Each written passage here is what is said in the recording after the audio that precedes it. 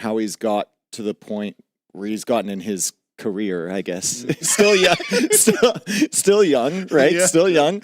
But we were talking about how his mentality is just so different, where he can lose 1,000 games in a row and he still feels really, really confident, and he still queues up for another one. Well, if you lose 1,000 games in a row, maybe you need to change career. Like, I mean, he did lose how many in a row against Hera when he was training, right? I think it was like they even had a challenge, like 100 games if he like for $100, and I think they went to like 24 or something like that.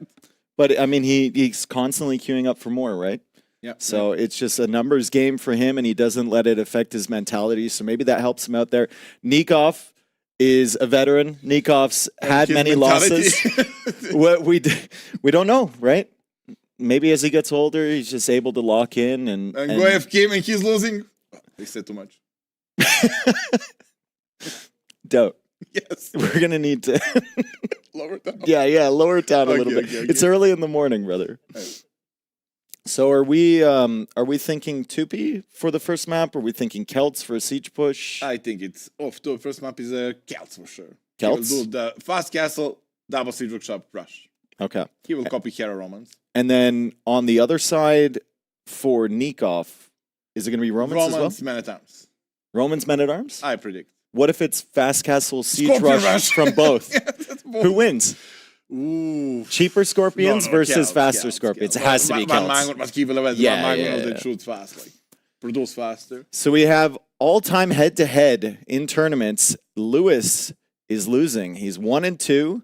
The game count, though, for Nikov isn't that much of an advantage. It's only 7-6. We see Thalassocracy Cup 2, Masters of Hyper Random 3 qualifier, one of the most legitimate tournaments of the year. Yeah. I almost won it. Yeah, well, you also, That was so bad. what a masterpiece in the semifinals for you to force Leary to Oh, admin loss. I as didn't well. force it. And they were like, oh, if Leary cannot play Yo, if Yo cannot play, you bring Viper. Like, at that point, I would play anybody. I said, I will wait for Leary. They don't give me replacement, like semifinals. Like, it's not a show match. And nobody knows what happens in the Master of Hyper Random 3 final. Nobody remembers what happened there. No, so we forget. We go to the finals, and that's short already memories. success. And then LY Cup International Qualifier. I think Nikov eliminated Lewis in the round of 24. So that's where Lewis used to be, right? He was getting kicked out in the round of 24, round of 64 maybe. But now he's at these big events. He's trying to prove Round himself. of 12. It's going up. That was still a close set, though. 3-2. I'm sure he had Nikov sweating a little bit in that one. As we are hopefully making our way into game number 1 soon. Not yet. They need some time. First set of the day. First set of the day coming up. So you think Romans, Celts, Men-at-Arms versus Siege? Only question is at what point Nico will adapt and stop making Men-at-Arms, because big deal is Roman Men-at-Arms amazing, but no arson. You cannot push through. You like any other team, full Man-at-Arms, you break. You can do something about that in full feudal. Romans, amazing Man-at-Arms, but they don't keep buildings. Yeah. That arson in feudal age was brilliant. Yeah. If Nearly got that, that's a good one. That's a good one. Siege Tower, but this one is a really good change. Like one of the best. And Man-at-Arms are still more or less useless. No arson, no Lewis.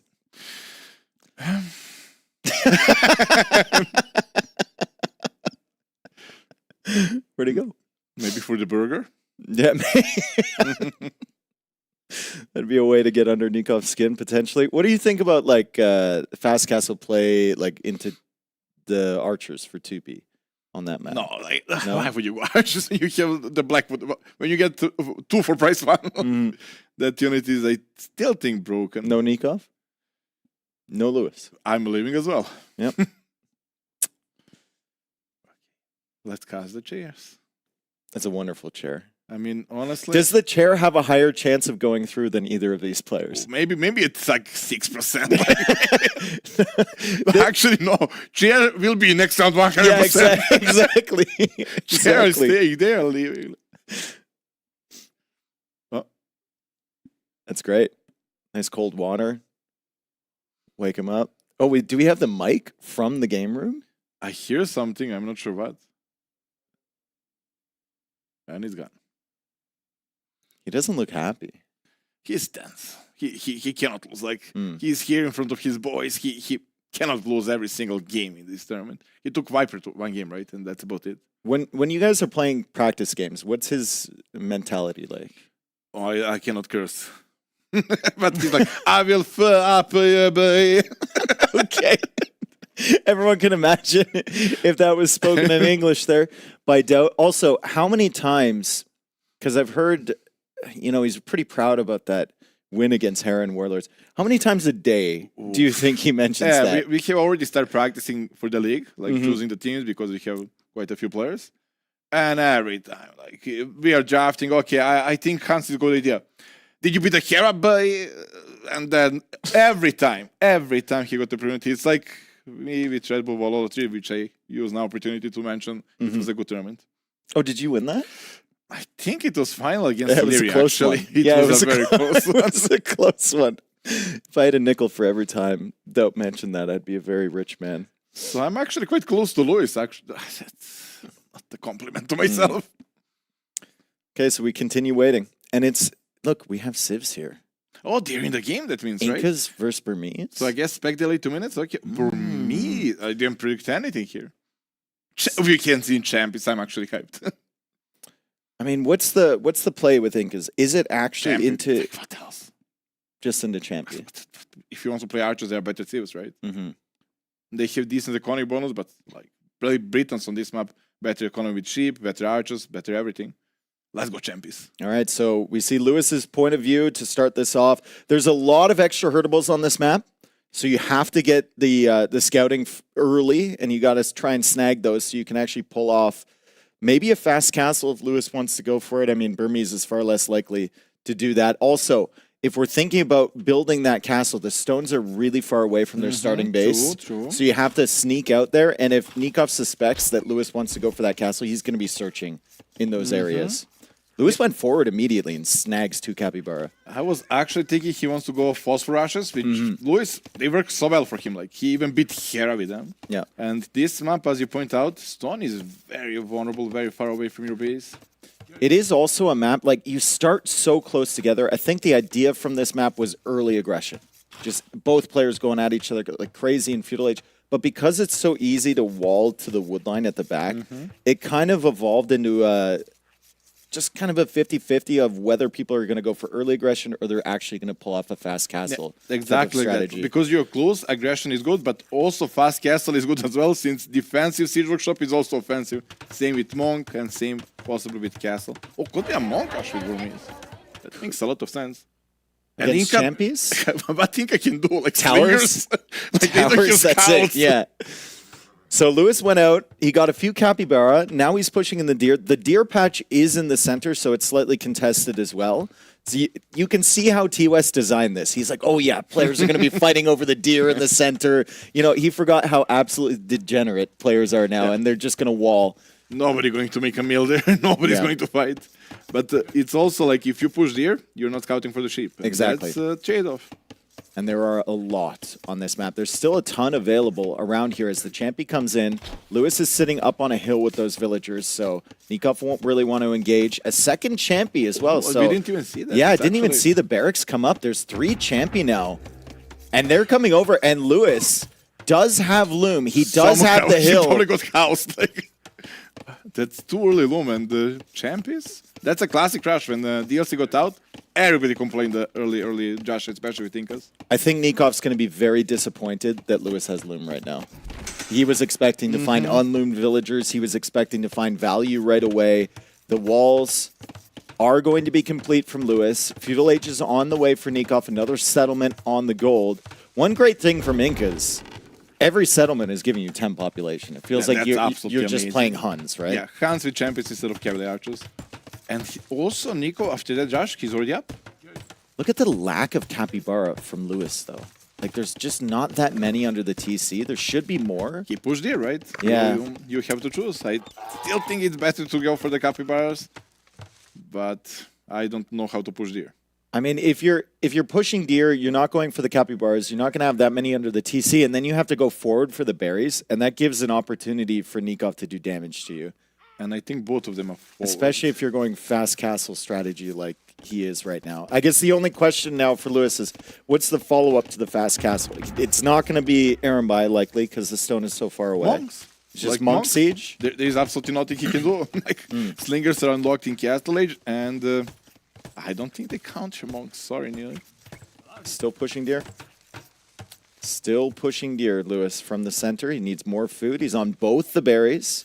Nikov adding in another champy, getting to the feudal age. He's going to get that champy runner tech coming in right now. Trying to stop the deer push as much as he can, but I don't think he can. That's a good job from Lewis. Thinking now about the deer push, it actually makes more sense. If he's buying to fast castle, capybaras you can find and you cannot.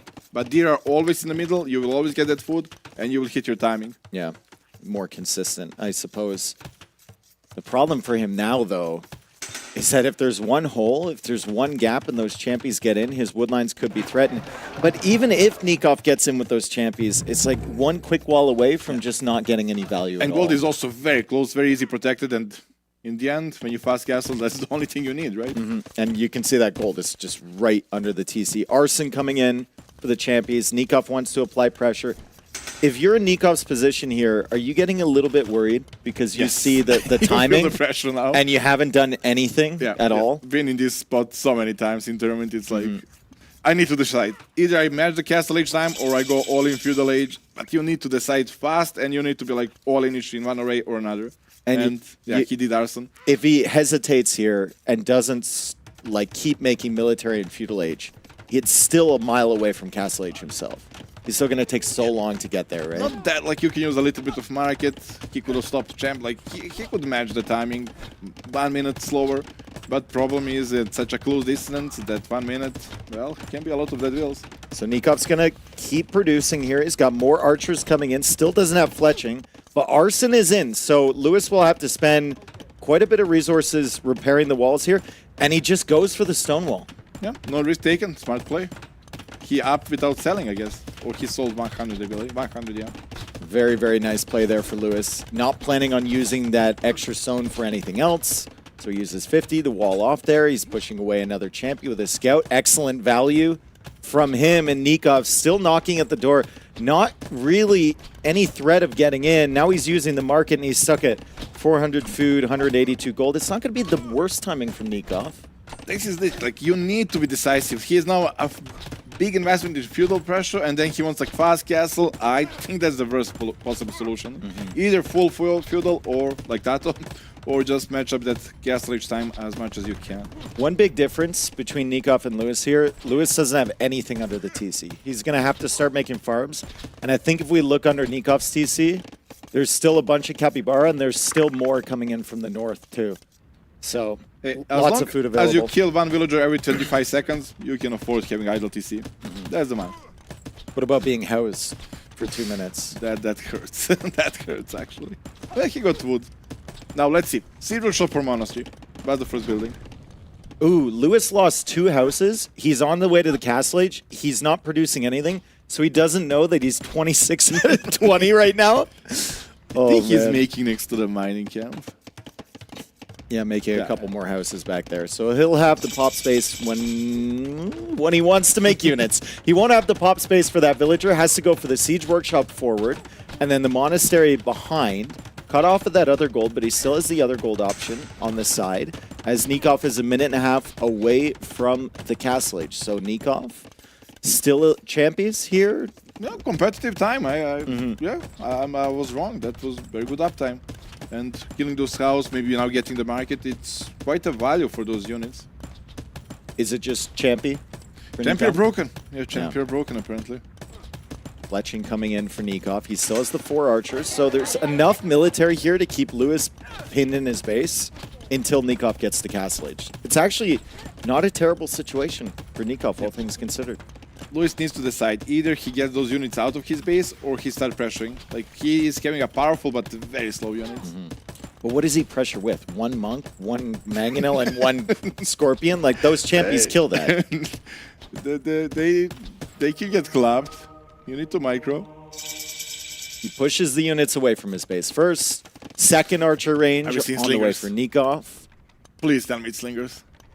Slingers for what, though? They counter everything. I guess they have bonus against Siege, and right? Monks, like that. Yeah. That's a.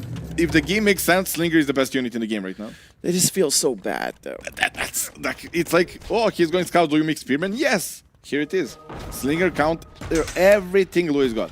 Nice conversion there from Lewis. Unfortunately, I think he's going to lose his Monk. Maybe not. Lewis might save that. Will he be able to save the Mangonel? No. Will he be able to save the Scorpion? No. He gets away with the old man. He converts the Champy, but the Siege is dead. As he will now see the Slingers coming out from Nikov. That's some value with the Scout. Yeah, in the end, not the worst trade-off for Lois, but his economy is disaster. Actually, I do think the Slingers have +2 against Siege, right? I think it's +4 maybe even. I think they even have some bonus against Rams, too. Yeah, they are in theory a good unit here, but... Well, we just have to wait until one gets out. I think nobody ever created them. No, I did it top, once top, and top. that's it. +3. We were both kind of right and wrong. Just in the middle. Okay, so double Archer range Slingers, if he can keep producing them. The eco for Nikov should be better, and we look at the res collect. He's 500 res collected ahead. The farms are going up, though, for Lewis. So Lewis has realized that he's not going to hit that early Castle Age timing, and he's just going to have to settle in and play a long game. If that's the case, which Civ do you like better? Good question. If we get to Armbay, I don't think Inca can do much against Armbay, right? Yeah. Yeah, I think Armbay is a win game tool here, but Stone is outside. We are so long away from that. Yeah, I suspect this actually might end up being quite a long game. Really? When you go for a fast castle like this, and the other guy stalls you out but hasn't really done any damage to you, you're both not really in a position to kill the opponent. And especially with Lewis already setting up farms like he has, I believe it's just going to be a slow slog to the Imperial Age. Yeah, would 100% agree if Stone was like accessible. True. Now you cannot really add those TCs. You can buy, and that slows you down even more. But yeah, there is both have enough army to protect themselves, not really kill other guy. Nice little conversion there on the Champy from Lewis. He's trying to go out and get the relics. He can see where they are, and he gets another conversion and saves the Scorpion. I don't know for how long, though. Nikov's still trying to pressure over on this side. Still has double Archer range production on the Slingers. And Lewis just wandering around with that Scout still. I really dislike Nico going for the siege so heavily against Burmese. Like, you get redemption for basically free, and you're gifting them Mangonels. They're super expensive unit at this stage of the game. At any stage of the game. Great job with the relic contest, though, from Nikov. I mean, he already has one relic. He's snagging that one. He's guarding the other one. He knew that Lewis with the monastery would want to get those right away. So that's actually relic number 3 coming in for Nikov. He just dropped off his second one. Third one is on the way. And then the fourth one should be under his control as well as Lewis tries to get some good shots. Nice Maginal micro there from Nikov. And the worst thing is your Burmese. You see them on map disappearing, like you feel the pressure. Sanctity now on the way for Lewis. Good shot from Lewis. So much hesitation there from Nikov. And He's so good with Magonal micro, Yeah. and yet he failed there. That's a bad position for Nikov when you click back and then you know when before the shot even You is don't wanna look taken. anymore. Yeah, that Maginal's dead for sure. Fudiko's still not looking fantastic for Lewis. He's gonna struggle, like you said. The stone's not available. It's hard to get the extra TCs up. Speaking of extra TCs, Nikov's on the way out there to the right side. He's gonna town center the stone. And that's just another relic. That's relic number 4. Lewis might only get 1 here. I think Louis will go full pressure now to get those relics. He got an amazing army here. Slingers is only hope. Okay. Nearly, it's your time to see if the balance works in the game. Lewis has to kill both of these Mangonels, keep his Mangonel alive, and then get 4 conversions on the Slingers in order to push Let's this. see. The bonus damage is working here. Yeah, the Mangonel pops out. Slingers, good micro there from Nikov, and he takes out both Mangonels. 3 Slingers have been converted, but it's not enough to swing this fight. There's more units coming forward. Very, very nice push from Nikov. I am actually surprised. Slingers are doing what they intended to do. Obviously not super 100% efficient counter, but light counter. We found something Slingers are good against. Monk Siege push. Nobody knew. They're supposed to be good against that. They did get more resistance to conversion the last patch, so if it was before, all Slingers would get converted there and the fight would be different. One thing that Lewis is excellent at is Monk Micro as well. Is he? Yes. Very, very good. Let's see. He's just got that kind of personality, you know? He'll just keep grinding away. What is the with Monk these Micro monks. personality? Oh, you know I what the wanna Monk know what Micro the- personality is. I hate those personalities. Atonement now on the way for Lewis. He saves that monk. The slingers are not very accurate as the monks are moving away. He's still chasing this. He's looking for a town center or a stone out there, more likely. And he has distracted the slingers. Like, slingers do really good against Mangonel, but they still get like 1 or 2 shots. The HP is not they're that high. Very, very frail. Very frail unit. 4 on food right now for Nikov. 1,100 wood in the bank. So he's been focusing quite heavily on the micro. The macro has slipped up a little bit. 49 bills for him. It's 46 for Lewis. So still kind of close economies, but those 4 relics are a really, really big deal here for Nikov as he goes for a 3rd town center. Yeah, Nick, we can just use Rally Gold to buy stone, place the TCs. He's in a good spot. And Nikov saw the stone villagers over on the A side. bit unlucky for Lewis. Well, he knew they were there, right? He was tracking them anyway. So nice job from Nikov to send the slinger out there. Another market coming up from Lewis. This scout has gotten insane value this game. That's a starting scout, right? Yeah, he's just a nerd with it. For He sure. needs healing on that one. Right? These villagers should be dead. He's hoping that they can collect 100 stone before they die. I don't think that's really a possibility here as Nikov's still trying for a siege push over there. The scout comes back and snipes that slinger. That's the end of story for him. And the monks die, and also Inca slingers are cheaper, right? Yeah. That makes sense. Yep. Makes sense. All food units for the Incas are going to be cheaper there. Lewis could actually convert that ramp if he wants to get onto that. He's got to stretch out now for gold because I think most of the gold in his base is gone if he wants to continue going monks. Nikov actually producing for multiple TCs now. So he's up to 56 villagers. Resources collected still ahead. Lewis trying to fight slingers with villagers. This is a really, really nice follow-up here from Nikov to go into the slingers and then the siege and just shut down any chance of This expansion. is the Nico comfort zone. Boom, while pressuring. He sees everything, he's controlling the map nicely, light push in the middle, and full expanding with boom. That's his comfort zone, that's where he's best. For anyone who hasn't really seen the slingers in play, ballistics does affect them. The icon doesn't really make sense for them. Yeah, never did. Never did see this, but I don't want to change. I like it. Have to go to school in order to learn how to throw a rock, but it will make them accurate on moving units as Lewis now micros his monks at the front, trying to get that siege workshop. I think Nikov should definitely delete that siege workshop. You do not want to get that to Lewis at the moment. Siege workshop in your face will just create an extra pressure and delete. Nice delete, yeah. He does have devotion, so the timing takes a little bit longer to convert everything. He also added in, oh, big shot there from Lewis. That's exactly what he needed.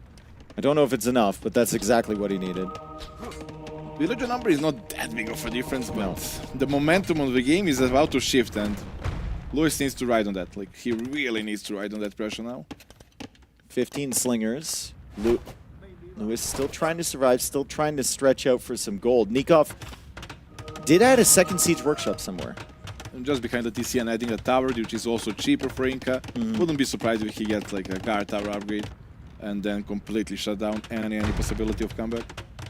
All the buildings are going down at the front side of Nikov's base, though. A little bit of stress for him, right? You don't want to give buildings to your opponent, but with the towers, he can just kind of fall back in this situation. Now he's got ballistics, too, so he can pick away at the military here from Lewis. Doesn't want to give him an entire army of slingers with ballistics, though. That's not a good idea. Ooh! Big shot there from Lewis. Maybe that keeps him in the game for a little bit Gives morale, longer. if nothing else. Like, you're not okay. One more of these, one more of these. And Lewis has snuck villagers out to stone. He's got 16 on stone right now. He's found another gold on this side. And maybe with a 1 TC type of play, with all of these monks, with all of this siege, with Nikov falling back, maybe there's a chance here for Lewis. The best way to come back is cast an enemy face. Yep. And the game ends one way or another. Oh, this is not a good situation for Nikov either. There's potential kills right here. 2 more villagers going down. The university can get converted before the guard tower tech comes Such a in. big momentum. That's Like, actually huge. Like, and look at the perfect castle there. Like, will deny all the farming, everything. Like, if that castle goes up, I like Louis' spot. Like, the score difference is A massive almost shot. 2,000 score. As Lewis takes out that Mangonel, he might take out this one too. He has redemption, so he's just going to convert it. Force Nikov to delete potentially, get some more villager kills here.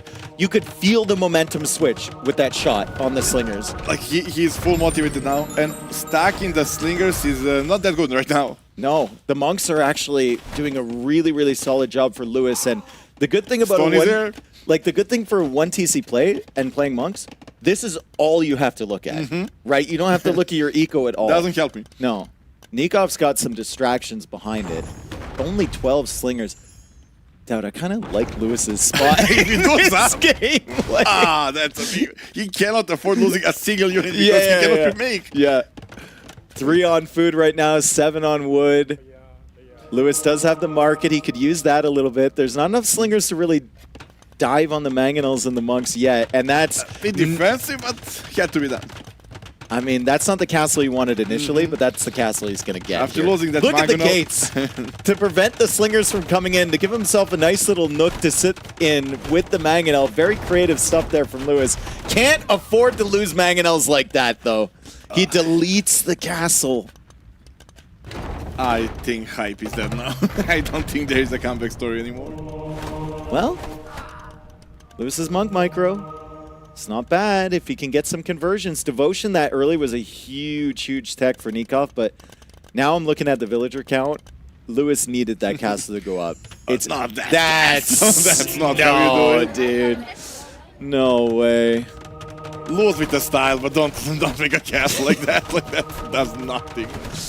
And there's no Mangonels either don't to even push go the up. slingers away. He gets a couple slingers converted, and it's so sad to see him resort to a castle like that, and like you said, not even go up. That's so demoralizing for Lewis. Louis still playing this game means he cares a lot. He doesn't want to lose this set. Like, Oh no. Doubt, what is this? I don't know. Louis Castle. Nice shots there from Nikov. 36 villagers from Lewis, 1 monk in a dream. And This the is just the castle will It will complete. go out. Yeah, the castle will complete. And then resign. No? He shook his head a little bit there. GG coming in. Well played from Nikov. Impressive castle age time following the feudal pressure. Really made the switch there very, very quickly. And then he held Lewis into his base. And are you hearing the audio from the game room right now? Yeah, I'm not sure if it's... Silence. Yeah, it's tense there. The Yeah. match matters. Yeah. For them, at least. What would you say in a situation like that? I would make fun of It would not be silent. Nice job from Nikov. Advantage in basically all forms in that game except for conversions. And would upgrade. Credit to Nikov for realizing that slingers were going to be a really good counter to that immediately. I mean, it's obvious counter, but we just don't have that in us yet. We don't make slingers ever. So we see the champions come in. Early Loom was very, very smart there from Lewis, and he pushed those champions away. We have Market Blacksmith. That means the Castle Age is coming in. Nikov already knew that because of the timing from Lewis. And then the stone walls behind were actually really effective, but I mean, it's still good pressure. Yeah, it was a good plan by Louis, and execution was not even bad, but slingers, they did their job. Maybe Louis forgot to put slingers as well. This was also very ambitious, trying to push out when you saw the army from Nikov. You're trying to get the early damage, but I mean, at the end of the day, it's only a monk, a scorpion, and a Mangonel. Even villagers can clean that up. It's like you feel the pressure, you feel the timer, you want to do the counter damage, but wait, that was probably the biggest mistake, going too early with that initial army. Yeah, it feels like you need 3 scorpions, a Mangonel, and a couple monks, right? Yeah. Just wait 2 more minutes, of course, then opponent will be Castle But Age. there is this moment right here where it kind of felt like the momentum shifted, and there was actually a chance. Nikov was in a really bad position. Whole energy of the game Yeah. shifted after that. Yeah. After that, Nico like completely lost control of the game, and suddenly he's playing full defense, trying to survive. But like you said, you can't lose a single Mangonel. And then he loses this Mangonel right Twice, here. yeah. This castle maybe gives him a chance.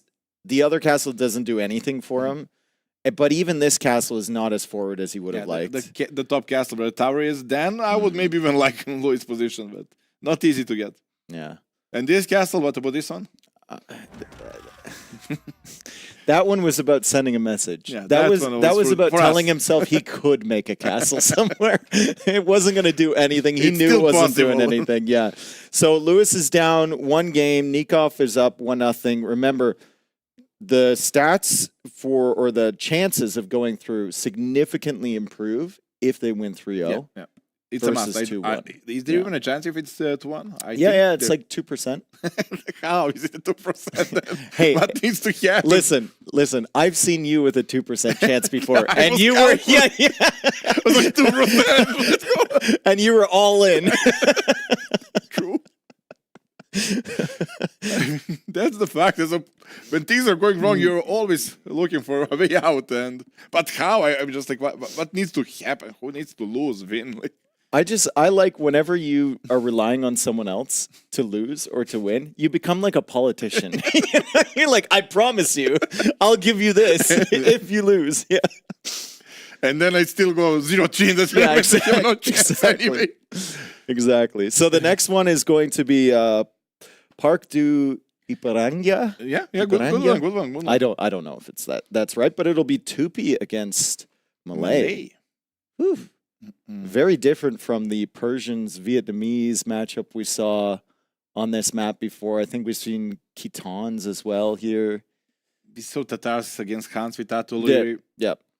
Well, Tupi is obvious. Like it's a unique unit play, right? Yeah. It just has to be. Malay needs to find a solution. They have better economy, but probably just Boom and Magonal. I don't see any other solution to the Blackwood Archers early game. It's super interesting to me that Lewis has chosen these type of strategies against Nikov, because I actually think that if they play meta, Lewis is on par or better than Nikov. Maybe this is just a lack of confidence from him. That's a good point. Like, Lewis goes for those crazy all-in strategies against Kara, against Leary, and he grabs a win, even beat Kara. But against players, he believes he's better, he just plays meta. He doesn't believe. Very, very strange. But, I mean, it's entertaining as we see Nikov with the Malay over here. We've got Lewis with the Tupi. Is this like a men-at-arms play from Nikov? Worked last game, and Malay is even better for that. So, you really match up that castle age timing, right? You instantly go to the feudal, instantly to the castle age. Might even be a trash. walls. Oh, never mind. Early walls from Nikov. Interesting. I mean, this map is very wallable. You start against the edge of the map. You've got a bunch of wood lines. Very, very easy to secure your base, which is why most players are going for those cavalry civs, right? Just kind of boom up. You make a few scouts, control the map a little bit. There are plenty of hills as well to protect. Like. Yeah. And the monument is getting 25 population, right? Yes. It's like the one in Thames. Beautiful wonder. That's actually the Tupi wonder. From where is water coming? We don't ask those questions. Okay. Yeah. We don't ask about Siege Tower. That's Lewis's tears. Not After yet. that first game. After this game, yeah, okay. Civ matchup. I don't think I've ever seen Tupi versus Malay. There's so many Civs now. There's like 1,400 unique Civ matchups. So And Mirror as well. don't judge me for that. Yeah. But what does it look like, do you think, in the Castle Age and then moving into the later game? Well, unique unit will not work. Arambits will not work. Elephants without armor will not work. So you're relying on those basic units like Arbalest, Skirmisher, Bomber Cannons. And you don't need halbs, as I assume, as well. Yeah. So range units and Bomber Cannon support, a classic one. And then for Lewis, it's just all about the numbers. Yeah, he just gets Blackwood He's got Archers. one unit. Yeah. Once he gets the poison damage, that unit is just good against everything. It says a lot about the Tupi that they have that other unique unit, I call it like the Ibrahimovic warrior, right? Whatever it's called, right? Yeah. And we never see it. Because it counts as infantry and nobody makes infantry. Like. And I also don't know their full siege tech tree. Like it's just very confusing. They don't have bomber cannon, and that's enough. Yeah, no siege engineers. Thank you, Vodka. No siege onager either. They do have heavy scorpion though, I believe, right? Not the units you want to go with them, right? You just want to go Blackwood. Yeah. Well, that's the point I was making. No one knows what the tech tree looks like because you just want to make Blackwood archers. It's like with Tatars, I never knew they had hand cannoneers because that's not the unit you want to make. You have cavalry archer with instant free upgrades, and also it seems they don't have bomber cannons. In my head, they should not have hand cannoneers neither, but there are plenty of them. There are a lot of them. Okay, just a boom. 22 up, that doesn't indicate feudal age play, and Nico can stay longer in Dark Age because of the melee bonus. I think Nikov might just be going up to Castle Age anyway. I mean, that's the reason for the full walls, right?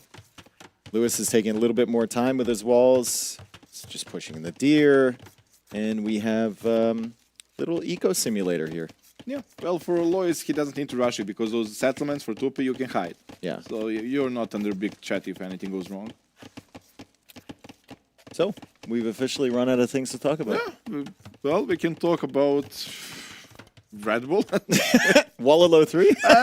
If that's the one you want to. And they've been pushing those deers from the middle of nowhere whole game. I mean, there's nothing else to do. Would you do that? No, I would rather lose than push them whole game from there.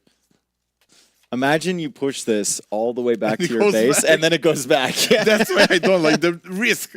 Just the thought that can happen, I'm not pushing. It feels like something that can just ruin your whole mindset in a game, right? Snake. Thank you, yeah. And Viper appears. Yeah. Having a deer troll you for the first 3 minutes of a match or whatever, that just puts you in such a bad mental state for the entire game. You will miss micro because of that. Like. Yeah, you'd almost rather lose a Vil to the boar than that. There's just so much time invested. Nikov now going up here, 28 population, or sorry, 29 population as the snakes are migrating over to the right. They continue to push these freaking deer from the center of the map. Lewis going for a market, and we'll see if he heads out to stone soon. Where are the stones on this map? I think he might put a TC on stone. Like, where are they? Approach. They're on the outside. They're all the way on the outside. Yeah, that's a TC spot. There are some deer. That he will probably do a light boom into like GTC into fast stream. Exciting times. How many? Okay, what's the most amount of Blackwood archers you've had in a game? Full population, like that's probably like they are half population. You can get to 400. Yeah, you never to 400, but like I think like 250 was a number. Yeah, that it produced fast. It's 2 of them. I watched a 2v2 with Dragonstar, and he made 178 Blackwood archers like he had it on the map at one time. Completely countered by like 5 Hussite wagons. They don't take bleed damage. Yeah. No bleed. And it's a 2-shot, and they have the extra thing. Yeah. Ooh, that's how you counter them. Thank you, Dave. Yeah. Is there any other good siege unit that would do such a thing? I mean, Organ guns shouldn't take bleed damage either, and they have the splash. So if you get enough, maybe. But Organ guns are a little underwhelming. They have less HP. I mean, if you think about it, war wagons shouldn't really take the bleed damage, but they're not siege, so they will. You cannot repair them, you heal them, right? Same as with chariots. Champies! Okay, so it will be a pressure, not a boom game. We are saved.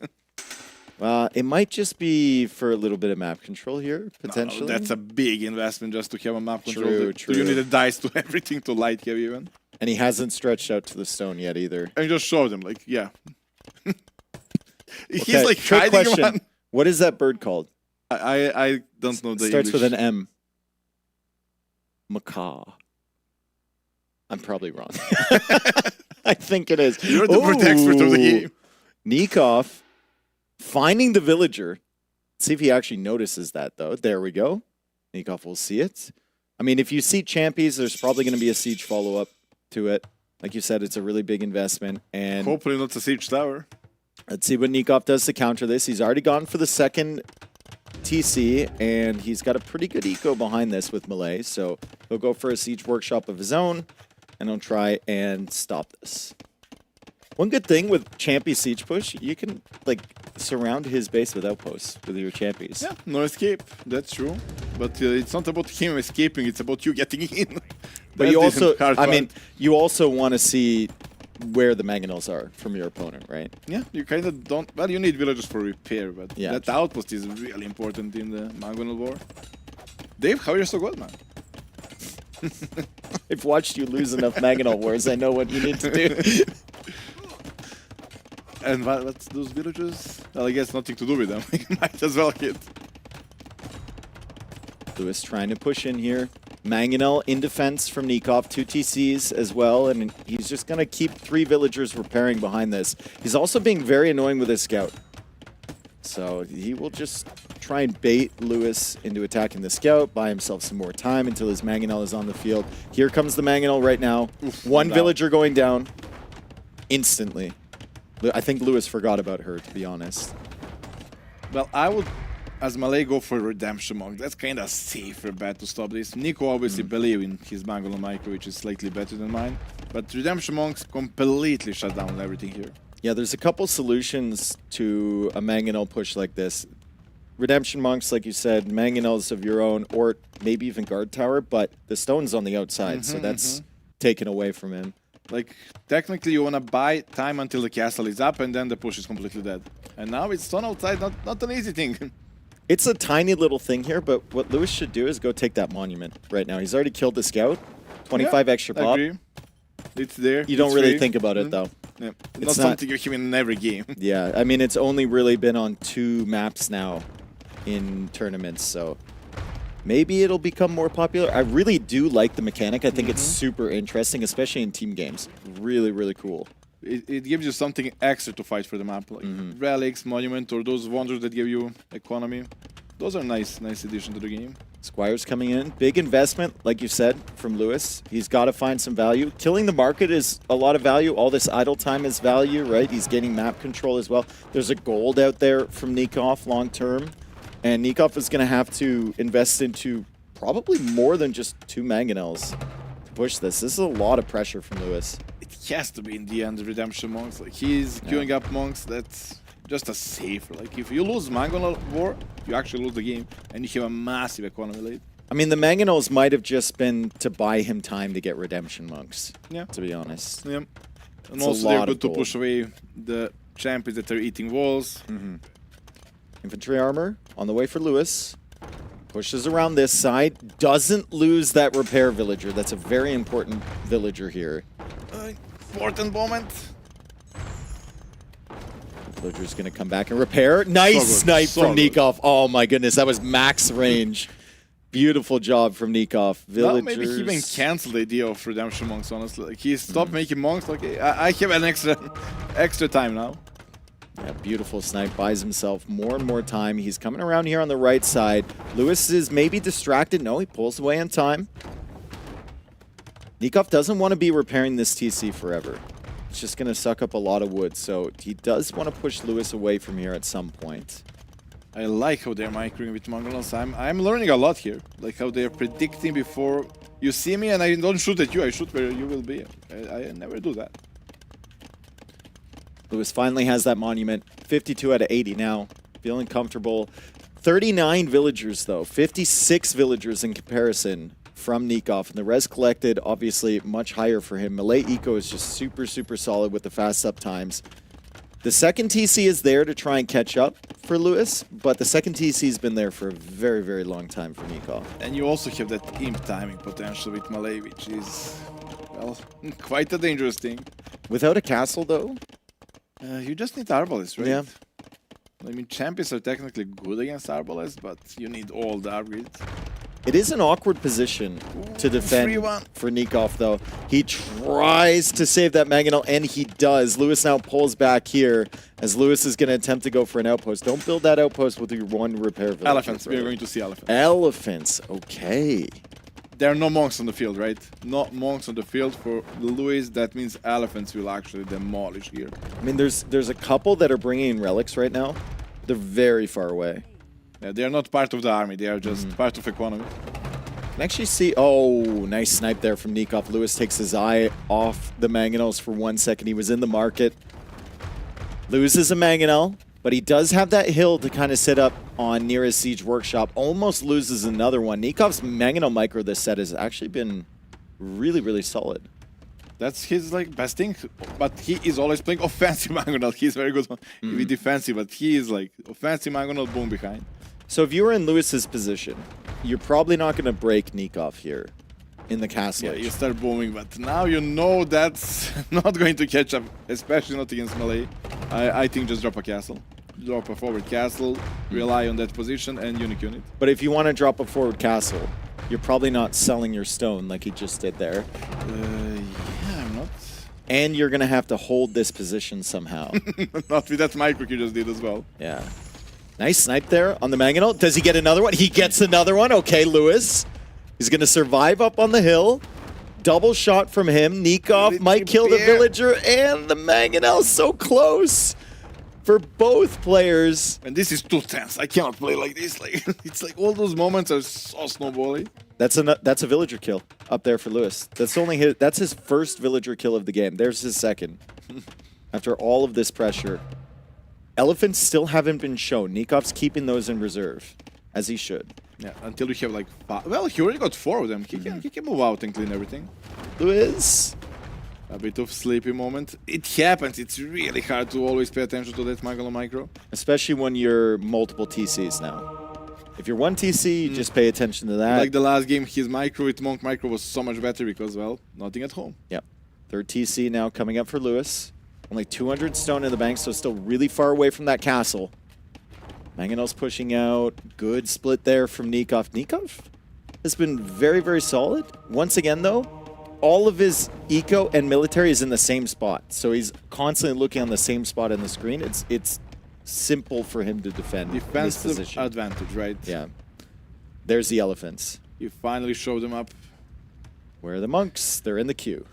Like, not the best timing. He got impatient at this point. He's pushing him back with only Mangonel. Well, I might as well just show them up and clean all forward. Okay, good shot. Nice shots there from Lewis. 0 on gold for Nikov. So he needed that timing because he has to go out to that gold at the front of his base. And the snake is going to kill the villager from the venom. Watch, he's going to die from the little tick damage. No, he gets healed by the monk! What a pro. He really, there's a poison damage and start healing. The Mangonel pops out. Nice split, he can only lose 1 maximum then. Bait the damage into the elephants. One last shot. Oh, Nikov's so mad. That's a tilter right there for sure. I don't think Mangonels matter anymore. Like, the pressure is dealt with. Mangonels are more or less useless unit now. It's all about gaining the map control back, getting that gold, and ideally dropping a forward castle, which is Lewis doing first. Yeah, Lewis is going for a castle up near that town center. It will hold the hill, but his starting base is now pretty open to attack. Well, elephants can do a lot. There is no fletching, there is no botkin. Elephants are tanky unit.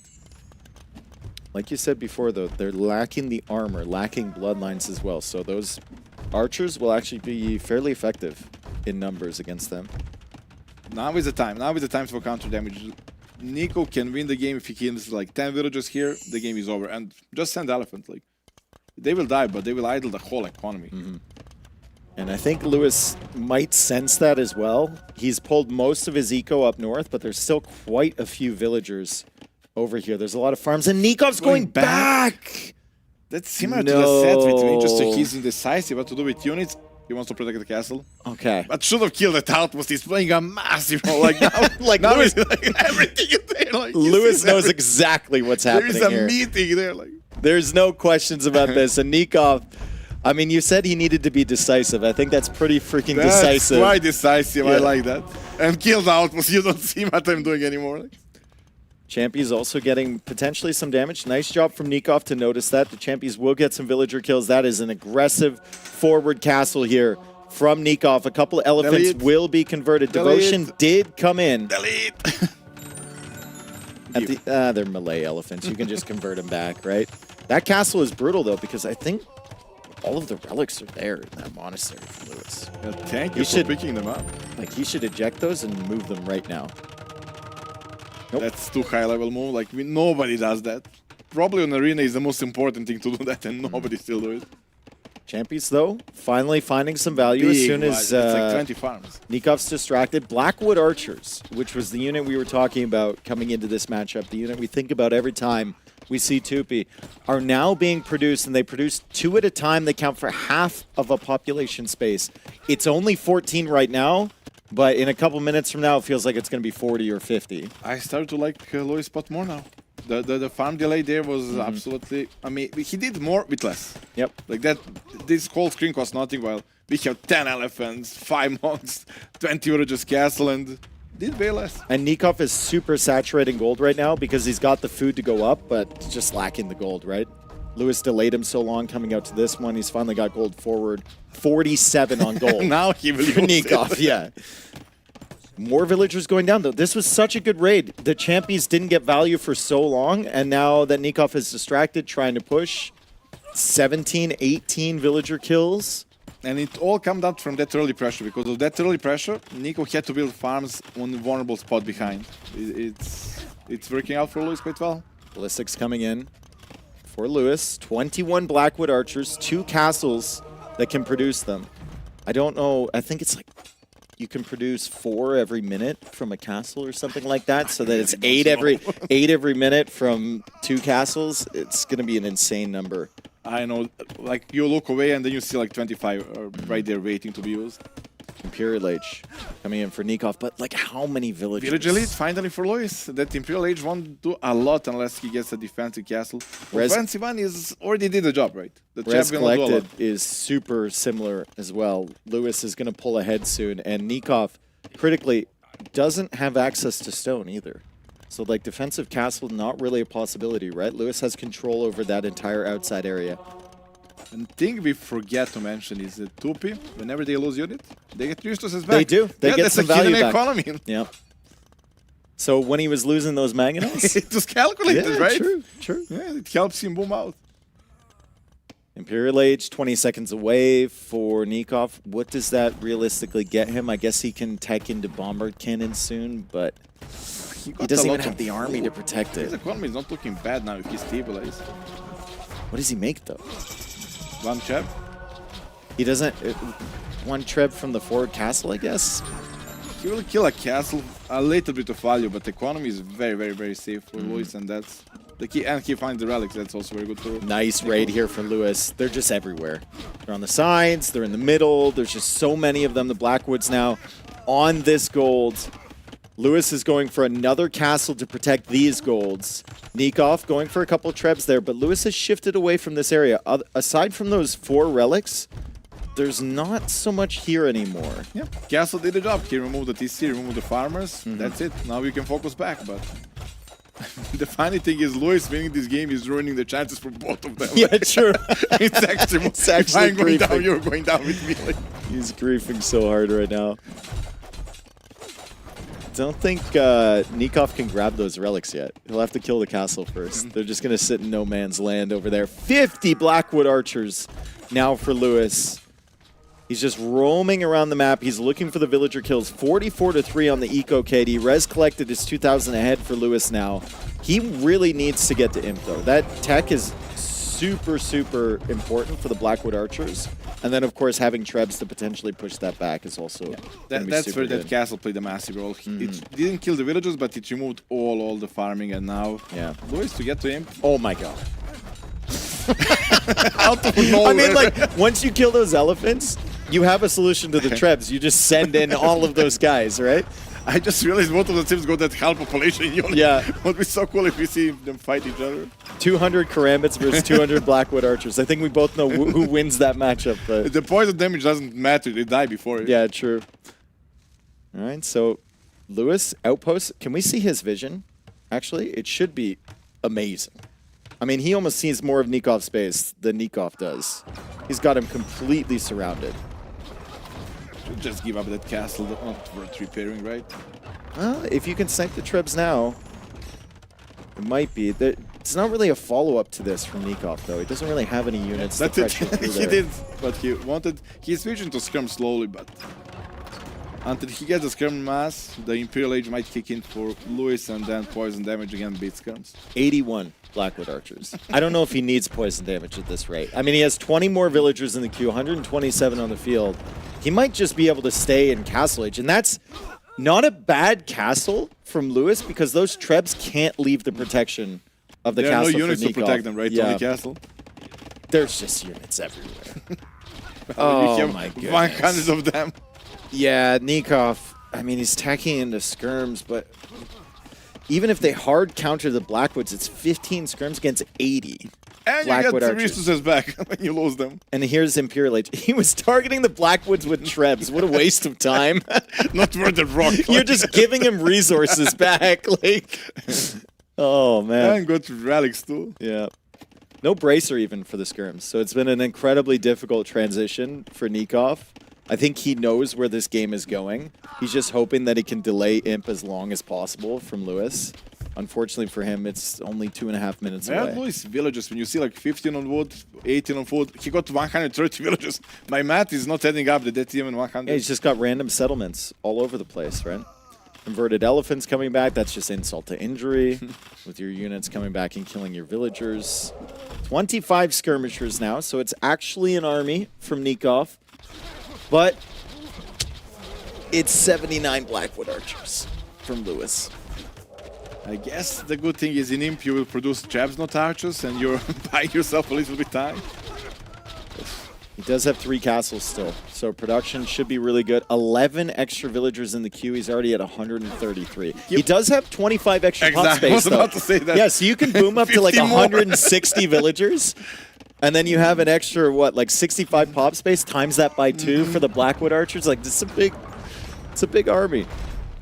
Honor is needed, like that's the only thing here. Maybe Scorpion. Oh, skirmishers for Nikov. Super demoralizing fight here because they're gonna lose. And that's the best fight he can take. Soon Yeah. Imperial Age kicks in and then the gold's gonna be taken out again. At least for Nikov, that buys him time to trap the castle because all of the army is over there, but there's another castle coming forward on his face, and there's plenty of stone access for did Lewis. Nico get top score after all those fights? Like, feels like he's losing on every screen and he's getting top score. Yeah, he doesn't even have a better KD. Well, top score now for Lewis, now that he's in Imp.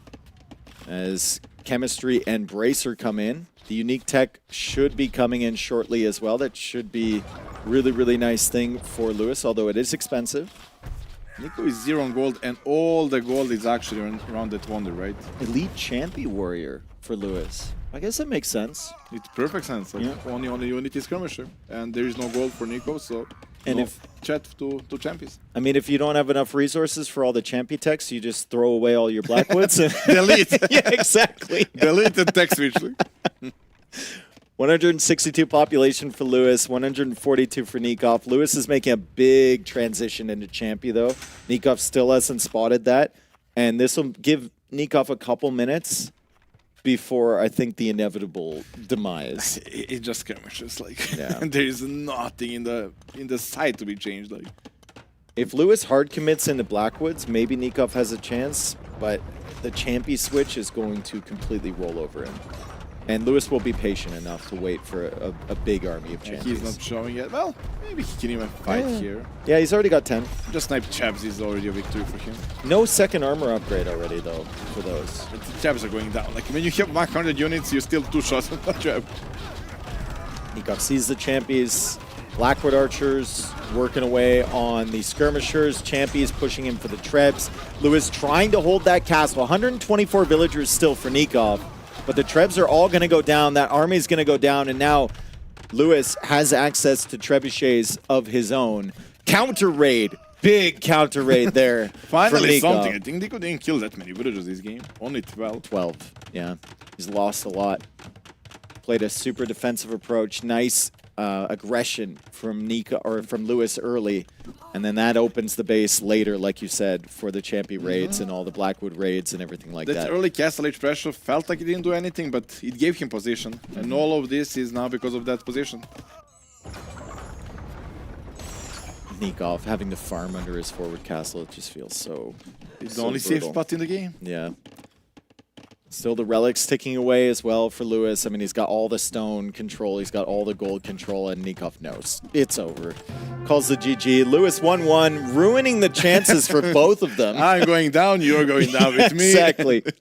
Exactly. But, I mean, that's Lewis's first game win in a while. He beat Viper He game, right? won the second game against Viper, then lost the Look, he's third, I smiling. believe. He's out and he's happy. Like, never seen him happy. It gives him joy to grief Nikov. I love how silent it is in there. It's almost like awkward in there. You can tell they're fighting for the last one. All right, so better res at the end of the day for Lewis. Nikov had an eco advantage for a very, very long time.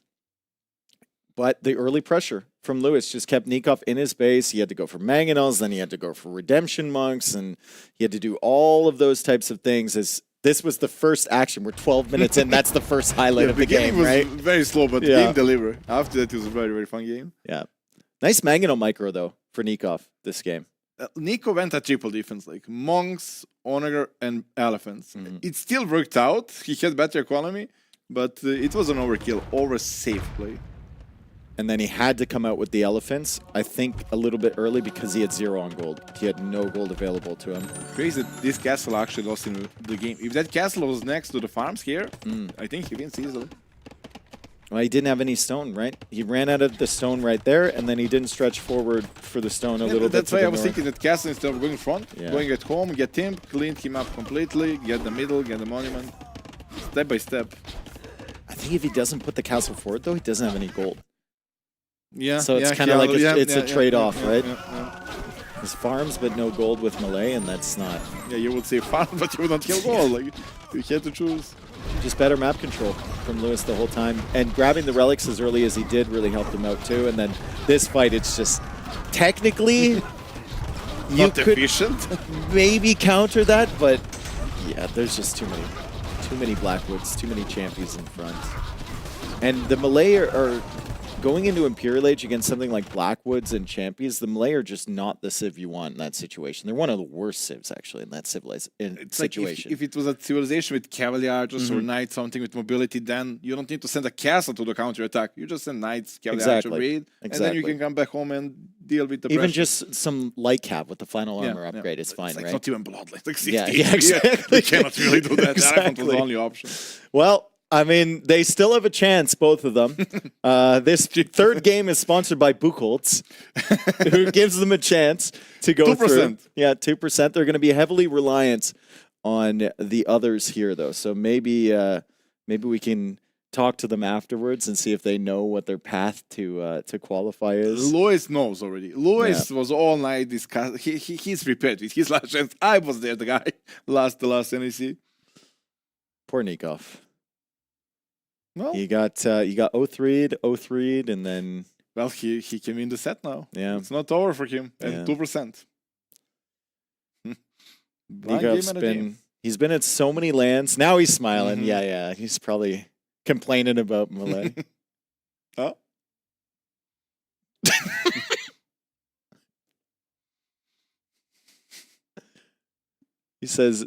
Lewis says, what is it?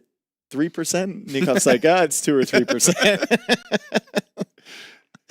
The atmosphere there is better now when they one of the out. Yeah. It was tense before, but everybody. Now they've got so much in common, right? They're really relating to each other. Yeah. The last map will be the Nomad one. Pantanal. You know the names? Yeah. I mean, it's right. But you need to pronounce it as well. It's a good map. I've seen some really fun games on this map when people TC in the same island area. It's a castle drop map. Like, who gets a castle in your face first is so brutal. Okay, so speaking of that, what's your castle drop civ? Berbers easily. Well, what about Huns on this? You get starting horsey, that's nice, but what about Celts? No, I don't know about Hippie Celts. I don't think it. Now watch him pick Celts, but Celt is probably the worst option he got there.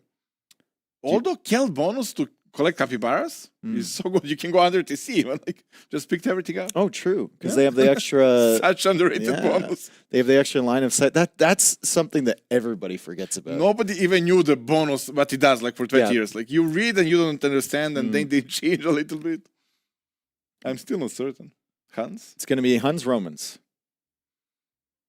It's a fun Civ matchup. I mean, very mobile units for the Huns. If we're playing into Castle Age, Romans kind of slower. You got to Romans keep can your play more or Scorpions less together. everything, right? Yeah. Even Cav, actually. They can play the Cav Bloodlines. But Hans, yeah. Hans will pick up a lot of sheep. Romans need to answer to that with better economy. Manhattan approach probably not, because gold isn't, and wood is already next to TC, and you don't have arson to do any damage, and there are no houses. Yeah, should be a fast castle for them. I think it just heavily depends. Like, strategy also depends on your position on the map. If you TC'd right next to a gold, You have right? to play feudal. And then how many of these capybara you find around the edges. With Huns, theoretically, you should find way more with the horse. But sometimes it just doesn't work out that way. Sometimes, like, the other player gets lucky with a villager scouting around the edge, and then they find 18 of them, and then you can't shut it down. And there's a good chance you run into TC with that horse. Like, that happens so often. Like, So the line of often. sight is not the biggest, and you just want to confirm. I just one more step to confirm where TC is, and you do confirm. It also feels like with the horse, I don't know if it's just me, maybe it's because it's slow. The TC actually hits it so consistently versus a It scout, doesn't do right? it, yeah. Like it No actually armor gets hit as by well. that. Like, it's just weaker. Ooh, this could be good for Lewis. He sees that the mill is there. Nikov has no idea that Lewis is up there with his He villagers. can send horse to block villagers escaping, Yep. and just that would be such a good move. So Nikov pulling in the javelina. There's a bunch of these javelinas all over the place. They're on the edge, in the water. And it'll be a contest to see which player can actually find most of them and which player can pull them in without losing their villagers. They're actually the fastest animal there. I think as fast as rhino. They're really hard to lure. I think they're the same speed, though. As They're elephant? They're They're faster than board, that's for sure. Are they? I know them. I play Rage Forest. They are a nightmare when they spawn. 0.8? I thought they were all the same speed, but some of them reset their attack a little bit sooner. No. Elephant, rhinos are faster, and I'm not sure if it's... No, elephant and rhino are the same speed. They yeah, just, but faster than boars, I mean. no, the same speed as boars. No. Yeah, they just reset their attack faster. No. They catch up faster. They're just bigger. They are faster for sure. This one is No, small no, little no. guy, and it always catches up. T-West. Where's, like, look, he has a horse, but look at this. Nikov has a bazillion capybara under the TC. And He's with got a whole Roman colony, bonus, bro. It's so nice. Okay. Here's Okay, the blocking. Lewis is hunting him down. He knows the Vils are there. Nikov's on the run. Nikov doesn't know what to do. Nikov is panicking. He might lose both villagers. It's going to be close. He can't quick wall on this water this area. is right there, Loom but- coming in, and Nikov already loses a villager. I think he leaned a little bit closer to the monitor. He's in there. If he loses the second one, he might even resign. Like, just Oh, it's so close to the town center. He has Loom now. got the loom and lose. He saves it. Well done, Nikov. The first, like, get the loom and lose the village. Then Yeah. you're like, okay, get me out of After this game. he lost the first Vil, I swear to God, Nikov just like leaned in. He locked in to try and save that last guy, and he did. So good job there. How, like, you have a horse, right? And this is just Lewis being annoying with the horse. This is the part of Age of Empires I don't like as a player. Now as a caster, it's quite fun. He will get the kill. This is so stupid. Horse HP is probably super low at this point, yeah. It doesn't matter because Nikov has a bazillion capybara under his TC. It is annoying. He has to use them now, and he's up. Well, both are up very fast. Yeah, very, very fast. 17 villagers for Nikov, 19 villagers and a horse for Lewis. I mean, to be fair, Lewis did kill the villager, but he's also been running around with these vills forever, right? So they haven't been working. It's not super efficient, but still. I take that trade any day. You can feel the sweat dripping down Lewis's forehead with that move, blocking the villager. And he lives for those moments. Yeah.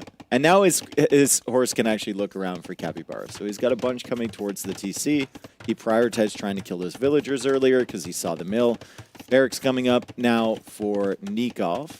Scouts shouldn't be that effective in a situation like this where you TC a woodline, Now right? there is a lumber camp, so Nico will have a target. But both are playing feudal, so it doesn't really matter. If both are playing the same thing, well, who wins the fight wins the game. Forward barracks from Lewis. Do those extend forward for an archer range and a tower as well? I mean, he's got pretty good line of sight on the base from Nikov. This is the thing. It's better for Lois to be slower to feudal. Then the Nico mindset is, oh, maybe he's fast castling, so he might send the forward villagers. Not anymore. Nikov going for a spearman. Doesn't have the horse, right? He wants to scout Lewis's base. He's going to find that archer range. So good information already. Good information coming in for Nikov. And he'll open with an archer, but he'll have to play into skirmishers after. It all ends up being a skirmisher war every game, every map. Best unit in the game. We're still looking around. More javelinas coming in. Still more capybara for Nikov. But, I mean, obviously just a better start after killing that villager for Lewis. Yeah, and there is no reason to farm in this game for a very, very long time. There is a lot of berries around the map. There is a lot of deer or ostrich. Like a really, really long time until you need to invest into farms, which is why the fast castle is good. You can make TCs for that wood instead of farms. Walls now coming up for Lewis. And Nikov's adding in the stable. No. He's thinking about it. And he says no. What are those pretty walls, even with the gate? Like, Lewis is playing a scenario. That's good. I mean, he knows the archer timing, right? It's a second range. I think he saw that with the horse as well. So the horse is getting him some serious value. I terms of played a information. lot of this map and I never saw Saw- such a walls, like fully wall. I know. He's committing to it, and he knows he has the time, right? It's just taking advantage of all the information that he has from that horse. Going to go out to the edge with villagers as well. Apparently doesn't care if Nikov sees that he's going out to Better the block edge. than shoot. Better block than shoot. No, he's going to be fine. The skirms are there. Yeah, the skirms are there. That actually is bad for Nikov because he loses the archer because he of it. couldn't resist and now he lost the archer. So annoying. 4 skirmishers for Lewis. Double archer range skirmisher production. I watched this map a lot in the qualifiers. I never saw double archer range skirmisher. It's 99% time fast castle, Yeah. but feudal age can work. Like Tato tried against It's Lily, like, it's for like either example. cav archers or castle drop if you're on the same area, or maybe towers. It's just, Double range skirms. Of course is that. Nikov's a big Hera fan, I guess. Why? Double range skirms. No, Sciara is not double range skirm. He's one range skirm and never lose a single one. And double range for Lois as well. Yeah. Double range skirmishers here. They are playing like there is something on the line. Yeah, but I mean, Lewis should have the advantage if he's doing this, right? He's already got the full wall set up. He's got a bigger base. He has more information. Collected is same, right? Romans are catching up, although 2 will kill was a big deal. I do like the mobility. If this continues this way, though, I do like the mobility of the Huns a little bit more than the Romans. I guess Romans can also play into knights. Yeah, they can. Like that Archers, won't be. yeah. And Cavalry Archers won't be a big deal because feudal age will be left over with so many skirms. Skirmisher army coming over, and it meets another skirmisher army. Fletching is in for both. Armor doesn't really matter in these matchups, especially once the archer is gone. And Nikov just loses a villager to a Ooh, cat to javelina. micro, cat to Oh, micro. man.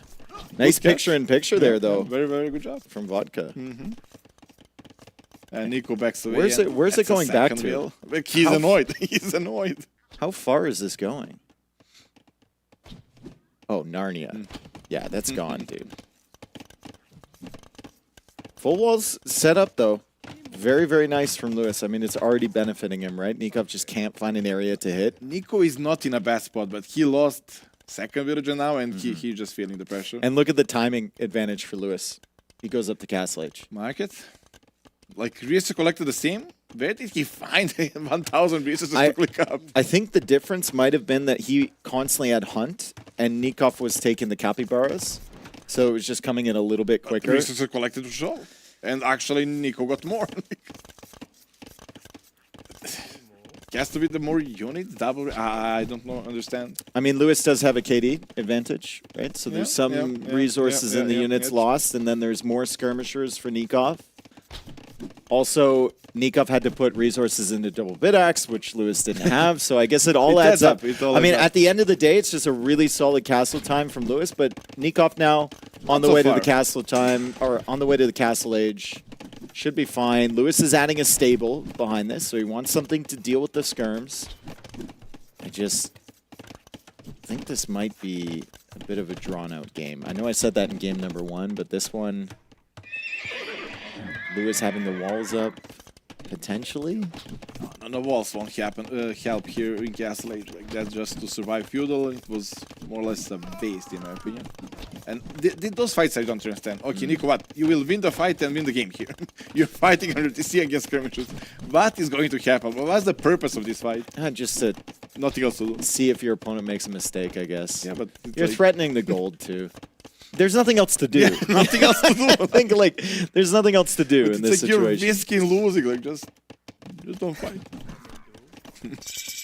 Armor comes in for Lewis, and we have knights coming out.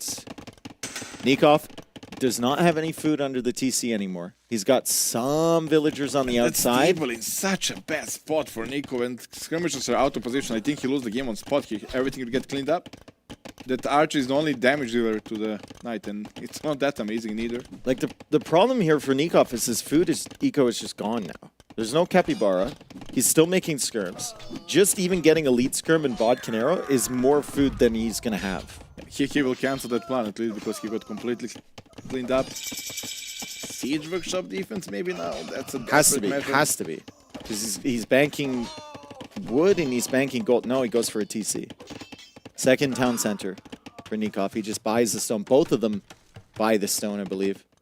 But it's like they both had a massive skirmisher investment, and Nico just got fully cleaned up and still doing a lead skirm.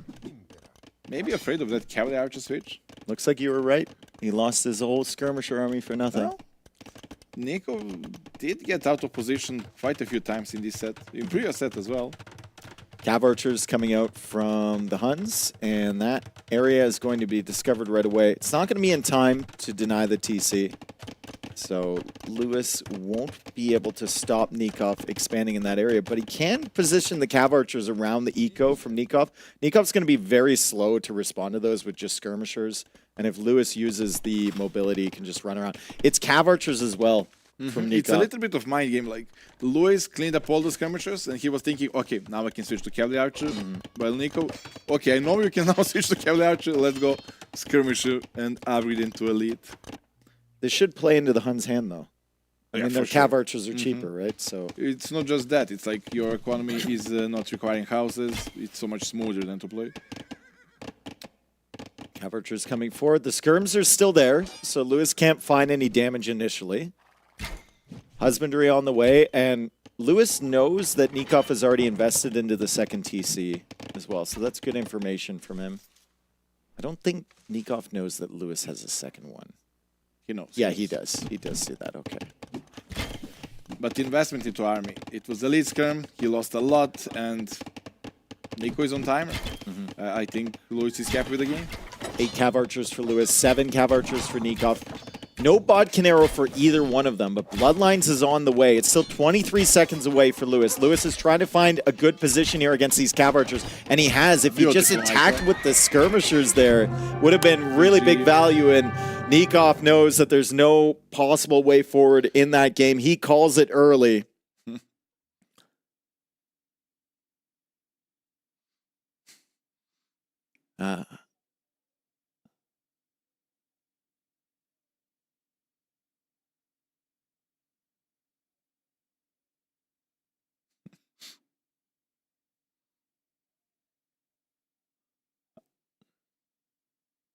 Okay. So best of 5 is easier than play all 3, apparently. Apparently. Great job from Lewis. He's still got a chance. Nikov, unfortunately, our first player eliminated here from the Brazilian Dynasty. No percent? No percent. 0%. Less than 0% for Nikov. I think it's 2 point something for Lewis, and he's definitely going to study the players that he needs to win and the players he needs to lose and the score that he needs to advance through to the next round. Good job from him, though. He got a couple wins. He's got 3 map wins so far in the tournament. For a first ever LAN event appearance, I think he would have loved that Sorokuma set to go differently, right? He's going to be kicking himself for that. But I mean, getting a win against Viper, winning a set against Sneakoff, a veteran, not bad at all. Not bad at all for a first LAN appearance. He started playing better when he had nothing to lose. After losing the first game to Nico, he completely shifted gear.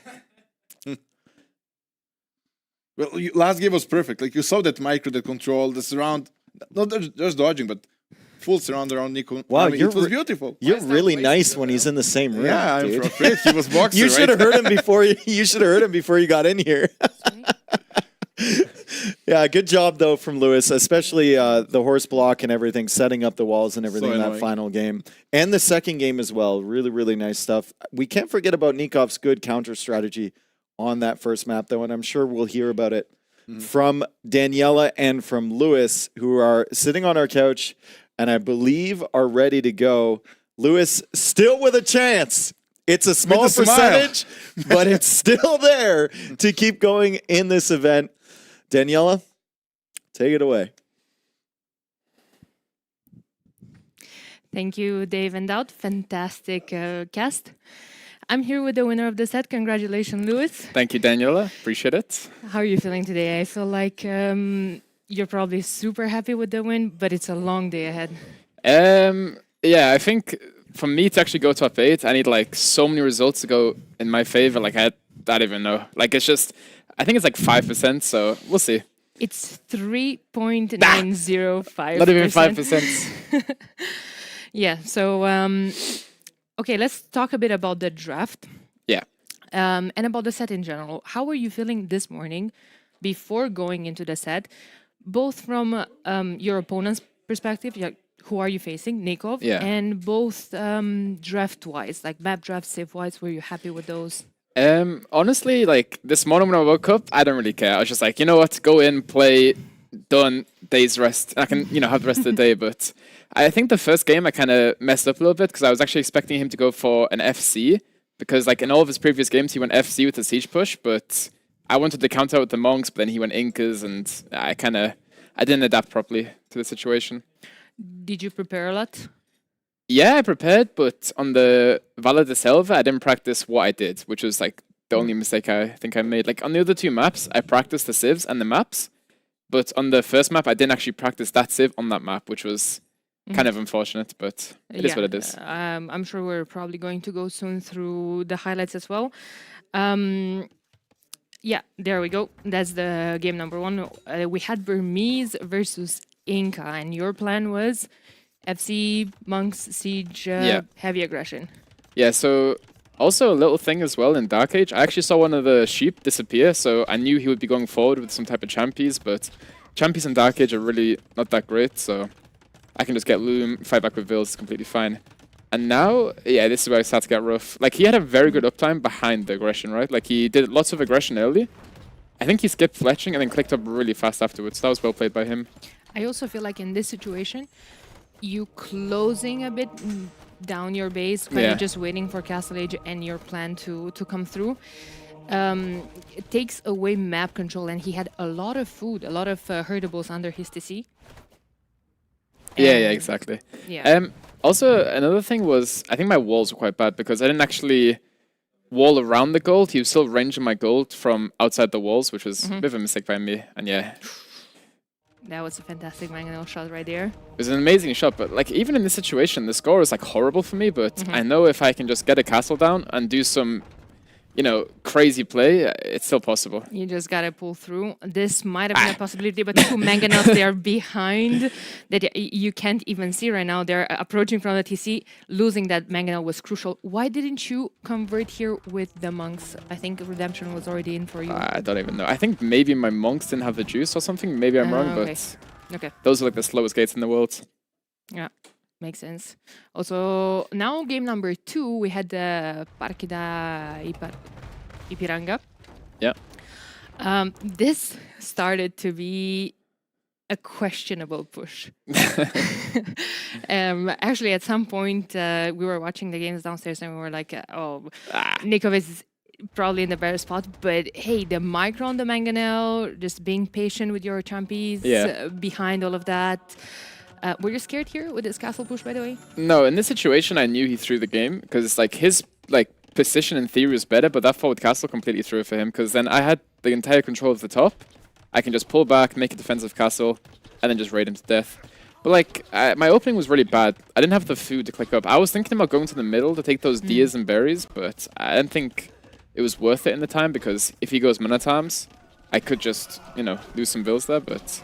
Yeah, these Blackwood Archers need nerfing, by the way. You got at MS like 80 something at some point, which you were speaking about the opening.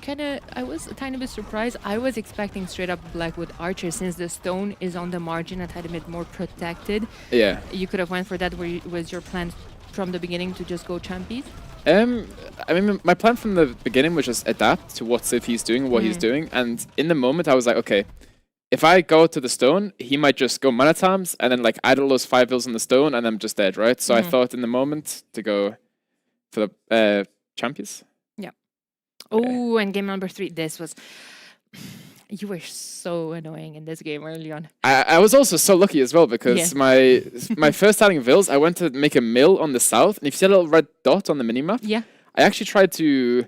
like make a mill there, but he made his mill, so I backed up quickly, and I knew, I can just get Lumen eventually. Oh, I see. Yeah, so it was actually kind of like the second the game started, I saw him, right, which was kind of, very fortunate, but... Yeah, and then like your uptime here to Castle Age also made a big difference. I personally thought it was risky to sell the stone. You'd never know what's his plan. What if he's coming forward with a tower, and then you had sold your stone, but it paid off for you. Yeah, I think in that situation, just getting the faster uptime was probably the better play, because if he goes from forward tower, I can either pull back or move away. But then again, there's not a lot of wood to go to, so that is also a risk. But I think in the moment, just the faster castle age time, the 2 knights on the field just pushes army back, and yeah, that was it. All in all, absolutely fantastic series. Lewis, congratulations. Once again, it's going to be a long day for you, but I wish you all the best. I also want to just add up that for your first LAN event, I imagine also the nerves were running high. There was a lot of pressure. You have your community rooting for the British Lion in every single chat. So I don't know. I personally am proud of your performance, Thank and you, I'm sure your community is as well. I wish you all the best today. And we're going to... have a short break before... Wait. Before the short break, is there any way I can see my percentages? Is that possible? I don't... Oh, someone just said no on my ear. Yeah. Damn. We don't have that ready. Production team. You have a couple of sets that kind of have to go. I think they're maybe ACCM versus Tato. I think ACCM has to win. Yeah. Okay. Yeah. I'm gonna go give ACCM a massage, get him a drink, And then there's... I think you have... Okay, no memes, but I think it's 6 or 7 sets that you depend on. Okay. So that's not bad. Yeah. There's still a chance. It's still a chance. It's a small chance, but it's there. We're gonna have a short break, and then the next series is going to be Leary versus Yo, casted by Jordan and T West. See you guys. GG.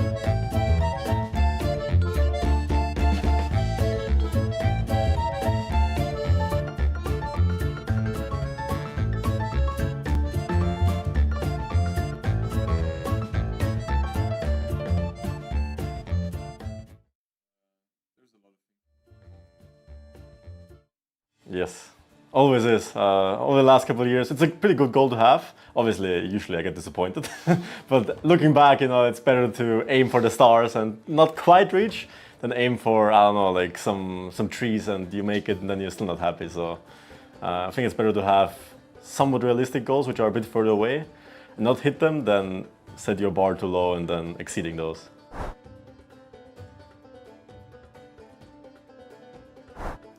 It's honestly an honor. They're one of the biggest esports teams out there in multiple games. They have like a hero run in CSGO, they're competing in Esports World Cup, all the good things. They're like top 3, top 5 team in the whole world. So it's huge that they picked us up. Obviously very motivating as well. Everything has been going great so far. Obviously we're not their biggest team game-wise. They obviously have CSGO, other teams, etc., which have more focus on, understandably. But our manager is great. We get a check-in every once, twice a month, see everything is going smoothly. We plan some things, we have some projects, like the Garrison, for example, in November. The league, the free league, the team game event that people have been hoping for the last couple of years after BOA is happening also because of being esports, but also because of us, we're advertisements, and obviously it's a huge event what's gonna happen. So yeah, it's hype. They're obviously putting in lots of effort. They're obviously doing great with us. Our results have been great so far. And now in November we're gonna have a tournament, so gonna be hype. Looking forward to it. Yeah, I play a bit more, definitely. Usually I have like 10-15 games on my stream, like 3, 4, 5 hour stream, which in the past I haven't really done, which helps a little bit. New civs, experiences, there's lots of new stuff, so it helps in that regard. But I've been pretty motivated with streaming, so I'm gonna keep that up for the next couple of months, once or twice a week on average. So I'm gonna overpromise, Now I have my other job as well, so it's a bit tricky to find time. But I'm sure I will keep the once or twice a month going for the next couple of months. So it's gonna be good.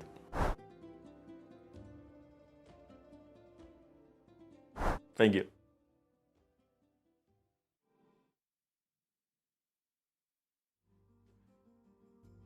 Last Red Bull, I think the mistake I got was practicing too much. Because when you practice too much, you kind of think too much, and it's not good. Sometimes we should just rely on the instinct. Can you hear that at all? All right. No. No, I don't think there's any player I'm scared of. But there's one player I don't want to play too early, the Hera. I think he's still the strongest player for now. And I remember he lost to Lewis, but he was playing a lot of Warcraft, right? I think that's a big factor. So, well, in my mind, he's still the most likely who can win this tournament.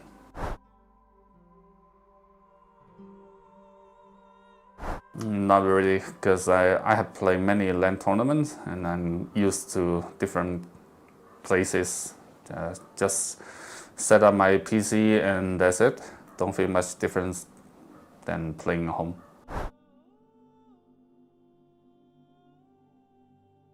Thank you. All right, welcome in everyone. I'm G West alongside Jordan, and we will be bringing you our second set of the day, Leary versus Yo. And Jordan, these are two players with tons of experience at LANs, tons of experience facing each other too in a variety of tournaments over the years. How do you think these two match up here today? Yeah, I mean, like history has shown recently that Leary is kind of the favorite in that case. However, as you mentioned, both of them very experienced players, been in the scene for a long time, are kind of known to be very performant as well. And I think today is going to be very close as well between Leary and Mr. Yo.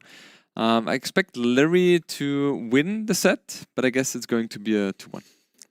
So you expect him to win, but talk to me specifically about a LAN environment, because Leary is known for having amazing micro, and Yo, a very different style of player. But also, when we talk about Yo and ACCM at LAN, sometimes players bring up that usually they're playing with a bit more lag, being far away from everyone else. Do you think that changes particularly his playstyle against Leary in this LAN environment? I don't think it will change his playstyle because that's very hard to to change, right?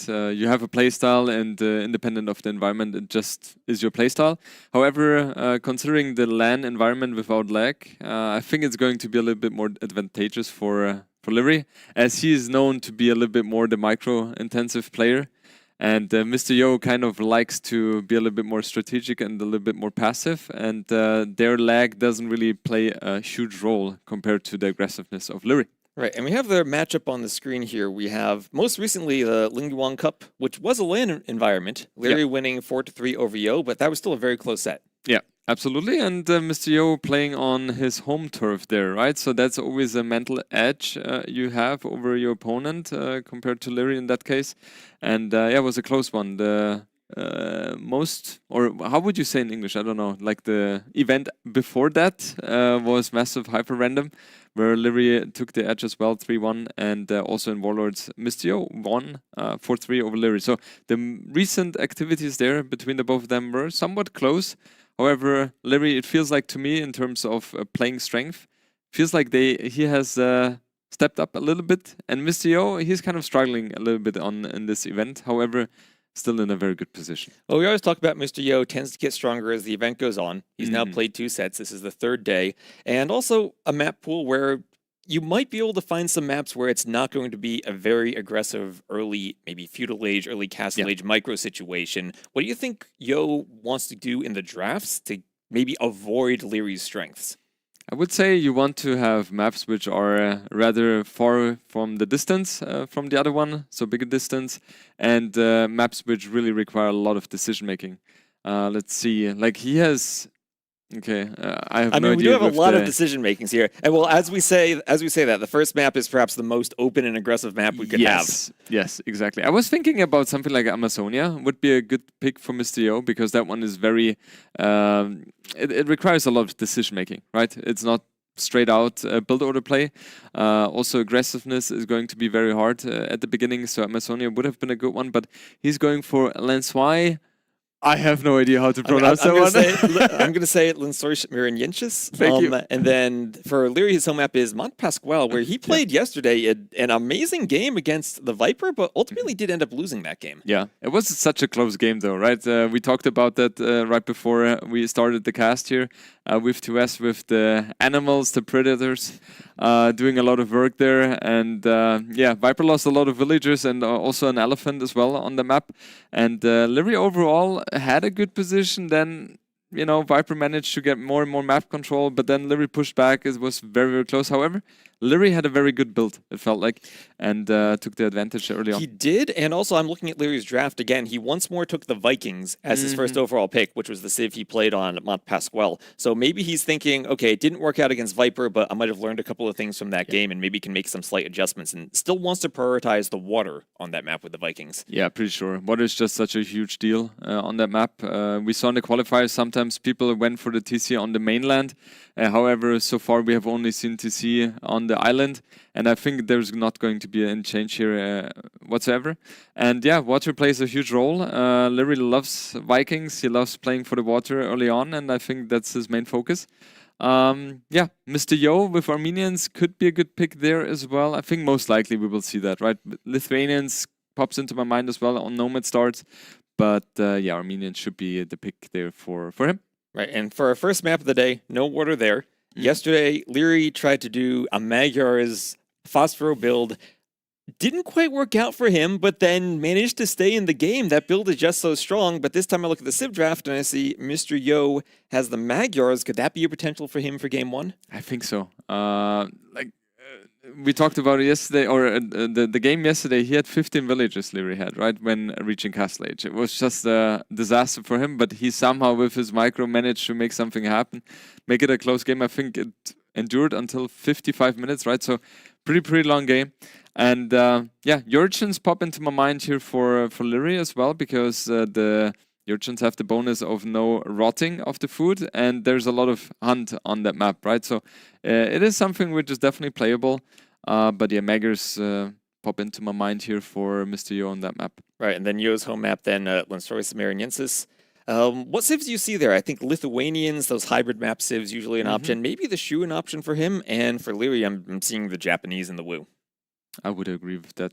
Yeah, Lithuanians most likely. We have seen Lithuanians a couple of times already on that map in the qualifiers, and Wu or Japanese are just both are so insanely strong on those hybrid hybrid maps. So yeah, one of those we will see. Yeah. I remember Yo in the qualifier on Lincerois Mariensis. He did a build where he went for the instant barracks in a very early drush. What do you think about those types of builds? We saw that from Vinch also, where not even that, he just Vil fought right at the start on the woodline. Yeah, I think those builds can be very, very strong, especially when they catch the opponent by surprise or kind of the opponent off guard. Other than that, I feel like if you go for something like that, you put yourself in a little bit of a disadvantageous position, because in the meantime, he has the dock and has more economy while you're investing into military. And if they are not really paying off in terms of villager kills, then you're kind of behind. So as a surprise factor, yes, but if people expect it, not a big fan of that. Right. So what do you think about first game? It looks like we have indeed Gajurs versus Magyars now. We might see Magyar Hussars again, but Gajurs a camel civ, but you kind of do need to get to the castle age to do camels. Is there a chance Leary just goes fast castle himself as we're getting into the game? And we'll have, looks like Yo's point of view to start things off, just pushing in the hunt, getting it under the TC, trying to get off to a good dark age. I think Gujaras with a fast castle, I don't really see that happening, because they don't really have the super strong power unit in Castle Age. And the Fuel Age is pretty nice as well, with the Camel Scout, I think it's called, the unit you can produce in Fuel Age. You have some sort of a tool against the upcoming scouts from Magyars. And of course, Gujaras is kind of known to also add in either skirms or archers. So you have a very nice unit composition there as well.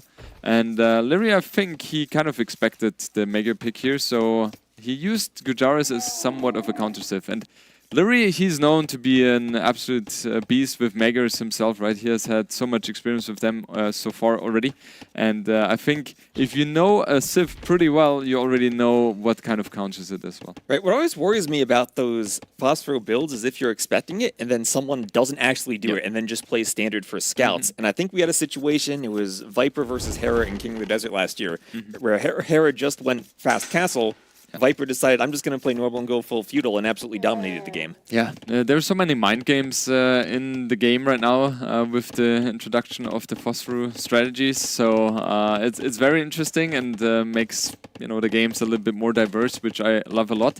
Leary, we see him up to feudal age already, 16 villages, which is like I think the fastest you can go for.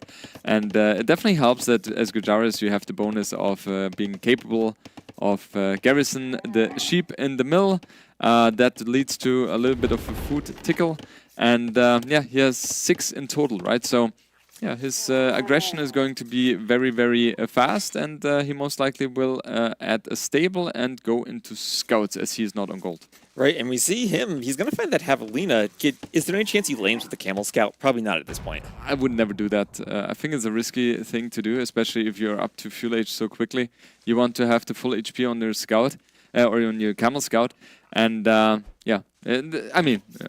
we did see him laming against the Viper the other day, though. Yeah. But on this map, you do have those 3 Javelinas, so you can kind of delay taking your sheep, and that's even better for the Gajuras because they can just put them in the mill right away. Yeah, exactly. 4 more seconds, yeah. I think Leary is going to be pretty much annoying here. Mr. Yo, you can see he's on stone, so he's going for the Phosphor build, which is very interesting. I don't think I've seen Mr. Yo do that too often yet. I'm not sure how much experience he has in that regard. And yeah, we will see just a stable, most likely from Leary, right? And then he will just put on the aggression. The question is, will he add an archer range as well in the front, or what is he going to do? He's sending a few things forward. Is that 2 villagers?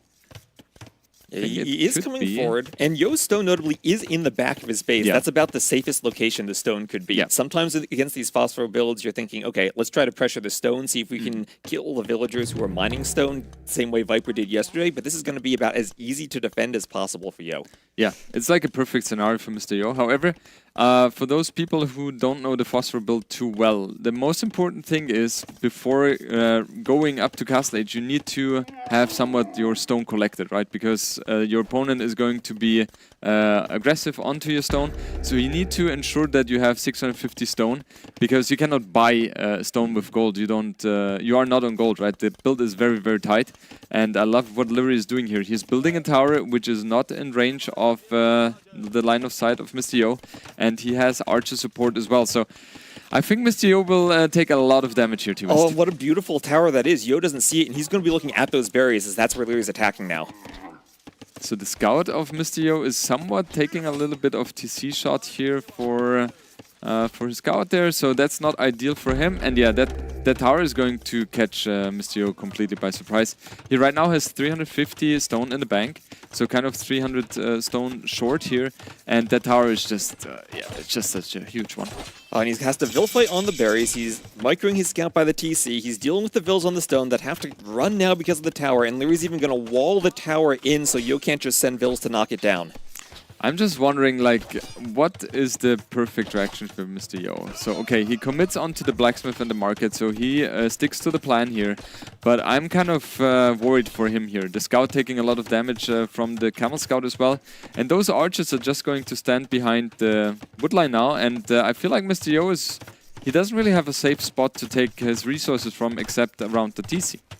Well, sometimes I see these Phosphor builds and I think the player is completely dead, but then they somehow use the market and find a way back. And Yo, he can sell some resources, he can click up to the Castle Age, and I don't know where he takes resources. I mean, even the tower hits the straggler trees on one side of his TC, so he has maybe 200 wood, 300 wood he can collect now on the way up. But he has clicked up, so if you're Leary now, what are you thinking in your unit composition? You can add camels on the way up. He did add the archers, as you suggested earlier. Do you keep adding archers and stay feudal, or do you just try to match the Castle Age timing? You have to match the Castle Age timing as fast as possible. So what you do in these cases, okay, Leary continues building archers. I don't think that's the best decision. I think the 6 archers he has on the field are enough, but yeah, taking at least 2 more villagers, the third one should go down as well. And we will soon see Mr. Yo being in the same scenario as Leary was yesterday. Well, that's 4 dead Vils, and Yo is just abandoning his base. He's going to try to find gold outside on the map wherever he can find it. And it always worries me, does Leary actually scout that? He's done so much damage. Does he just tunnel vision focus on Yo's base, or does he ever actually get out there and see those Vils? I think Leary is the type of guy who understands the situation, and he will be looking for extra villagers somewhere, because he can calculate the vill count, right, at the TC. It's a little bit less than what your opponent should have. 21 villagers for Mr. Yo, and it feels like Leary is already scouting on the top, right, with his camel scout. So he knows something is a little bit off here. And yeah, Mr. Yo, I don't know what the options he has. He could, in theory, sell a little bit of food to then get gold, to then buy stone. But man, his economy is not looking good at all. And yeah, these 7 gold miners are kind of the only saving grace for him. Well, do you think there's a world where Yo takes those gold miners, buys stone, and does a forward castle? There is a world, but I would not suggest to do so, right? Especially if you only have 7 villagers. That kind of screams for a doubt castle. That scout should go down in a moment. Yep, we have the confirmation there. And you can see Mr. Yo is really struggling with his resources. He sold everything and still is not capable of, yeah, spending the sum for a castle. Well, he has 22 villagers now, and to be fair, that's more than Leary had yesterday. Yeah. So we've seen the Magyars almost get this working in a worse spot than Yo is. Leary's going to be scouting. He sees the edge of that resource pit, so he knows roughly where it is. Around the map, there are several tiles where the stone and the gold are in these depressions, and they're fairly consistently in spots when you see where the TCs are. But Yo gets the gold, he buys his castle, and he'll try to put it under his TC. And, well, once you get that castle up, there's nothing stopping the Magyar Hussar production. Exactly. The problem for the castle placement, however, is when you go for something like that, you want to ensure you have wood income and gold income, right? The castle has to secure that. But that castle is not doing anything. No gold inside. Woodline is pretty much far away as well. He will get the castle up, yes, but he doesn't really have economy to produce a Magyar Hussar as well. He needs to buy himself the food and then collect the gold. So he will at best be able to build 1 Magyar Hussar, that's it. And yeah, that's a very tough situation for Mr. Yo here. On the other side, Liri already on the way to castle himself, and he just builds camel scouts now, right? Which automatically get upgraded to the camels. And then he has all the tools to be able to defend here. This is a great position for Liri. What buildings does Liri have right now? I see him adding more archers. I don't know if he even has a stable for the camel. There he is, just adding it in now. It looks like he's going to open with crossbows, and he needs to be very careful about where those crossbows are, because if the camel, or if the Magyar Hussars get to the archers before they get upgraded, that could be deadly for the archers. The good thing for Liri, however, is that he's able to pick up one more villager here, and there's no armor upgrade on the Magyar Hussy just yet. So the archers are kind of lethal to the Magyar Hussars as well. Mystio picking off one villager by Liri, very nicely done here, but I think those Magyar Hussars are trapped now, and Liri is going to kill all of them. Yeah, and he's even trying to wall them in with more houses. The archers are there. As you said, there's no armor. And even another palisade wall. This is Liri in the LAN. Gets those little palisades down and traps the Hussars. Yeah. And here comes that camel scout you mentioned, going to chase the Hussar. And as soon as Liri gets up to the castle age, that will upgrade automatically to the more powerful camel. And Gajur's really good camels with an extra attack bonus against those Magyar Hussars. Yeah, and I think Mr. Yo is feeling a little bit depressed here, right? With that kind of build, you know you're kind of on a timer, and you need to deal damage as fast as possible. Look at how the camels are just shredding through the Magyar Hussars. Just such a good counter pick by Liri. And the only thing which kind of keeps Mr. Yo in this game here is the fact that Liri just by one tile missed the gold which Liri is taking, Mr. Yo is taking. Right, and it's so crucial that Mr. Yo still has some type of resource income on gold. That castle doesn't protect anything, so now he's just relying on stealth. And Liri might have been thinking about finding a gold, sending the archers there, but Yo will be there with the Magyar Hussars to pick off the archers. They only have Bodkin, no crossbow, as it looks like. Actually, the archers are still doing pretty well, finding a little nook in the wood line to hide. Yeah, the archers have done a lot of damage here. Killing 4 Magyar Hussars here. Mr. Yo is down to 1 army, while Liri on the other side has 5 camels and 9 archers. And I think Liri can do whatever he wants right now. He is playing very defensively. I don't think Liri realizes that Mr. Yo is in such a position as he is in. And he just wants to play it safe, right? Now those archers are going forward as well. 9 archers in total. And they just need to be, you know, supported by 1-2 camels, and then he should be able to harass the woodline as much as possible. And somehow Liri still hasn't scouted that gold, and those archers, without the armor on the Hussars, as you said, are still contributing, even though they're only feudal age archers, and Yo is just sending his Hussars to their deaths at those camels. Yeah, it's a really rough position here for Mr. Yo. Liri also using his archers to intercept the retreat pattern for those Magyar Hussars, and currently... Well, that's it. We GG. found the 1-0 here. Yeah. All right, so Liri maybe yesterday thought, well, this strat didn't work for me. It won't work for Yo. Yeah. I'll win, and as perfectly executed as you could think from Liri. Yeah, I remember in the qualifiers when I was playing the Phosphor strats a little bit more often, I also tried the Phosphor strat on that map, and I mean, it is kind of inviting for it because there is a lot of extra hand on it. However, I feel like it is also very open and you can get punished very, very quickly if the opponent is doing the right moves, which Liri did in this game, right? The main stone is just a crucial factor here.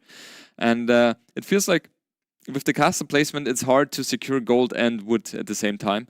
And therefore, I'm not really 100% convinced if the Phosphor strategy is the best here.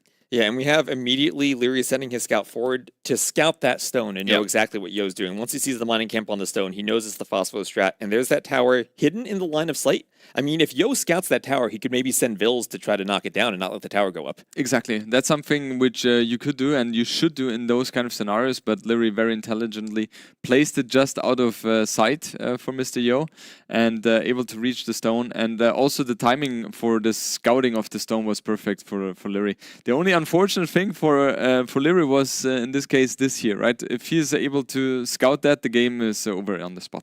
Yeah, and he's 1 tile away, and the game was kind of over at that point anyway. Yeah. But yeah, it would have been a lot better just to get archers out there and maybe stop the castle if he stops the gold income. And we're seeing, as you pointed out, the armor wasn't there for the Magyar Hussars, and without the armor, the archers can kill them pretty easily. Exactly, and this is the problem with the phosphorus strategy as well. Like, you're so tight in terms of resources, and yeah, the Mega Hassa is good, but against a couple of range units, they kind of struggle as well in low numbers, and especially if they don't have any armor upgrade, right? So yeah, Larry took advantage there and won the first game very convincingly, I would say. And now we most likely will see, T-West, you have to help me again. Looks like it with says the pronunciation. Lensorishamiriensis, and that'll be Exactly Yo's. that. Looks like he's picked his home map, and we'll move over to probably some hybrid civs from these two players. And when I look at Yo, probably not Bohemians, but the other three civs are possibilities for him. Leary, I think he saves Vikings for Monte Pasquale, but his other civs are options for him. Exactly. Wu Japanese just perfect for him there. And for Mr. Yo, I mean, Armenians, I think we will see on Monte Pasquale. And yeah, Lithuanians. Shu is very interesting as well. Like, Shu is not the typical hybrid civ which pops into my mind, but Mr. Yo is a little bit of a let's say wilder player in terms of strategies and civ picks. So it is possible, but I would say Lithuanians. Well, in the qualifiers, I did see Yo play FC War Chariots with the Shu. That was on Val de Selva, but he has had some creative builds for Lensoris Mariensis in the past. So I wouldn't be too surprised if he picks Shu and tries to go for that. I mean, he did just do a Phosphoro build. Maybe he tries another fast castle again. It is possible, especially it reminds me of the game 1 of Winchester and Hera, where Hera went for 2 forward siege workshops as well and going full siege, right? And it worked out for him. So maybe Mr. Yo saw that as well and felt like, yeah, with Shu, I can do it even better.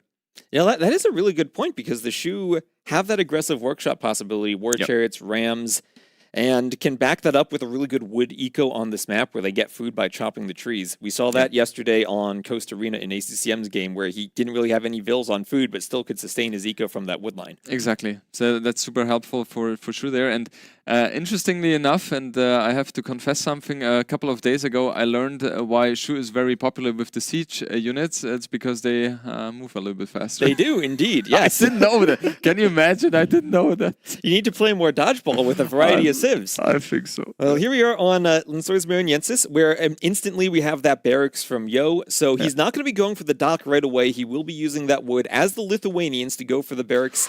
Lithuanians, of course, start with extra food, so you can take your straggler trees, maybe avoid doing a lumber camp and go for the insta-drush. Yeah, but there's a huge thing, and that's something we talked about T-West on that map. The initial drush is good if it catches your opponent by surprise, but Larry spotted the barrack being built. So, yeah, Larry knows what is going to happen.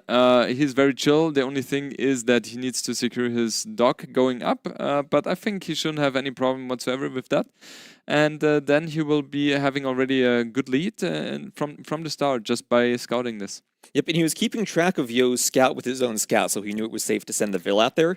Do you think it's worth it for Louis to do Loom, or should he just hope that he can rely on the walls at this point? I think relying on the wall is completely enough. He doesn't need to send more onto the wood line for now. Before going up to Fuel Age, he has already 6 on wood, which is completely enough to sustain the house and fishing boat production. And I love what Larry is doing here. What he's doing is he's taking kind of a very, very forward position for the dock. So he's going to be able to up to Fuel Age much faster than Mr. Yo, most likely. And then he will be able to apply so much aggression onto the dock of Mr. Yo. And Mr. Yo will have a lot of problems getting a good fish economy. And that one is going to be so crucial here. Yeah, and as you said, it depends on doing damage with the drush. We saw Winchester kill 2 Vills early on from Hera, and still maybe not even have enough damage with his early Vill fight. Here, Leary completely prepared, walled out, bringing the extra goats back to his town center. And that's one of the things on this map. You can move out to those shorefish if you want to mill them, but you also can stay at your TC for a long time with those goats, and you don't need to expose your villagers. Exactly. That's why it's very important in the beginning of the game that you scout very actively to get as many stranded sheep, or how's it called? Capybaras? Capybaras, yeah, always, yeah, capybaras as possible, so you have a lot of food under your TC and you don't have to that go villager outside. repairing the house attacked diagonally by the militia, 1 HP left. T-West, what do you think about the diagonal hitting? Do you think it's good that it's in the game, or is it a bug, or I mean a feature? That feels like a bug to me, but I also kind of enjoy seeing it. Yeah. because you don't expect it, right? And that one village, yeah, that one is hiding. That is not going to come out to repair any houses anymore, that's for sure. And Liry would have been a little bit annoyed if that had gone down. And yeah, we see Liry going up to Fuel Age after clicking another or building another villager. And Mr. Yo, he is going out now to get a dock up. So he is heavily behind in that sense. A resource collected 200 already ahead for Mr. Liry. And I'm pretty sure Liry loves his position here. Yeah, and Yo going for that mill on the pond. I'll tell you, Jordan, when I created this map, I watched some nature documentaries about the Landsøysmyr and Jenses National Park. Yeah. And it has a wet season and a dry season. During the wet season, those ponds fill with about 10 feet of water, or around 3 meters of water. So that's kind of the inspiration of, okay, let's put some shorefish on the maps, but make them shallow so you can walk on them. Ah, okay. It's crazy how much you have invested in that regard as well, to get information, watching documentary as well, and to make them as real as possible. There was actually a nice move by Liry. He deleted the palisade wall to trap the militia and just killed it with 2 villages, right? So the aggression here is really well done with or dealt with by Liry, killing 1 militia there. So Yo only has 1 militia and 1 scout, and they are not scary at all. And Liry with 4 fishing boats in total. And Yo is a forward look Vil at that looks like Liry just wants to Vil fight it, keep it away. And Yo, he's trying to wall in the lumber camp. That's a lot of walling. I don't think that's going to succeed at all. Yeah, it's not successful. I don't feel like it's beneficial as well, especially if Liry was to wall between the forest and the further house. He's completely safe from any aggression happening. And will Mr. Yo be able to save this villager here? I kind of have my doubts here, because Liry is on point here with this micro here. Can he get the scout, maybe? Well, that's a very weak scout. It's down to, what, 1 HP, I believe, now. And Yo manages to click up to Feudal. He does have a dock, but as you pointed out earlier, Liry's dock is so aggressive, he's going to be able to apply pressure directly to Mr. Yo's fishing eco. Exactly. Liry not producing any military units on water so far. He's queuing 1 more fishing boat. Now the question for me is, or I think I already know the answer, but maybe Vodka can confirm that. I guess he has not scouted his dock yet from Liry, right? From Yo. Yeah, he has not. Okay. No, he hasn't. And Yo also docked one of the other ponds as the men-at-arms now come in from Liry, and this is not a good fight for Yo. The men-at-arms are there. The scouts there to block 2 from Liry, and all 4 of those villagers might go down to the men-at-arms. Yo gets 1 militia out, but those vills don't have anywhere to run. That's 3 vills down, and can he get the 4th? Can he get the 4th? The scouts there blocking, and 4 vills down. Yeah, this is just such a big hit here for Mr. Yo, losing 4 villagers, not getting anything in return except a little bit of man-at-arm HP. And Liry is living life right now. 33 eco units versus 25. Mr. Yo really has to hope that Liry does not find that dock here. But yeah, I would be surprised if Liry was not expecting something like that. And yeah, taking down the houses now, especially also with an archer in support as well. Mr. Yo will be forced to build a tower, otherwise those villagers are at risk to losing their lives as well. Yep, and he just spent the stone on that tower, which means he won't be able to sell it. He had around 500 plus food. Maybe he was thinking of going to the Castle Age, but with that tower, probably won't be able to use the market to go up. So there shouldn't be any problem for Mr. Yo here. He should take a little bit more cautiousness I think there's a here. problem, Jordan. I think there's a problem for him. The men-at-arms are in. They're in through the house, and some vills are going to go down, and Yo's going to call the GG by that tower as Liry goes up 2-0. Whatever Yo had planned there did not work out for him. Liry was prepared for the drush. No. And now Liry wins the set, but still has a 3rd game to try to get the highest seed he possibly can with the tiebreakers. Exactly. I mean, that's a risky thing, right? Having your barrack opening being scouted at minute 1 already is a huge disadvantage for the guy who is going for that risky opening.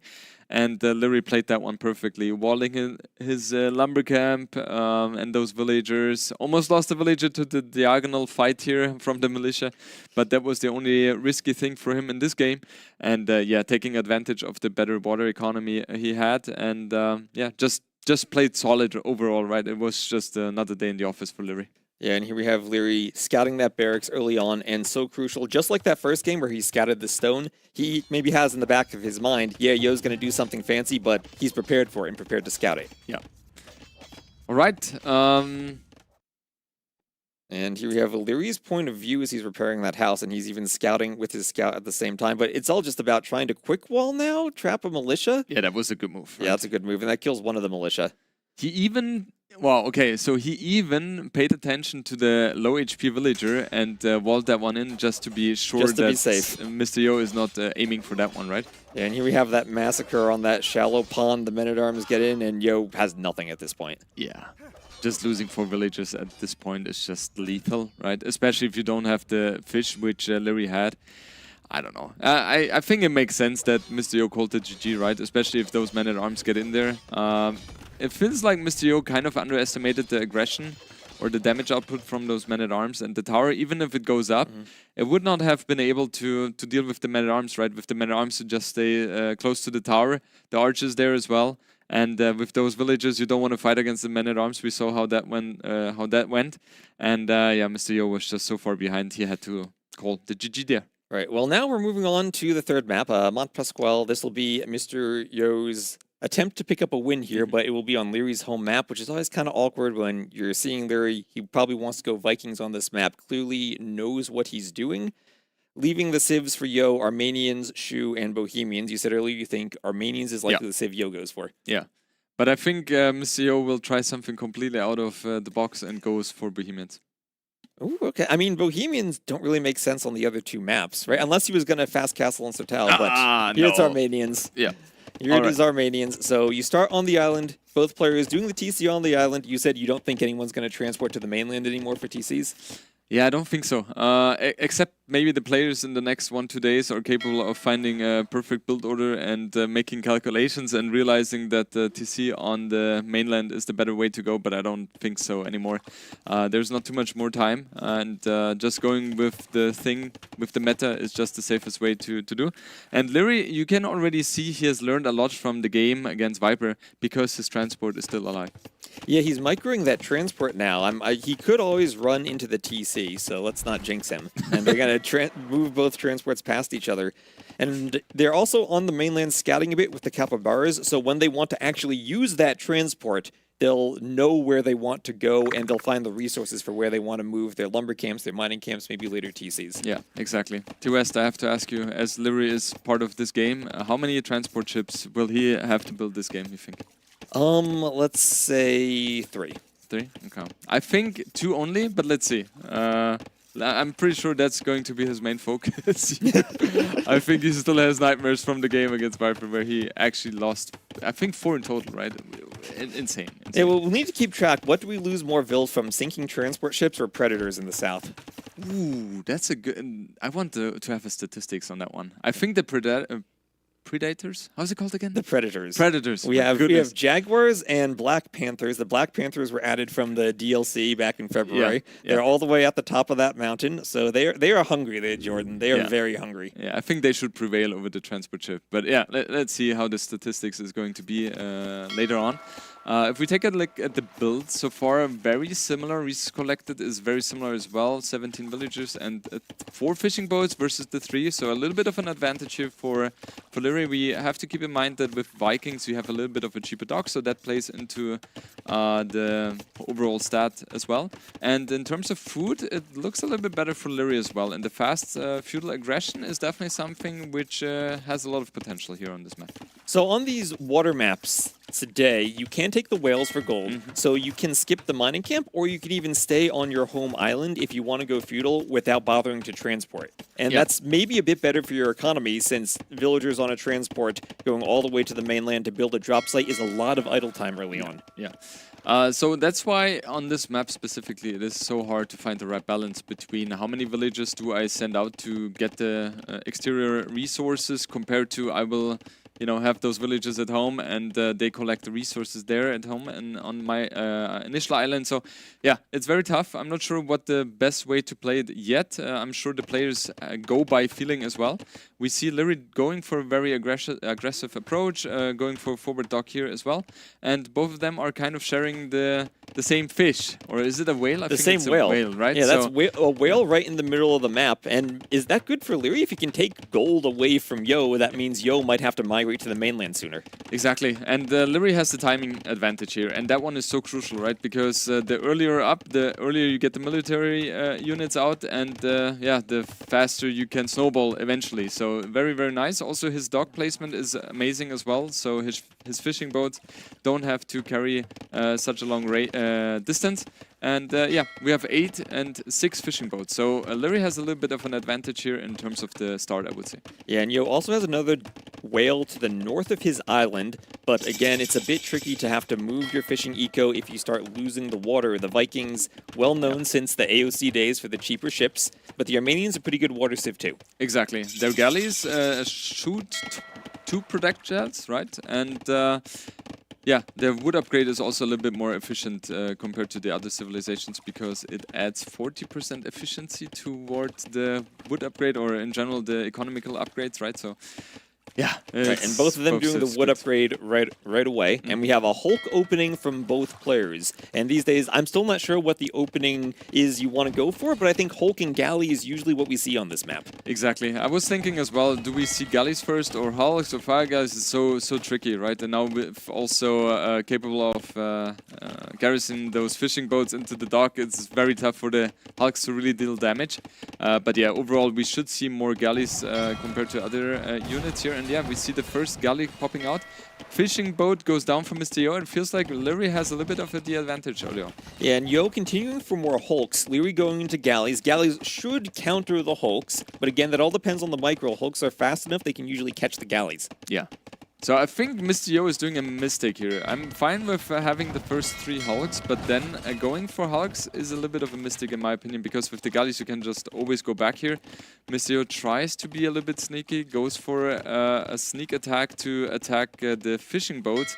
The fishing boats go down really quickly against the Hulks, right? But playing Armenians and not going for Galleys yourself just feels so wrong to me.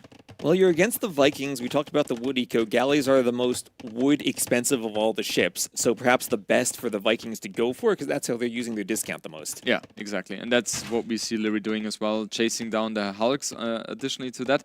In the meantime, we saw in the picture that Yo has gone for the main island to garry some, or collect some berries there, and yeah, but those Hulks and the water presence is going to be clearly in favor of Liry here. Yeah, and do you think Yo is maybe thinking, okay, Liry's micro with the Galleys is going to be so good, he wants to just avoid getting to that Galley versus Galley fight? I guess so. Maybe also he recognized that his opponent is a little bit faster compared to him to fuel age, and therefore it's going to be uphill battle for him to fight onto the border. Maybe that's why he has chosen to transport or migrate to the main island as fast as possible. It could be. But Liry, we have seen him going for the main island as well. So he's not really trailing behind too much in that sense. And those fishing boats are not going to survive too much longer, I think. Yeah, and it looks like Liry is already adding in more fishing ships, so he is in position to win the water, but he also won the water against the Viper and ultimately lost the game. I think on this map, you have options to focus more on land and maybe even abandon the water if you're controlling that main hill. Exactly. That's why this map in general is very, very tricky, because it's all about the balancing. And yeah, it's just, you have to be a good player with a good intuition and a good game sense to have a good balance here. But I think Liry and Mr. Yo, they're both capable of having a good balance there. Alright, we see the Hulks are kind of running toward a wall here. The Galleys are catching up to them, and I don't think they will remain alive for too long. This is a great fight. This is a great fight for Liry. He's going to catch all of those Hulks with his Galleys, and he'll trap them against the edge of the map. And this is such great micro to shoot. Follow the Hulks, know that there's nowhere for them to run, and finish all of them off. Yeah, and all of them have died here. We see a market placement as well, but if I take a look at the resources, like Mr. Yo has 555 wood in the bank right now, so his balance is a little bit off here in that sense. And it's also tough, right, because he's kind of losing the water. He doesn't have gold income whatsoever, so he cannot produce anything on water at all. And Liry with 2 Hulks, 2 fire ships and 9 galleys, he takes advantage of the water. 10 fishing boats already as well. He's producing the fire galleys now as he realizes, okay, I won water. and I have to take down the docks as fast as possible, and the fire galleys are the perfect tool for that. Yeah, and it looks like Yo has completely stopped investing onto water. He only has 2 fires left, but he's maybe lost the water so quickly that he doesn't have the food to cook up to the castle age as he's losing the rest of his fishing ships. And I think that's it for Yo on the water. Yeah, Mr. Yo trying desperately to get some counter-attack as well, but he is not successful in doing so. 2 Holics are there to match those 2 fire galleys. Barrack being produced here as well, and I'm pretty sure we will see an archer range coming up very soon as well for Liry. And then you could argue that, there is no loom for Mr. Yo. Losing 2 villagers against those galleys, that's brutal for him. And what's so brutal is now he's lost the water before he's moved all of his villas over to the mainland, so he has to be so careful with that transport ship. We talked about Liry losing transport ships yesterday. Maybe it's time for Yo. He's trying to sneak around and just avoid those galleys. Liry needs to be on the prowl. He knows what it's like to lose transport ships. He has to do the same to Yo, kill some of those transports. Exactly, and 2 more villagers go down here because there is no loom in place, and now those villagers are completely trapped, as you mentioned, T-West. Like, there is nothing they can do, right? Except killing a Hulk, so great value for them. But that's kind of about it, right? Because the galleys are surrounding the island, so he's not really capable of making anything happen. Blacksmith being rushed up from Mr. Yo. And I don't think it's looking too healthy for Mr. Yo here. Yeah, you can see the resources collected there. Liry almost 1,500 more res collected, both going for archers on the mainland. And since Liry has that range up, it's not like Yo can sneak a few archers forward and kill all the vills Liry has transported. Liry is ready to defend. Exactly. Fletching is already in for him because of the galleys, right? And padded archer armor incoming as well. Now that is a little bit of a mistake by Liry, that he allows Mr. Yo to escape with those villagers. But yeah, it should still be fine for him now with the micro he has as well. We see Mr. Yo adding a second archer range, adding skirms in there as well. So Mr. Yo definitely wants to apply the aggression because he knows he is behind. He doesn't have the economy which the Viking player has right now with the sea advantage, and Mr. Yo is on the timer here for sure. Right, and adding skirms means you're not going to be attacking the villagers like you would with archers. So here Liry's up to the castle age. Yo maybe has a chance if he goes all in feudal, but he needs to do a lot of damage immediately. That's probably going to require Liry making a huge mistake. Exactly. The good thing for Mr. Yo is that Liry sold his stone, so he doesn't have the possibility to go for a defensive tower, so that's positive for him. But yeah, the main focus for Mr. Yo has to be build as much army as possible and try to get as much kills as possible. We see Liry going for not gillnets but fishing lines, it's called, and let's see what's happening in the front as well. I'm curious, is Mr. Yo maybe trying to do a tower there? Okay, yeah, he went for a tower. Yeah, tricky for Yo though, because the stone is on the islands and it's at the hill where all the predators are, so he doesn't have any stone access himself after that one tower. So that's it for him as far as the tower rush. Exactly. Is that also something you took into consideration, to have the stone either on the island or where the predators are, or did you... Yeah, so I guess it was intentional. My thoughts for the stone is something we saw a couple times in the qualifiers, that if you win the water but don't have the land, you can try to castle drop. And we saw that there were a few Berber, Camel Archers, or other unique unit plays to retake the land. Yeah. Oh, okay. I was about to say Liry just barely misses this 2 docks here, but no, never mind. He sees it. The good thing for him as the Vikings player is that he's going to be capable of building longboats once he reaches Castle Age. And these longboats are just shredding anything on water except maybe turtles. So pretty good for him. And I would expect to see a lot of skirms popping out in a moment. Yeah, I think Yo probably hoping Liry's not up, but he's not just up to the Castle Age, he's also making skirms. He can counter all of the archers. Yo can fight with vills. But I think this is going to be it, as all of his archers go down, and there is the GG, and Liry will have a 3-0 sweep over Mr. Yo. That was a little bit surprising to me. I was kind of expecting a 2-1 or 3-0 victory for Liry against Mr. Yo, but the games were very, very one-sided, felt like to me. Liry with a great performance, great showing. I felt like Liry always had the right answers to what Mr. Yo was providing. And that's why we saw a very, very one-sided set, I would say. Yeah, those first 2 games felt like Yo had strategies prepared, but Liry was perhaps even more well-prepared to counter them. Yeah, exactly. All right, so Leary with a 3-0 victory over Mr. Yo, which makes him 2-1 right now, right? Because yesterday he lost 3-0 against Viper, so Leary is 100% through as well. Mr. Yo should still be 100% through, if I'm not mistaken, right? He's in a very good position in that sense. So we will see more from him tomorrow. And yeah, I'm curious what Leary has to say. We will soon hear Masmora taking the interview there. Yeah, as Leary's coming, he's entering the room with us right now. And, well, what do you think we're going to have in terms of just going forward for Leary? We expect more dominance for him in the tournament? Yeah, I think yesterday was a little bit of a shocker for him as well to lose in the fashion he did against Viper. But I would be surprised to see Leary not in the finals, right? So I'm pretty sure he not has in learned. the finals. No, yeah. That's big. So he might have to see Viper again in the quarterfinals. Yeah, it could be. But I think he learned a lot from yesterday, and he will be motivated to at least reach the finals there. Yeah. All right, so it looks like we have Leary here. So I think we're just about ready to toss it over to them, and we'll let Nelson take it away. Thank you very much, boys. And that's Leary 100% confirming his qualification to the quarterfinals. And I believe for Mr. Yo, we're also now pretty certain he does qualify for the quarterfinals as Lewis was able to beat Nikov.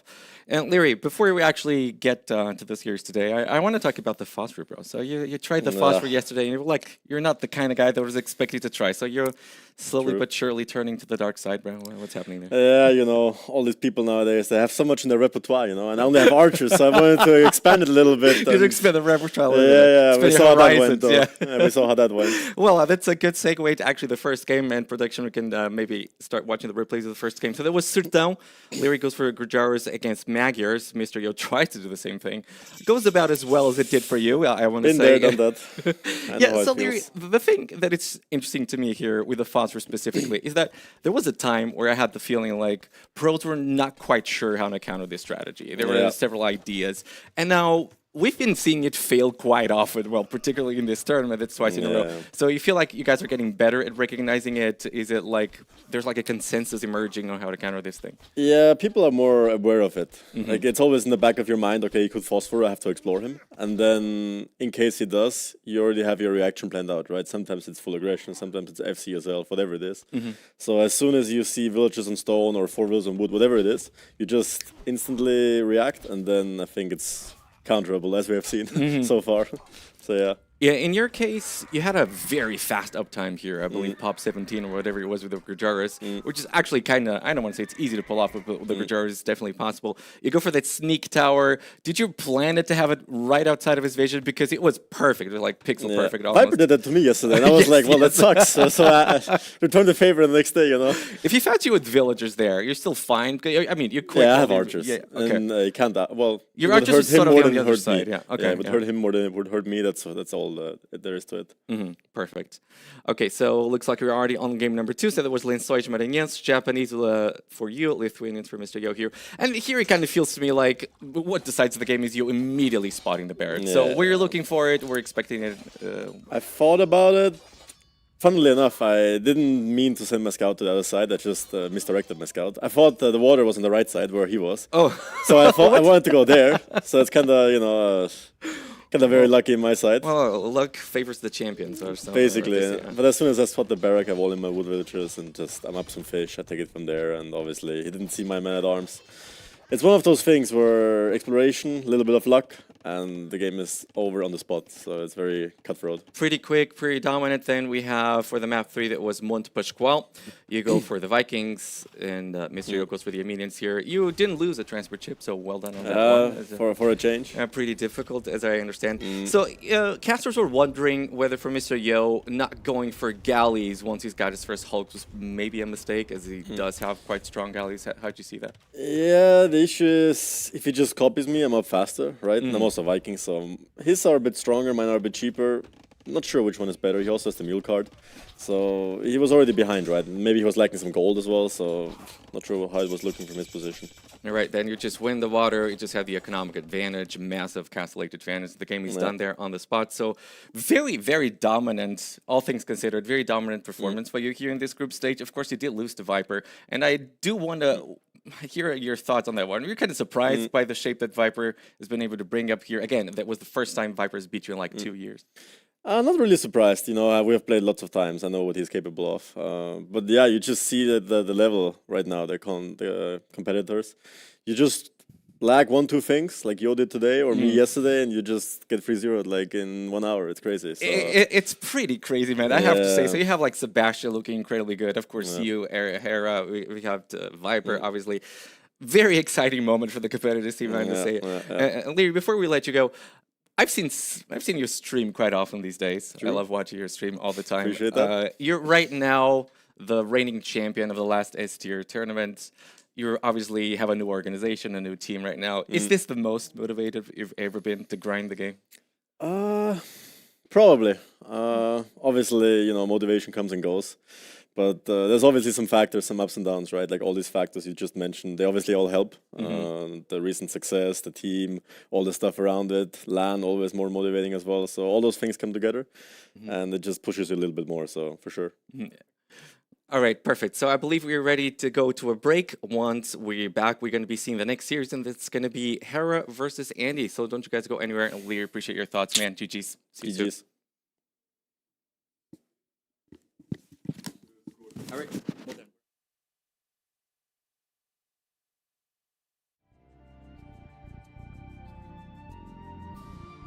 I did feel some nerves, especially for the Chinese LAN where we played on stage in front of crowd.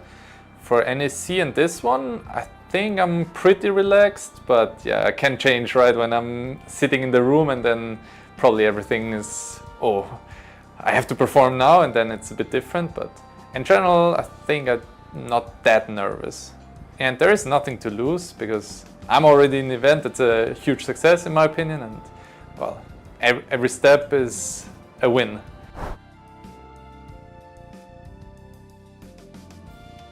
I'm not sure about this one, like in general I think he will improve more and show more results, but I'm not sure if he will perform that well in this tournament.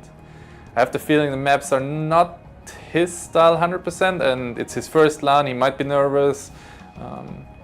I wouldn't say he will have a good success in this tournament, but I could be wrong obviously.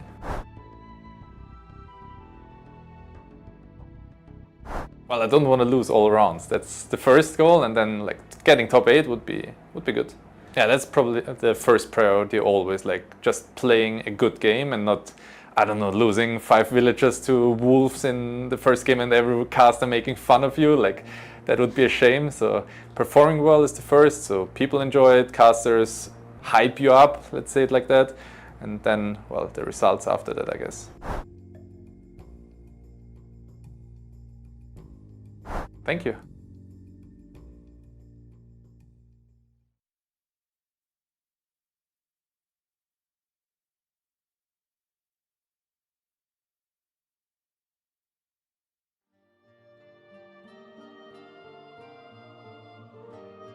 As far as like expectations, I feel like I just have to win it or else it's a disappointment, let's say. That's just the level that I've brought to the table the last few years. In the past, I never really had the mentality that it's either you win or it's not good enough. I just always tried to do better than what I did last time. But now, since I've won so many tournaments, better than what I did last time. Of course, I did lose the last one, but in general, it's winning the tournament. That's just kind of where the standard has been for myself. I compete against myself, not against others. But actually, above all, I'd like to just have a good time, especially with LAN events. I feel like what's really special with LAN events is not just the tournament itself, it's also like the experience, meeting the people, living like a good few days and just enjoying a new country. For example, being in Brazil for the first time in a major city is a great experience. And so a lot of my expectations come from just having a good time as well. I think it's equally as important as winning. So I would say that's kind of like my 2 goals for the event.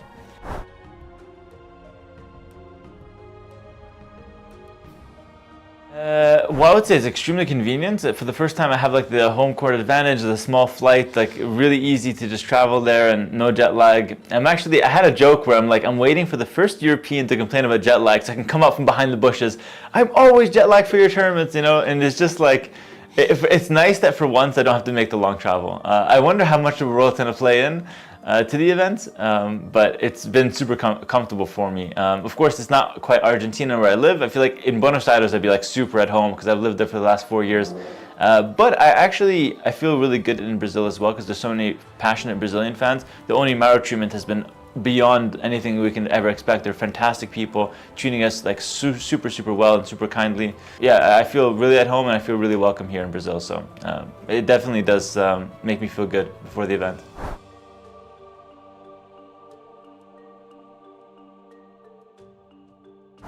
No, I feel nothing different about Lewis. In fact, I think he might think that he's got something special going. Maybe, I don't know, maybe he does. Like maybe he found a way to like counter me or something. But I feel like there were circumstances around Warlords that were like completely out of my control as well. And I tried my best with what I was given and what I had. But I don't think that there's anything special about Lewis versus me compared to some of the other players. In fact, I don't even think he's my biggest challenger. And I'm not even saying that to banter. It's of course very fun to banter back and forth with Lewis. But I don't consider him my biggest threat. Now, is it possible he beats me again? Absolutely, 100%. But it's also possible that Sorokuma, Lewis, Lewis, he's rent-free after all. Leary, maybe Nikov, anybody can take a set off me. Anyone can knock me out of the tournament. So I don't think there's anything special from Lewis. But if it happens again, I feel like I will never hear the end of it. So, there's some fun stuff there as well.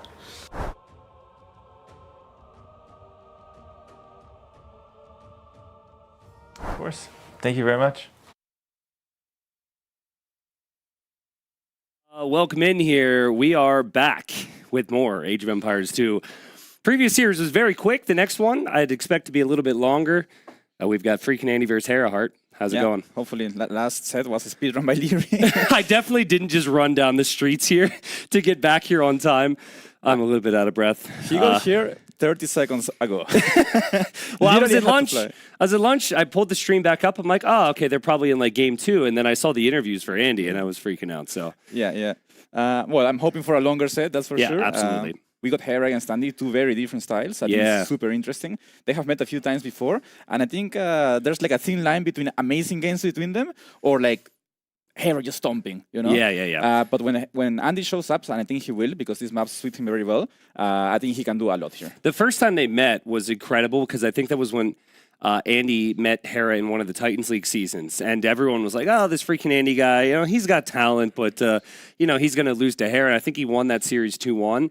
And kind of ever since, I mean, Andy has really been improving over the years here.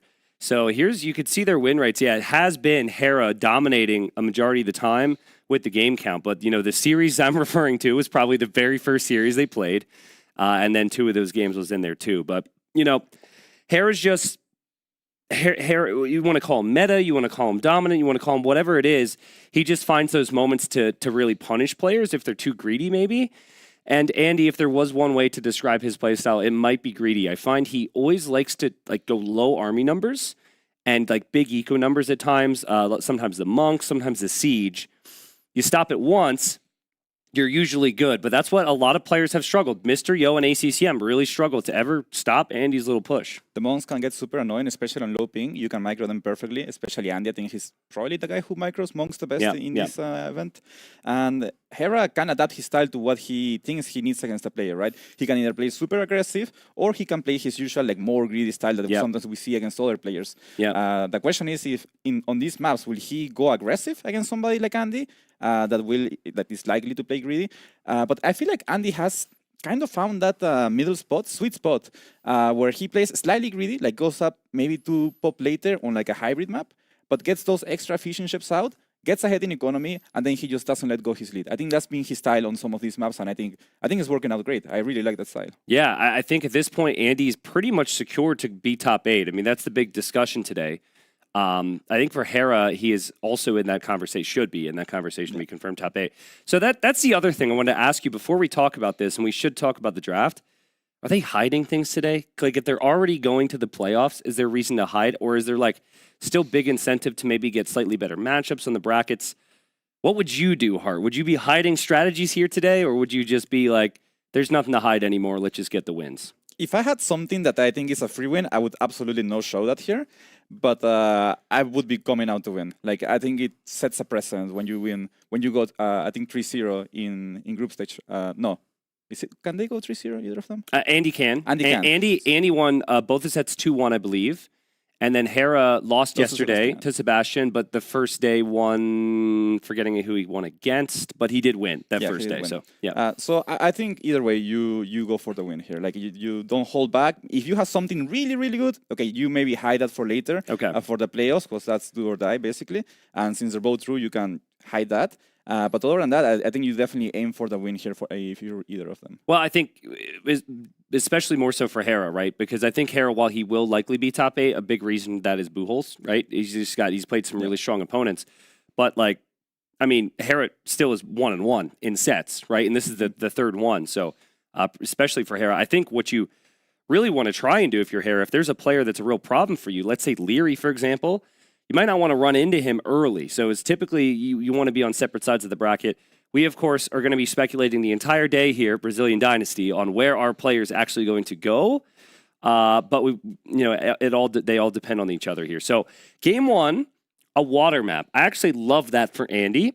Yeah. And the way the draft works is after your bans and picks initially, it gets down to 3 remaining maps, and it randomly selects the first one. I think Andy will be very happy with that. What do you think about that? I agree completely. I think that's actually the best map Andy could have asked for. This must be like, if I read how somebody like Andy would practice for this tournament in the bootcamp he had. He had 1 week of bootcamp here in Brazil before this tournament started.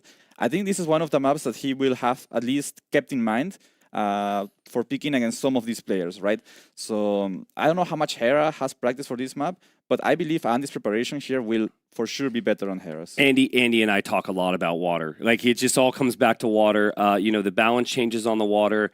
I think he's going to be really comfortable here. And they both got some really good sibs for this. As game 1's about to start, whether it's Vikings for Andy, cheaper warships, amazing longboats if you get there, good economy, and then Italians, cheaper dock techs, cheaper university techs. I think these 2 civs are like top 3. Send that top 3 on water. Maybe there's one other civ to throw in there. It might even be the Dravidians or Armenians, actually, which both players had options for. But yeah. Do you think there's, sorry to jump in, but is there any like likelihood for land here? Can land work at all? Like a sneak archer range or something? I think it can work, but I'm not sure if that's something we're going to see from either of these players. I think that's something like, I don't know, NBA would do, you know? Yeah. I think both of these players are confident enough that they can beat the other on water, that they might not go for something like that. I do think, though, if Vikings, at least in my preparation, before the water change, at least, before the latest changes to water, at least, the balance changes, Vikings seem to be top 2, up there with Koreans, basically. Okay. So I think Andy has a slight lead here in his civ. Okay, got it. I mean, Italians certainly aren't lacking the options. We've got Hera down here in the south. Again, just to recap, Hera won his first series 3-0, and then in the second series against Sebastian, he lost 2-1. So Hera 1-1 in sets, still likely, since we're only losing 4 players after today, still very likely that Hera will end up going to the playoffs tomorrow. Might be some slight chances if you were to get swept here, though, that things get a little bit questionable. I'm not sure. But Hera's the favorite, I think, in almost any set he's in, right? Maybe the only one now you got to start thinking about is Hera Sebastian, because Sebastian's beat him twice in a row. But Hera should look really good here. Yeah, I think also if Hera has a good set here, he's going to be going in really confident into the next set. So I think he's going to go all in, basically. He really wants to win this. He lost yesterday. Hera doesn't like to lose. He's the best player in the world for a reason. So he's going to be aiming to show dominance here. Back dock here from Hera. So we've seen maybe 1 or 2 games on this. There are, of course, games in the qualifiers. But the majority of the games that I've been seeing, we've seen a lot of forward docks, forward pressure. That's what Andy's doing. Why back dock from Hera, you think? So I think there's 2 ways to play this, right? You either back dock and spread towards the sides for an FC, or you forward dock and you most likely go for a fast feudal. Especially now that you can't, docks don't shoot arrows anymore in Dark Age. If the opponent is FC and he's too late to feudal age, you can actually get in quite some damage by going feudal age. So that might be Andy's approach. Also, I think as Vikings, you want to force as many fights as you can in this matchup. You have a huge discount on your ships. So every 1-for-1 trade is basically good for Vikings. Okay. So starting off the fights early on is better for them. And you think you like the logic here from Hera then, just to basically give him a little bit of space and time away from the Vikings? Yeah. What I would be worried about, though, is when you backdock like this, sometimes you might not find the whales which are not too visible on this capture age. But the whales are super important here because they will basically be most of your gold income, at least early on. So if you don't have docks near them, you can be in a position where you actually have like less efficiently working vills for army production. Yeah. So that's something to keep in mind. Yeah, typically for people go water, they actually go up to like 6 to 8 fish, and they have half of those fishing ships on the whales for gold. They don't even put the villagers on the mining camp. I actually want to see, we should look, does Hera have whales in the back here? And near the dock, I don't think I saw any there. And then the other dock, of course, I don't think Hera has any there either. So maybe Hera is happy with the fish just for the food income, and will play more standard and build the mining camp. Yeah, exactly. But I think that's a bit of a disadvantage for Hera. Having to make a mining camp, that just means less villagers on wood, which means less production. You basically just want enough on food from the fishers to maintain production, click up to castle age and feudal age, and that's it. Everything else goes to whales, so you can produce non-stop. So you can't scout your opponent here, right? Unless you want to use a fishing ship, which some players will do, but it's kind of rare. Do you have any tells here as a player? You can't look for their docks. You can't, look for their barracks. You're just assuming a lot. Any tells that a player has in this moment to know if they're back docking, to know are they like fish booming? Are they going fast feudal? I think it's just a guessing game. In fact, if you're going feudal age, which seems to be the case for Andy, you can send a fishing ship to scout. So you find the opponent's dock, and then you can send army there right away. I would like to see that, actually. I think it will be worth it, especially with the amount of fish he has. Yeah. He's about to be on 8, so it would be worth it to send one just to scout. It's got to be fast castle from Hera. It's got to be. I mean, he's got 9 fishing ships. He's adding 2 more. His feudal age is delayed. It's still cheaper for him to go up to the castle age. He's got the vills on gold. Andy's got a time window here to get some pressure in. I'm curious on what ship he makes, right? Because if you know Hera's going fast castle, you might choose one ship over the other. But you have to respect that Hera could be going fast feudal as well. Yeah, let's see. I think galleys, actually. Galley opening. I'm not sure if I like that. I think I would have liked to see either hulks or fire ships here. But I'm sure he has something in mind. The reason I don't like galleys is because if you play purely fire ships and hulks as Vikings, when you hit castle age, you switch fully to longboats. And that's like ideal composition for them, right? But let's see. 2 galleys, 1 fire ship seems to be what he's going for. Yeah, I mean, and right now he's probably like, wait a second. It's cheaper for him to go feudal. He's still not feudal age, and obviously Hera's a good player. So I think at this point, Andy should know that this is going to be some type of fast castle from Hera. Yeah, he knows for sure. Actually, I kind of like what he's doing, Andy, because he's going 2 galleys, which means that if Hera tries to counter the upcoming fire ships with hulks, he won't be able to, because now there's 2 galleys out on the field. Hera so he actually queued hulks and then canceled and will go 3 fires solely because he saw that galley there. So that's an interesting point. Yeah. Yeah. So I think Hera will for sure have enough resources to click up. Does he have a mining camp on the gold? I think he does. Yeah, he should. does. Yeah. Okay, so this is not ideal, but it's not like game losing, right? It's just not ideal.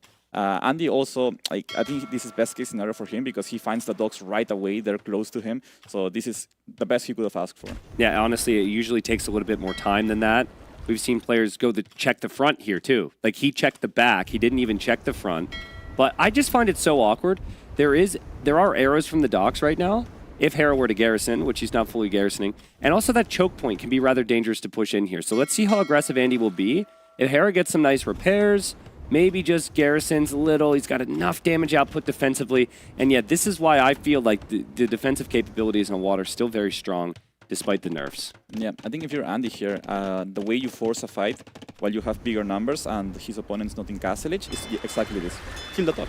It's right there, just kill it. Yeah, I mean, that was a change, right? There's been quite a few water changes, but when the big water balance change came in, Fire's got an increase of damage against docks. And I think that was for a variety of different reasons, but I love this. It's similar to if you're playing knights against someone in Castle Age and they're just behind their walls, you just take their stable. It's like you're going to need army to produce. And this is a lot of military from Andy. He's got 10 fires already, and he's going to have more numbers than Hera. And Hera is really struggling right now. Yeah, this is so much pressure coming in from Andy. I really like the way he's played so far. I don't really know how Hera stops this because this is so many units. Yeah, he switches into hulks now, so he understands that he can't win the fire ships against fire ships anymore. But fire ships, when you have this many, they actually kill hulks as well. Hulks are like a bit more squishy than other fires. Wow, this is so good. It's the perfect ratios as well for Andy, right? He's chasing Hera with the perfect amount to win the fight, and he's still taking down this dock. This is extremely difficult. One Hulk there for Hera is actually not enough, but you could see he pulled Andy away for a second. Oh man, Hera's going to make Castle Age with like no Navy here hard. He's not going to have much left. I think he had to run or build a dock on the opposite side of this aggression just to get his fish working.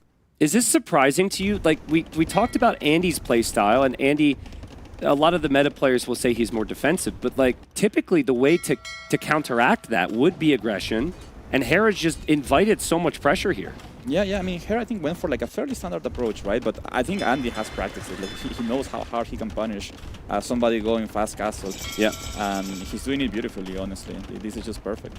Yeah, cheaper dock techs for Hera. Now, what this does mean is one of these docks can't produce for the next 40 seconds as that's coming in. So he does have to worry about that, but he's still in Castle Age significantly faster than his opponent. There's a lot of weak ships there from Andy. Yeah. So this can turn around very quickly, and Hera has also kept his fishing ships alive. They're not working, but they are alive, and they can get back to work quickly if he clears this up. Yeah, Hera's gonna have the warship upgrade coming in soon. He also has forging, so now these hulks are super dangerous for the fire ships. Andy needs to be careful. He looks away for 2 seconds against a hulk, and he's gonna lose a fire ship. Yeah, and Hera just maybe getting the ungarrison a little bit wrong here. I think you need to keep those fishing ships alive.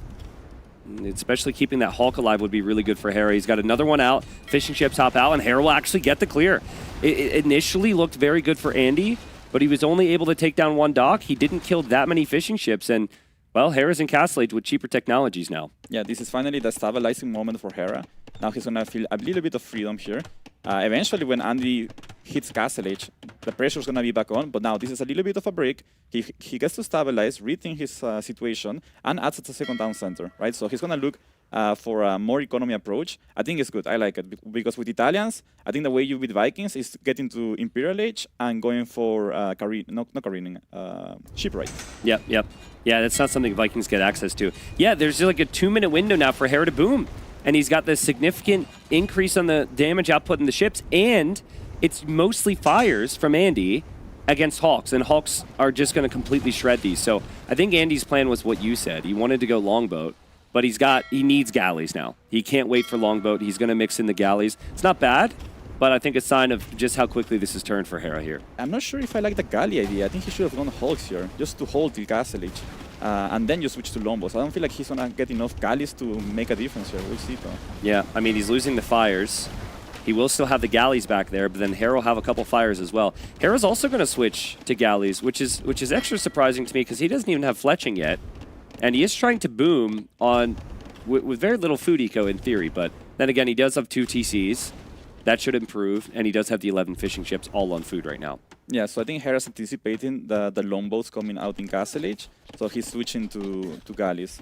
Either that, or he's expecting hulks from Andy. I think the best way to at least not die to the longboats in Castle Age is to be on galleys. Yeah, that galley, that's a little wasteful there from Andy. You can tell the pressure just mounted for a bit, and there he goes. So, something I find is problematic when I play Vikings is I want to play longboat, but sometimes you need the occasional fire or hulk in front, but you don't need to get the warships upgrade for the longboats, right? So it's like, you almost don't want to get it because you want to play longboat. Looks like he is going to get it now, but he needs something more than longboats right now. Yeah, you can feel a bit wasteful. The thing is, when you're at these kind of low numbers, just a few fire ships can really make a big difference, right? So he feels like he needs that. Yeah, and I think the best army composition anyway is a mix of that longboats and fire ships. Yeah, Hera just gets fletching, but I mean, he's got some good value from the engagements. I think it was 12-12 there for a minute, and now it's 28-19 on the KD for Hera. But I'm not sure I love 6 war galleys with no Bodcanero, no ballistics yet. I think he could have some issues, especially if there's the occasional fire. But Hera's still got the back docks to work with, and his eco is growing right now. Yeah, Hera has a slightly positive KD, but the resources collected is almost 2,000 in favor of freaking Andy, right? And he's Viking, so he has saved on all these units. And he has handcard, while Hera no wheelbarrow, obviously. Not even Bosso, which Andy has. So there's a big efficiency lead for Andy here in terms of economy. But I think Hera, at least, he's feeling good because he has 2 down centers. He knows he has the second down center before Andy. He doesn't even know if Andy has one at all, a second one that is. So he's feeling okay. You know, he has survived. He didn't die to the Viking push. Just has to keep doing that. We've seen Hera in similar situations on land before, right? It's like you go for the greedy approach, you get a bit of an eco lead, you push out, you get some good engagements, and now you're hoping at this stage of the game that your eco is starting to overtake the opponents. But that's not going to be the case if Andy sneaks on by and Andy gets Clinker Construction a little faster than Hera will, and that gives him the opportunity to run away from this. That's a nice find there from Andy in the back. Yeah, that's very nice. The Lombos are so mobile, so they're just really hard to deal with. You can see how Hera's struggling against them. He just has to keep chasing units. So his game is so much harder to play than Andy's. Andy's choosing where to fight everywhere, the whole game. Yep, Ballistics on the way as well for Andy. So that's an upgrade that Hera wants, but he doesn't have it yet, despite the University techs being cheaper. Still, though, it feels like Hera on 2 TCs versus 1, with a lot of docks to produce. Feels like he's not going away anytime soon here. And the Italians might be the superior civilization in the long run if they can get to ship right. Yeah, super long run, I think they are the better water safe here. But Vikings, like, they just put so much pressure. It's really hard to get to that point. And you can see Hera hasn't noticed his attack at the bottom. Oh my god, that's so crazy. That's his whole build lead gone, basically. Yeah, and it really messes up your eco balance too, because that's wood and that's gold. And yeah, Hera notices very late. I think that's just how much focus he's had to have on the front here. And freaking Andy's micro has been stellar. Andy has ballistics. Hera still doesn't have ballistics. And Andy's going to get the Pierce Armor upgrade as well, so he will have the superior navy by far. Yeah, he is doing such a great job here. He's still on 1 town center, that's the only downside. But I think that's part of his plan. Like, he wasn't planning to add a 2nd town center. Why would do that, right? Your Vikings just put on the pressure. Exactly, yeah, it's a water map. Focus on the water. He's invested into the techs. Hera's got some weak ships in there, and Hera's really struggling. Even back there as well, he can't keep up with it. Those 3 longboats have changed this game. 17 kills. A lot on Vils, but also there was a couple ships as well. I think Hera expected to clear them up earlier. Yeah, that's just massive damage. 3 units doing that much damage. Yeah, and Hera calls the GG. Wow. Andy continues his amazing form. Won his 2 sets back-to-back. One yesterday, one the day before. It starts off this series with a win against Hera, so Hera's got to dial in here. But that is amazing for Andy. We mentioned it when we saw the water map. Yeah. It's like, this is the map. The dream. This is the map that he would have wanted. He played it great. Yeah, he couldn't have asked for a better map there. And he played it beautifully, honestly. He found the weaknesses from Hera's strategy, punished perfectly, and then he was confident in what he was doing. A smooth win by him. I find it really funny. This is not the first LAN event that this has happened. I find it really funny. They throw a mic in there. And after a game ends, they're just like hoping for a soundbite, and it's just always silence. Like very rarely are you gonna hear anything. Yeah, because it's like if you're a winner, you don't wanna you just beat him, right? You don't wanna say something that might tilt him even further. And if you're the loser, you're tilted. So I don't wanna say anything. Well, I remember where it was really interesting is when you had like Doubt and Viper playing against each other in one of the NACs. And they, of course, knew there was no microphone in there. So they talked tons. Then the idea was, ooh, let's add microphones. And now the players don't say a damn thing. They don't say anything, yeah, exactly. If you know you're being listened to, you say nothing. Oh, man. Well, this was the start here for Andy. I really like the patience to take down that dock. But eventually here, I mean, here it looked like Hera might just be dead. But eventually Hera turns it around. What do you think went wrong here for Hera? Because his eco was stabilizing. He had lots of docks. He's got an amazing civ. It's hard to say. I think it's just, I don't know, the strategies and the positioning for both of them on the dogs, I think just favored Andy's strategy a lot. I also think it's a mistake to, I don't know like if he could have taken them, but I think leaving Vikings open like that, which weren't even first picked, I think that's a mistake. They both went for a Mongol first pick, and then I believe Andy had 2 picks. Hera had 2, and they still hadn't picked Vikings, which I think is a mistake. I think the draft board might need to be tweaked here, right? Because we don't have the yellow circle, which should indicate the first pick. I think it's Mongols because they both have them, and that was the free pick, right? Maybe. So it's Mongols, Viridians. I could have sworn, maybe I'm just seeing things, that Vikings was first pick from Andy, and that Italians was first pick from Hera. But again, that doesn't make sense because they both have Mongols, I guess. So well, yeah, I mean, that's part of it. Maybe you can just ban out the civs.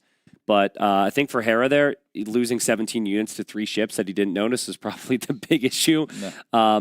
But amazing confidence from Andy. I just love the confidence. Like when he, prior to playing ACCM, he felt very good, talked about it, it delivered. Same against Yo, and now he comes in here against Hera. A little bit awkward. Last night we were hanging out. Andy was like, T90, who will win this tournament? And I talked a couple names.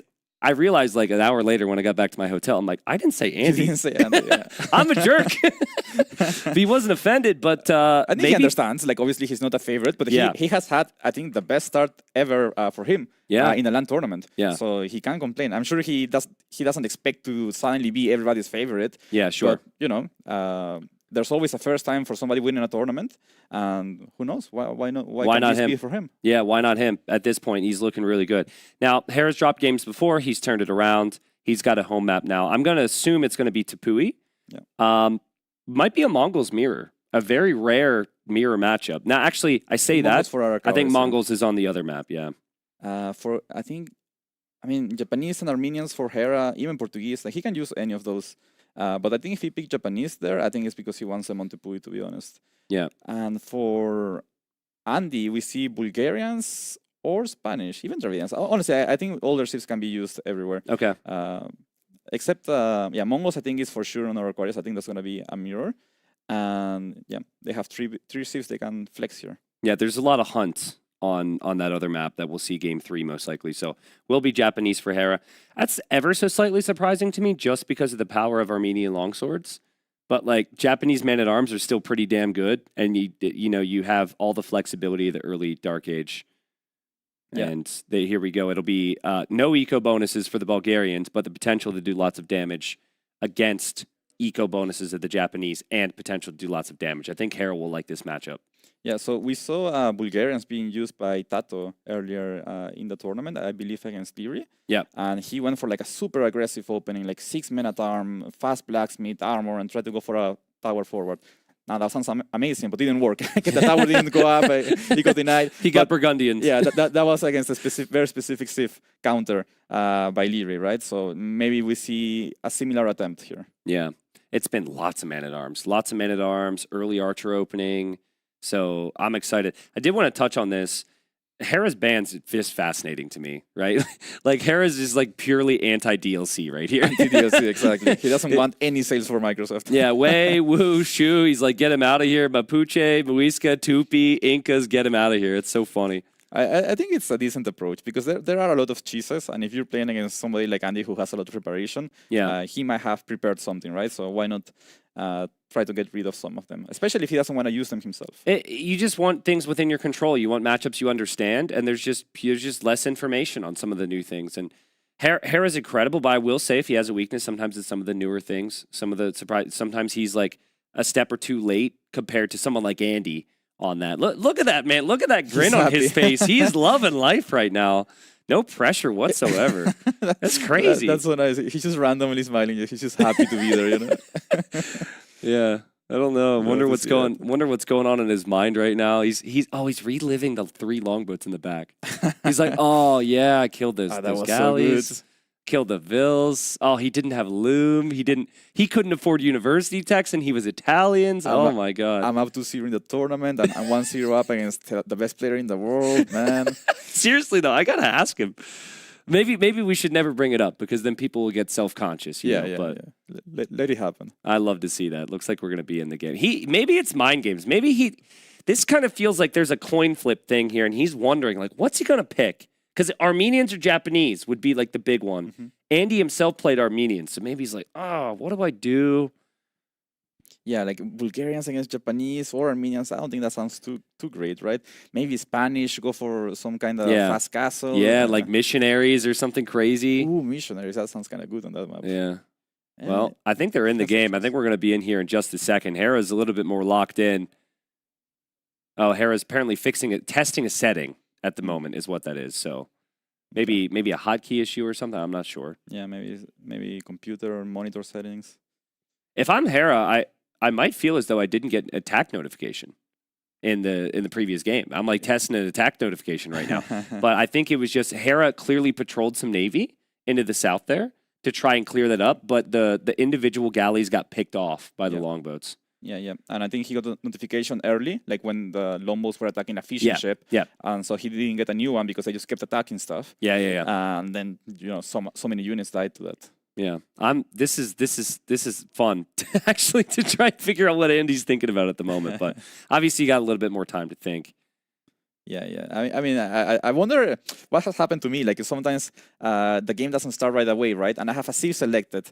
I remember this happened to me in Red Bull. I was facing Sebastian, and I knew he would go 2P on a map. So I was thinking, okay, do I go Georgians or Hindustanis? I wasn't sure if he would go 2P. Yeah. So I had Georgians picked. You had too much time to think? No, I had Hindustanis picked, and in the last second, because there was such a long break between games, I ended up switching to Georgians, and it just like if I had gone Hindustanis, it was a free win on the Civ, right? But just having so much time, I kept thinking about my choice, and I just ended up changing it last second, and it didn't work. Yeah. No, there's definitely something to not having the time to think. you know, like sometimes you could psych yourself out. You can think too much. I have a really big problem with that. I try and think like 5 steps down the line in the game, but it's like, no, Tristan, just focus on the task at hand. Like, don't lose your skirmishers, and then you can plan on that next move. But yeah, that, obviously a little bit of time here. But yeah, let's just think about this, right? Because Hera had a long streak of tournament wins, all right? So he lost yesterday. Now he's down 1-0 to freaking Andy, who I think most people wouldn't necessarily put in their top 4 or top 5 at the moment. Yeah, I mean, this is like imposter syndrome is a real thing, you know. Like you start to feel like, man, was I ever good? Like I felt like that, you know. So I have good results, then I lose like 2-3 times in a row. Man, was I ever even good? Like you start to doubt yourself a little bit. I mean, he's a champion, so maybe he's not going through that. Who knows, right? Maybe something to ask him afterwards. Yeah. Well, I mean, again, most likely, even if Hera loses here, he is still going to be in the top 8. There's chances a lot can happen here. The goal is to at least advance to the playoffs tomorrow. Then anything can happen. But I really think, you know, I watched Viper's reign for years, right? And I watched him there near the last 2 years of that when Viper was still winning everything, right? It's like moments. And on paper, it's like Viper's at a disadvantage here. But there was no belief on the other side of the screen, right? Yeah. There was just none whatsoever.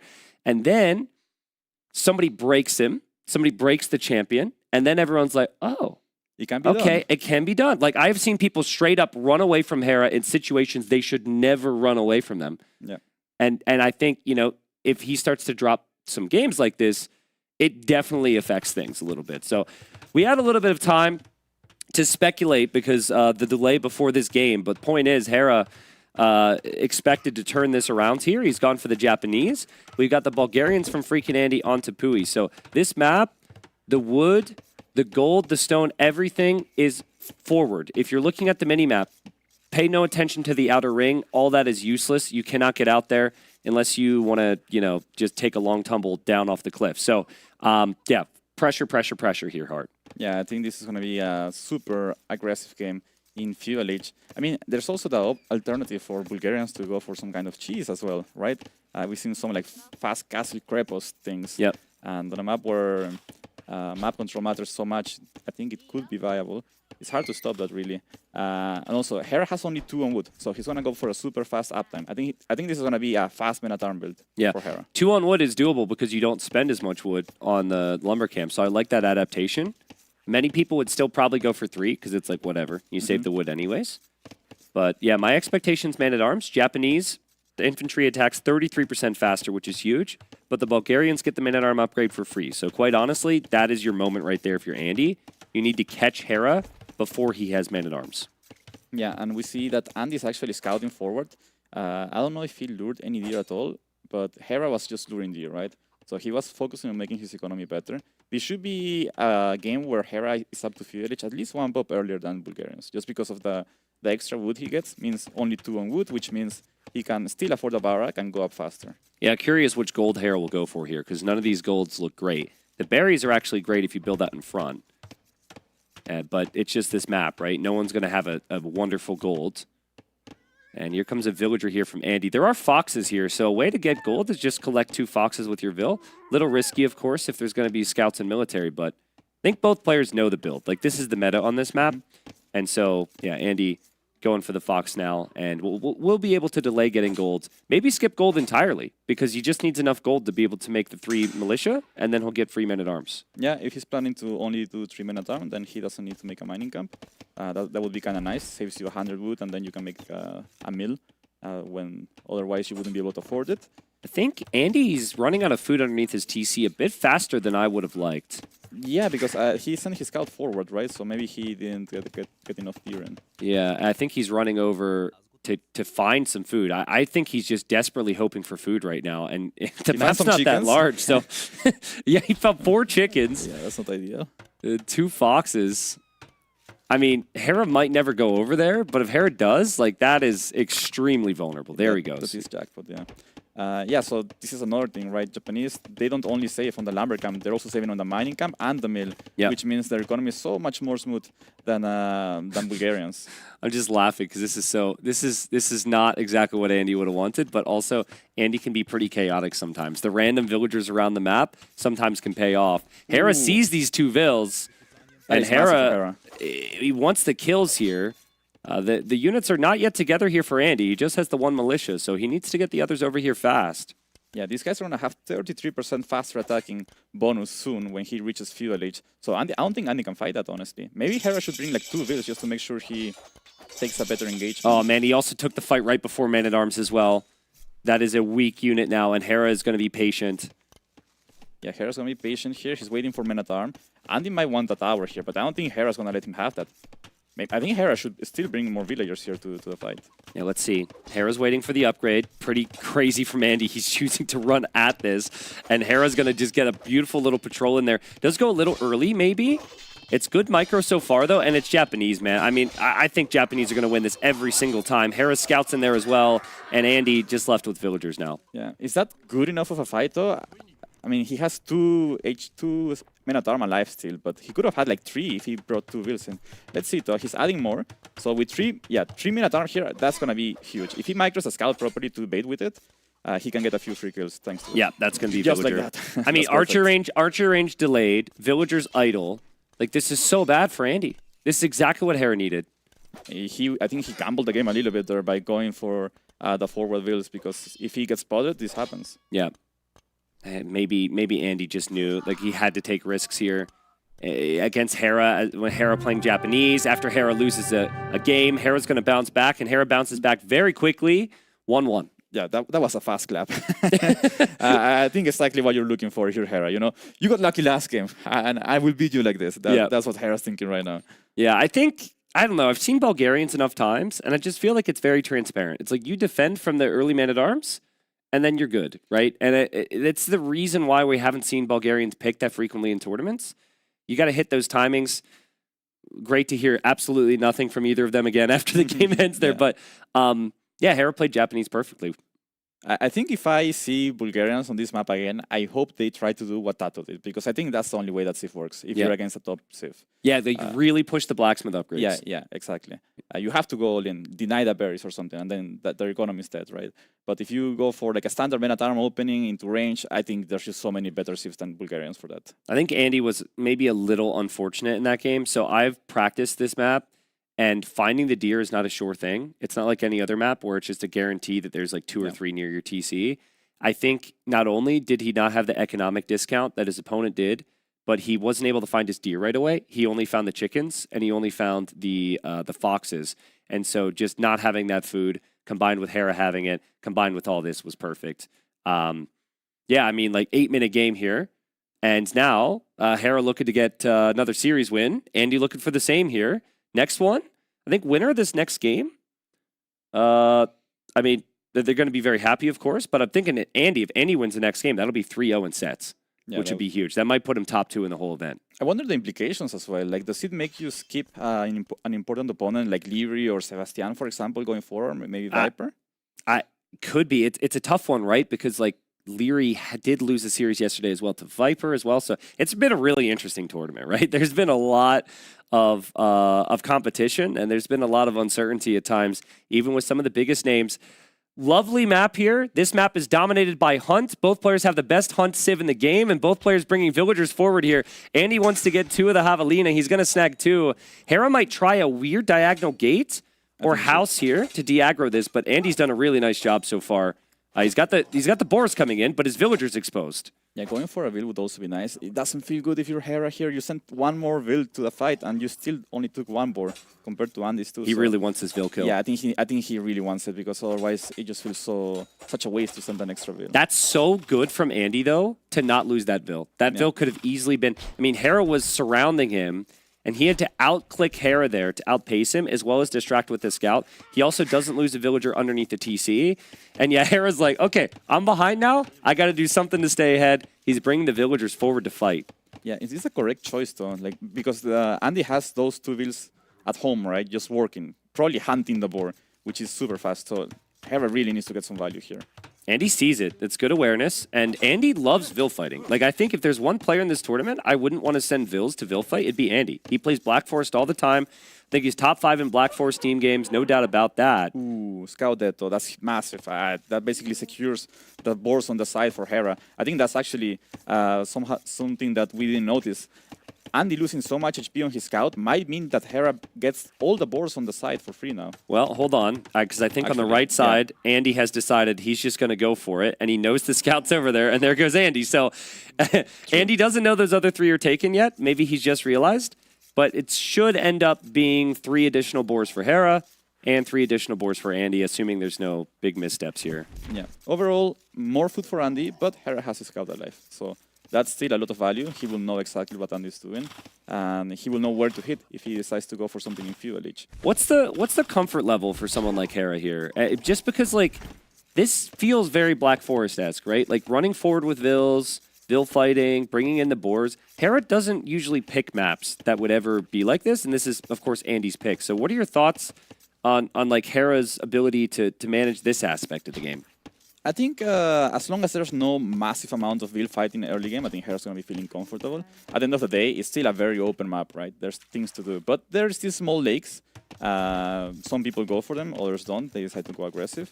Let's see if... Yeah, Hera's just going to mill them, actually. Interesting. Well, I mean, Hera's Vils went so far forward, and I'm wondering if Andy will ever go back and look. You can see there the villager history. Thank God there's no like life history for us, because we'd be looking pretty lazy as well. But like you got like the idle in there, the moving. I mean, they just haven't really been working. But I mean, they're at the enemy base. Yeah, and at least they're working now. Yeah, yeah. At least you're working now, guys. Everyone watching. Yeah. Somebody's working. Exactly. The hard workers in the chat. I mean, okay, so I think Hera with those builds, he might try to do something aggressive, right? Yeah. Making that mill, building that mill means that he's not going to go for a dog himself, most likely at home, right? So he probably knows that Andy likes to go for dogs. Andy doesn't, let an opportunity go to waste when he can make a dog. So he knows if he doesn't do something, he will be behind in economy. So I think we should expect Hera to do something here, something aggressive. Well, on stone, actually. That was not what I was expecting. I don't think a 2-villager tower rush is the strat, right? Yeah. So this feels like fast castle, and it just... Hera's villagers are just going to be there, and Andy's going to do the same thing. This is so interesting. I wonder if they have both played this matchup before or something, because they just have exactly the same idea, which is... It's weird to see. Yeah, I mean, I wouldn't have been too shocked to see Andy try it. Hera going for it's maybe a little bit surprising. I thought Hera would maybe go like scouts, or maybe if anything like fast castle lancers or something. Yeah, lancers can be really strong because it's a difficult map to wall. But yeah, they're kind of mirroring each other's approach. The slight advantage for Andy in terms of the potential of the fish, but fishing ships on shorefish are super inefficient and slow, so it's not really that big of an eco lead for Andy right now. Yeah, this is nice for Hera. He's getting some deer in as well, so that's probably going to make up for the difference in not having the fishing ships.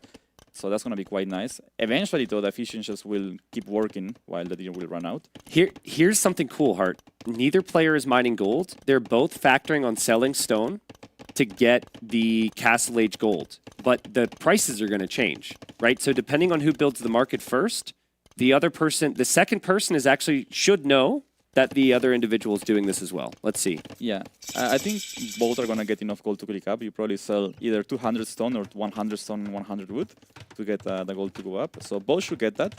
But yeah, you can see Hera's going 3 on market to build a market, which is unusual. So he's doing that just to get the market up slightly faster in case it's a race to the market. Could also sell food here for your Hera, because you're going to need the stone. So we don't know what they're going to sell yet.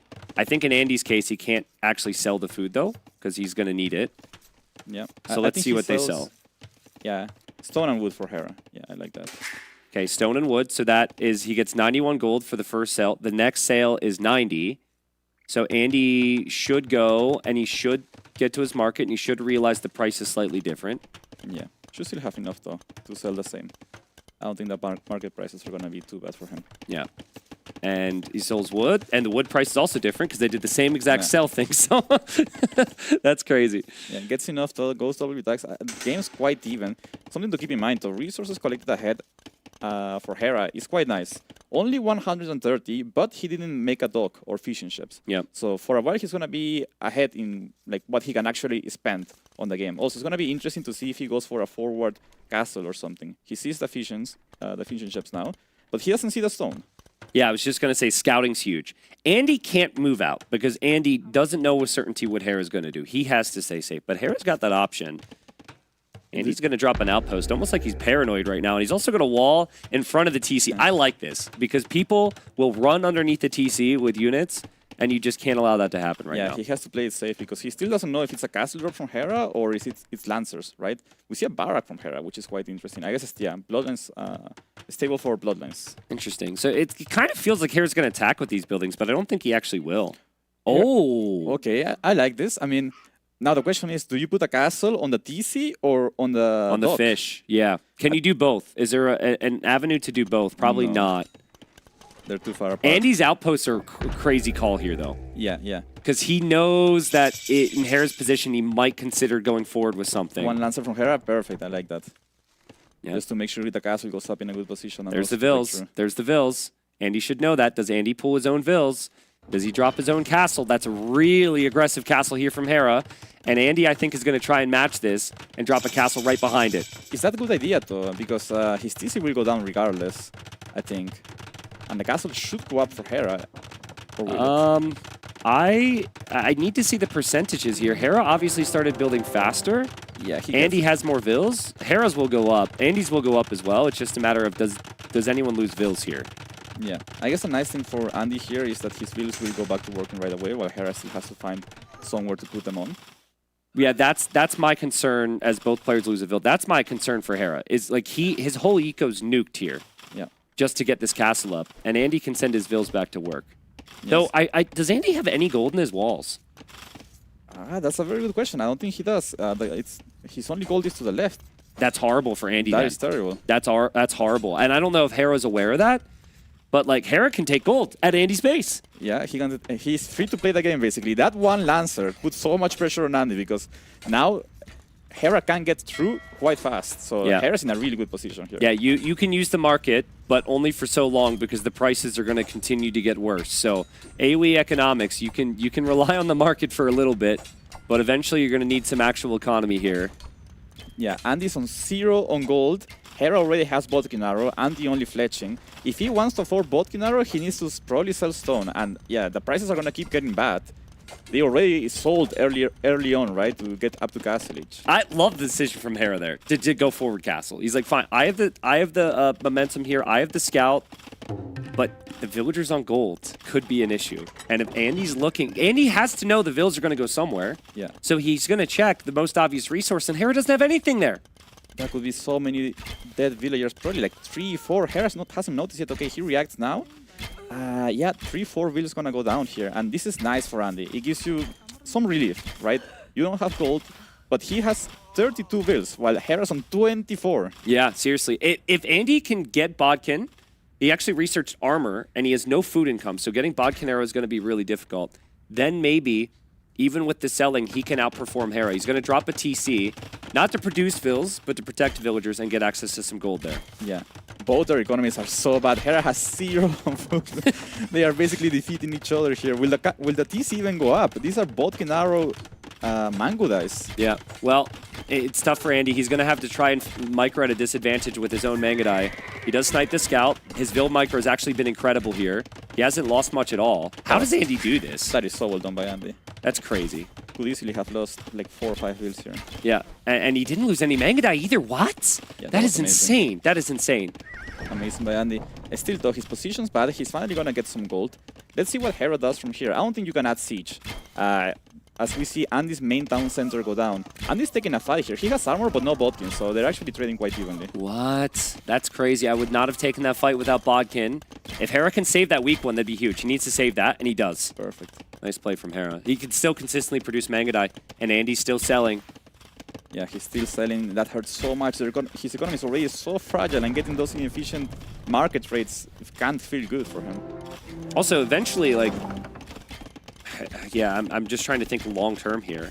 Honestly, I don't think there's going to be a long term. I think if Eric can hold this position, he's probably in a good spot. He could keep taking the gold. He can then deny the gold. And he doesn't push it back. He has no space to breathe here. Andy's selling everything for Bodkin Arrow. I think it's going to come down to this fight. Andy needs to come up with some magic here. He needs to out-micro so hard. Well, he can lose a couple Vils and still be okay. I think losing the Mangadai is the problem. But Vils, you're actually ahead. But yeah, not for long. He needs to come in with Bodkin. Vil counts even now. Hera might not be able to reinforce too easily here. And he might have gotten a little bit too confident with no Bodkin for a while from Andy. So he'll notice that. Now it's in. Oh, it's just a pure micro battle. Forget about eco, dude. Eco doesn't matter. It's all about military now. There might be a hard reset here, I think. They might go bolt down to like 1 unit. Okay, villagers going down. Hera's getting dangerously close to the castle, but not underneath the castle. This is really fun to see the micro here. Yeah, still does so much value for Hera. Now yeah, it's so good. 6 villager units ahead. I think he's winning the game now. The thing that's so impressive from Hera too is he has built enough food eco behind this, and he's balanced out his eco very nicely as well. Exactly what he needs to. That is some crazy micro. He's got to do the work before that though to get the eco set up. But my goodness, yeah, more Mangadai coming in. It's going to be tough for Andy to take wood. That was his main wood line. And it's 9 Mangadai versus 5. Andy was never able to consistently produce. And this is a nightmare for Andy, because like you don't want to be in a micro war like this against Hera or Leary. Oh, and the castle as well killed the Mangadai right after it spawned. And Hera gets 2 very quick victories in response after game 1. Yeah. Very aggressive games right there by both. Let's hear them. Yeah, they said GG, well played. It looks like Andy had a good time. I think Hera's relieved to have got those 2 wins there after losing the first game. For sure. Okay, it's nice to be Hera right now. Yeah. You know, first game didn't go his way. I think he will look back at that game and understand that probably needs to think a bit more about that map, about the strategy approach and also the sieves. But the next 2 games, just smooth. Like he's showing why he's Hera. Yeah, absolutely. And I think also we talked about he didn't come in here undefeated, right? So he was 1-1 in sets. Now he ends at 2-1. I think he'll be very happy with that, especially because the one set that he lost was really close to Sebastian. So Andy, he's also 2-1 in sets. So I don't know how it works. I'm not sure if there's a potential rematch for them in the quarterfinals or something. They should probably be in separate areas there. But Andy's got a lot to be happy with. You got to win against Hera. If things go slightly differently, maybe in that game, like he doesn't lose his scout, maybe that's a game he can win. And he beat Mr. Yo and he beat the ACCM. Yeah. How much like came down to that scout, right? We talked about the beginning. Like, okay, Hera lost the boards, he sent reveals, that doesn't feel good, but his scout is alive. Yeah. Right? Yeah.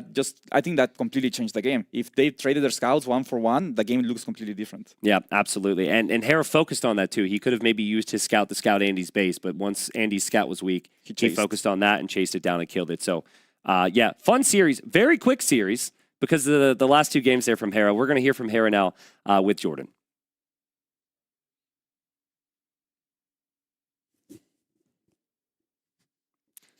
Eventually. Soon. And now we have it. Thank you very much for the cast. Hard in the T90, and we're here with Hera. Congratulations for the win here. Thank you. And Hera, before we go to the highlights, I would like to ask you regarding yesterday. You played against Sebastian. It didn't go fully your way. Was there one thing you were able to learn from yesterday's set against Sebastian, which you were able to bring into today's set against Andy? Not really. I should have learned how water is played, but I lost the water map again. I just have really a lot of trouble with the water meta at the moment because I didn't really play with the new patches and whatnot because I was doing other stuff. Yeah. So yeah, I feel like I should have learned how water is played from the Sebastian set, but it's not quite there. I also feel like water right now, the meta is not really clear, and it's hard to figure out what to go for at the start, right? Do you open with the gullies? Do you open with hogs? Do fire gullies? It's like always depends on certain things, and I don't know. It's a bit confusing at times. Well, one thing is for sure, it's very snowbally. So you make the wrong units, you make one mistake, and it's unplayable. So you have to watch out for that. Absolutely. After game one, which was I always call it islands, was there something you were able to learn? Like it felt like the fast castle originally with Italians is always a good thing to go for, at least in the past. But right now it felt like he was able to overcome you with army, and that was a little bit tough to come back onto water. Yeah, it was completely unplayable. I was not really able to do anything there. Like the fire ships are killing the docks in record time, and my units are just not trading efficiently to buy time there. So I don't know. I guess you just don't fast castle, but we'll have to see how that goes. Yeah. Also, you added the second TC before university.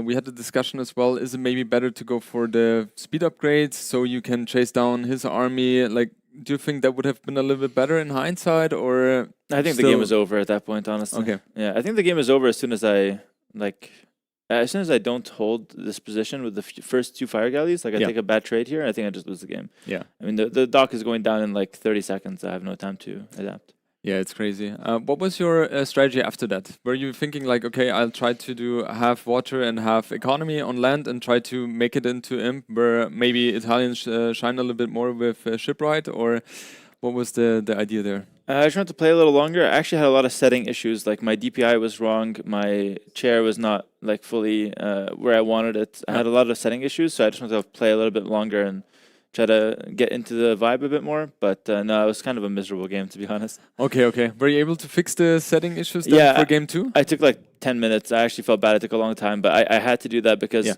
I just literally couldn't click stuff.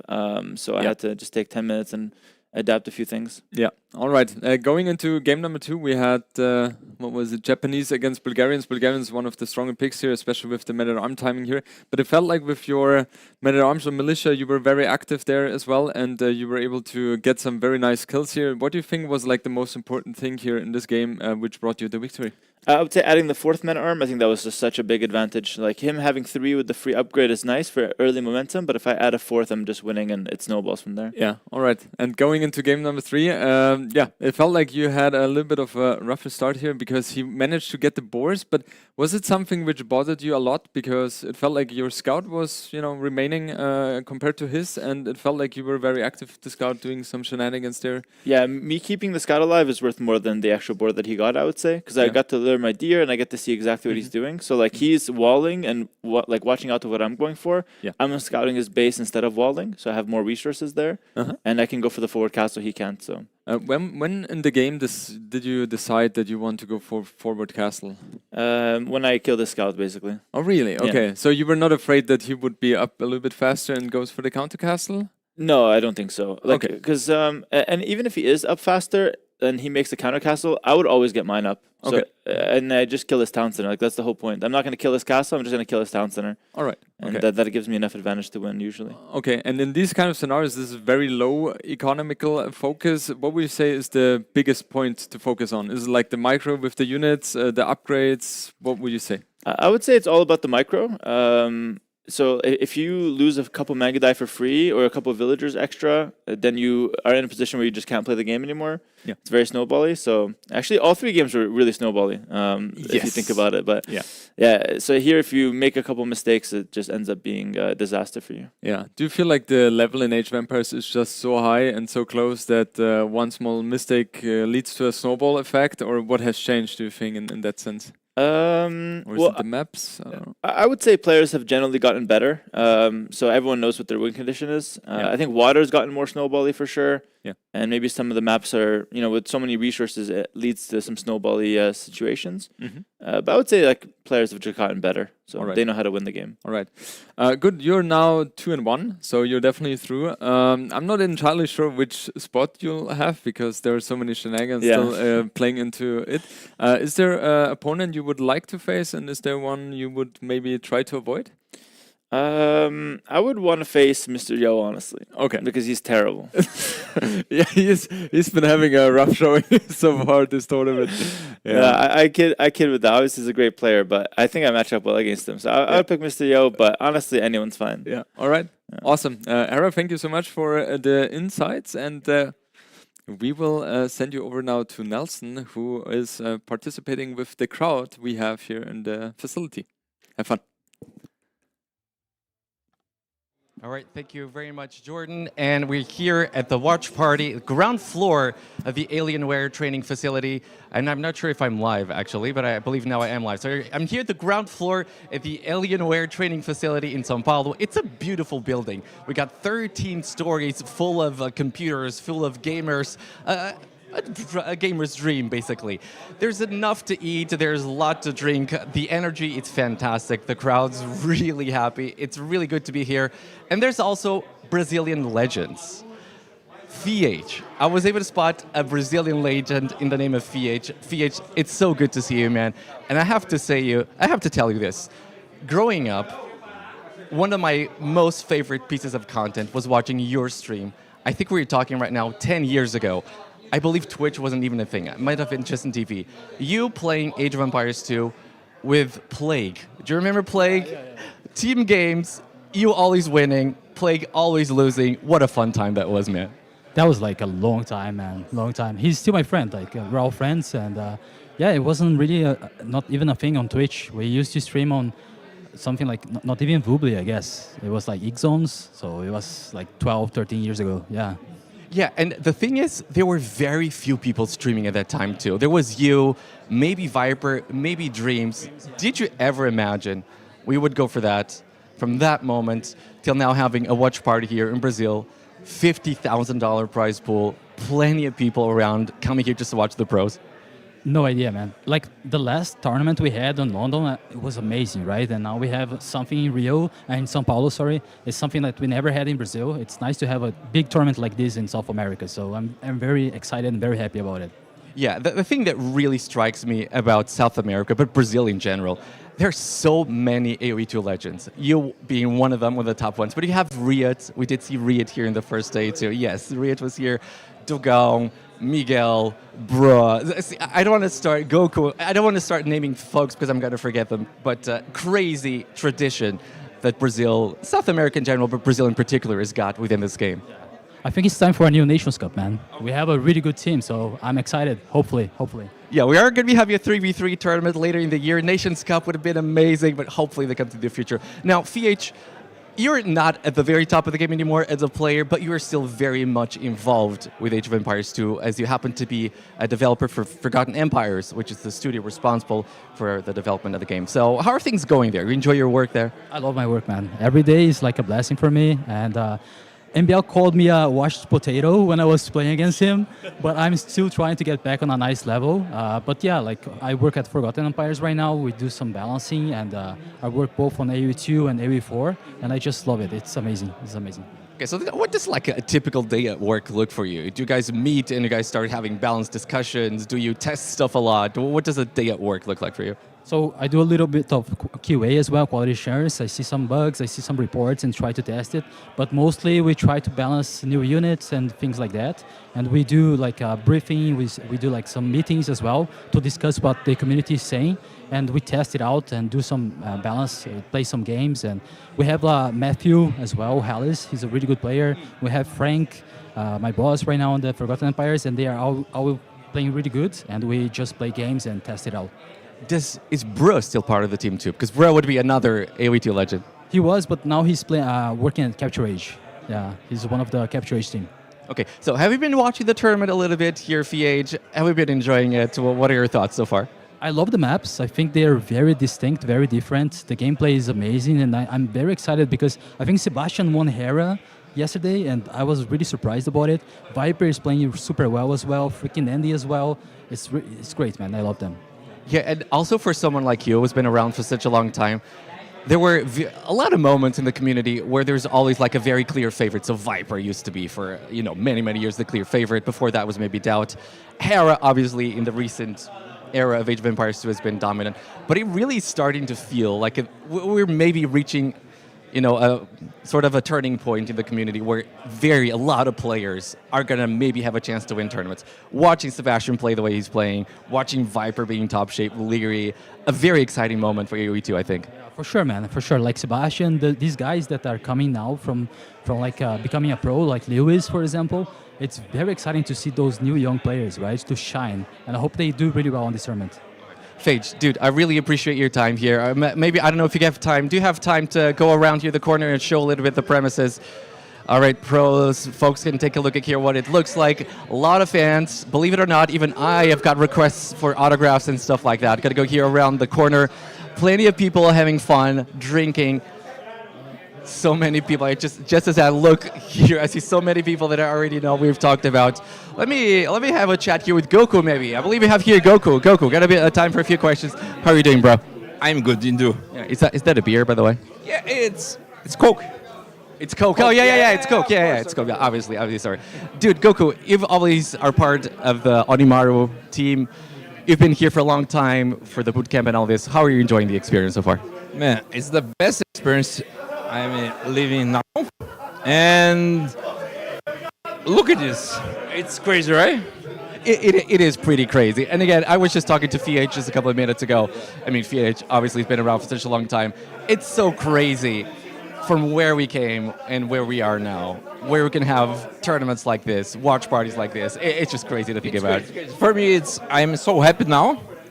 And Tom make it happen. So Tom would have been the Onimaru sponsor? Yeah.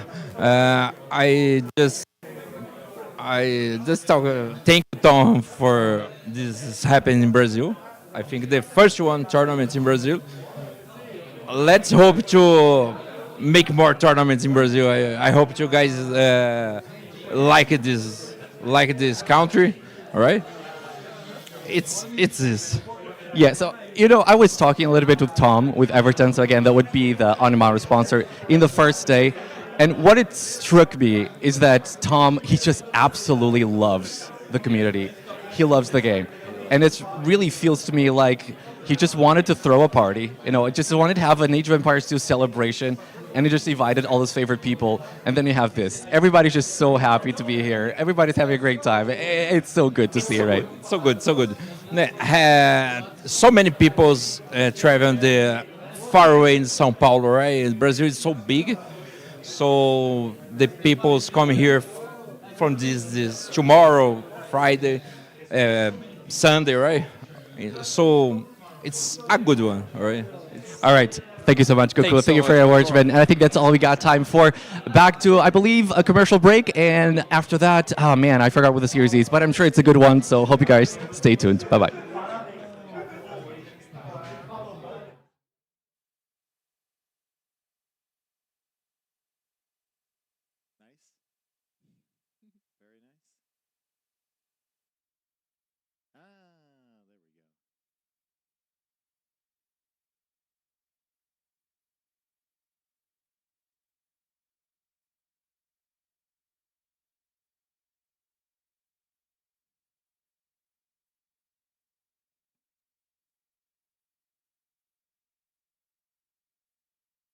I think the map was amazing. It's probably the most fun map pool we've had, I think, for years, honestly. There are so many different maps with different options, and it's just really fun because you don't get tired. It's not like the previous tournaments where it's usually a recycled map from like 5 other tournaments. So yeah, it's been super refreshing, which also makes it really a lot more fun to practice.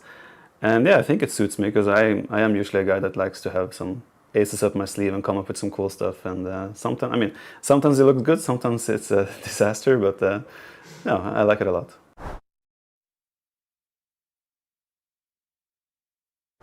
I feel like I'm playing relatively sharp.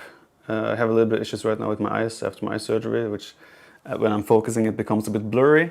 That's not ideal, obviously, but other than that, I feel like I'm performing well and yeah, winning quite a few games in practice, which is always a good sign. So yeah, no, I feel good, and hopefully it will translate into the tournament as well.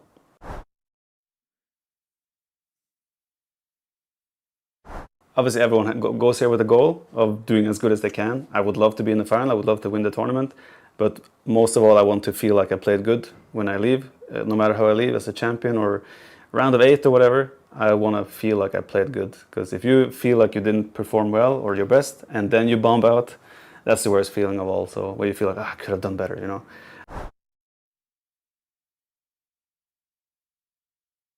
In the past, I used to take a bath before I played. I don't have the option here, unfortunately. But no, the last couple of years, honestly, it's been just try to like get your mind off the game a little bit and just try to relax, disconnect a little bit, and then just show up and feeling like fresh and ready to go. You don't want to dig yourself too deep into the bubble of Age of Empires as well before a game, because then maybe you've been thinking about it too much and you're kind of tiring yourself out a little bit. So yeah, for me, it's just try to like mentally prepare and be ready physically as well. Like don't do anything that will make you more tired than it has to be. Try to get good sleep, things like that. Eat at a good time. Just all the small, usual stuff.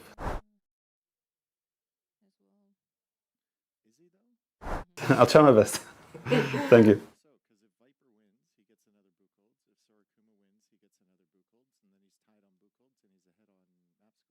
I think the map was amazing. It's probably the most fun.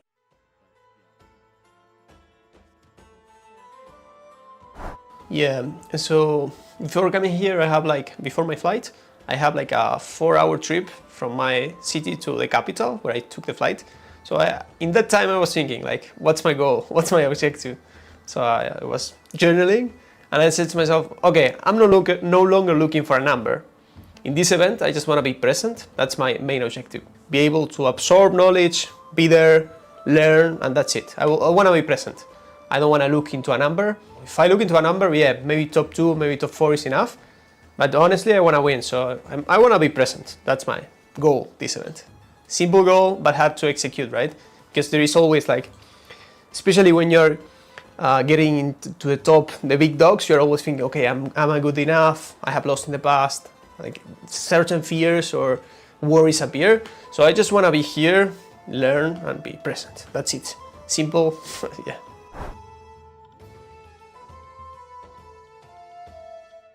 Yeah, that's a really good question. That's a question I should put like hours, weeks, months thinking about. So yeah, I think there is a lot of things gathered. So probably one of the main things is confidence, because I am confident. But then when I'm facing like a really, really strong player, I execute poorly, or not I execute poorly, no, he executes slightly better. So it just looks like I'm executing purely. So I'm getting the experience, because if I put into perspective, these guys have a lot of experience. They have been competing, like for example, Leary, like he beat me 4-0 on Red Bull, and I felt like devastated because it was like a 4-0 clear. I felt like, oof, horrible performance by me. But to be honest, like they have so much experience, so I feel like I'm catching up. So it's not like I'm missing like a key component, like, oh, I need to fix this. And then, yeah, there is a lot of things I can still improve from my gameplay. But then, honestly, I just need to gain more confidence for me, I think. That's what maybe is keeping me, slow me down or keeping me down, yeah.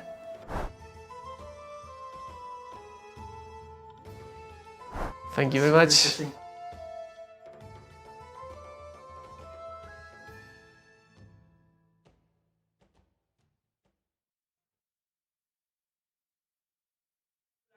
Anticipated sets of the day upcoming. It's going to be Viper against Sebastian. Our 2 undefeated players thus far. We'll see who finishes top dog in the group. Both of these guys yesterday took out the consensus number 1 and number 2 players in the world, respectively. So really, really nice stuff from them. I'm Dave. I'm here with Daniela. Are you excited for this one? Super excited. Like you said, both of these players have performed awesome so far.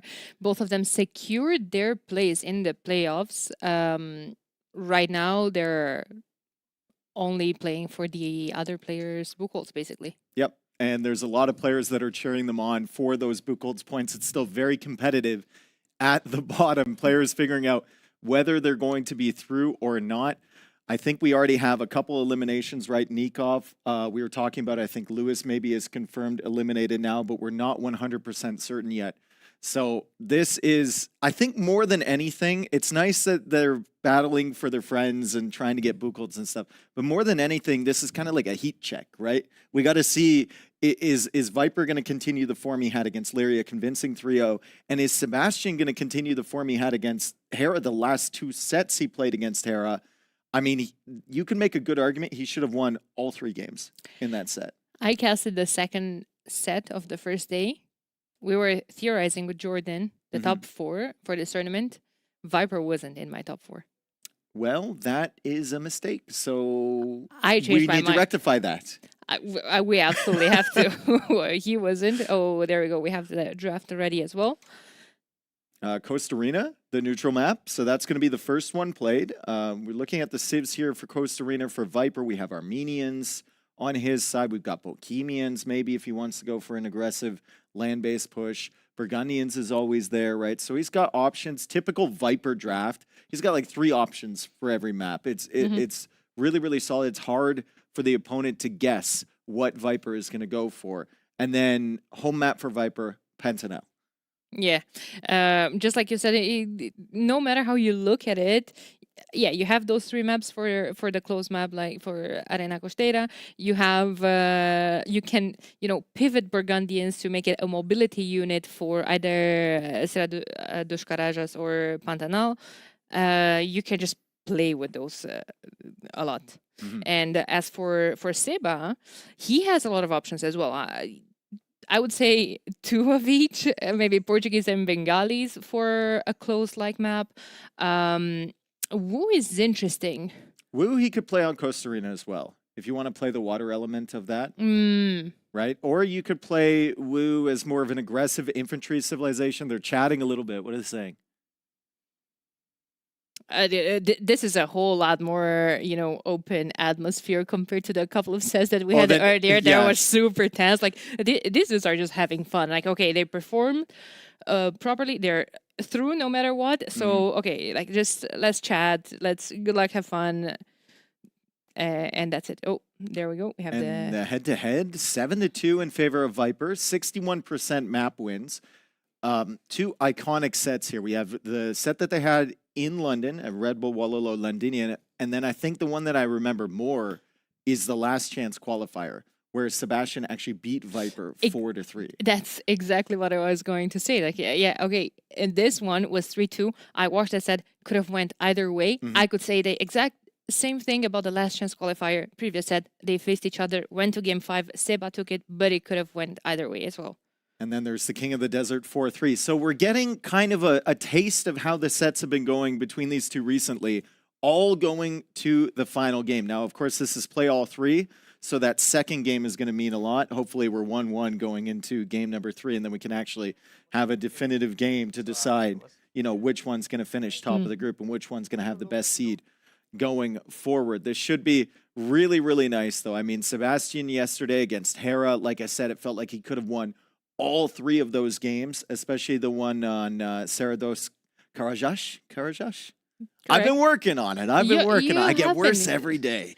But, worse? No. Yeah, come on. we're Give working. yourself some credit. Yeah, we're working away on it. It felt like that could have been Sebastian's game. I mean, he had 11 villager kills early, and then Hera clawed his way back as only Hera can. Other games, though, it was dominant, right? It's military first, military, and once he feels he has map control, that's when he starts adding the eco.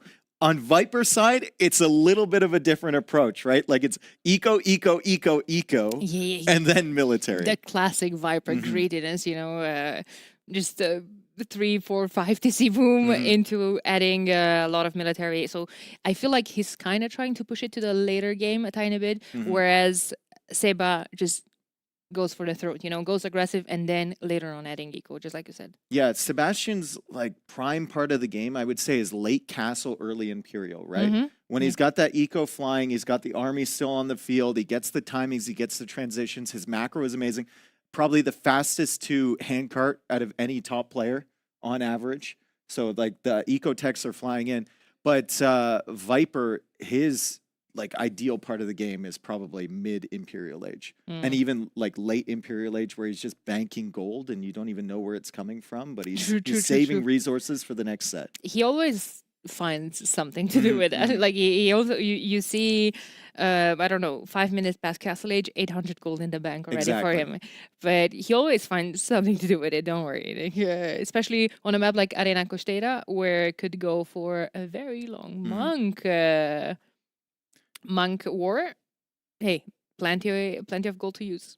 Sebastian's style also is just like his main selling point is kind of the pressure that he puts on you, right? Yeah. And it's overwhelming at times, and then he's solid behind it.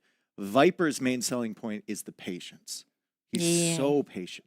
He always waits until he has a good fight in front of him, and then he'll take that fight, and then he'll snowball to victory. He can mix it up. He's good enough to do anything. He's got such a like. He's got such a chill vibe going. Both of them do. Look at it. Oh, okay. One thing. Seba is playing so confident. I love to see it. Mm-hmm. The first thing that I asked Seba when I arrived and I met him, how are you feeling? Are you feeling nervous? He said, no. Yeah, He welcome to talking to Sebastian. That's him every single time. Yeah, even after a loss. Yeah, even after a loss. Yeah, he was like, oh, it is what it is. I practiced. I'm confident. I'm going to continue practicing. And yeah, it shows. He's got one of the most solid mentals of any player here, maybe the most solid. Like, it is just impenetrable, right? I've talked to him after big victories. I've talked to him after big losses. After a victory, the most you're going to get is like a little smile and a thumbs up. After a loss, you just get a shrug. He's very modest when he wins as well, Exactly, right? Like, he's just like, yeah, well, thank you. I mean, he's happy if he knows he prepared enough, right? If it feels like he put in the time and he's ready to go. And we're ready to go here. Game number 1, Viper playing Armenian. Sebastian is playing as the Woo, his 3rd pick. And we are on Coast Arena. Game 1 of this play, all 3. I honestly didn't expect Woo on this map. You did make a case for it. Seba had Bengalis, had Portuguese. I'm surprised to see it, but I do not mind it. Woo have great bonuses on water. And on this map, water matters a lot, as we see Viper already putting down his first stock. Yeah, I mean, Woo have a ton of synergy for the early water start, right? Their houses build a little bit faster, which lets you get out there a little bit quicker to start with the docks. They provide 55 food. And then critically, once they're in Castle Age, they get careening for free. And then in Imperial Age, they get dry dock for free. So really, really solid water. It can sneak up on you, especially if you're playing into war galleys or something, which is more typical with the Armenians. That careening makes a big difference for the fire ships early Castle Age. Oh, I'm a big fan of careening. You don't have to tell me. Like, but yeah, to go into your point, especially versus Armenians, those two techs are crucial. And now, after the naval rework, they're not at a dock anymore. You actually have to spend 200 wood for university to get which access makes to that those. bonus even stronger. Exactly. Yeah. Exactly.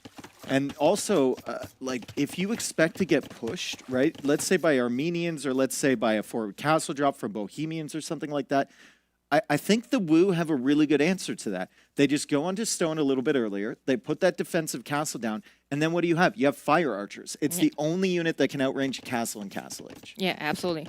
And you can, their Castle Age unique unit also does fire damage to the buildings as well. So if you want to go for a full Castle Age, or even if you see Armenians, you could expect something like Church Rush. Church or something Rush. Like that. Yeah, exactly. Who have fantastic monk tech tree in Castle Age.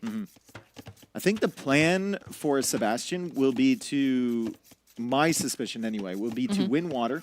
He's going to prioritize water, but he's also going to go onto stone relatively quickly, and then he'll get that defensive castle up, and he'll give himself the opportunity to get those fire archers as quickly as possible. Now, a lot of people might think, well, if he's going fire archers, they don't do a lot of damage. Viper could just go siege. Fire archers, because they're firing multiple shots, are actually really, really good against mangonels. Yeah, and just have to pay attention to micro them properly. They're still archer units. They're still quite low in HP, but you're right. If you're getting your shots in at the right time, they're very good against siege as well. Now, we've been glazing the Woo a little bit as a counter pick to some of the popular civilizations here. That being said, we're just trying to justify why Sebastian went for them. That being said, I still think Armenians are better. I think Armenians would be the consensus pick here for many players. They have the upgraded the wood techs, which give them like 28% instead of 20% for the double bit axe, and then the bow saw as well, which really adds up over time if you're playing water. They have the efficiency of the mule carts. The mule carts don't cost as much wood, so they can go out to the dock a little bit sooner.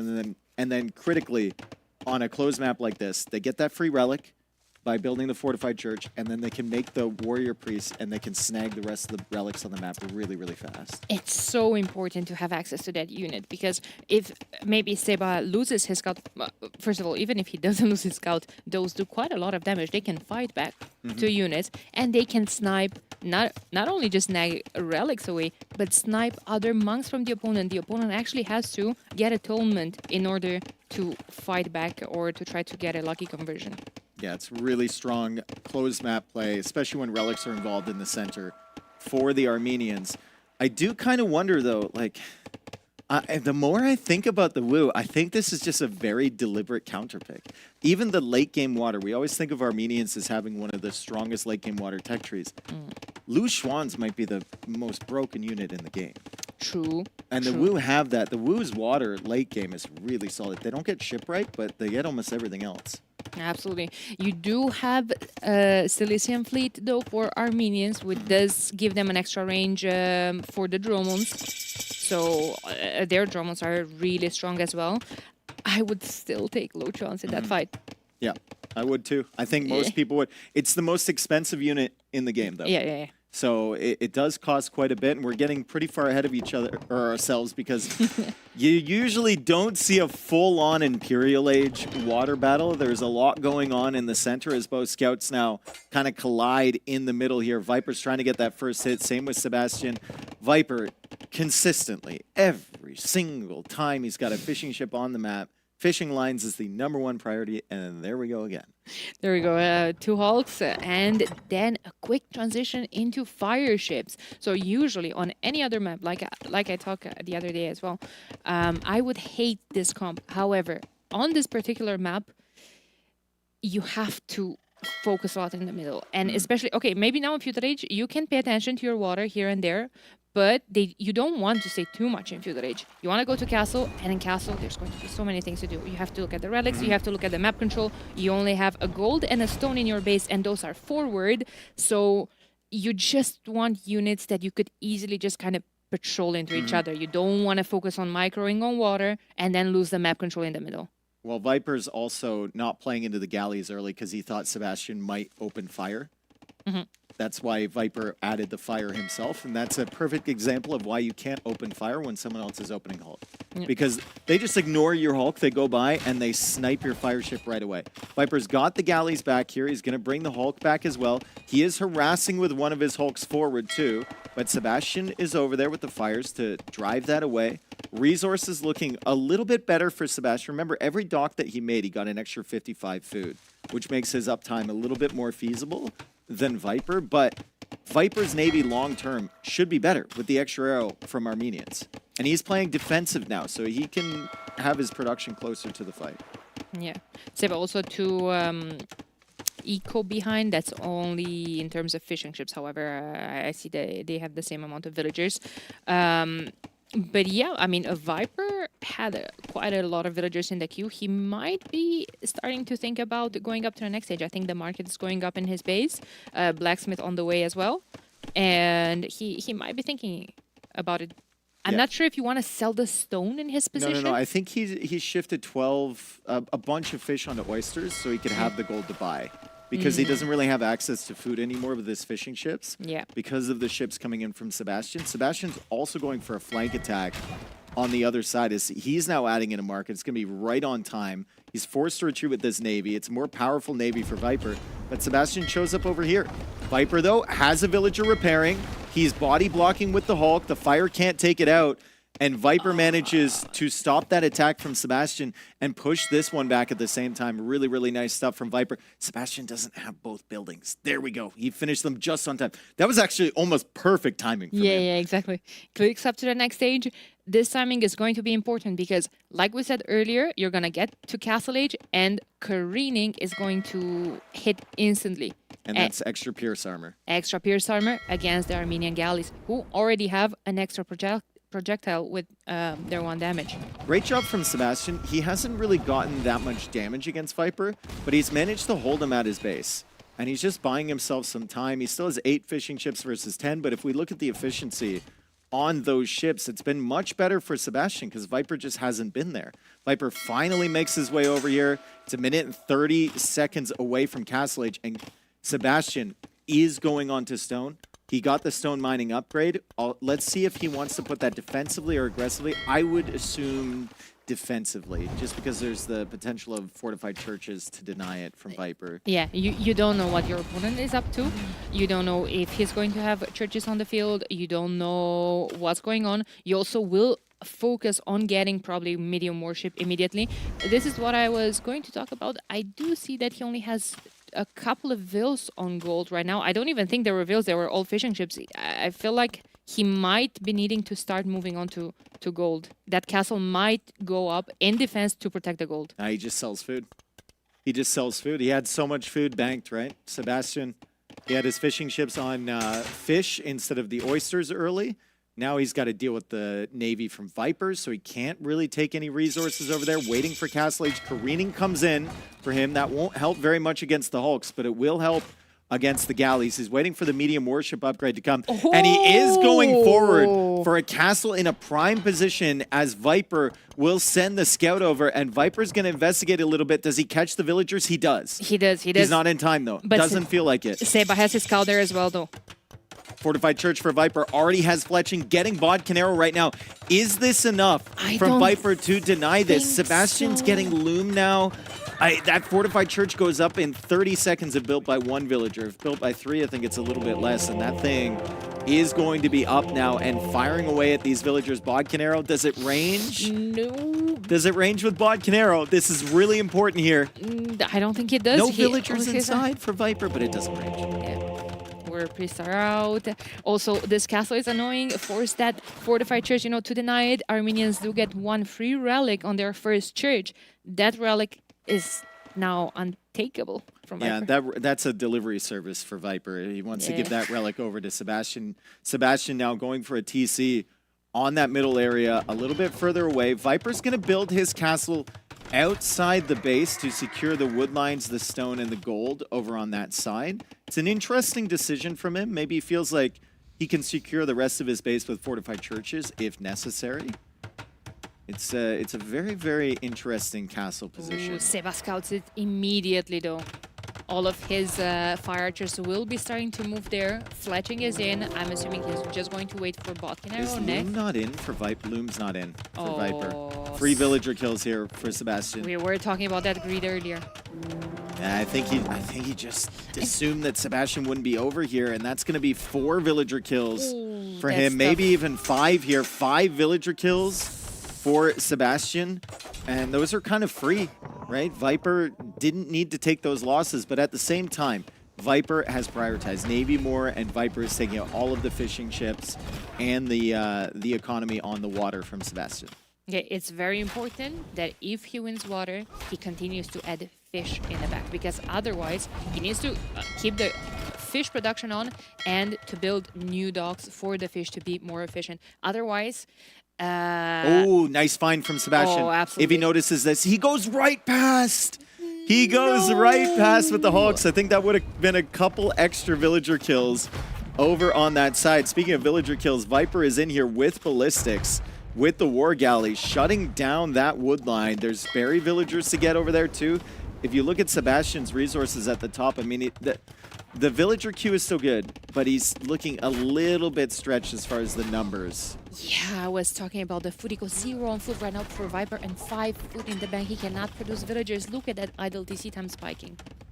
Yeah, fire archers are very dangerous. I think if you were to ask Viper, he'd be happy he won the water, but very, very dangerous situation here. The fire archers are a significantly better unit than the composite bowmen in this instance, and Viper will just have to keep making fortified churches to defend against this. He won the water, but all of his navy is forward. Those 2 fire ships melt fishing ships, absolutely. Like, if you get a couple of them into a group of fire ships, you will lose half of those, no matter even if you have a unit attacking you.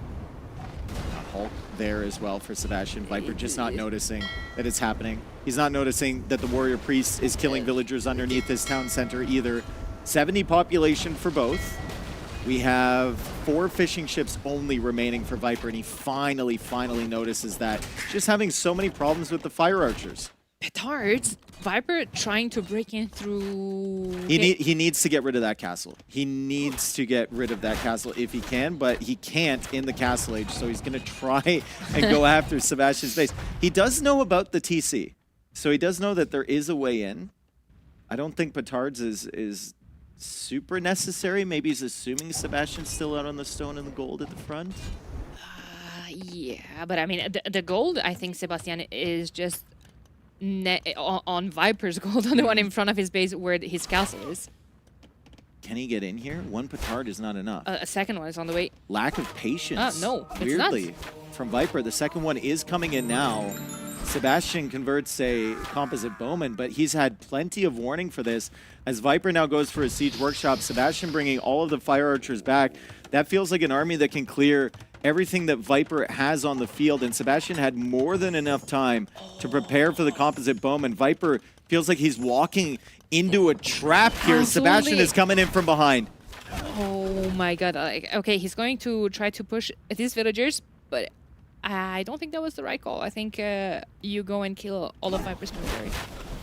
I mean, it's still value. Yeah. You're still hanging out here. Viper can't really pop out with siege unless he finds the perfect shot. Viper has ballistics though. He does have ballistics, but I still think fire archers Oh my are significantly God, better they're in this just situation. melting. It's just the multiple arrow, Yeah. right? It's Yeah, not yeah. even any of the base stats. It's the extra arrow that they fire. The extra attack is so good, and it's really solid against mangonels as well. And Sebastian's micro should be good enough to stop any mangonels coming out here and delay Viper getting that siege on the field to stop the fire archers plus another castle. Yeah, I was just about to ask, where do you think that castle goes up? In defense, makes a lot of I think sense. it goes up in the next game, maybe, because Viper might be... Nope, Viper's not tapping out. He's tapping the eye drops into his eyes. He needs a break. Just had surgery. That's fine. Yeah. But yeah, I don't mind that castle going up in defense. Absolutely. So you are...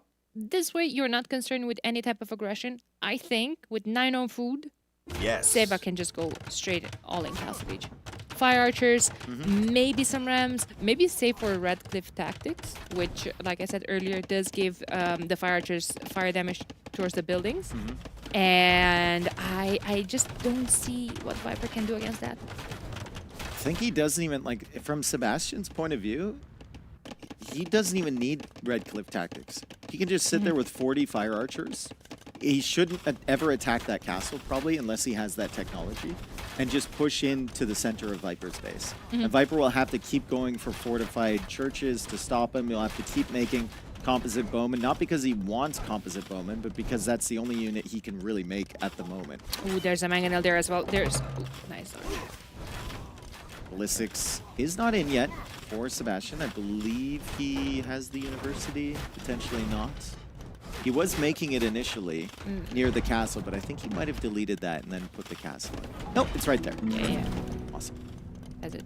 Just doesn't have the wood yet. He'd rather have fire archer numbers, 19 fire archers on the field, 5 in the queue, 81 villagers for Sebastian. We look at the villager count for Viper, 50. How did Sebastian get such a huge villager lead? He just dropped the TCs right away. Exactly. Farms, food eco, macro. This is where I was going with Viper with control over the water has to constantly add in docks and more fishing ships because Seba already was on 2 TCs. Now he's on 4. And look at Seba. He's not on stone right now, but still 400 stone in the bank. I feel like you see that secondary stone, if a castle's going next to it, his fire archers can just stay under that castle and shoot Viper's castle from there, and Viper cannot do anything about it. He can't touch those fire archers. I think Viper can't touch the fire archers right now at all anyway. Like, every time he gets close, they're just like, there's no way to stop them. Sebastian also has 3 mangonels somewhere on the field. I mean, he's got 2 more in the queue. Viper did add the fishing ships. He's up to 17 now. He's started to migrate his docks. The population is still close, I suppose, but all the momentum is with Sebastian, and Viper taps out. Excellent counter pick, it turns out, from Sebastian. Well done. Yeah, it turns out we were not just glazing, we were talking about them for a reason. Oh, not so chatty anymore. Viper's like, Woo, I see.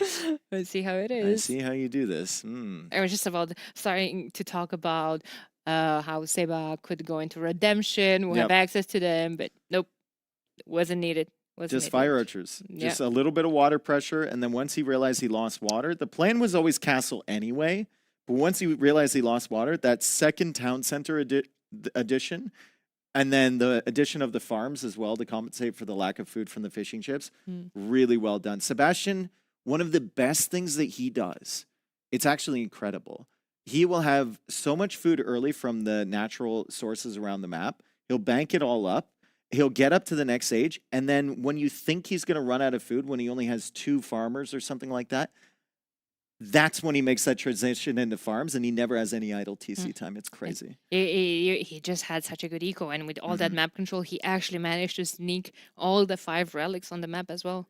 Imagine if that fortified church was 1 tile further forward as well. If he had deleted the gate and placed that, that castle would have been a giant headache. This was also very avoidable damage for Viper. But I mean, you're not really thinking about getting Loom at this point, right? Yeah. You should have when you went for a castle outside your base, but yeah. it's not It's something you generally get on this map. Too many things to focus on. And here as well, like I can understand that you also always say this during your cast. If your military can't do anything, just go counterattack. But but it was just such a good reaction from Seba to kind of trap those or set them for a trap. I think like more consistent approach there would just be to save the 2 petards and break in as a surprise tactic.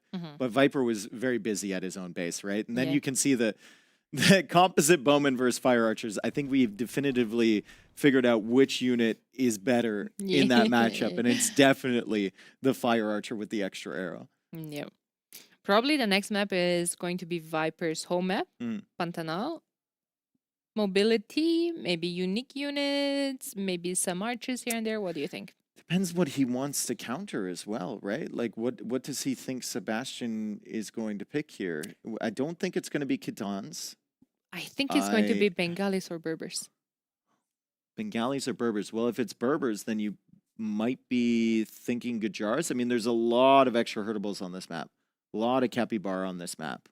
And you have the mills on the outside, so you can garrison them inside. That'll give you a nice little early boost. It also keeps them from your opponent taking them, which is a nice little bonus. And then transition into the Camel Scouts and then eventually Camels is really, really solid against a Civ like Berbers. Camels have bonus against other camels as well. Could And go Burgundians as well. Just Flemish Militia are really good. yeah, and super annoying early Yes. on. Flemish militias, a couple of scrims. I find that so annoying. Also, Bohemians. Could be. I saw the show match between Doubt and Hera, and Doubt got himself into quote unquote an unlosable position. Ah, right. We have a restart. They started on the same area, they're within range, and this is a restart. GG. All right. Well, now we know the civs. Burgundians. Berbers, yeah. Burgundians, Berbers. I like that for Burgundians, actually. I think that kind of plays into Viper's favor a little bit. He also likes them a lot. I've seen him prioritize them. Well, actually, a lot of pros do. It plays into Viper's playstyle. We were talking earlier about how he loves those boomy games, the greedy. With Burgundians, you can be an extra greedy a tiny bit faster with them having access to eco tax 1 age earlier. Oh no, the Burgundian's already broken. He lost. Yeah, when in cases like that, folks, we don't play with treaty on these tournament maps as you do on the regular ones. So you can't see the lines because that would be a lot of information for your opponent. So we just take the chance sometimes that the TCs are going to be set up right next to each other. And if that's the case, if they're within range, then it's a restart. Yeah. There we go. Now it's back to normal. The Burgundians have not been broken. They're intact again. Yeah, they're intact again. Happy to see it. So Berbers versus Burgundians, I would expect some Ecotex flying in early, notably double bid-axe, of course, for Viper, but then Flemish Militia to control the map a little bit. And then the greed starts. Yeah. And then the greed starts at that point. Remember, on this map, there's javelinas all over the place.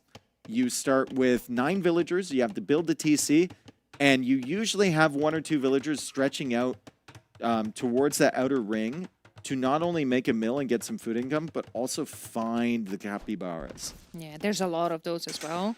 Important to know that there's these 2 islands in the middle of the map. All the gold is on there. Is in there. So I kind of see them, each of them going on different islands. You could have a situation when they're both on the same island. So then you are for sure convinced that that's going to be heavy early aggression. In this case, this could be just some bickering and feudal age into maybe a faster castle, since they're quite far away. Each have control over one of those. But yeah, like you said, a lot of food, a lot of berries, and hunt on the outer area, along with the stone as well. I think I like Sebastian's TC setup a lot more. He's directly on the wood line. He's got the gold right under his base. It's an easy wall off to keep Viper away from that gold. Viper's gold is a little bit further from his TC. If Sebastian plays into some range units early, could be an issue. The wood lines as well could be a bit more of a headache. And both players just bringing in the javelinas that they find. The trick here is to find like 2 or 3 capybara early. Then you get your villagers to work. You use the capybara to scout the map, and then you'll send the villagers out to get the Gaia units or to get the javelinas in. And Viper is now pulling in his 3rd javelina. He's got plenty of capybara coming towards the TC. Berber's faster as well, so you don't really have to, be concerned with that hunt catching up to you and killing your vills. And it also helps early. You get the TC up on average a little bit sooner. Yeah, and just better efficiency on the Oh, vills. it's Viper's TC here. Yeah. That's why you were Yeah. looking at me. I see. I see. It's Viper over here. I'm not accustomed to Viper in a different color other than yellow. Yeah. It always plays with my mind a little bit. I can promise So you. Viper's got the better TC. Sebastian's TC is a little concerning to me. I promise you. We don't have the chats up here, but probably half of them are very 100%. upset. I'm used to it already. Yeah. So for now, Seba is ahead 1 vill, but that's because Viper got that early lumen. I don't think Seba got it. I don't think he needs it either as well. No double bidex yet for Viper. He might actually think about going up faster and picking it up on the way up. No. That's not a Viper thing. Okay. Yeah, He has 7 villagers in the queue, dude. No, Viper, once he gets this in, here comes double bidex. Once these are safely under the TC, here comes double bidex. Even for just 3 wood choppers. But he could cast Any second now. He could get double there we go. He could get double bidex and then click up. But he could have done both anyway. He still has 1,000 vill. He's gonna go for fast castle here. He's walling. No, this is Seba. Sorry, but Viper still has 600 food in the bank and still not clicking. Still has vills in the queue. Yeah, I think there's a decision to be made on this map. It seemed like in the qualifiers, fast castle was the preferred type of strategy here. Yeah. Any sort of early feudal aggression, if your opponent went fast castle, you almost had to get really lucky on them having a bad map layout. And Sebastian going for the walls, he's clicking up to feudal age. Viper should be in an excellent position here soon to click up and then go FC. And yeah, there's feudal age right there, and he's going to stone. Yeah, both of them are going to go for the fast castle approach. And now, So will Sebastian go to stone as well for Camel Archers is the question. he Plenty of food could supply be. there. He has the gold under the TC, so he might move them to stone after he clicks up. Well, all the stone's on the outside, right? Yeah. It's going to be a barracks. Okay. So it'll be CA potentially from Sebastian. You need a mobile unit. You'd likely want a range unit. Viper can just quick wall out everything else. Genitor. Berber still have the cheap cavalry. He could go for a couple of knights for map control. Has the stable for bloodlines and husbandry for potentially camel archers later on. But does that feel good though? Because Viper will likely have an early monastery. There's a high percentage chance he's going to have a castle, right? So then you're just matching up knights or camels against Castilier. Can't really pressure the castle location. You're running into monks. I don't know if that's the most solid strategy. Sebastian's going to go for a stable regardless, maybe for some light cav to cover those relics that I was talking about, and then maybe transition into something else. But he could be moving right now. 8 villagers on stone on the way up, and I think he will have enough. But I don't see him close to the stone. Both of them have so many capybaras, dude. I can't look at this. You don't like capybaras? Daniela doesn't like capybaras. It's not just capybaras in general. I have a huge phobia of rodents. Yeah, but these are like big, cuddly rodents. They're not like there's no cuddly rodents. They're on the this cuddliest. Earth. They're the biggest rodent on the planet. No, dude, I can't. You need like a pet rat or something. Castle Age on the way for Viper. He even canceled the eco upgrade to go for Castle Age. That's how much he's prioritizing it. And there we go. Bosa on the way in. He's going to have enough stone to go up. Couple scouts here from Sebastian just for some map control. He's already sending villagers out. He's got good scouting already. I think this might be an outpost villager somewhere around here. And I just question, like, is he going to be able to overcome the Viper quick walls, the Viper monk, will he catch the the defensive stone? castle? Will he catch the stone though? Yes, he does. will. Yeah. So that answers a lot of questions for Sebastian. He'll still make the scouts. I just wonder. I just wonder what the follow-up is from him. Monks. I mean, he might have wanted to go for relic contests to start things off, but remember, Berber monks are really not that good. They're one of the few civilizations that don't get sanctity. Yeah. I think they're one of 2 civs that get redemption but don't get sanctity. Just don't get hit, bro. Yeah, just don't get hit. Yeah, it's that easy. No. Here comes Bloodlines. I think Seba will probably add 2 TCs, just and then just like you said, Lycav and Monks for map control. And I do think one of those 2 extra TCs needs to be on stone. Camel archers are good against Burgundians. Yeah, but when will he have it? Yeah. Like I'm not sure he's gonna have the time for it, but Castle Age is in for Sebastian. It's 8 seconds away for Viper. Viper's going to leave before Sebastian can wall him in, but the scouts are right here. Viper will engage with his villagers. He's probably going to lose at least 2 villagers here, maybe even 3. It's not the biggest thing in the world for Viper if he can get 2 of these back, but it's definitely inconvenient. it's a lot of damage. He has Bloodlines already on them as well. Yeah, great job from Sebastian. He takes another one. Excellent micro 3 from him. villagers down. I think unanticipated losses there from Viper. After he saw the first wall from Sebastian, like staying out in that location, obviously he wants the stone for the castle, but it's a little bit risky, especially when you have a market to potentially buy the extra stone. The castle is going up. It's going to be able to protect a gold. It'll protect a wood line. Monastery on the way for Viper as well. And Sebastian, he's going for a monastery in a second town center. So the whole plan for Sebastian looked like it was going to be scouts and then monks. He was just going to contest the relics and then boom behind. Yep. He might have misread what Viper was going to go for. Second DC on stone. I don't mind that at all. However, what the tricky situation here for Seba is food. Because you have a stable, you have 2 TCs, you need 6 villagers per TC to be able to constantly produce villagers. So 12 for Yeah, 2 but he's TC. got all those cuddly rodents underneath his town center. And he's got farms. I think he's doing a great job managing his eco right now. Cuddly rodents will run out though.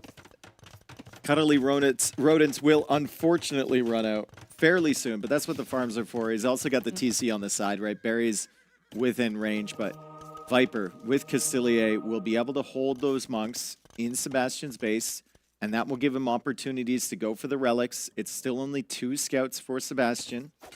Ooh. One of them is going to find the monk, and even with the charge nice. attack, he couldn't take that out. Very nice job from Sebastian. And the scout is simply faster. He's just going to run back to his monk to heal him and to possibly try to Nice convert block, the... though, from Viper. He takes out the only knight that Sebastian had early. He's added another one, though. It's inside the stable. Where are we going? Where are we going? Where are those 4 vills going?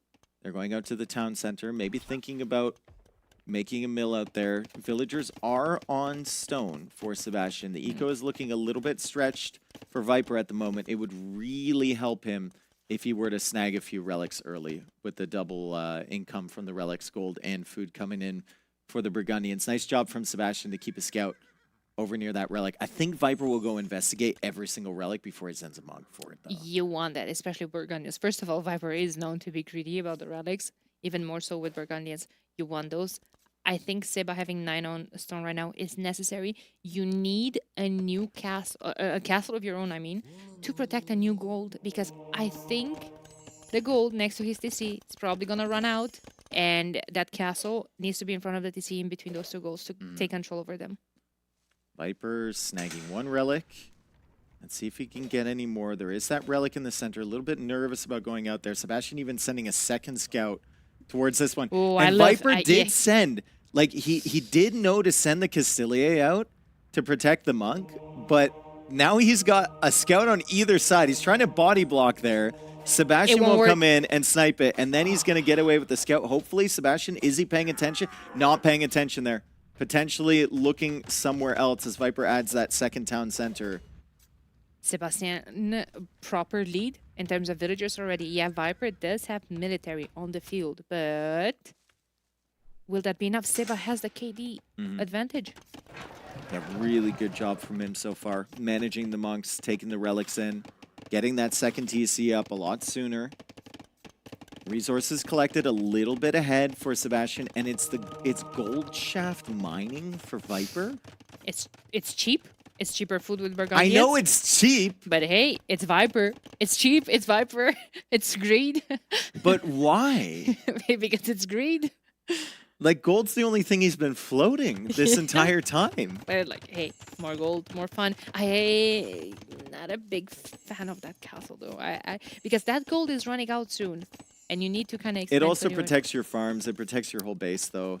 Fair Viper's going to go for a siege workshop forward. Hand card also on the way. So, despite the villager lead for Sebastian, it will be an incredibly efficient eco for Viper behind this. Very comfortable economy underneath his castle with both of those town centers. He's getting devotion now, and he's going to start a push from the side of Sebastian's base. And, you know, you might be onto something with that castle location because Viper is pushing from the right side. Sebastian's protected the direct path from Viper's base, but he hasn't protected this other side, which Viper can now see there's villagers and monks over there. Devotion is in. Does Viper believe in devotion? Oh, that was a nice palisade block there from Seba. Very, very nice. And he got a conversion with or without devotion. That was actually fantastic for him. And okay, right now, Seba still has the vill lead barely because he did have more villagers earlier on. But like you said earlier, look at those eco updates from Viper. I don't think that resources collected lead will last for too long. Yeah, you can just look at the worker efficiency last minute. Yeah. 85% for Viper, 68.5 for Sebastian. Now, he had a little bit of walking time going out for that TC, but that just gives you a general idea of how efficient Viper's economy is at the moment. I mean, he's got those eco upgrades, feeling very, very comfortable. He should at least be able to produce from both of these town centers shortly.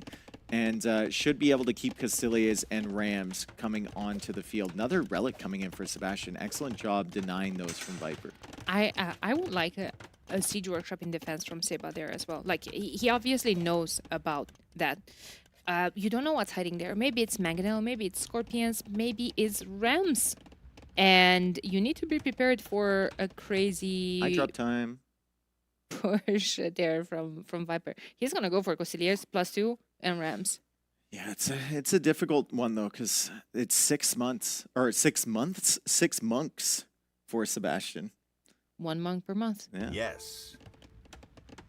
Back into it. Husbandry on the way. He was missing that the whole time. Yeah. Chasing down the scout, trying to chase down the scouts, trying to get the monks. No Tricky. husbandry, trying to outrun conversions, right? Really, really tough.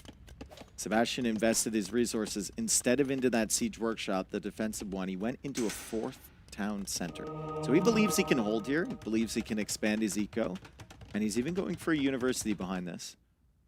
I would like Viper to get Atonement, but he only has 1 monk, so maybe that's not the thing. I think to focus Atonement on. is tough too with the camel archers here, right? They're Yeah. just coming in, snipe your monks. 2 relics now for Viper. 2 already in for Sebastian. Rams are really good against Berbers in general. I feel like, and he sees that workshop there for a whole time. I do feel like a siege workshop of his own is necessary in that situation. I don't think he's expecting Rams, though. I really don't think he's expecting Rams. With that much cavalry dancing around that siege workshop, here they are. Are we gonna force a panic workshop now?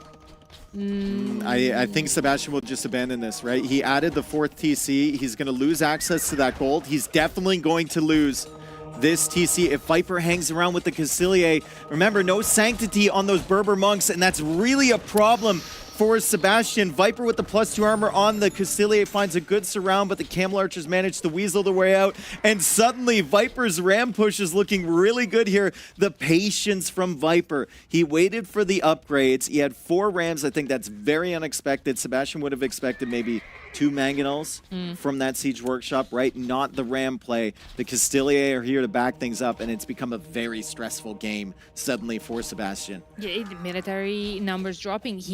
He's down to 8 Camel Archers, and a lot of them are still falling. He didn't have husbandry, and now Viper does. He's gonna catch up with him. Rams are just going to go for this new TC that I don't think Sebastian can stop. That yeah, villagers are there, but there's +2. And if they pop out, yeah, they just get instantly sniped. And look at how Exactly. well Viper is doing managing the Camel Archer positioning from Sebastian. At the same time, sending some more Cassilier over towards the gold, sniping more villagers, taking out another TC. It's going to be 2 town centers only for Sebastian. Cassilier are still alive. Viper's at 58 villagers. Sebastian down to 63 now. down to 63, and Viper is just adding a 30 TC in the south. Good conversion there from Sebastian. Still trying to hold the line. Viper, I think, needs to be careful not to lose too many Cassilier. It's the reason it worked in the first place is because he had such a big mass.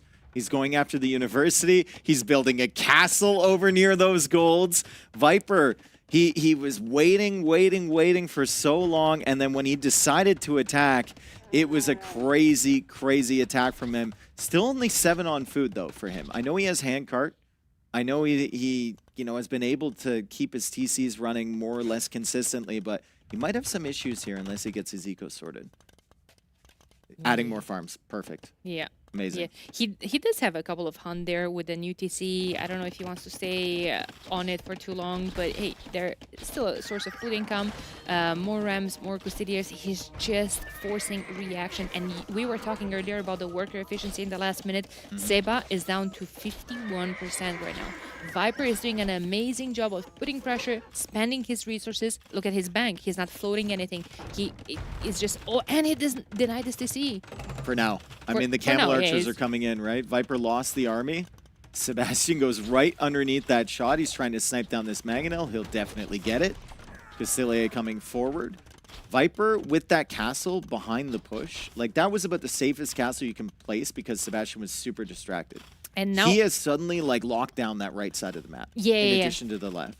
But Seba needs to assure that Viper cannot push further because those 2 golds are... He will. He'll go for another castle. But Seba needs to counter castle this. I don't think he can. He can't. No. I think But he can. the solution for Sebastian now, if he's worried about gold, is going over to the side of Viper's Island and taking that gold. That's the only place he can get it. Yeah, but how do you push this when And that's really nice from Sebastian. Yeah. Super nice. You can't. The question to that is you can't push if you're Sebastian. Yeah. You have to defend. You have to delay. Exactly. But now he's pushed off that gold. Like you said, this is a great raid from Seba, pushing a couple of all of those vills. But Viper is still catching up in terms of eco. 70 vills to 74.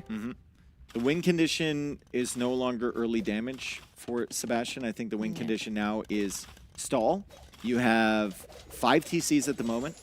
You can get a villager lead, and then you can count on Berbers being better late game. And there we go. Now he's going for that gold on Viper's Island. That's the gold, basically the only gold that Sebastian can take safely right now.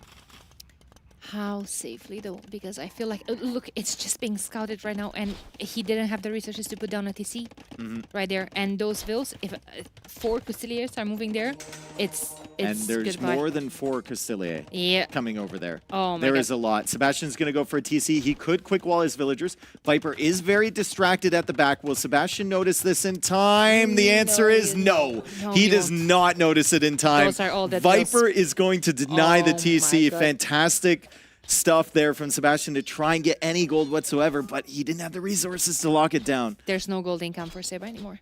0 on gold. This actually might be a disaster for him. He does have 2 relics. He's now selling all of his stone for gold. So he's got 15 on stone right now. The price is still decent. He can still get some gold income. He does have 13 camel archers. So that's a really, really dangerous army for him, and maybe he can sneak more villagers out to that side gold.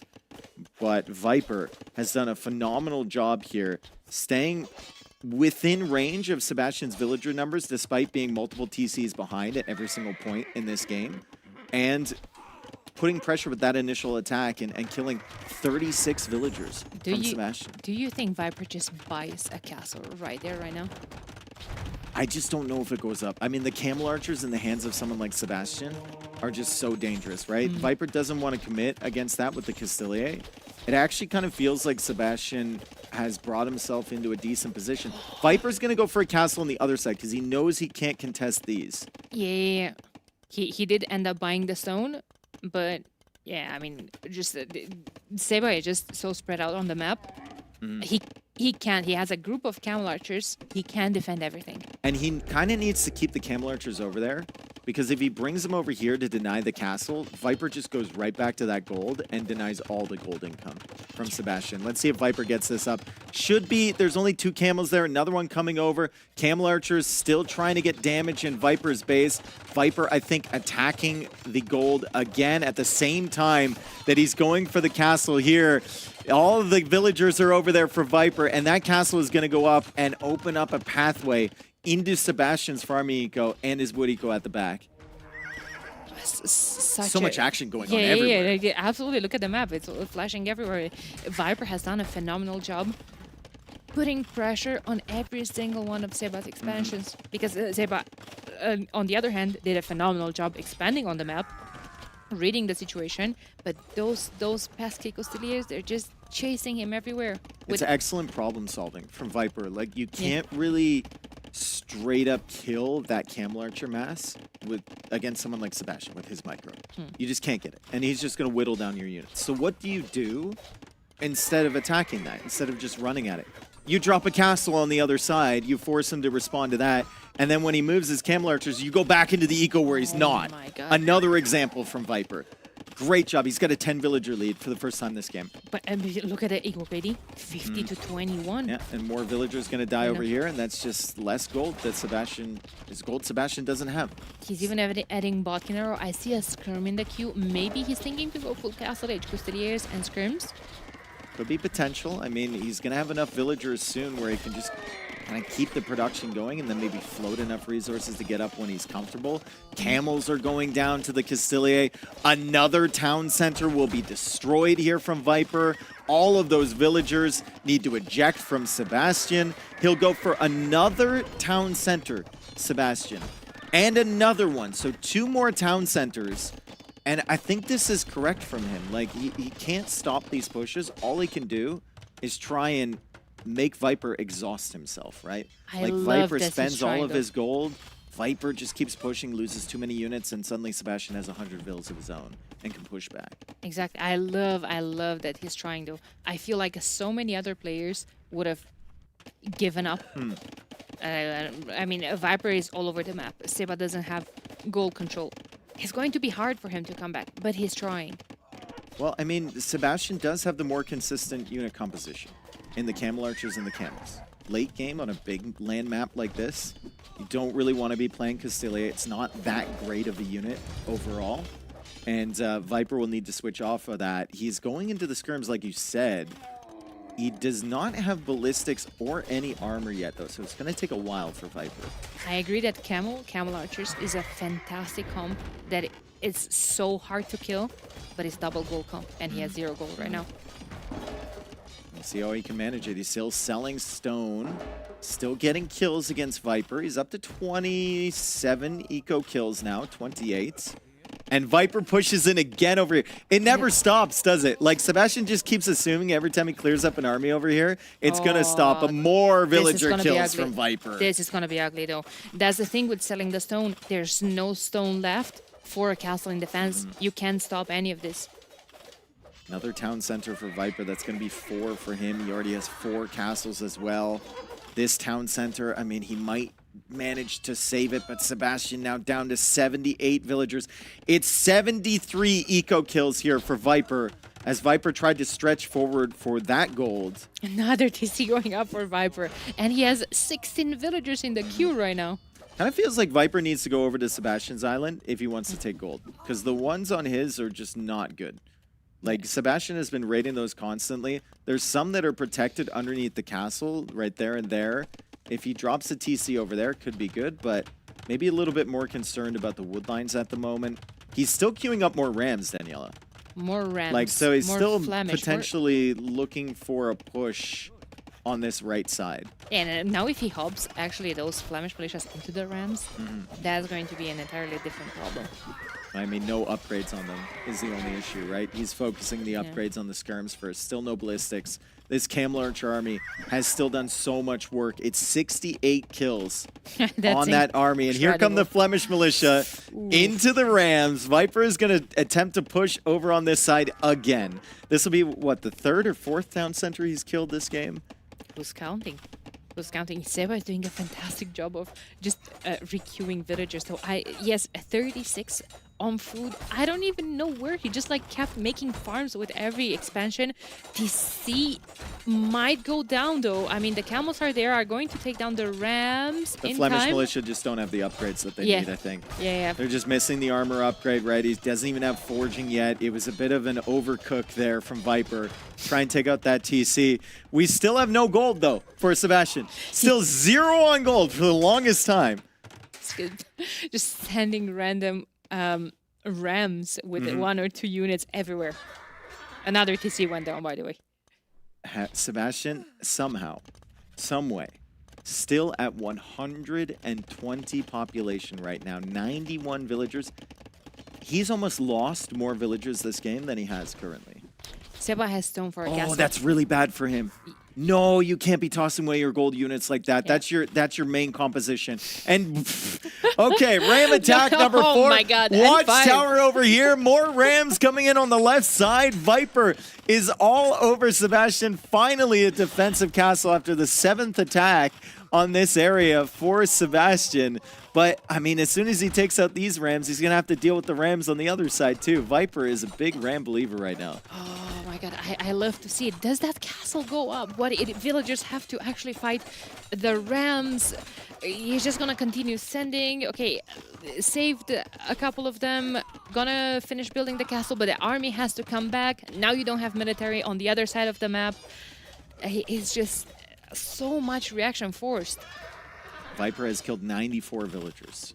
He's about to kill more when this TC goes down, and he's got units behind. Finally, Ballistics is on the way.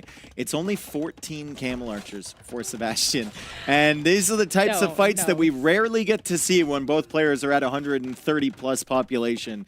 Little Ram battles happening still. Viper, though, resources looking solid. He's got enough stone for another castle. Might be thinking about going up to Imperial Age because the Ram attacks aren't really... What are you trying to accomplish there, my friend? He's taking the stone! And another castle on the right side for Viper. Oh my God, Imp is queued up though. Imp is queued up. I love that Seba. No, you can't be losing those. Those are valuable, very valuable units. Yeah, well, Camel Archer Mass is no longer there. Still 0 on gold. I think he's glad he grabbed those 2 relics when he did early. Viper's still throwing units against this town center. I mean, that town center probably has 20 kills at the moment. 16 kills on the town center already. You can't say it wasn't a valuable building. Sebastian kind of denying this castle over here. Viper's going to go for another tower in that area. Viper, in the last few minutes... Daniela, as Sebastian gets another TC potentially denied, he's lost so many villagers. Viper's lost like 40 villagers in the last minute.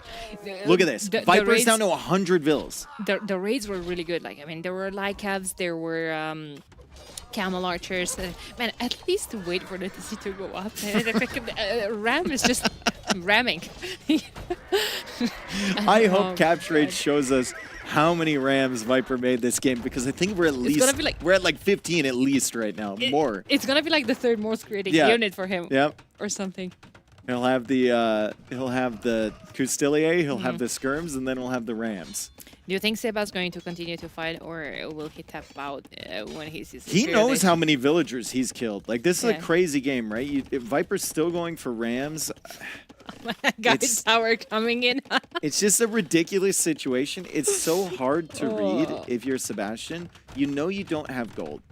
And that's definitely an argument for tapping out once Viper gets to imp. But, I mean, Viper's also been going for some really weird mixtures of units here, which tells you that he's a little frazzled. He's all over the place, right? Still 0 gold for Seba. Still another ram going for TCC. What a game. What a game from both. And this is the exact situation that we wanted. 1-1, going to a decider, going to game 3. Dead silence. No. Wait. There. Nope. Nope.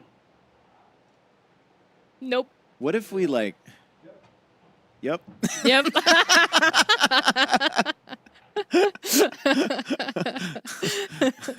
What if we go to that one time and that mic is like super sensitive and we just go there and it's silent and then one of them just like rips a huge fart?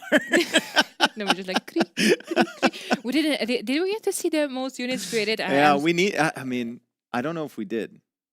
Is it there? I didn't notice it. I think it's like 18 rams. That's my hard call out. Early game, though, Viper did well. Sebastian did incredible as well. I think the game plan from Sebastian was pretty solid. Contest relics against Burgundians. The game plan from Viper, also getting into Castilla, is really nice, and I think maybe something Sebastian didn't expect. Probably thought Flemish Militia or something like that would be This the was play. really nice. This okay, like in the grand scheme of things, it does make a difference, though. Yeah. This puts Sebastian ahead. And then it gives him the better eco going forward. Maybe he can go for that second TC a little bit sooner because of this, right? Yeah, 23 to 27 pop. Oh, this was such a good this was just such a great play beautiful. from Viper. I think if you were to ask Sebastian, he would not have expected rams from that Siege Workshop. You always gotta expect rams. No. I don't think he would have expected rams from there. I love to see ram pushes. Like, I don't know, they're just so fun. I was convinced that Seba will add a Siege Workshop of his own, because like when you're playing range units, okay, even like you said, even if just like has 2 random mangonels. Well, no, but he had the Castilla converted, and he had the stable for the knights. So that was his thought process for dealing with the mangonels, and he had the monks, so he can convert the Castilla to put them after the mangonels. So I think that's Viper's thought process as well, instead of going for mangonels and going for the rams, is that he couldn't really make another unit that was valuable from that Siege Workshop, right? This was really nice, though, from Viper. Like, every single time Sebastian left with the Camel Archers, Viper was there with either Castilier, Scorpions, or Rams on the gold. He knew exactly what Sebastian's problem was. He did not have gold. Beautiful. Really solid job. Constant pressure everywhere. It was a crazy game. Crazy game. I love playing games like that. I know some players get really stressed with those ones. I love seeing games like that. Yeah. Playing. It's just like you just gotta take a shower after that. I mean, you heard it from them, right? Yep. Yep. And then they get up to get a glass of water or whatever. Let me just go breathe for a second. Fantastic series, though. 1-1. Whoever wins this final game is going to be top of the group. So top of the entire standings, and we'll have the advantage going forward. Our final map coming up is... Será dos Carajas. That. And we have Khitans for Sebastian, potentially. Bengalis, Portuguese. He still haven't used his first two picks. Could go Portuguese for like a double gold comp in Castle Age. I mean, maybe. It's a pretty wall. Ooh, there's the Portuguese right there. Okay, so he wants to play... Good job. He wants to play maybe Crossbow Knight. Be very, very expensive for him, but I mean, if he can secure the golds, he might be able to pull it off. Gajaras might be a pick more so against Kitans than against Portuguese. Yeah, maybe he expected something of that sort, but Gajaras might struggle against a double goal comp in Castle Age. Yeah, I mean, the Shrivamsha rider is nice at the beginning for the first 30 seconds of Castle Age, but once you get past that point, it's really not that impressive. I think this is going to be a range opening from both of them. I feel like enforcing Gajaras to be on a range units feels really good. Just looking at the gold positions here, because they are really important on this map. Looks like we have 2 wide positions from Sebastian, 2 back spots from Viper, and 1 back wood line for both. It's not an easy map to wall. Some generations, like Sebastian's yesterday, the one he played against Hera, was super easy to wall. He took advantage of that. This one, it's going to be extremely difficult for both players. Is Seba getting a house up? Is he going to get housed? He'll be fine. Oh, yeah, he was. Yeah, he's fine. It's fine. Both players Danny's just push. freaking out about a house. Don't you know? No. He just beat Hera yesterday. Oh. It's not getting housed. Who is this, MBL? Poor MBL catching strays. MBL's Jesus always Christ. catching strays. Fair enough. And for good reasons. Yeah. All Viper, right. Viper's got the hurtables in the mill. He's also Yeah. got a deer right beside that as well. So a nice little synergy there for him. Yeah. Pushing the deer in towards the mill because he had villagers out there anyway. He has the extra food. That's one thing that people always overlook with Gajaras. Like, you get just 250 extra food every single game under the TC. Yeah, exactly. Recently was bumped up. I think there were just 125, just like a normal. Oh, it is 170. When did that happen? A couple of patches ago. Really? When they changed. Is that in the fine print? Must have been. When they changed the Camel Scout as well, they increased their attack in Feudal Age. Okay, I'm learning things. Yeah, Gajaras got their love back. The Chakrams just needs to receive some extra bonuses. No. Do not give any bonuses to Chakrams.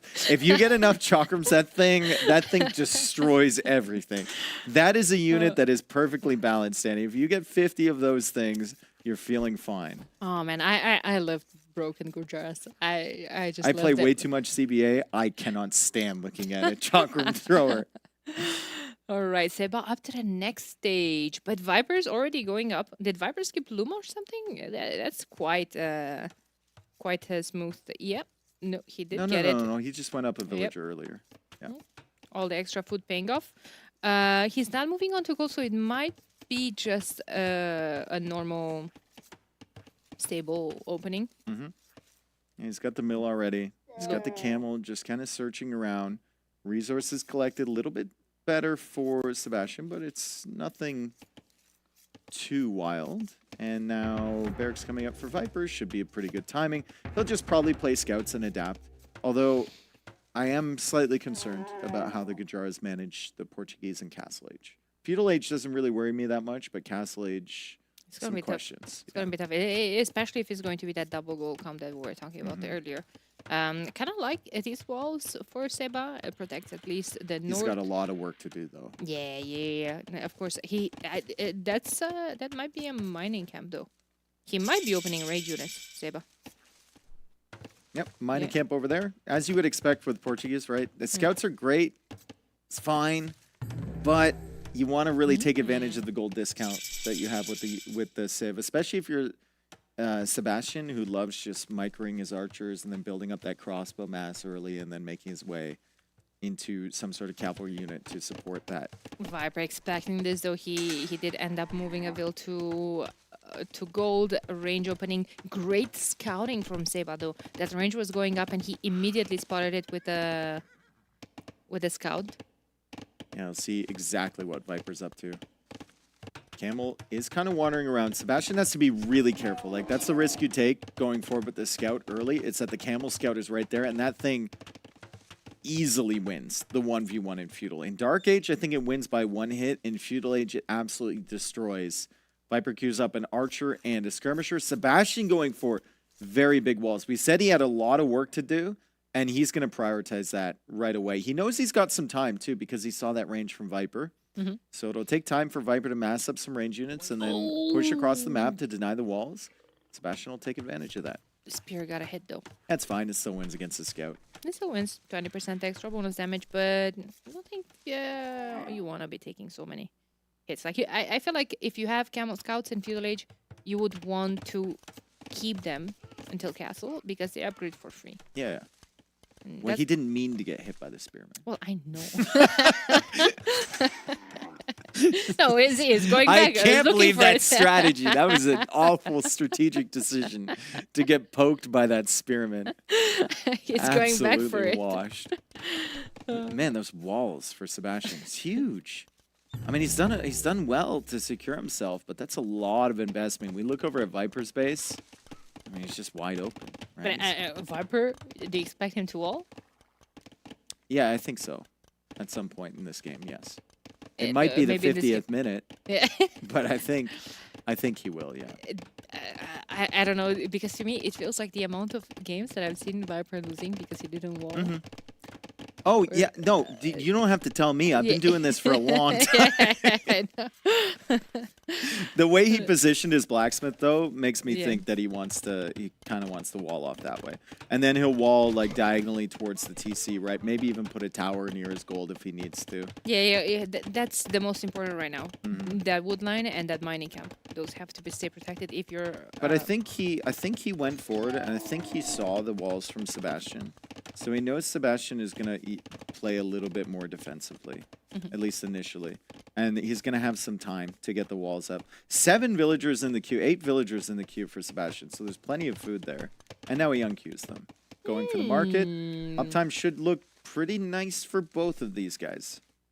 Okay, if you're Seba here, do you sell this turn or not? Do you go for aggressive? Yes. Okay.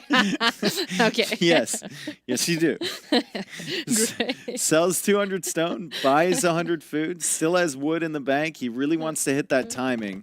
The more important question for me is like, does he leave with these archers, and is he going to be super sneaky with it? Because he has really good vision on Viper's base. He can see that there's openings there. Like if he comes in through the right side and he gets a crossbow timing, it's going to be pretty devastating. And there's the wall from Viper. He's gonna cash that. There he go. He goes up to the next stage. I don't think this Viper has a market yet. I don't think so. Viper will go up likely without the market. Ooh, it's gonna be slower though. It's going to be way slower. And I think Seba is just moving forward. He scouted the military home, right? He knows that, okay, probably Viper's waiting for Castle Age as well. But archers now are moving forward. Resources collected, still ahead for Sebastian. Fletching on the way, and Viper will see that army from Sebastian. Did he actually notice that, though? Was he looking there? He just ran right past it. Yeah, the scout was barely in vision. That would be some pretty good mind games from Viper, though, if he ran past with the Camel Scout and didn't move it on purpose. So Sebastian's like, oh, I got away with it. And then Viper's just here to meet him, because he knows this army is coming over on the left side. Barry still open. There's no tower. I think, I don't know, crossbow and timing is going to be an issue here. It will, but the walls have been set up nicely from Viper. There's also no second building in terms of production. There's no archer range. There's no stable for Seba. Not really sure what that's going to be. Viper is putting a second range of his own, getting fletching on the way up. It'll just be the crossbow upgrade. Sebastian's really hoping he can find this attack against those palisade walls in the south. I think Viper's actually going to be okay here. Oh, he's going for university. Fast university. Viper senses it, right? He knows something's coming in over there. Double house. It'll take forever for Sebastian to come in here. He thought that he was being sneaky, thought Viper didn't sense the army coming over here, and Viper will have that minute and 20 seconds to get to the Castle Age, to get his upgrades, and to be able to push this attack away. Are you coming forward with siege though from this position? No. Because there's no way to secure your villager, and you've already gone for the university, right? So you're going to go for ballistics, and you're just going to count on your upgrades. Sebastian still doesn't see the Vipers in Castle Age. He will have to engage against this army from Viper, and he didn't notice that for a very long time. Viper snuck up on him from behind. Sebastian wasn't even looking. I think he was maybe looking at home. Viper clears this whole army, and Ballistics is coming in for how many crossbows? For 5? For 0 here. Oh no! I was about to say, if you're not coming forward with the Siege Workshop, then where's the second range? One range production won't do anything. I mean, sometimes you can find the timing, right? With like 10 crossbows or whatever. If Viper wasn't walled in time, you can find that. But excellent game sense from Viper. The walls came down just on time, and Sebastian went to what he saw was the weakest point. The couple palisades at the back. Viper was already house walling there. Yeah. And you know what I find the funniest right now? Viper added an Elephant Archer. Seba loves Elephant Archers. Every single game where he can, he makes them. So now Viper's like, I'm going to give you a piece of your own medicine. For good reason. Yeah, right? yeah, Elephant Archer's super, super strong. I mean, those 4 crossbows, he's going to have to micro them for days in order to take that thing out. Elite Skirmisher on the way for Viper. A bit sloppy for Viper. It's sending the weak villagers out here. Ballistics is in for Sebastian. He's trying to get Elite Skirm. Viper did lose the first villager of the game here, and the Elephant Archer is a little bit slow to catch up. But Viper is cutting off the reinforcements. So as far as Sebastian's units forward attacking him are going, this is all he's going to get. This is all he's going to have to deal with for the time being. So what's really bad for Seba right now is that he was counting on that crossbow timing. He sold his stone. He doesn't have any extra to add TCs right now. He is committed to crossbowmen when Viper already has the counter unit right now on the field. And I just don't see him doing a whole lot more damage. Viper's just gonna add a TC probably as soon as he can. Now he's forced into a Siege Workshop at home to defend from all of this. No, I think this is for pressure. I don't think this Siege Workshop is for defense. Like, it acts for both, but Sebastian has double archer range production with ballistics and cheaper gold units with Portuguese. I think this is him planning on massing up a big, massive crossbows and then overwhelming Viper with Mangonels coming forward. Yeah, but they're going to be slow. All of that is going to be incredibly slow. Just Viper will buy some time. He has the counter unit. That's a nice Siege Workshop from Viper. Really, really aggressive forward. Now it's going to be defensive for sure. I can see the thought process here for Sebastian early, trying to find the timing. Oh my God, but look at the micro from both of them as Viper is dancing, Sebastian is dancing. Both of them have ballistics. Viper holding him in now with the skirmishers, with the crossbows. Mangonels come out now from Sebastian, but it's at the front, unfortunately. It's a little bit more awkward. He will find a shot against Viper, and he will be pushing forward. Will Viper be able to hold this hill is the question. He has very limited military right now. I love what he's doing. He's just like kiting away that Mangonel. So for now, he has no idea about Viper's forward Siege Workshop. 45 villagers for Viper, 47 for Sebastian. So still an eco lead for Sebastian. More res collected as well. Viper did counter the early damage quite well, but Sebastian's still very dangerous. 2 Mangonels. He's got the crossbows coming in. You can see the replay there. Viper, POV, splitting these units as the arrows are cut. Whoa! Oh my God, like that's Viper, let's go, man. Doesn't get better than this. That's really, really smooth stuff there from Viper. As Sebastian still not aware, I think, of that Siege Workshop. His crossbowman walked straight into it, but it's good for him that he's kind of going through the side to take the hill. If he's going to engage into a Mangonel, at least he wants to do it from the same elevation. He doesn't want to take a downhill fight. Yeah, that Siege Workshop looked good initially from Viper, but now it's not looking that great. Viper, however, going for the counterattack. Sebastian not noticing that. I think that's 1, 2, 3, 4, 5 villagers potentially killed on this side. Sebastian still not seeing that, and Viper already has that second town center because he didn't sell the stone. So he's going to really expand his eco lead here. Another villager goes down. That's 6 villagers lost on that wood line for Sebastian. Uno reverse. Uno reverse card pulled out here from Sebastian, and now Viper is losing villagers as well. That's another 6 lost from him. It's just murder everywhere. Like he was distracted by that And freaking Sebastian Jaguar. hit the go back to work hotkey. So Viper's going to probably kill more over here. It's just frustrating times for both of them. Sebastian has gotten his Mangonels forward. He's got 2 villagers there as well. Might even go for a more forward siege workshop to accompany that army. This is so annoying. 11 villagers were idle for Seba when he has 45 total. That's the thing about this map, right? Like the wood lines. You have 1 in the back, and then you exhaust it. You wall to the wood lines. Everyone's playing range units, and your villagers are just dying one by one. Crossbowman Aryan. They are in. That's a very exposed wood line behind the Viper base. However, Seba doesn't know what waits for him there. Another siege workshop for Sebastian forward. Mangonel is being hit from the hill. That's going to be extra damage there for Sebastian. Viper trying to sneak up behind him, but the houses are here. So Sebastian knows that this army is crawling up that hill behind him. Don't think he's going to get trapped unawares again. One Mango needs to hop on the hill. That's exactly what he's gonna do. Oh my god, Man, it's just woodline after woodline. Yeah, and like without the stone, you can't add a TC to protect yourself. And there's another woodline being harassed. He will clear up this army eventually. More villagers going down though. Can Viper find the fight that he wants here? The Mangonel from that siege workshop is only at 30-something%. Sebastian gonna be fighting an uphill battle, literally trying to fend off this attack from Viper. As Viper crawls in with the Mangonel.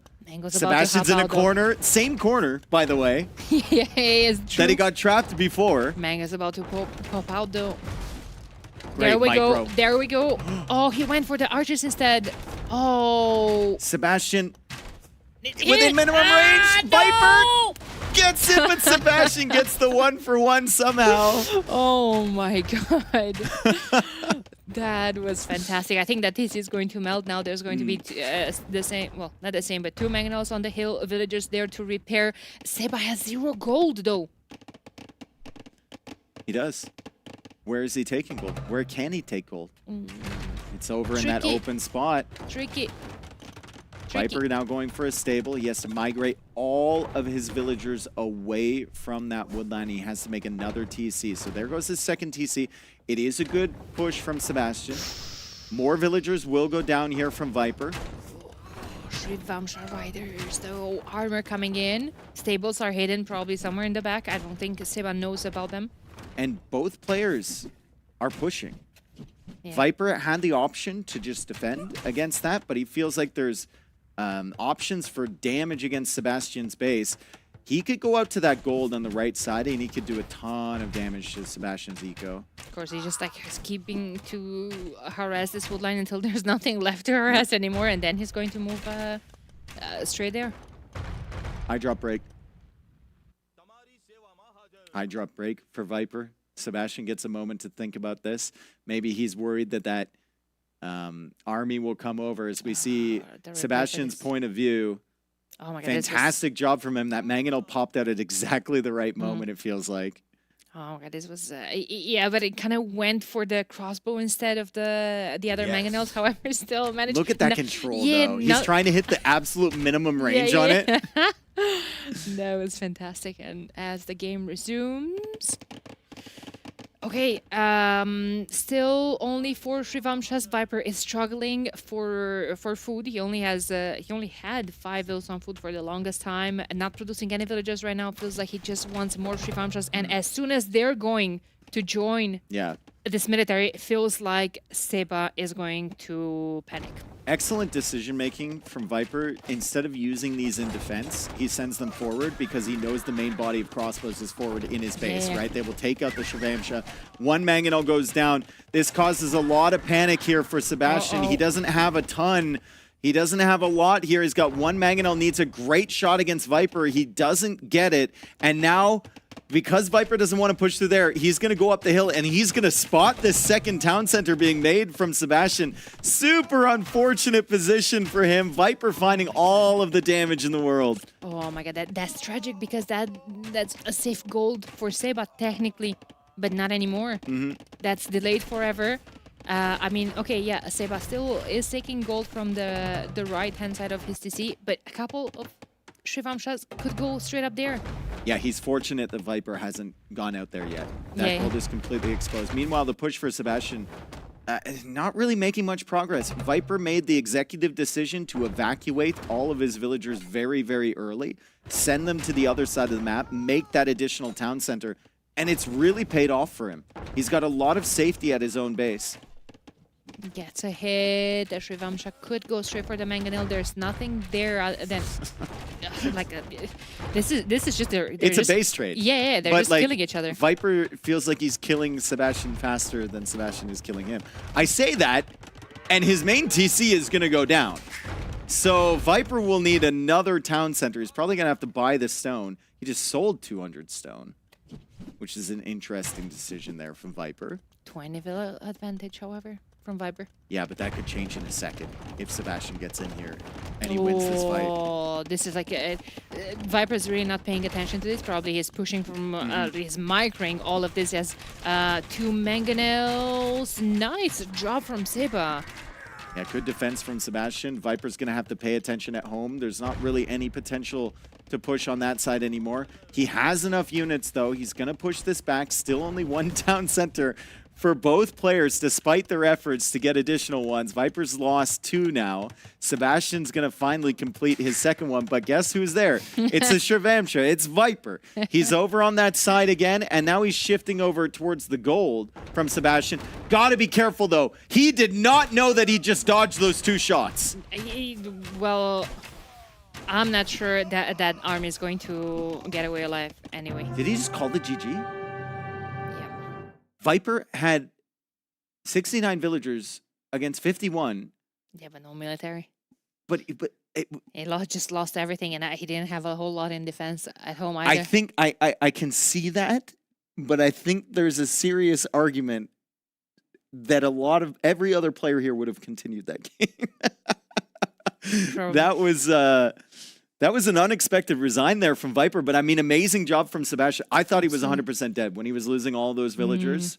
The push wasn't really making progress, right? I thought so too. He lost all the crossbowmen. He had 5 military, no stone in the bank to add eco. Didn't have a whole lot going for him. And now imagine downstairs, there's a lot of players, like we said in the beginning of the series, waiting for this set because their book holds depends on that. Yeah. So like now imagine if you're rooting for Viper to win, and you just see him tap out from that position where, as you said, a lot of people would have continued to play. Yeah. Lewis, I think Lewis would, if he was still in contention, he would not have been very happy with that at all.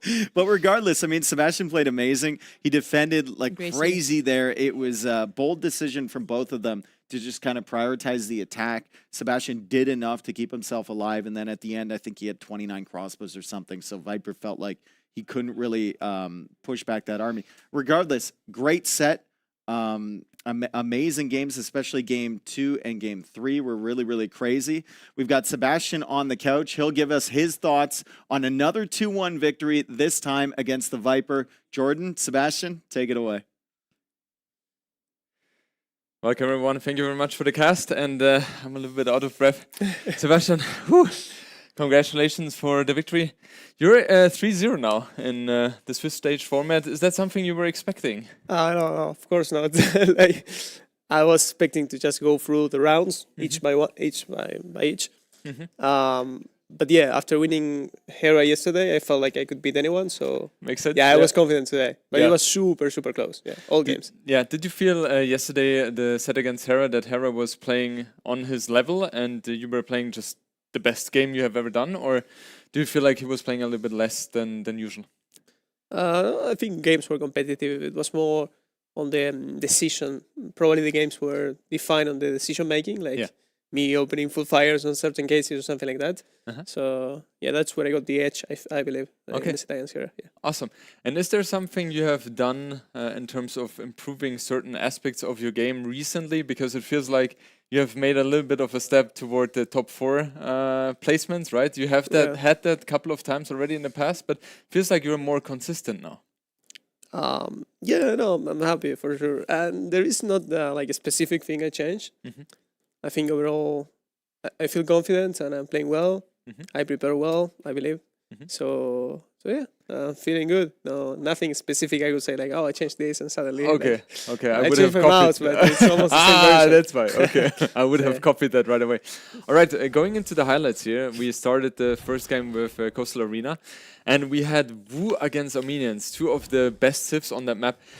After watching the map, I feel, or the game, I feel like Wu should be a little bit better just because the Fire Archers is stronger. Is that also something you have felt in that game, or was it decided in a different part of the game? Yeah, obviously Wu, the main thing is the Fire Archer. It's an idea that came from Nico in the quali, and we strategized around that, played it. And I think it has a lot of potential. Like, that unit is insane. It's good against buildings, basically, and almost any unit. It was definitely part of the plan. I was obviously worried about the Gallis having the extra attack. I didn't want to lose the water too early, otherwise I would be behind on Nico. But I really like how I played this one. And yeah, I think I made the right decisions, played safe. Was it also intentional that you allowed him to hit your wall with the petards, let him get inside and then go for a trap? Is that something you had in mind? You're lucky. No. I was lucky. Okay, okay. Because it's hard to come up with something like that, right? Yeah. You just want to prevent any damage taken. And also there was a moment where you placed the castle and he went for fortified church. Were you scared about that, or did you know that it's not in range?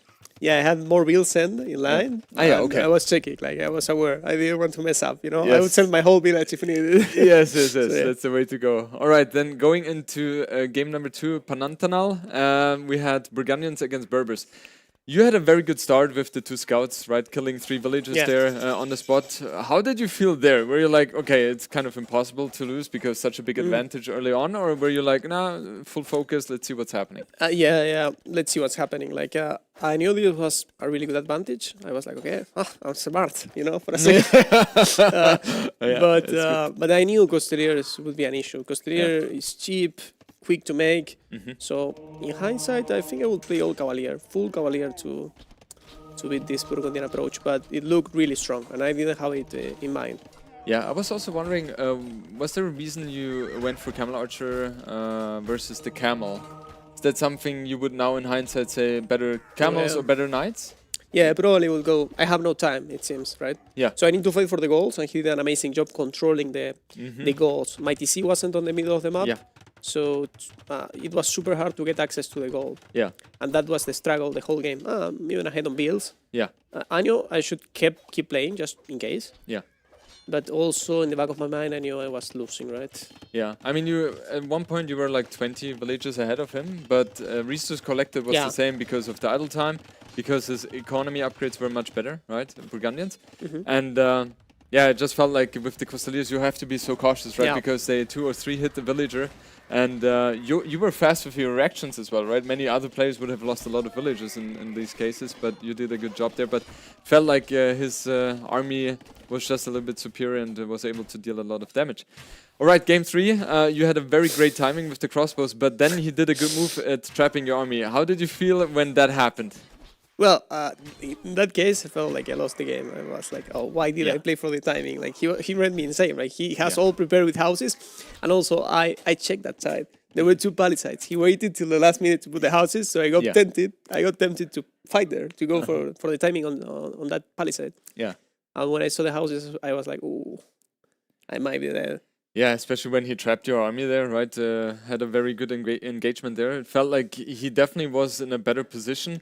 But then somehow you managed to crawl your way back in there, even though he had good raids as well. Yeah. Like, what do you think was the main key for you to really get an advantage in this game? Well, I get a raid now, which is essential because I lost like 7 builds now. This raid, I think I got like 10 builds, which he didn't notice, was unlucky for him. So, and that push, moving with the mangoes and don't destroying his siege was the key, I believe. And also being Portuguese, like the longer the game goes, I have more benefits with Portuguese than Curcharas. Yeah. So in the back of my mind, I knew that, right? Yeah, and this was a very crucial moment as well. Your micro was just on point. His was as well, right? But it felt like you were a little bit better in that case, because if you slip up with your micro and all of a sudden you lose all your army because it's against his wall, right? And yeah, that was very crucial. You were able then to push his TC. And look at the stats now, Sebastian. Like, he has way more villagers. Army size, okay, you're ahead for sure. But that's also one of the reasons why I was out of breath. I didn't expect him to resign. Were you surprised as well? Score was clearly in your favor, but I felt like he still had something to go for. Yeah, I have full range production, and I'm always clicking archers. So Yes, but, I mean, he maybe should have keep playing probably, but he didn't know he had that huge advantage, I guess. Yeah. I didn't know he had like 15 bills advantage. I Yeah. was more thinking like maybe it's equal on bills.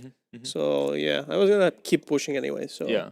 I guess it wouldn't have taken a lot of time until you really raid everything, destroy his economy, and then he would have resigned anyway, right? But yeah, maybe. Well, for now, yeah, I think it was the a very good set. strongest Great showing. Thanks very much for your insights there. And yeah, you will be first now in this group or in this entire tournament going into the playoffs. And most likely, if I'm not mistaken, you will face either Mr. Yo, Tata or ACSM, something like that. Okay. Is there any person particularly where you would say I would like to face him?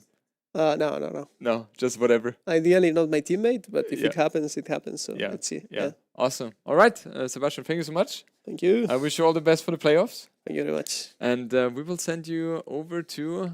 We will find out.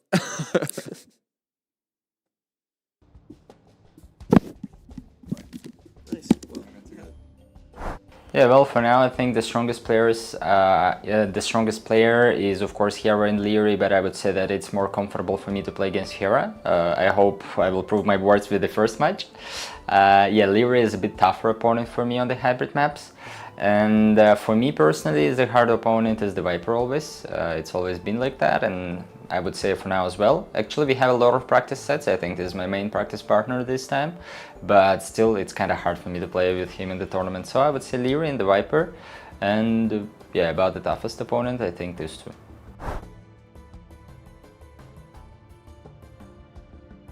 Yeah, I didn't think about that. I think I would answer more about this question once I'll see the first round. Because for now I think many players will say like Sorakuma is probably the underdog, right? I also thought about Mr. Yo, who didn't show the best results recently, and well, I outplayed him in Warlords as well, which is the last test tier tournament.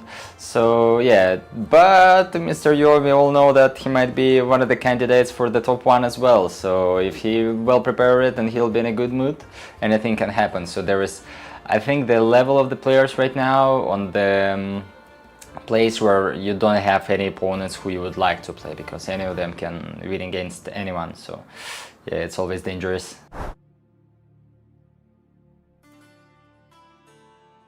Yeah, of course I would like to go at least top 4 and well, I would say 50-50 with the final. That's a little bit maybe ambitious, but well, I've been top 4 in 2 tournaments in the last half a year, I would say.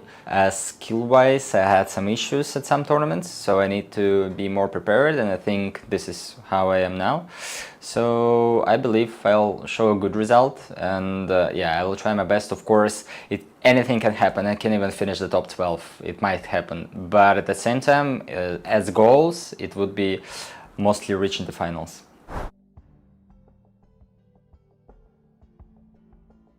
Yeah, nice. Thank you so much for the interview. That was a really nice one. Yeah, I think it motivates me a lot, because when you got to the final, it's a different kind of feeling, right? And I feel like I can do more and I can win, especially, and it motivates me a lot to try to, and I think it's helped a lot because it's got, I can get more confidence to play, especially with the top tier players, like top 5 players, and yeah, looking forward.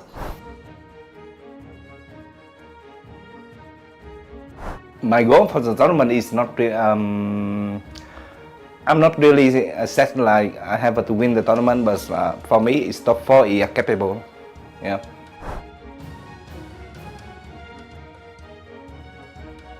Yep, I think playing the LAN is really stressful, but winning the LAN event or you got a better good result in the LAN event is kind of different things when you play online event, because online event you play on your setup, right? And in LAN event you have to adapt, and everyone is the same, so it's fair. So I think winning or got good result in LAN event is special. Thank you.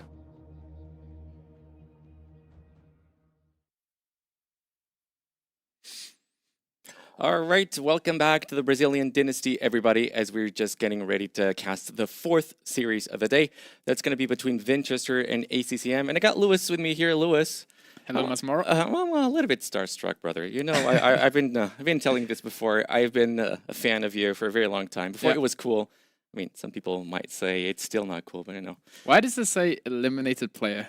Oof. What? Oof. That was actually my first talking point here, but I guess now I don't need to bring it up because it's kind of confirmed. Now, I mean, coming into this, I guess you kind of knew it was going to be difficult anyway, even if you were to, to win, which eventually you did do. Yeah. Tell me your feelings about this, if you don't mind. Of course, it's still going to hurt. I assume you're a very ambitious guy. I was actually kind of surprised. And I say this as a very positive thing. I was kind of surprised how heartbroken you were after losing to Viper, because I think that kind of shows your winner mentality. Because if you like just a couple of months ago for you losing to Viper, it's probably not that big of a deal. You're kind of expected to do that. Yeah. But I really could tell how pissed you were, which kind of tells me you have that winner mentality. So how do you think about your tournament run as a whole? Well, obviously it was very disappointing. Like, top 10, 11 is not great, but at the end of the day, it's like, after losing 0-3 to Sorokuma, even if I beat Nikov, I feel like I deserve to lose. So it's like, it is what it is.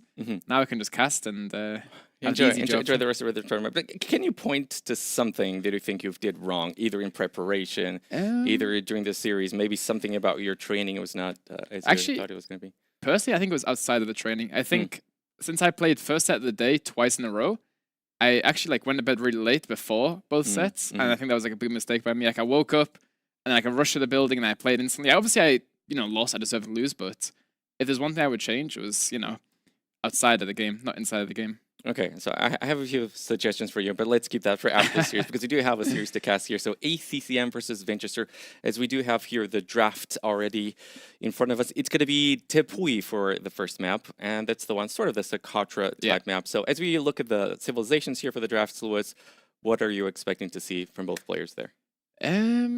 Probably a Burgundian Mirror on Tepui, the first map. Oof. That's probably the best suit for both players. I don't see... Maybe Sicilians for Vinchester, but we'll have to wait and see. And then Amazonia is a bit more of a slower pace game. It's very, late game oriented, map control, gold control, relic control.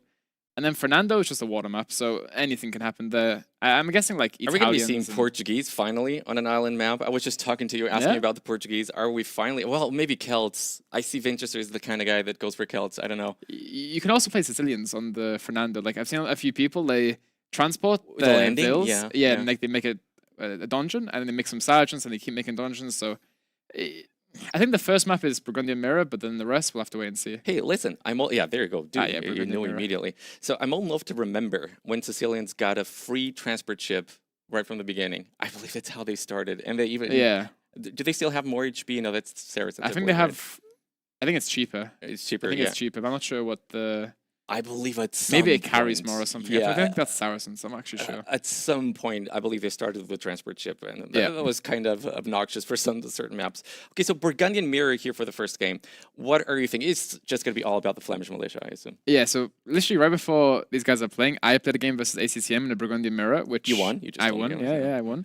But like, the reason why I helped ACCM and not Vinchester, even though Vinchester is my teammate, is because if ACCM wins, I get $250. So I go up in the rankings, so I'm really rooting for ACCM here. I hope he wins. Okay, I do have here my notes, which is actually important to bring up as we're just about to start the game. I guess I'll get to bring my notes later because I was just about to explain the situation for both players. All right, so here we go.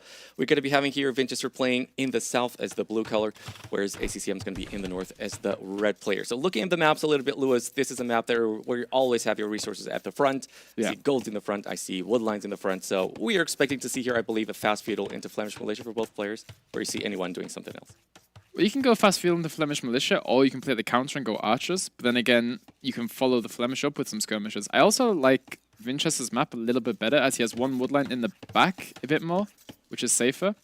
And like all of ACCM's resources are forward. And also, Vinch has 3 woodlines, ACCM's 2.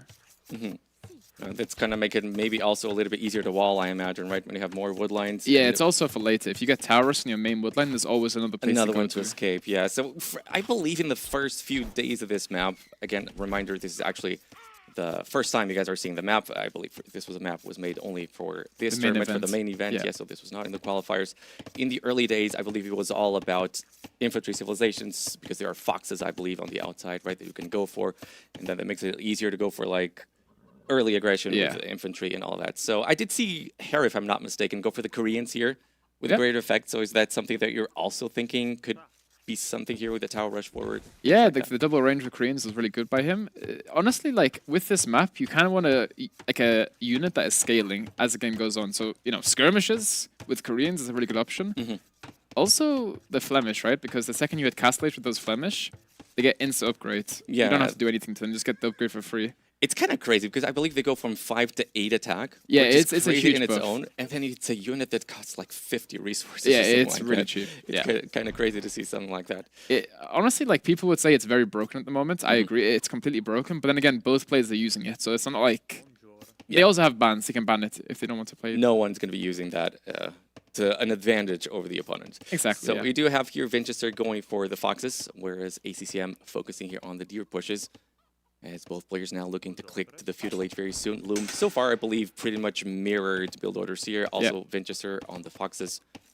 And pretty much soon enough, we're going to be seeing players dropping here the barracks. I believe we go for them forward, right, Lewis, to help with the walls at the front. Yeah, you kind of want a wall with the building, because if you like make the barracks in a bad spot, then you don't really have like a place to wall. So making the barracks forward is usually good, and also you get to reinforce your attacking army faster.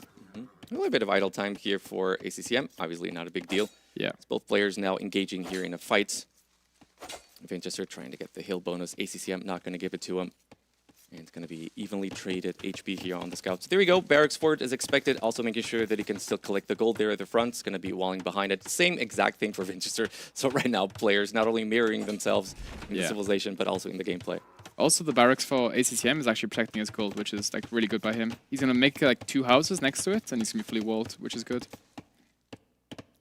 Here goes Winchester. I believe he might have spotted already here the barracks for ACCM. Going to be getting a good idea here of the layout for the base for Winchester. Winchester starting to wall, exactly as you predicted for ACCM. Yeah. Winchester doing the same thing here, houses. And anytime, as soon as they come to the feudal age, those Flemish militia are going to be there. As you can tell, already a lot of gold. That's going to be the foxes for both players. Yeah, the foxes are such a good addition to the map, because you can literally send one vill out and get like 60 gold for free, which means you can make 3 more units for free. Already would upgrade there for ACCM, not quite for Winchester. Winchester waits until he's feudal age to make it. But here we go. It's going to be the Flemish militia immediately 3-queued here by Winchester. Going to be sending them forward. Oh, okay, so immediate blacksmith here for ACCM. This is the exact same thing I did to him in the game right before ACCM was playing. I went into blacksmith and he went bowsaw, which was a mistake on his half, and now he's just correcting it. He's going to go armor straight away, and then his units should be way stronger than Winchester's. But Winchester's also forgot double bit axe, which is... Oh, he was doing it, so he might have canceled it, because I'm pretty sure he was doing it once he hit here feudal age. So I do wonder, how quick do you go for an archery range transition, if at all? Well, in this it's kind like of situation. If your opponent is keeps adding the Flemish, then you keep adding the Flemish yourself. But then again, if he goes archers, you can then respond with skirmishes. So it's kind of like rock, paper, scissors at this point. But the best thing to do, in my opinion, is just keep adding the Flemish. ACCM just breaks in here, goes under TC fire. Winchester is ready for it, gets the quick walls on time, but quite low HP on those Flemish militia. Makes him think twice before he actually engages here against the villagers. Winchester still looking for damage. Won't be able to find much so far. And indeed, we do not see an archery range transition. Just going to be Flemish militia here for both players. Man, why would Winchester cancel that? I'm pretty sure I saw it going up there, the wood. Yeah, I think wood he wants to upgrade. just prioritize Flemish production at the moment. Mhm. And also, ACCM's villages on the berries are completely stuck right now. With the way he built his house, that's really bad. And also, it doesn't show as an idle vill. So right now, those vills are just not working, and it's not... Wait, is that second blacksmith for ACCM? Wait, what? Did not complete the other one? I'm not sure. Oh, Okay, it's a second blacksmith for That's a big mistake by ACCM. That's him. what a big mistake. As they're just about to engage here in the middle of the map. It's going to be roughly equal amount here of Flemish militia for both players. We do have full HP on the ones of ACCM though. Same thing for Winchester. But here right now, clear HP advantage for Winchester, so ACCM definitely needs to watch out. It's going to be waiting for the armor upgrade, which is going to be coming in at the same time for both players, interestingly enough. Winchester takes the hill. And also the thing is with the blacksmith, it doesn't look bad from our point of view, but that's like 3 farms, right? That's a slower cast age time. Like making that blacksmith, the second one is... Or potential an archery range. Or yeah, exactly. And right now, both players might engage at the same time. Looks like Vinchester goes after it. Stack patrol on both players. HP is much better here for Vinchester, so you would expect him to win this. Goes away with the scout, does it beautifully. That's still amazing, massive HP advantage here for Vinchester. Will be taking the first fight of the game. ACCM kind of stays there a little bit too long, overextends his stay a little bit too much. Wasn't as bad as it looked, but it wasn't great for ACCM. Another problem is you're playing the same civilization, so there's no comeback mechanic with your civilization bonuses, because Vinchester can just mirror whatever ACCM is doing. Yeah, you're doing the exact same thing, but your opponent is ahead, so it's going to be really, really tricky. So is it like one of those circumstances you try to go for an archery range now to try to catch up? Do you make a second barracks, perhaps? A tower at some point is probably going to be necessary. Yeah, I think you have to go for the second barracks at this point, because you're not going to catch up on Flemish production with only one, so you have to do something different. And that's the first villager kill of the game there by Vinchester. Does he as well overextend his stay a little bit there, Lewis, as ACCM ends up evening out here the number of the Flemish militia. Loses a villager for his trouble, though, which is never great, obviously. Yeah, that's a really good fight for ACCM, because now it's like, okay, you lose a Vil, but then if you have more Flemish than your opponent, you can snowball really hard. So right now it's just about whoever has the most numbers, the most upgrades, and the most production. And still no double bad axe for Vinchester. I wonder what happened there. He obviously forgot about it right now. Yeah, it's even worse with the Burgundians, right? Because you can get it in Dark Age. Yeah, at this point you could have been even on the other one, right? So the second one both saw it, but won't be doing. I see you fiddling with the buttons there, Lewis. Why do you keep fiddling there? I think my mic is too loud in my ears, but it's okay. All right, that's fine. Vinchester goes for it again, yet again. Ooh. Maybe a little bit of a bad fight there by Vinchester. Again, a clear advantage of the HP there for ACCM, so Vinchester misreads the situation there. Yeah, another thing what you can do is you can just cancel villager production and then go for forging. If you go for forging, it's like you have less fills, less economy, but if you snowball a fight, then you can kill your opponent's fills. So. Potential comeback mechanism, I understand. Yeah. Very interesting idea there. Which is why like Bosaw in a game like this is a mistake. I feel like it might be what he's doing. Lewis, damn. Oh, damn. That's why we're paying you the big bucks here, brother. Yeah. For that type of insight. Looks like Vinchester is doing the exact same thing, and as also he had to idle his DC, so... And yeah, this is all about upgrades and numbers right now. It doesn't matter how many vills you have, because if you have 10 less vills, but you win the fight, you win the game. Fort Villagers by ACCM there. What are you trying to sneak in there? Is that going to be a tower, a late tower for ACCM? What are you trying to do with those villagers here, Lewis? I think a tower on the woodline and the gold, so it can hit both, and on the hill, so it gives you the precision, and it pushes Vinchester off the gold. So I think that's where he wants the tower, but he can't really take it. Vinchester won't be giving it to you, right? Vinchester stays there again, goes for the stack patrol. That's a good fight for ACCM. Yeah, still advantage ACCM here. Vinchester again not pulling back, even bringing the villagers. ACCM is going to be making this an even better fight. Again, full upgrades for both players, but Vinchester, like the second time that he misjudges a fight over there. Yeah. And again, still no economic upgrades here whatsoever for Vinchester. I mean, missing the wood upgrade, kind of a big deal here, in my opinion. Yeah, bringing the Vils is so good because then Vinchester's Flemish hits ACCM's Vils instead of the Flemish militia, and then ACCM has more numbers. And right now, another big fight. There he goes for it again. There he goes for it again. And now Vinchester's pulling the Vils just to try and even it up a bit. It's a very weird game to watch, but, you know, it's... Sometimes you have to watch these weird games. I believe this is the second barracks here for Vinchester, right? So he does feel the need to try to catch up here with the numbers. So exactly, just as you said before, no archery range, but it's second barracks there for Vinchester. And he really needs to keep that hill, right, Lewis? If there's a tower on that hill covering gold, covering wood, is really bad. But the thing is, whichever player has the map control, they can then stop production and then go Castle Age for the, you know, the bonus on the unit. Because if you don't have the map, you have to keep producing, and then all of a sudden your opponent stops, he gets Castle Age, and the units become way stronger.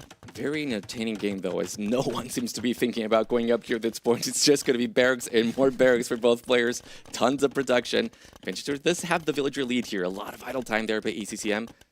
But then again, ACCM has double bid, so the economy will be slightly better for ACCM. Even though he doesn't have that many vills on wood, it's still, you know, it's still pretty good. Well, at what point do we go for a third barracks here, Lewis? Because it feels like we won't be stopped seeing the... Well, you do have 3 barracks here for Vinchester, by the looks of it. Yeah, I do see 3 dots over there at the north. It's going to be 21 to 24, so still more numbers for ACCM. Yet again, a brawl here in the middle, and yet again, ACCM with more units, more HP on those. His units aren't really fighting. Yeah, he was walking a little bit too much there, but still advantage, and it's too hot for Vinchester. He feels the need to go for a tower, as ACCM really tries to gain control of the hill. Can't do it, as the tower is already too far up here for Vinchester.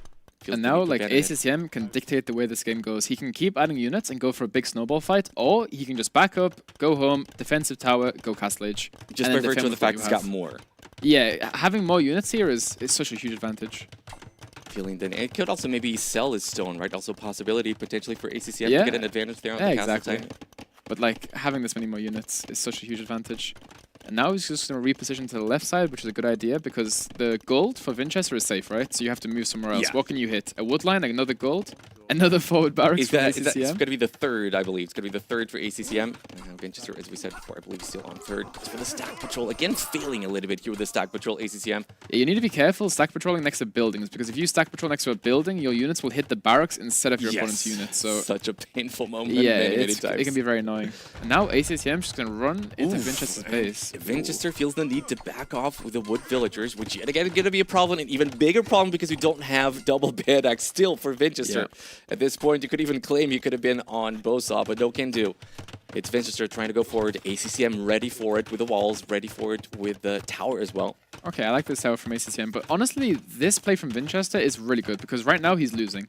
So the only way he can win is by playing a different game, maybe counter-attacking him, doing something different. Because if you just fight in one spot, you're dead. So I like the adaptation from Winchester here.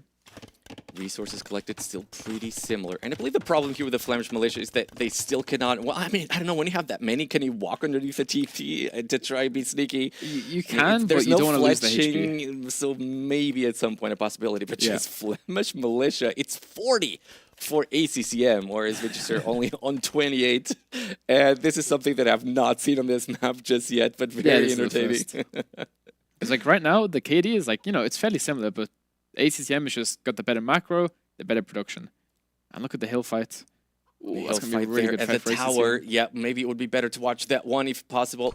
And he's going to be going for the tower. And I'm not sure if these guys have attack bonus versus buildings, but it's I don't know if ACCM can stay there. As Vintage has got very close production buildings, could actually, with the reinforcements, clear all of this.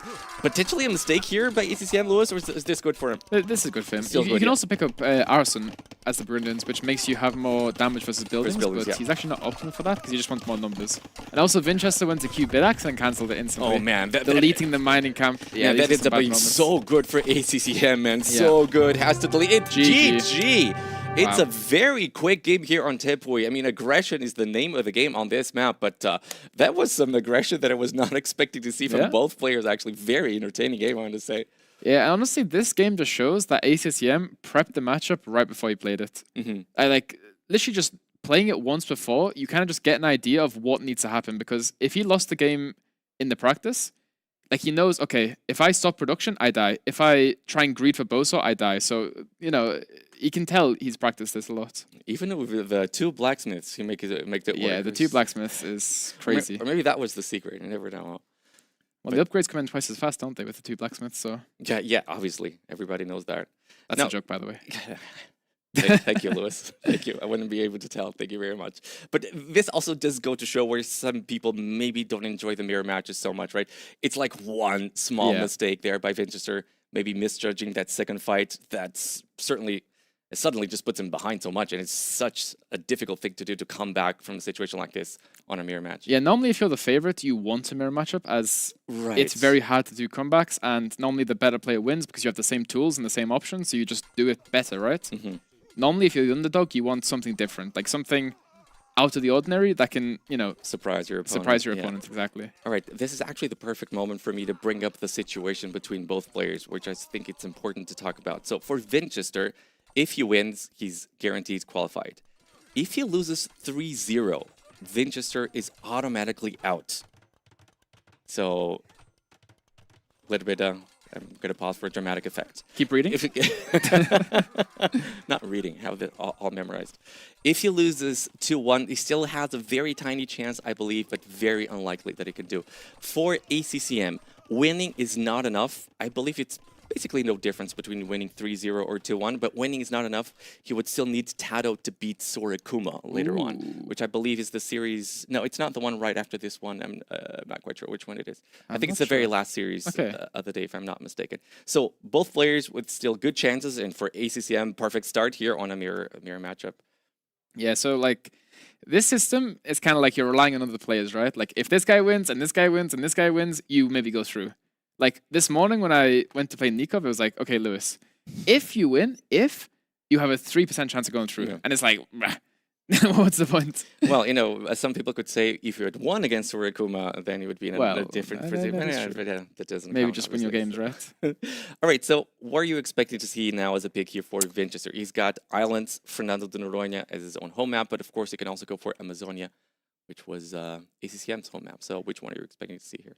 Well, you have two options, right? Like, you have to win the set if you're Vinch, right? No matter what. So if you have to win the set, maybe you just go to your opponent's home map, and then if you beat him there, you're more confident for your home map. That's an interesting point, yeah. But then again, if you go to your opponent's home map and he smokes you, and it's like Depresso. You're playing your home map and it's like Dunzo. So maybe it's like if you go Fernando, you get some confidence and you go to his home map. So it's, you know, it's 50-50. You have to win both anyway. So I believe we still don't know which map it is going to be. So if it is Islands, I assume we're going to be expected to see either the Portuguese or I know you said Sicilian's also a possibility for Islands, though. So which one would you be inclined to see here for Winchester, also considering his playstyle and what he likes to do? Well, I think ACCM is the best civ on the map, which is Italians. I think Italians and Vikings are top 2. So if ACCM is playing Italians, you might need to play something different. That's not going to like... If you're playing Portuguese, you might just lose because Italians have the better tech tree. They have the faster uptimes. They save more res. Cheaper dogs. Like Portuguese do have the cheapest ships and the more HP, but that comes in a bit later. So maybe you have to do something different and go Sicilians or maybe something like that. Yeah, I always wish people go for Portuguese. Well, full disclosure, I'm Portuguese, but I always wish people go for the Portuguese when you know that the opponent has Vikings. Yeah. Because in theory, the Caravel, which was the unique unit for the Portuguese on the water, is designed to kill longboats. But I've been talking with some pros and they tell me that's just not enough. Also because actually war galleys do pretty well against longboats. Yeah, exactly. And so the thing about the longboats, of course, they're a little bit faster, a little bit easier to micro. And also the thing with longboats is they stack a lot easier. Yes. So in late game, if you're stacking like 30 longboats on like one tile, and then the cannon galleon shot comes in, you lose so much HP and so many units. So. But there's also the situation where the Caravels excel, right? Because the Caravels do pass-through damage, and that's exactly why they're actually pretty good against longboats. But I believe it's also a reason that if your opponent goes for fire galleys, longboats deal better with that because they extra projectiles. They're more versatile, but I think the Caravels are really bad versus fires, like horrifically bad. Yes. Which is why whenever someone makes a Caravel, it's like, they're trolling. The game's already over, they're just making Caravels, just messing around. Oh, well, look at that. It's going to be Amazonia, so it's not going to be Fernando de Noronha, and it's going to be the Portuguese here. Now, I don't think I've ever seen the Portuguese here. I've seen Byzantines quite a lot, but I don't think I've seen the Portuguese before. So what are you thinking here, what the idea could be for Well, Portuguese are very good in this map. You have the berries on the outside, and you have the ships with more HP and a little bit cheaper on gold. So Portuguese are very good, and also the late game. This map tends to like drag out a lot, and if you have the Fatorias, Portuguese, Portuguese can really excel. And also you have the Arquebus, which is ballistics on the bombard cannons. It's a very good late game civ. Dude, is Arquebus the best unique technology in the game? Probably. Is it top 3? I can't think of one that's better. Well, there you go. Then it's top 1 now. I've been saying this again.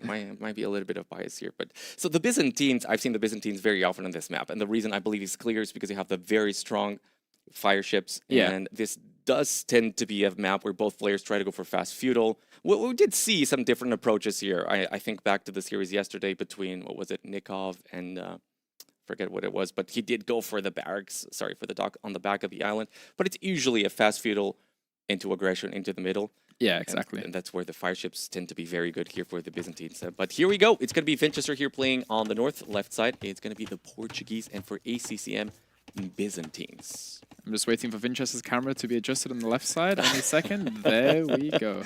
Already directing the production. Love it. Dock at the front is expected. Yeah. Yeah, I think like on the water in the middle, Byzantines should be a little bit better because you can kind of make 10 fire ships, stack them all on one tile, and the pass-through damage and the extra range helps so much versus hulks. So actually on this map, I think fires counter hulks, which is kind of crazy to say, especially if you're Byzantines. But I think as the game goes on, Portuguese get better and better. Like, Byzantines have no siege engineers, and Portuguese have siege engineers and ballistics on the bombard cannon, so it's really hard to play. I believe you only have 2 deep fish on this map, right? So some people could say that fighting for the water for just 2 deep fish is maybe a little bit too much if you overinvest. But what I want to say is even if you lose water, it's still possible to just park your ship close to these bridges. Yeah, which is then you're exactly. shooting villagers. And again, for the Byzantines, if he were to win water, that would be such a huge deal. And also Yeah. the villagers, they just sort of bug out a lot of times when they're being attacked while traversing the bridge. So that's something that tends to be a little bit of annoying when you lose the water as well. Yeah, so like the reason everyone contests the water, for those who don't know, like if there's only 2 fish, it's might be like, okay, so why are they contesting the water? The reason is if you don't contest it, your opponent has 3 to 4 to 5 free fishing ships and you have 0. Right. So then they just pull so far ahead in res, they can take the shore fish along the sides when the big fish is finished, and then you have 5 working units. They might not be as efficient, but it's still 5 working units that your opponent does not have. And then both players tend to, fight very hard for As it. you could be looking here, a little bit of a lane here. ACCM is going to be doing the blocking. I believe no looms, and does look like Vinchester tries to stop the board, gets to do it, but his scout is not on time to try to block it, and it's going to be a villager loss here immediately. Minute 4 by Vinchester, which means ACCM looking strong here already on game number 2 as well. Yeah, that's huge. Like right now, maybe Vinch is thinking, okay, I'm going to play fast feudal. But now Vinch cannot go fast feudal, he doesn't have the ball anymore. So he's doing loom because he wants to go up. But if we look at Vinchester's food, he might be missing food because that ball's not in. And right now, if we go to, Vinchester right now is eating capybaras. So right now, Vinch is going to force drop. Can't force drop, makes another veil. Oh, can't even go up, has to make another veil. What a horrible position here for Vinchester. And now, lucky enough, is going to be able to actually bring that Javelina back. Okay, so here we go. Going to be try to see the block here. So that was beautifully well done, but maybe a little bit of a mistake here by Vinchester, just not having his scout close by, Lewis. Look at ACCM sweating so hard, like spamming the right click, like 500 APM in this one moment, and then back down to 50. Amazing. I'm sure if you see the graph, there's like a huge spike in that moment. Classic. So yeah, right now, the situation is you're a minute up faster to the next age. You have 1 vil lead. Like, you're in such a good position if you're ACCM. But then again, as the game goes on, Portuguese gets better and better. So, as expected, Is this Vinchester already giving up on the water, Lewis? Moving with his villagers there to the outside, or is that something you do anyway at about this point in the game? That's something you want to do anyways, but maybe not at this stage in the game. Like, some players will go out later. Some players will make the lumber camp at home. But yeah, both players actually move out, which is why like Armenians in this map is so good and Georgians, because with the mule cart you don't actually have to move, and then when you do move, you have the mule cart with you. You save wood in the lumber camp. It's really efficient. But now, yeah, fire ships from ACCM. Fire ships here with the Byzantines, exactly what was expected. I do see a barracks there here for Vinchester, which might be supporting also the idea that he might sort of be slowly but surely giving up on the water. But ACCM scouts it. Very, very well played by him. Very, very good. Yeah, only 1 dock, I believe, here for Vinchester as well. So There's the... Yes, sorry. I was going to say, like, also Vinchester only made 5 fishing ships, which means he can garrison all 5 inside of the dock. So you might just make 1 or 2 hulks, garrison the 5 fish, just force ACCM to commit more onto water, but just give it up in the end. I don't think he will, right? Yeah, he stopped the 2 fire ships ACCM, so now we start adding fish if you're ACCM. Well, what do you do here? I mean, he's going to go forward. He's probably going to see there's 1 dock. Well, we do have 1 hulk here, which could be annoying. But again, you just said 4 fire ships here with the Byzantines. Actually pretty good against hulks. Yeah, so you have 2 options. You can go 2 fires into 2 fish into 2 more fires, or... Oh, Vinchester goes for the tower. Interesting. So, I think that's decent, because now you can protect the dock, and ACCM is trying to reposition the fire ships to actually hit the vills. So, like, right now, ACCM can just camp underneath, but then the second the tower goes up, he has to run away. Indeed. So actually, maybe ACCM opts to go for 2 more fishing ships. And villager kill yet again there by ACCM. That's the second villager loss here for Vinchester. Unfortunately, I was kind of wondering if maybe the bear was just a debate, but no, but he does go for an archery range here. ACCM spots it, goes for the counter. You know why I think ACCM is so good in these type of games? Because normally when pros practice, let's just say you see your opponent running back to the TC with a bow. ACCM in practice will always lame you 100 times out of 100. So he's got the practice. Exactly, but like the majority of pros don't lame in practice because it's like, you know, you don't want to ruin a practice. You don't want to ruin a That's practice game. Such a good point. But then ACCM is just dogging everybody in practice. Like he sees your Vil, he's killing it. He sees your capybaras, he's taking them. Like it's, I actually think it's the correct way to play, because in an actual tournament game, you want to win no matter what, right? So that's the way ACCM takes the practice. That's such a fun point and such a good point, I think. Yeah. I do remember Dowd mentioning that even if you have like very obvious holes, or even have a hole in your wall, sometimes you guys will just not run in just because, hey, let's not ruin and practice. ACCM, he's going straight in. Anyway, very, very good point there. I guess a hole is a little bit different maybe, but then again, you know, ACCM just wants to win, which is a good mentality, even in practice. So now we see ACCM walling up his map, very good walls by him. Vinchester also doing the same. So like, it's not horrendous for Vinch because if he gets Vils onto the berries, he will get like 2 Vils back as the very Vils work faster. Oh no, they collect wood as well, right? For the Portuguese, yes. Yeah. So I'm a little bit surprised that ACCM has not definitively won the water. He's about to maybe lose even a fishing ship. So did he maybe stop making fire galleys a little bit too soon after seeing that tower? Was that maybe a bit of a mistake here? I would have expected him to have full control of the water at this point. Well, the thing is, you can never kill the dock from Winchester, right? So Winchester can make 1 Hulk or he can make 10.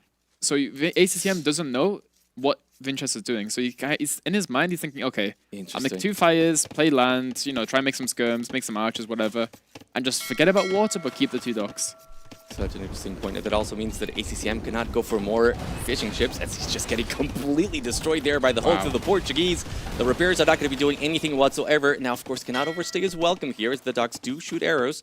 Those are going to be especially hurtful versus the hulks. And look at the resources for Winchester. Resources for Winchester. Looking pretty good. Rest collected still better for ACCM. Again, ACCM did have here the deep fish. I think that the tower for Winchester was really well played by him. Such a good mind game, though, right? Yeah. Because then you don't know, you really do not telegraph what you're going to be doing to your opponent. So well done here. Both players do end up walling their side bases, which means the archers that they both have probably unlikely to do much. Oh no, Winchester. He hasn't got enough wood for a mining camp. Now his Vils are all going to stand there with like 10 gold in each hand, just waiting for the wood to make a mining camp. Painful. Like, watch the wood Vils. The Vils on the wood are going to like go to the lumber camp, then go back to the wood. I mean, again, with the Portuguese now, he does There get you it go. now. There you go. And resources looking pretty good, as just said before. This time around, Winchester did not... Oh, is that a hole? That is a hole! And archers are in! We do have fletching, we do have armor coming in, but Winchester is ready, not before losing 1 villager. That's going to be the 3rd of the game. So ACCM, man, looking really good here in this game number 2, Lewis. Yeah, this is amazing for ACCM. Like, in practice, like, Winchester's never losing his Vils. He's not, like, losing that Vil. But then in a real game, you know, nerves, tension, you have to win. If you lose, you're out. You know, it gets you. Winchester does end up cleaning everything. Again, fletching finishes on time, but it's going to be here with 8 units left, whereas for ACCM, it's going to be 11. Market here for ACCM. He did make a tower, apparently, ACCM, judging by the stone count. I think he made it on the docks, right? ACCM. Oh, made it there on the wood line? Yeah, on the wood line, exactly. Was that necessary when he already had his own archery range? I don't think it was necessary because you already have your range, you're fully walled. Yeah. But yeah, maybe just want to be safe. Better safe than sorry. Actually, ask, then again, ask Winchester. then again, you can play too safe and start throwing your lead away. Because if you now make a tower, you have to buy the 100 stone to make a TC, then another 100 stone to buy the second TC, and then all of a sudden you're down like 100 res by buying resources. So you can sometimes throw by being too safe. Looks like ACCM might be looking to selling his wood, which is exactly what he does. Desperately trying to click up there. Winchester not too far away either. So all things considered, still pretty interesting game. 300 resources difference between both players. Yeah, no hole there. And now ACCM just needs to sell 100 food or 100 wood, and he'll be up very quickly. There he goes. It's got the buildings. Just waiting to click, and there it is. Pretty close uptime here for both players as well. Winchester is forced to move his wood line. But again, unlikely that ACCM can find any more damage here. So what's the transition now here for both players, Lewis? What are you expecting to see here from ACCM once he gets to the Castle Age? I would probably say a monastery for both players to take some relics, especially Winchester. I think Winchester wants to play archers and mangonels. That's normally the best play versus Byzantines as Portuguese. Because you save gold on the mangonels, you save gold on the archers, you can also make knights, you save gold there. So making heavy gold units is normally good for the Portuguese, and Byzantines just want to, you know, play the skirms, play the camels, the trash counter units because they get huge discounts on those guys. Navy number still pretty close here by both players, around 8, so water's still pretty much contestable here. Yeah. And I believe these are the kind of games that are so incredibly difficult to play, Lewis, I imagine. How much on land, how much on water, how do you decide how to balance these things? I imagine this being so difficult to decide as a player, you know, in the heat of the moment. Yeah, for sure. When so many things are happening. Normally, I think in my opinion, like, winning the water is better because then you can camp the bridge and you can just have control of the game. Like, if you lose water, your Vils are always getting hit running across the bridge, and then sometimes you can't send Vils, and you have to set the TC waypoint on the small island, but then there's no more resources on the small island. And then you can, it's really messy to play if you don't have the water, so I think water control is important, but land control is also what matters the most, right? Looks like Winchester's going to be going here for knights, as you just said before. Bloodlines are in, armor is in, 2 stables. How does he expect to go in, though? Does he try to go through the other side? I mean, that would be a long way around, so I don't expect that to be the case. But then again, if he wants to break with siege, right now he does not have the chance to do it. as ACCM does have the map control there on the left. ACCM's also queuing for a few more speeds, which is also a good read by him. But Demos? then again, I don't think ACCM has a stable, right? So he won't be making any camels anytime soon. Yeah, no stable. So maybe Skirm Monk from ACCM whilst fighting on water. All right, so we have 3 demos there from ACCM. So I don't know, Tauto's been using them. I didn't see anybody else using it, but ACCM tries to make it work. Let's see if that works out for him. Winchester with his Knights clearing the whole army in the front. Needs to low HP one back. Yeah, needs to Very go well back. played by him. Very close. I believe that's 2 HP or 1 HP of that Knight, but does a good job regardless. Personally, I think Winchester engaged a bit too early there, because if Winchester waited for like 4 to 5 Knights, then he could just clear everything up. But now, now you he's have 2 Knights open. which are 1 HP. Yeah, it's a very, very rough Now scenario he's for open. Vinch. He's got his spears. Could be having elite skirmishers. No second armor here for Vinci. So this could be actually pretty difficult. I mean, skirmishers are skirmishers. Elite upgrade still a couple of seconds away. So maybe there's enough HP that can be taken away here by Vinchester before actually losing his Knights. Knight as well. Yeah. Also, oh man, ACCM has camels on the way as well. Right, ACCM.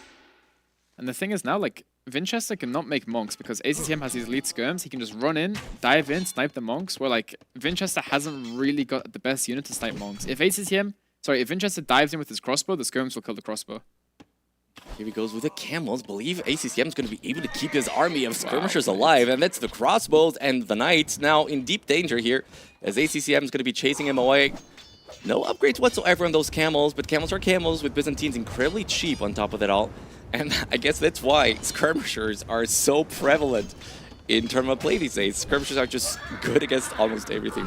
But the reason why skirms are so OP, no, I wouldn't say OP, it's just because they never really die, right? Like Knights don't, like they kill them, but then you have a monk behind, so then the monk just converts Knights, push them away. Yeah, so skirms are very tanky. And also both players going for the second TC as ACCM tries to snipe the monk. Nice micro from Winchester. Actually, Winchester clears this up. Wow. Yeah, finally going to be clearing the camp. I believe ACCM now has got full control over the water, though, finally. And is going to be taking away that tower for Winchester. Docks are gone. So finally full control over the water. That's a second and third TCs here for ACCM. And it looks like both players now looking to boom a little bit. Or at least ACCM. I don't know how much pressure Winchester wants to follow this up with. Yeah, I like what ACCM is doing. You normally want to have one... Yeah, Winchester's in the same... Third TC as well. You want to have one TC on either side, because all of the gold on the sides, you have one on each like corner, and then the rest of the gold is in the middle of the map. So you kind of want to have one TC on either side to secure some gold. And then if one guy, let's just say Winchester's pushing the bottom, then ACCM can go forward on the right side and claim the 2 golds on the middle. And that's exactly one of the reasons where you don't want to lose water. What you just saw over there, fire ships just absolutely demolishing villagers as they were trying to cross towards the side. And DC could be denied here with the camels. Again, camels, absolutely no upgrades whatsoever. So with enough clicking and hammering away, Winchester might be able, yeah, he'll be able to get this with losses, Lewis. 11 villager kills here for ACCM so far. Yeah, it's like a couple camels with no upgrades, just killing so many vills for no reason. It's kind of unfortunate, but then again, ACCM had vision over here, and Winchester still doesn't realize. Okay, now he realizes. The presence of mind to do do it. The TC will kill the camels very, very quickly. Skirmishers, no second armor upgrade here. Another vill goes down. Another villager, but yeah, Vintage is going to follow this up with aggression. I kind of feel like he has to do it, right? It's 10 villager difference now. Res collected, also in favor of ACCM. We need to try to turn this around here, because there's also the worry, of course, that Byzantines can up so fast. And no conversion but as well. Cheaper. Yeah, Monk ends up dying there. So it should be Mangonel now from Winchester. Yes, there it is. ACCM is making something on the top side. I think that might be a Siege Workshop to push. Oof. Yeah, it makes the Siege Workshop. Oh, this is going to be so difficult to play. So one player is pushing on the one side, the other player is pushing on the other side. Total chaos, but you love to see it. Yeah, I think this is better for ACCM because ACCM's army, he can kind of maneuver a lot better because the crossbow have to be close to the knights. The camels can kind of run away and do their own thing. Because if you have skirms, you can have a monk behind, which pushes the knight away. Where Winchester, he needs to keep his army together. And at the same time, still be annoying here. Unfortunately, that's mostly Hulks there, so Winchester gets to pass. He's also camping the bridge with 2 camels. Collecting toll on that bridge. No one passes this. No one passes. Wheelbar now from ACCM. Both players missing Boso. But it's a very hectic game, right? There's a lot going on. It's very understandable. In battle here. One conversion is achieved by ACCM. But now ACCM can kind of just run in here and snipe the monk if he wants to. So the Mangonel shot. Mangonels are there. One shot disconnect. The second one does not. ACCM brings down that Mangonel. But this one.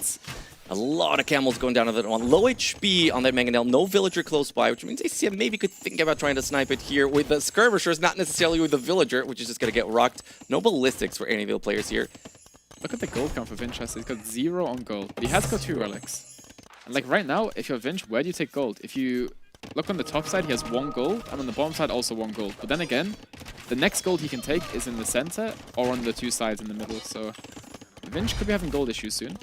And I guess that's why he wanted the tower, just to give him a little bit of protection for whenever Winchester tries to push. That Mangonel does hit yet again.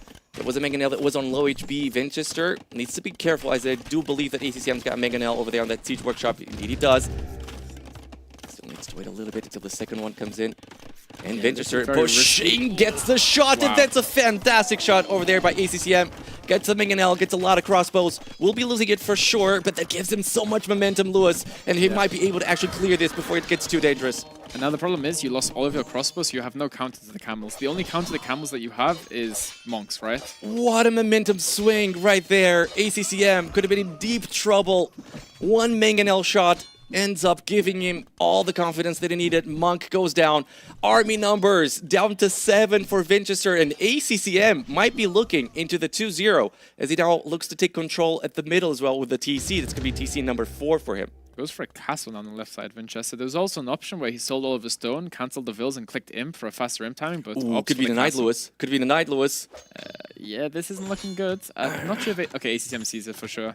He has got 2 monks.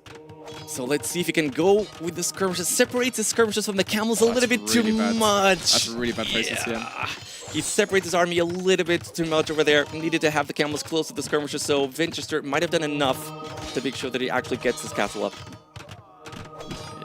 Monks should go down. 1 conversion only, but that's enough. That's all you need, right? Just buy time, castle goes up. You can even fight this back with your knight, but Vinch opts not to. Still 0 upgrades of those camels. At this point, I would have expected to see something, but yeah, castle does go up. And Winchester now it's going to be fine, and finally going to get control of that gold as well, Lewis. ACCM is like 2,000 resources ahead, but look at the resources for Winchester. He's almost going in. And now, like, if you play late game, you know, you get to Arquebus, Siege Engineer, Bombard Cannons, I think Winchester, it's still very, very winnable for him, even though ACCM is in the better spot. Villager numbers are very close. And yeah, Oregon Guns, man. Oregon Guns versus Byzantine. So we have a replay here. Yeah, that was that fantastic Mangonel shot. That's so amazing. Look at that beauty. That's like 4 crossbows and a Mangonel. So total ballsy momentum swing. in there. Yeah. Now, I mean, I guess you can play Oregon Guns, right? If you're Winchester, you can play Oregon Gun Monk. It's not a bad combination, because they should counter the camels and the skirmishes. And if you go for spears at some point, it should also be a pretty good counter against those. He would need more than 1 castle, though. I also like the outpost from Winchester on the right side. He sees the Siege Workshop, and he knows he's going to get pushed from this side soon. He goes for University. Has been clicked here by Winchester. No such thing for ACCM. ACCM is not producing units anymore, it's only villagers. And I also think one thing we have to realize is, if you look at ACCM's castle, Winchester can actually trap that from the high ground, where if ACCM was to trap Winch's castle, he always has to be on the low ground. So very interesting. And again, Byzantine castles do take quite a while to take down, so having the hill advantage, obviously extra useful. Still putting more pressure is ACCM here on the right side. Castle for Winchester. Honestly, I'm not sure about this castle. I feel like maybe it's best to just run these villas away and then commit to the bottom side, right? But then again, I guess Winchester's going to lose too much ground. Maybe he's overestimating how much pressure or how many resources ACCM is putting into that pressure on the right side. But this could be bad here. I get camels. Still, well, we do have now the armor upgrade, but still no attack upgrades. It's going to be a lot of villager kills here, though, for ACCM. And Winchester is on the way up, which means losing villagers always difficult. ACCM does manage to click as well. It's going to be 2 minutes away, though. Yeah. The difference between both. The camel's not the best raiding unit, but it's the fact that you run up to the woodline, you kill 3 vills, and then you force every single other vill to run away. That's probably like 500 resources altogether. It's such a huge thing there from ACCM. Now the Mangonel just passing. Winchester sees it. Gonna get sniped. Now I think Winchester wants to go for chemistry right away, and then 2 Siege Workshop Bombard Cannons. I think this is his win condition. Again, with the Portuguese. That's so annoying. Those ships on the bridge. Every single time the villager passes, you get an attack notification. It's so infuriating to play. That too, yeah, that too. And that looks like a university going up there by ACCM as well. And Winchester does manage to click to arrive at the Imperial Age, and just as you predicted, it's going to be chemistry right away. I believe we do have workshops next to the castle, indeed. Thumbring as well. And also with Portuguese, your upgrades come in faster, right? So ACCM has to wait even longer for chemistry. So it's probably going to be Bombard Cannons and Arbaleths by the look of it here. Yeah, for Arbalest Register. BBC. It's a really good combination because now like the skirmishes counter the Arbalest, but then again the Bombard Cannons counter everything With unique else. tech, yeah. right? With unique tech especially. I think they're going to be so good here against potential skirmishers from ACCM. Honestly, I think I do prefer Winchester's spot. Like, he has the superior late game. He's got chemistry way faster. The second chemistry comes in, we should see 2 Bombard Cannons being produced. Ballistics coming in as well. Trebs being produced. Now, ballistics obviously do not affect Bombard Cannons. For that, you would need the unique technology, as Reed just said before. Trebuchet takes place on top of the hill, just as you predicted, and Castle under siege. It's also a very nice gate from Winchester on the left side. Just so the ACTM's army cannot run in and snipe the Trebuchet. Beautiful, such a little detail. Beautiful, though. Beautiful. Such a little detail, but it can save you the game. Yes, absolutely. Production here of crossbows very slow so far here for Winchester. We only have 2 archery ranges, I believe. But he's going for Bracer. Still no bowsaw from Winchester. No bowsaw for Winchester, something to consider for sure. ACCM going for all the economic upgrades. Handcart coming in, second farm upgrade coming in, and so far, yeah, it's going to be focusing now on skirmishers. ACCM. Chemistry also right away. He's yet again raiding Winchester, I believe, into this side base. Do you see something flashing over there? It's going to be camels. But yeah, TC now with Bracer, TC now with chemistry makes short work of those camels. It's going to be Winchester keep putting the pressure on the left side. Right side, I do see some movement as well as ACCM tries to come forward with camels, but that's why Winchester's got the castle over there to protect himself too. Now, I think Winchester just needs to really focus on this bottom sector. If he can push ACCM back, and then he can make the play for the middle, because the middle is where the majority of the gold is on this map. And there's also like 2 relics, I think. I'm pretty sure 2 relics in the middle. Yeah, oh, okay, only 1. Now, chemistry embracer for ACCM. Winchester, yeah, he's getting the bombard cannons out, making some organ guns as well. Winchester's position is really good here, surprisingly. Considering the start, he lost like 3 vills in early feudal age, dark age. It's done really well to come back into this game. Villager numbers are very close. Rest collected still favoring here ACCM by quite a lot actually. And ACCM was trying to be sneaky a little bit with the skirmishers, and yet again the gate there being so useful for Winchester. So right now, if you're Portuguese, how do you... Sorry, if you're Byzantines, how do you fight this army? Like, what do you make? What is the number 1 unit? Drawmans? That's going to be at least what ACCM is going to be going for. And Drawmans, of course, being ranged, but they have the hits there by the Bombard Cannons. And that's exactly why you want him. And crossbows seem to be doing pretty darn well here against the Drawmans as well. As he targets the Javelina, maybe he might lose a crossbow here. Wow, that was close. I would love to see Arquebus at this point here. I would absolutely love to see Arquebus for Winchester. I think one mistake Winchester made, he went for the second armor on the cavalry, which was a really interesting decision. And maybe it could have been a misclick because he wanted the second armor for archers instead. And I think that res could have been better spent on Arquebus. Winchester goes in with the Bombard Cannon, snipes the Trebuchet. Castle is still up for ACCM, and that's Byzantines for you. Arbalests on the way, about to be ready.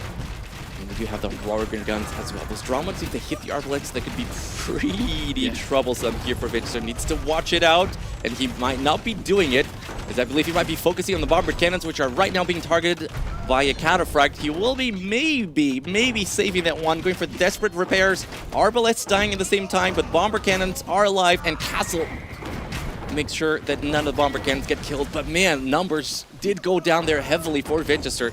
It's going to be skirmish, it's going to be Drawmans, ACCM, sort of holding the position, but finally the castle is down, Lewis, and Winchester free to push from the side. Yeah, and right now the game is completely stabilized. It's a very even game now, but Portuguese with a better late game. Now, what is the play for Vinch? Do you think you stop making vills and start making Praetorias or not? Well, you do tell me. I believe as long as you're not full population, you maybe don't do that, because villagers are better than Praetorias at the end of the day. They are better, but then again, if you don't have any gold or stone to mine, then you'd probably want to go for the Praetoria instead. Right now, ACM loses the Bombard Cannon and the Trebuchet.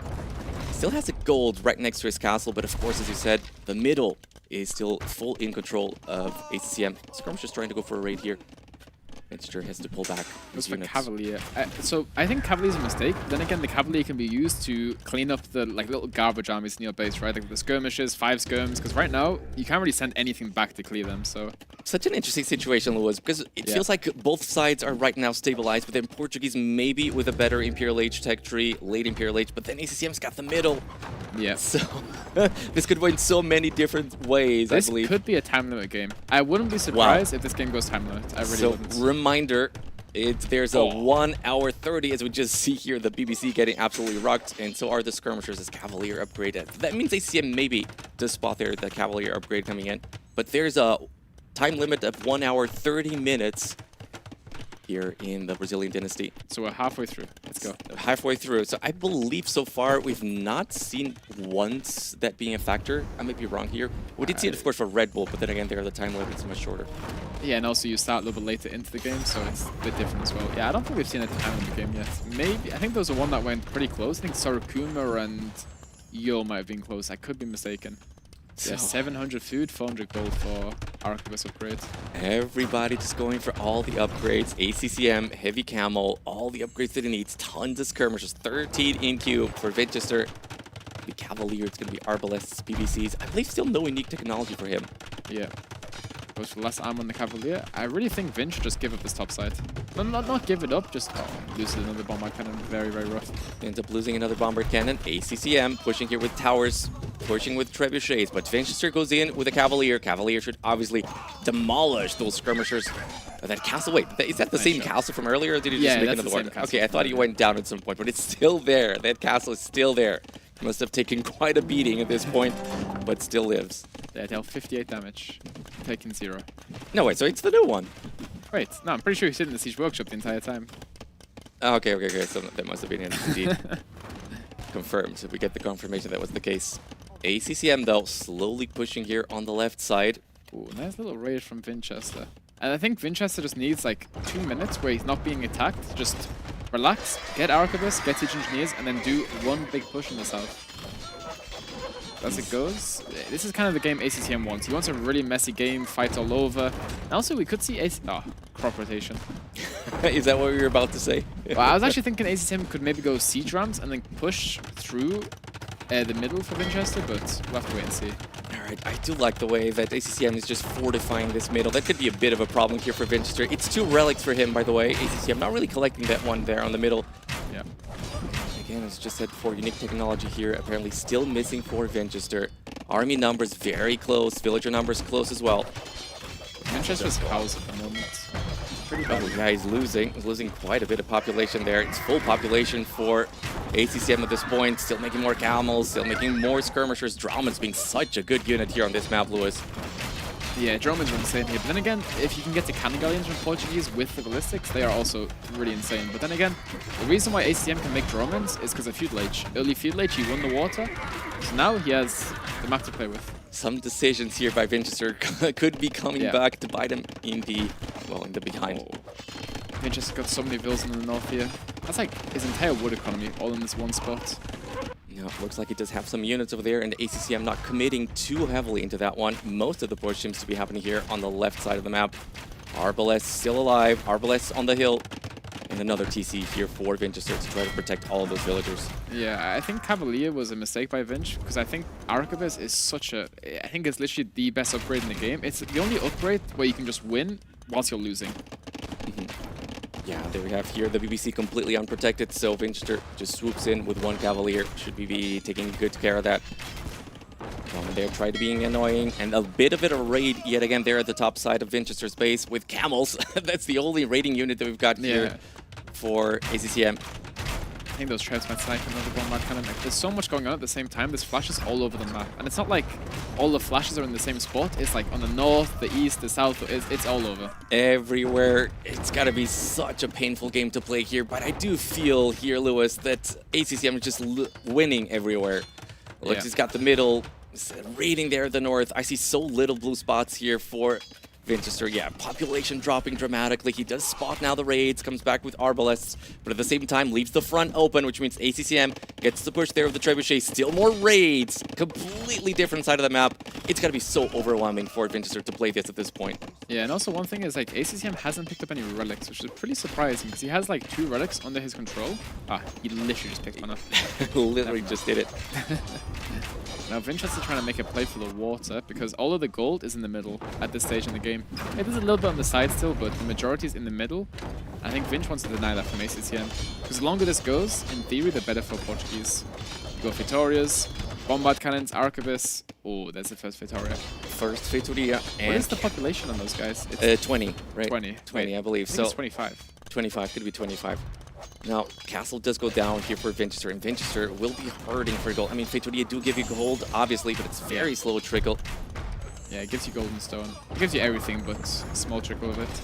Right now, like, Vinchester is getting his population back up. He will lose the north, for sure. Well, again, that could be the Fatoria, right? That gives him a little bit of a... Yeah. Of the wrong idea there with the population. But the Cavalier doing a good job here. ACCM, not enough units, not enough camels here by the looks of it. Needs to abandon the push, so Vinchester will be getting access to gold yet again. A pretty stalemated game here, but looks like on the north, though, there's a lot going on there as we still have more camels raiding. That DC is going to fall, and a lot of villagers could be soon lost here for Vinchester. Now, I mean, if you're going to be going for Fatorias, I wonder how much of a deal that is here, Lewis. Yeah, I think right now, like, yeah, Vinchester goes for Fatoria because he knows he's about to lose 30 vills. So if he builds a Fatoria, he gets those 30 vills back instantly. So I think right now these vills are dead, so what do? You just run at the trap and try and beat it down. That's the only play you have for those vills. And also Bosov finally coming in.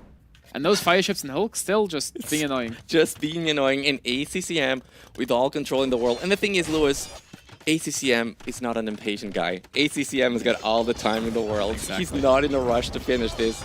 He feels it. He as does. we've seen before. Yeah, as we've seen before, exactly. Villagers going down left and right, as we just said before. Look at that castle from Vinchester. That's such an amazing castle. That's the castle where you're going to play for the late game. That is a time limit castle. Because it's protecting the Fatorias? Exactly. You protect the Fatorias, you have a good KD. So right now, I think Vinchester wants to think about the score. I know the time limit is far away, but it comes very quickly. You want to have a good KD, you're going to sit in the corner, bombard cannons, siege engineers, arquebuses, and just camp.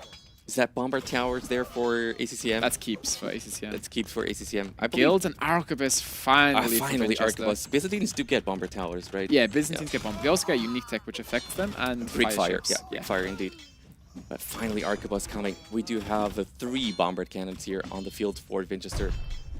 Very low villager numbers, but again, at this point, we don't care about villagers. We care about protecting our Fatorias. I believe there's another one going there. No, that's not. That's I think maybe Vinchester should make it a bit more towards the wood. Just think, oh, wait, he's got 6 HP and he didn't build it. I think he clicked it and then shift queued his vills away, but then accidentally misclicked and yeah, he's not actually building the Fatoria right now.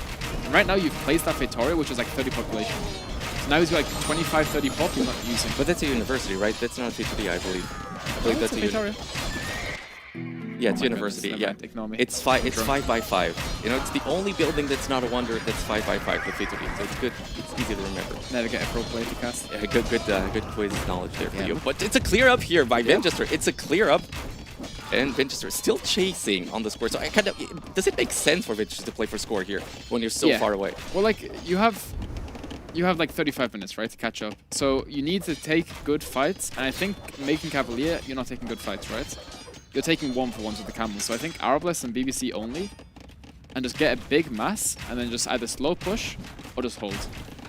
2,500 gold here for ACCM. Again, not in a rush to finish this. Yeah. And also, like we saw in Red Bull, whenever there's about to be a time limit victory, you see both players just spamming down monasteries and siege workshops because every single time you build a building, you get score, right? So players are just spamming down like 15 monasteries just to boost their score. Cavalier upgrade here for ACCM. Now, of course, you do get the Paladin, just the Byzantines. Not a particularly strong Paladin. You lack Bloodlines, you lack the last attack. But Paladins are Paladins, and the Portuguese do not get them. Yeah, so right now, like, ACCM just wants to take one big fight, which I guess it can be good because the army for Vinchester, you cannot deal with Paladin, even Byzantine Paladin. Look at the resources for ACCM, that's crazy. 7,000 woods. It's just crazy. Camels are still alive. It's going to be waiting for the Cavaliers to approach to then engage. Again, very cheap for ACCM to just make here camels, but unfortunately they do die pretty easy to the Arbalests of Vinchester. Yeah. So right now, which position do you prefer? I mean, assuming that Vinchester gets to keep his Fatorias, do you just feel the Portuguese tech tree can lead him to victory here, or is that too difficult at this point? There's still a lot of gold left. It's hard to say. It's really hard to say. Like, I would say ACCM's game plan is a little bit easier to play. Just keep doing what you're doing. You have a big score lead. Just don't die, basically, right? But then again, like, it's hard to say. I would say lean towards ACCM. Vinchester still got a chance for sure to win this game. I love the towers personally, right? Towers don't cost any population space, are going to be annoying, are probably going to be killing villagers. Now, the Portuguese with Fatorias could be going also for bomber towers. Pretty good bomber towers. Now, yeah, which is exactly why towers and castles are so good late game. You're taking map control, you're taking space, you're killing units without wasting your population space. And look at that, it's just going to be so annoying. And Vinchester does seem to have the majority of his army here at the front.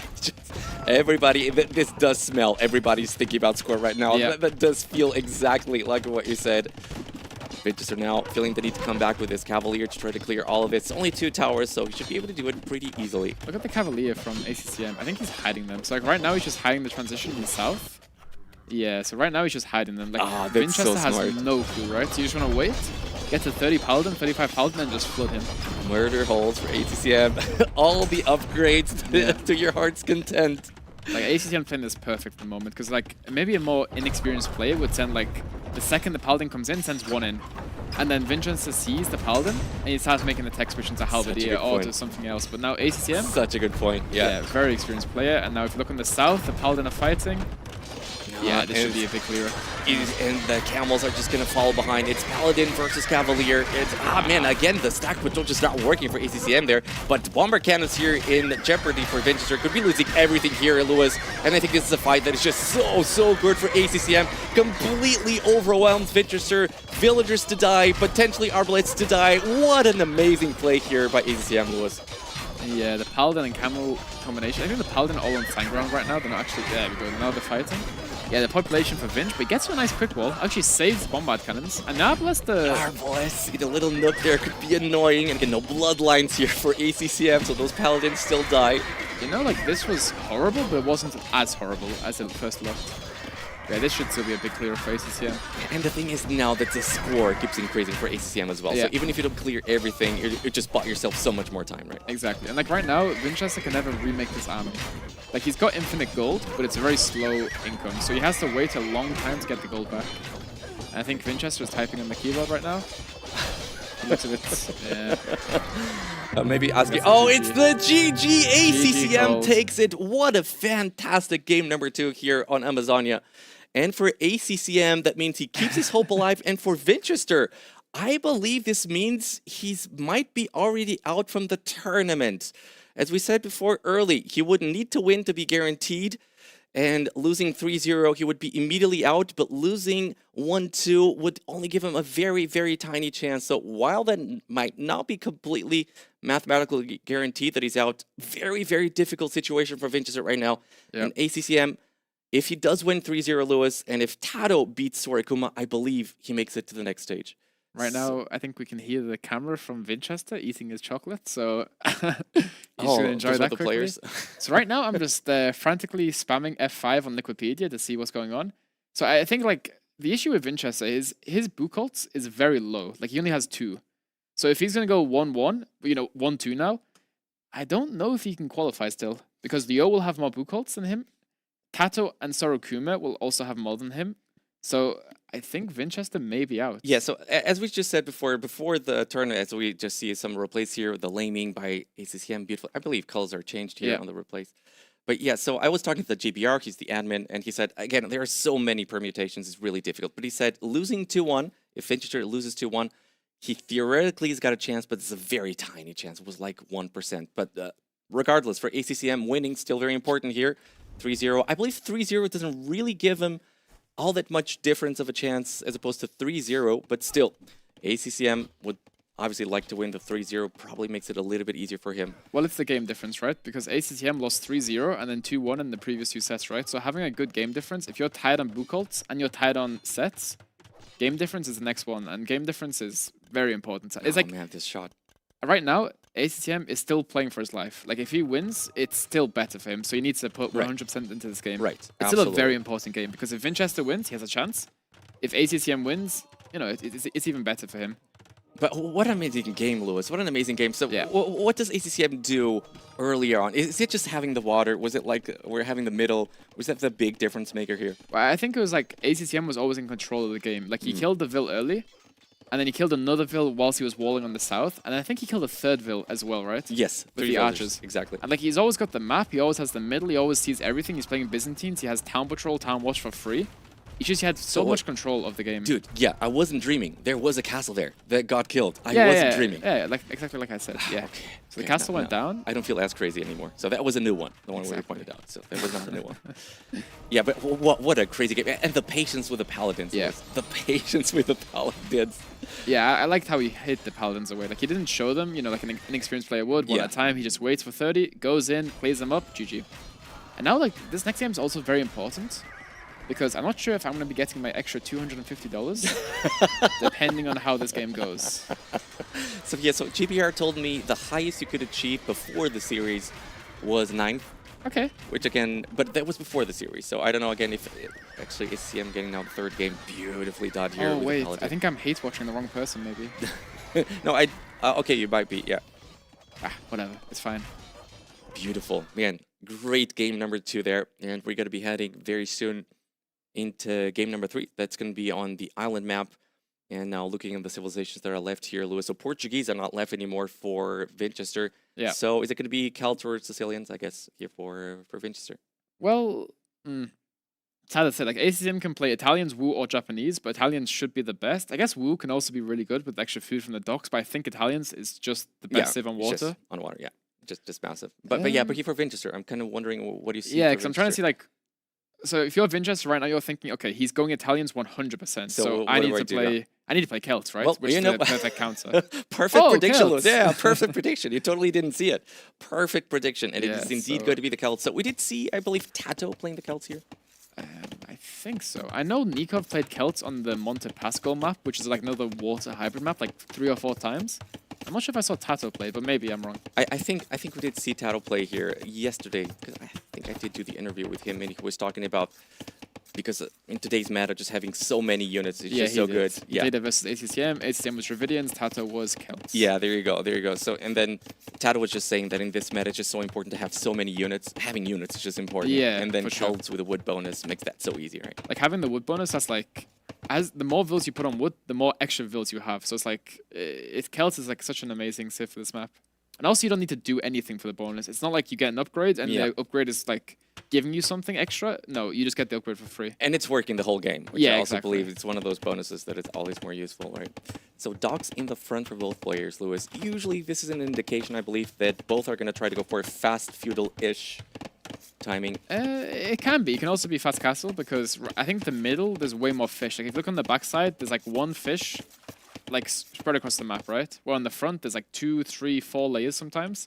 And also I think the whales. Yes, whales spawn. Yeah, exactly. And more all in the those like front, white yeah. dots on the minimap is the whales. So how big of a deal yet? Because I believe Harrow was just playing the series before, and he was trying to go for a fast castle and didn't have any wells. Yeah, well, that's kind of something you do see. Well, you used to You see see this on Fortress a lot, don't you? Yeah, we used to see this in the old days very, very often. People would always lure on islands, would always lure here with the scouts. Now, of course, you cannot heal those scouts, but then again, you're not expecting your scouts to be very useful here on islands. Yeah, I'm not 100% sure if that's worth it because let's just pretend Winchester lands ACCM and now you have like a scout that's in a wheelchair. Like it's not the best to do, but then again, it's more efficient on the you save like what 20 res with the fill walking, especially on the bow. But I think with the scouts also, you're mostly looking to spot a landing. I mean, of course, if you can fight Yeah, the landing, even that's better. true. But you mostly want to be able to spot a landing if necessary. And right now, as you see, both players, you have all the vills on Hunt because you don't want any vills on the sheep. The sheep here, or the capybara, is kind of pointless because Hunt is gathering faster than the sheep, so you want as many vills on the faster collecting resources as possible, which means you can have more on wood and less on food. And there's plenty of them. Yeah, but I'd like to hear your thoughts, though, on the whales, Lewis, because we've seen a couple of players go for the whales instead of actually making a mining camp on the gold. So what would be the advantage of that? Because whales are still sort of far away from a dock, so there's still a lot of distance, actually. Well, if you take the whales with the fishing ships, you don't need to make a mining camp. So you're saving 100 wood. And 100 wood is like, you know, almost a dock, right? So you're saving a lot of resources. I personally don't like them because it's very RNG of where they spawn. Like right now, look at Winchester's whale position compared to like ACCM's. Like one guy can have a whale super close, one guy can have it far away. So personally, I'm not a big fan of the whales, but it's just something different. It's whatever. I banned this map anyway, so. Yeah, it looks like Winchester is looking to correct that. It's got a villager ready there to drop a dock.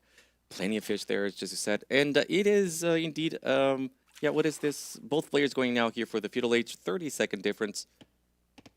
Yeah, I think Winchester's going up with Loom. And also the, what do you call it? What's that called? I don't know. What are you looking for? The whale. My mind is so. What- Winchester what? right now is How do you forget? We just- the we whale. just Yeah, I saw know. whales. I know. What? It's not a It's difficult late. word, It's Lewis. late. It's late. It's very late in Yeah, Brazil. it's only like 2 p.m. Yeah. Yeah, so right now, like Winchester has all of the fishing ships on the whale, which means he doesn't need a mining camp. So you're saving 100 wood, which is like a lot of resources, like a galley or a hulk or something. And he's also making a third dock. And I ACCM believe. goes for the mining camp instead of the. Okay, I mean ACCM has no whale close to him, right? Oh, let's look at. Yeah, he does have one over there. Maybe he was not able to spot it. Yeah, that's really far away. So right now, Winchester with a big advantage. More res collected by 250. Yeah, that's going to be the wood bonus here working, right? Yeah, that's a lot of res. It's got to be that. And also he's saving 100, right? So it's a lot of res. Starts with the Hulks, Lewis. Always a big discussion here. What do you start with? I think most people will say 2 fires into 2 Hulks. Sorry, 2 fires into 2 galleys. But then I see people doing 3 Hulks into 3 galleys. It's rock, paper, scissors. It's whatever. I don't know. ACCM was only on 2 docks, I believe, only allowed going for the 3rd. And he was the last one to get to Feudal Age, so that's a little bit late there, isn't it not? Yeah, it's a little bit late, but it's not too much of a problem because, like, if you're 1 pop later, you're just defending the whole game. But you have a bit better economy behind it. It's also going to be going here for fishing line, so that's going to be more efficient collection rate for the fishing ships. And Vincher's still looking here for the docks of ACCM. We'll be able to find them right now. Maybe even with the opportunity to snipe some fish. It doesn't quite commit to it, by the looks of it. Yeah, normally when you go up like really fast to the next stage, you send a fishing ship to go scout your opponent's docks, because if you go up really fast and you don't find your opponent's docks, you can be behind just because you're not scouting your opponent. ACCM sees it right away. Garrisons manages to save all of his fish so far.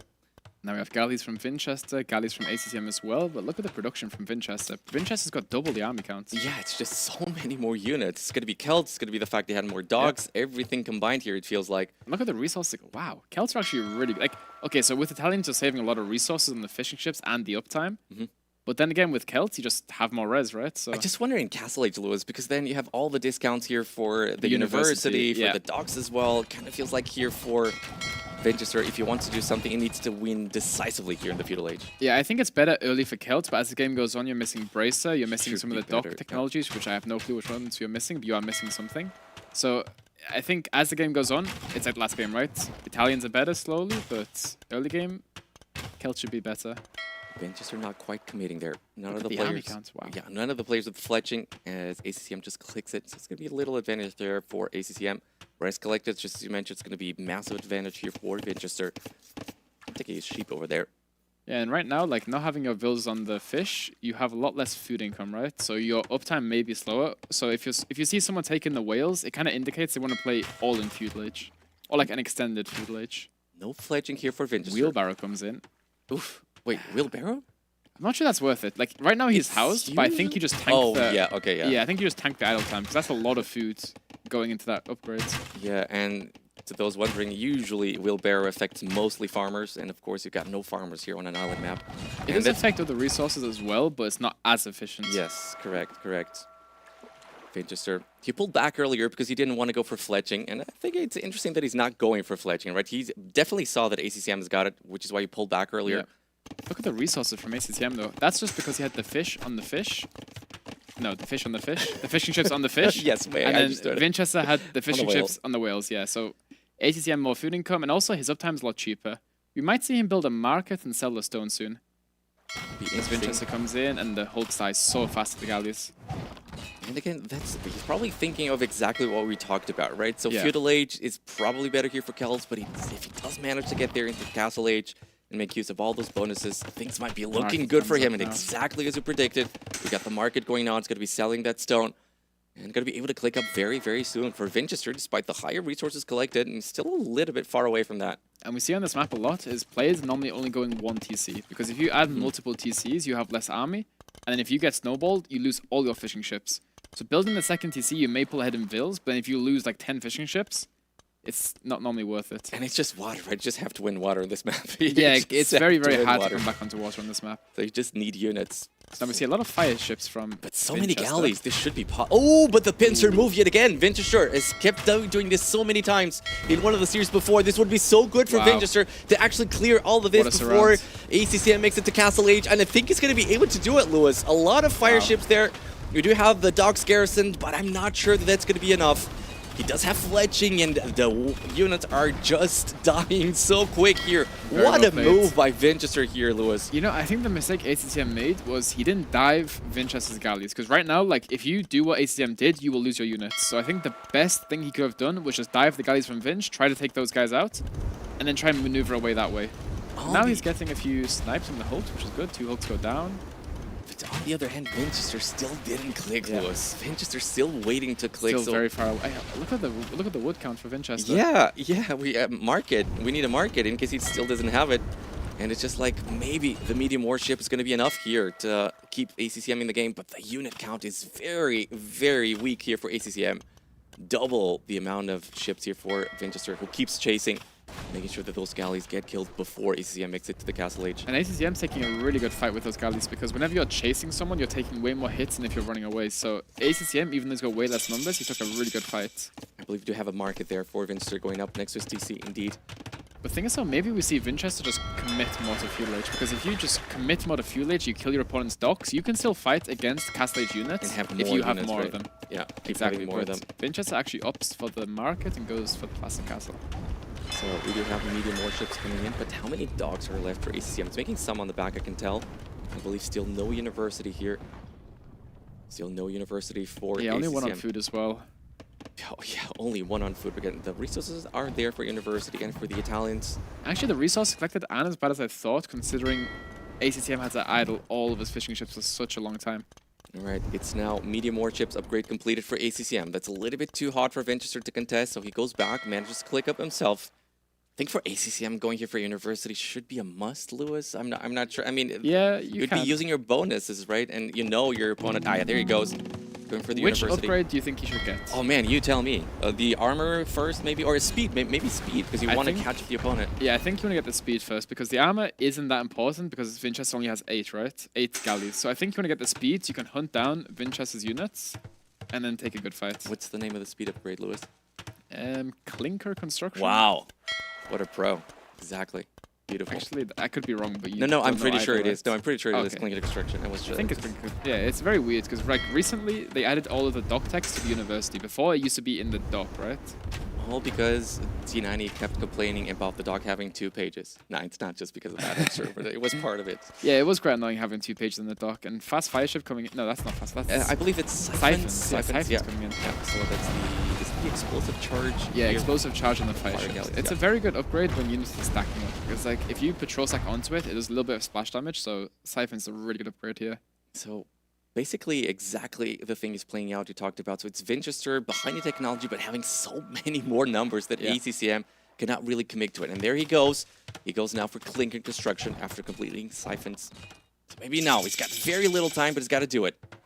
Yeah, the problem is that Winchester just has 10 more units. So if he can wait 45 seconds before he takes an engagement, it should be really good for him. Right now the units try to patrol stack. You see the little explosives, that's the Siphons upgrade. Yeah, now ACCM, the second Clinker Construction comes in, you can kind of hunt down Winchester. Yes, and that's exactly what he's Taking hoping a to really do. good fight. I He don't gets think 15 seconds here for Winchester before he gets the It's medium such a bad warship. fight from Winchester. Why So would he take that? many units going down there. Now, but ACCM will get surrounded though. But is that enough? Man, what a Wow. good fight there. That was a really good fight from ACCM. I think now he should back up because it's like, look at the units from Winchester. But ACCM took a good fight there before Winchester got the upgrades, and you know, he's kind of pulling himself back into the game a little bit. And I believe that is now the armor upgrade that's going to be careening. So ACCM really making use here of the Italians. And that's what we're talked about from the beginning Yeah. of the game. If ACCM can get to Castle Age, if he can abuse, if you will, your civilization advantages, it could get difficult here for Winchester. And also, the thing is, I see ACCM going for galleys now because it's kind of rock, paper, scissors, right? You see Winchester go hulks, ACCM goes galleys. You see Winchester go fires, then ACCM will go hulks. So you're kind of just always countering your opponent, what he's doing. And now maybe ballistics will be the next upgrade for ACCM. ACCM going for Botkin era, so he's definitely thinking about going for galleys of his own. Look at the res collected. Wow. And look at the army numbers, man. It was such a big advantage for Winchester. It's so close right now with ACCM. It's going to be taking another fight. This one is very close to his dogs, which means it could be very good for him here. Very close battle. A lot more HP here for ACCM. He's microing. Still no ballistics here for any of the players. Yeah, I believe him being so close here for the dogs should potentially be good for ACCM, right? And also the extra PS armor on the ships helping out a lot for ACCM. But the thing is, like, fighting below the docks of ACCM is just bad for Winchester, because now the dock is like an extra unit fighting back. Winchester does have more villagers at this point. But again, here's just all about the production, Lewis. It's just still all a very, about very sheer close production. game. So like right now, the resource collected is better for Vinch. But then again, ACTM saved so much more on the uptime and on the university technologies. Such a good point. And the more technologies you make, the more you're saving, Yeah, the more basically. you're saving, exactly, yeah. And now, I think that's Clinker Construction from Winchester. I'm not sure what that was. Yeah, it was Loom now Clinker from Construction. ACCM, why not? Yeah, it was definitely Clinker Construction. Winchester manages to clean everything. And it's back to Winchester having quite a significant lead. Yeah, I did notice that ACCM stopped making units for quite a long time. So definitely having a little bit of problem there. Yeah, still not making anything whatsoever. So are we Goes for the monastery. Yeah, what are we thinking about here, Lewis? Honestly, he's like, not doing anything on water. He's just completely stopped production. As you see, Winchester still does a lot. Yeah, I think the water play is still... Is it going to be a forward siege workshop now from Winchester? What is it With going the scout for to ACCM? be? Scout from ACCM. I'm surprised Winchester didn't bring the scout with him in the transport ship, because that would be very good scouting for Winchester. Yeah, it's just at home, just running around. Siege Workshop, ACCM, you're so close yet. So he sees it. Wow. Whether he acknowledges it is the other question. Do we was see a any one-tile. movement? Do we see any movement here from ACCM?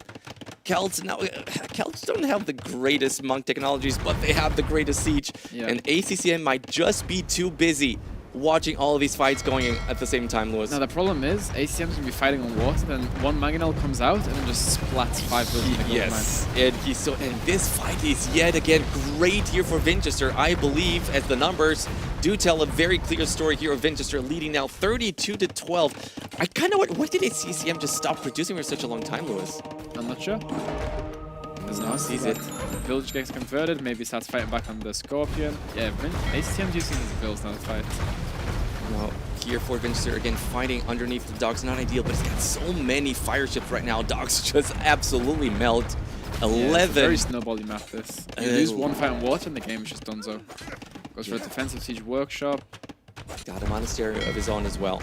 Celts don't have redemption, so Winchester might struggle since he's only on Rams and Scorpions at the moment. But this is Winchester winning the water. I think he's just calling. Is he calling? I think he's just about to call. ACCM is probably also happy. I think he just called. And Winchester does get here the last game. It ends up being a 2-1 victory for ACCM.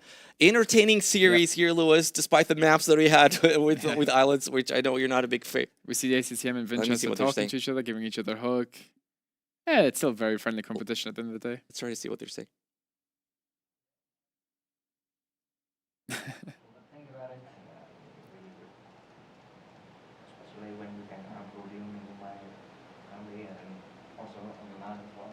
Especially when you can have... What was he saying? Especially... So he was saying Celts are so good, especially when you can have... And then I didn't catch there. Oh, he said Celts are so good, especially since you have the landing as well. You can land, you can make siege and whatever, so... I didn't really pick up much of what they said, but I'm pretty sure that's what he said. It was something like that. Entertaining series for sure here as ACCM does his job. This is what he had to do in order to keep his hopes up. Again, a reminder that ACCM still needs to hope that Tato beats Sorikuma. How likely do you think that's going to be?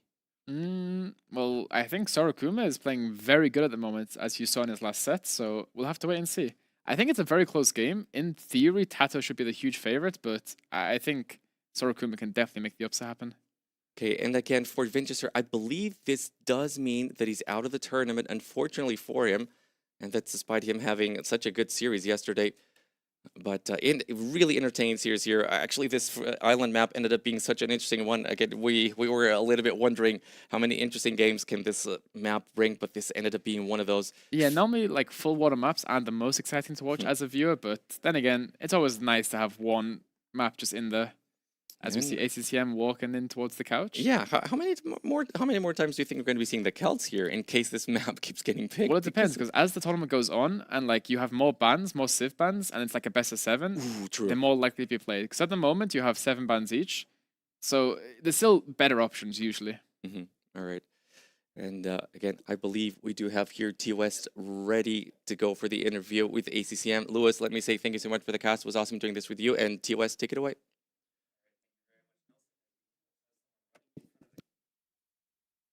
CCM, who, by the math that we just did, still has a chance in this tournament. Will depend on Tato versus Sorokuma, our final set. But how are you feeling? You came in today with what I imagine was a very tilting set last night with that siege tower, but you managed to get a win. How are you feeling now?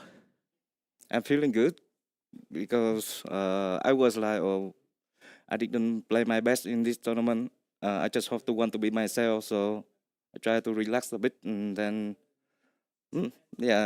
I feel today I played much better. And so I know Vinchester is someone you probably practice with Vinchester quite a bit. What's it like facing off against him in a LAN? Yeah, he's one of my best friend in, especially in real life and Bowens in the game as well. We practice for so long, for like 6 or 7 years already. Yeah, we feel really good when winning again him. But anything surprising from the set from him, or were you kind of expecting what you ended up with? Yeah, I think I kind of expecting for the first 2 games. The last game was Cal when it's the same ship I lost yesterday, right? So I will rely on that ship is so strong. All right, so let's maybe think about that first game where Tapui, you both were Burgundians. Have you practiced that matchup before with the Burgundian mirror, where you're both doing a lot of Flemish militia? Yeah, I did one game warm up with Louis, and I will learn that I need to make the armor ASAP, and then just forging later. So, yeah. Well, did you realize you made 2 blacksmiths that game? Oh, really? So the other big difference was double bit axe. You did it.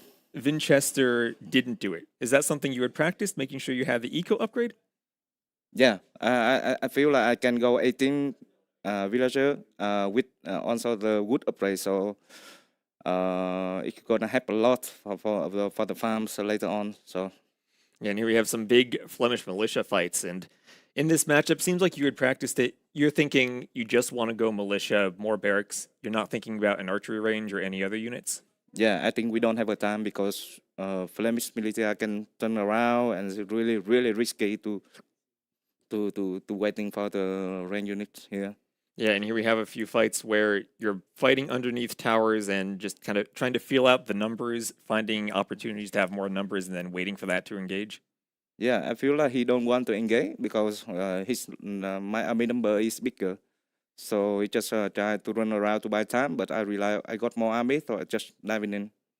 Yeah, and then moving on to this next game, and right away, Vinchester had trouble luring the Javelinas this game. There you are with the scout laming him. Yeah. It's unlucky for him. Yeah, I don't know if you noticed this, but on the other bridge, he also at the same time lost and had to house wall and save a Ville, so he was extra behind because he messed up on the other ward too. Yeah, I can feel it. Yeah, not the best game for him. Yeah, and Byzantines versus Portuguese here. You get in through a hole in his wall as he's trying to wall. That was great timing for you, just as he's trying to wall that. Yeah, so many things wrong. But later on, he played really well. Like, I cannot end the game earlier, so...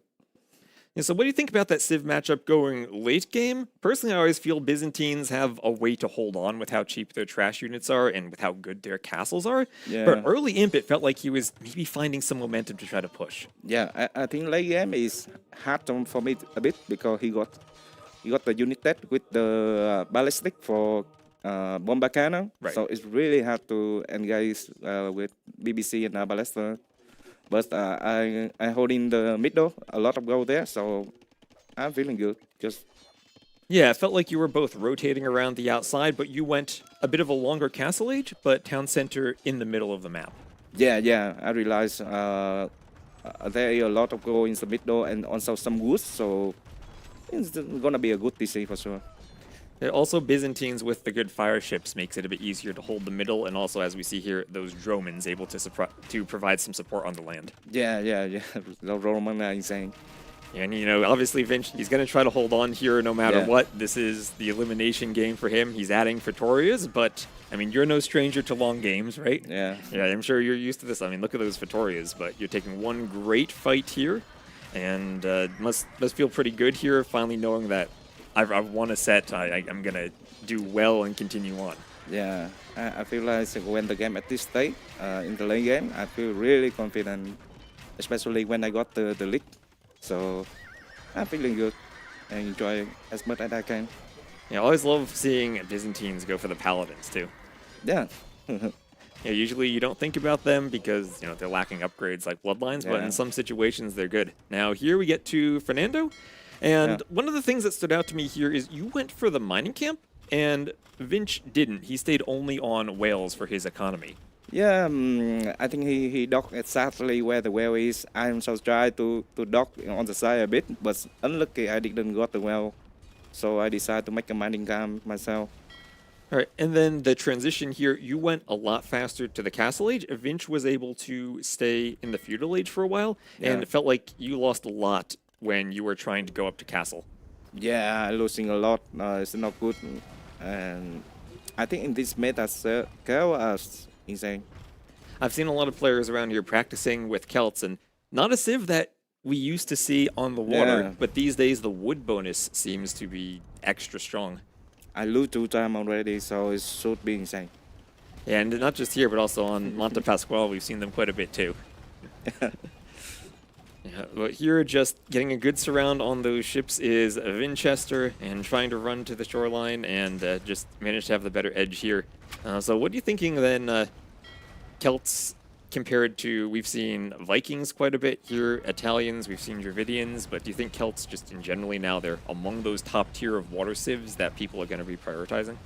It's not really top tier civ, but it's like in this map, Chaos can outproduce your army like because they got a lot of wood, right?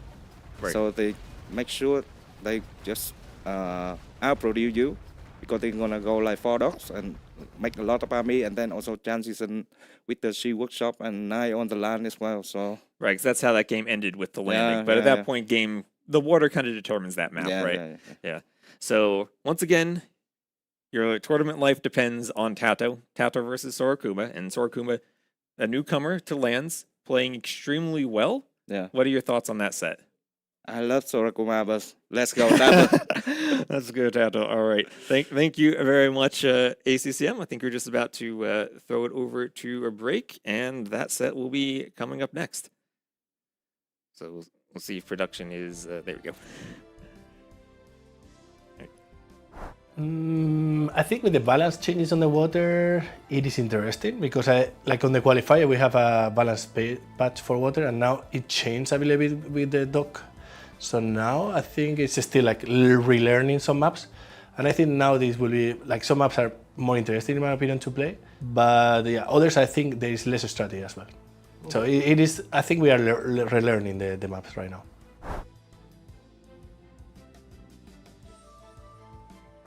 I think you are never ready with that many maps, right? Or you never feel ready. Maybe you are.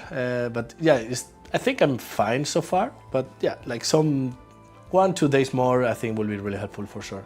And still, like we have the whole day today where we can start like already like finishing things. Like in general, I would say like I'm ready for all the maps, and you can always have 2 maps as let's say on the trust, because you can ban 2 maps on the draft. So it's really important also to have it in consideration and prepare for the others. So it's really important.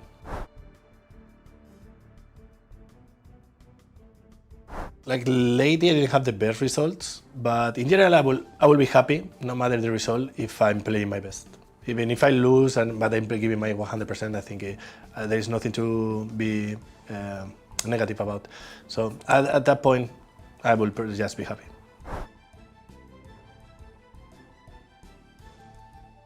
Thank you so much.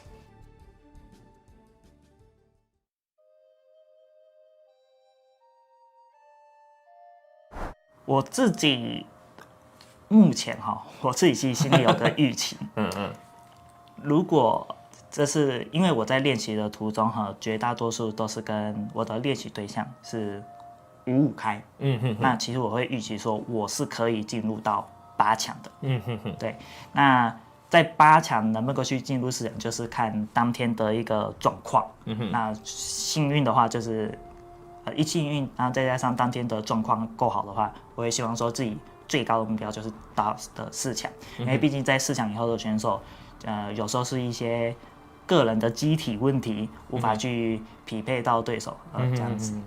He actually practiced a lot with those players, and the results shows 50-50. So his main goal actually is best of 4, the best of 4. But maybe best of 8 already as well good as before.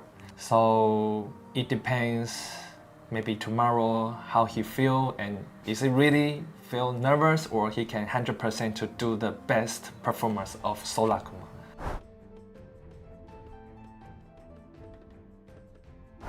我个人觉得是顺其自然，我其实没有什么特别放松的方式。如果真的说有的话，就是能的话，就是在比赛之前啊睡觉，睡觉到比赛前这样子，这就是我的最独特的一个放松方式。那如果我无法休息的话，就是自己闭眼冥想一下哦，不要让自己那么紧张啊，也不要给自己太多的预期，不要让就是自己的状态不是平常的状态这样子。So Solakuma said, just sleep well and don't think too much. Don't expect too much. I'm so good or I'm so bad. Just do 100% what he practiced and just sleep well. Then can make him feel relaxed. Good luck. Good luck. Thank you. Thank you so much. Thank you so much. Thank you, guys. Thank you.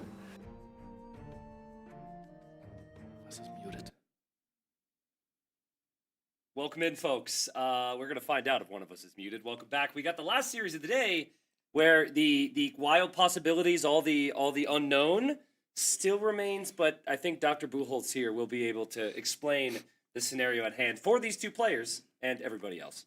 Indeed. So basically we have 2 players playing, but it affects like 8 players at the same time. We have Sorakuma against Tado. Tado, with what happened before today, is already through.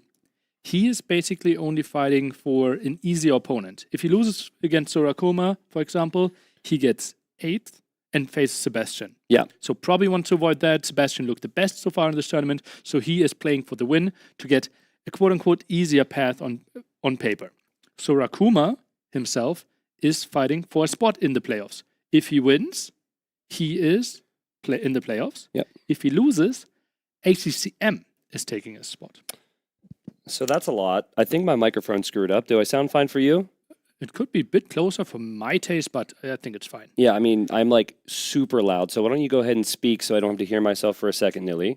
Okay. See if I can fix this here. Just talking like a bit more. Oh, that's so much better. That's so much better. That's so much better. I was really loud. Sorry, guys. I couldn't think there for a second, but well, I couldn't hear everything you were saying there because you were actually echoing into my mic. I already know, and it's pretty cool that like the final series here is kind of do or die for these two, right? ACCM is going to be cheering a little bit behind the scenes, but yeah, I mean, what better way to end the group stage than to have this matter this much? And it's also a cool dynamic because we have a very well-established player with Tato and then a new kid on the block in Sorakuma who has looked really, really good, Nilly. Now, I can't hear you through my headphones, but I'm not sure if there was a change behind the scenes there or well, if it's a bit closer. But it feels like I'm hearing you through a mic. That's what I had. That's kind of what I had. It was weird. We're sending our best Portuguese guy or Brazilian guy behind the scenes, trying to fix that.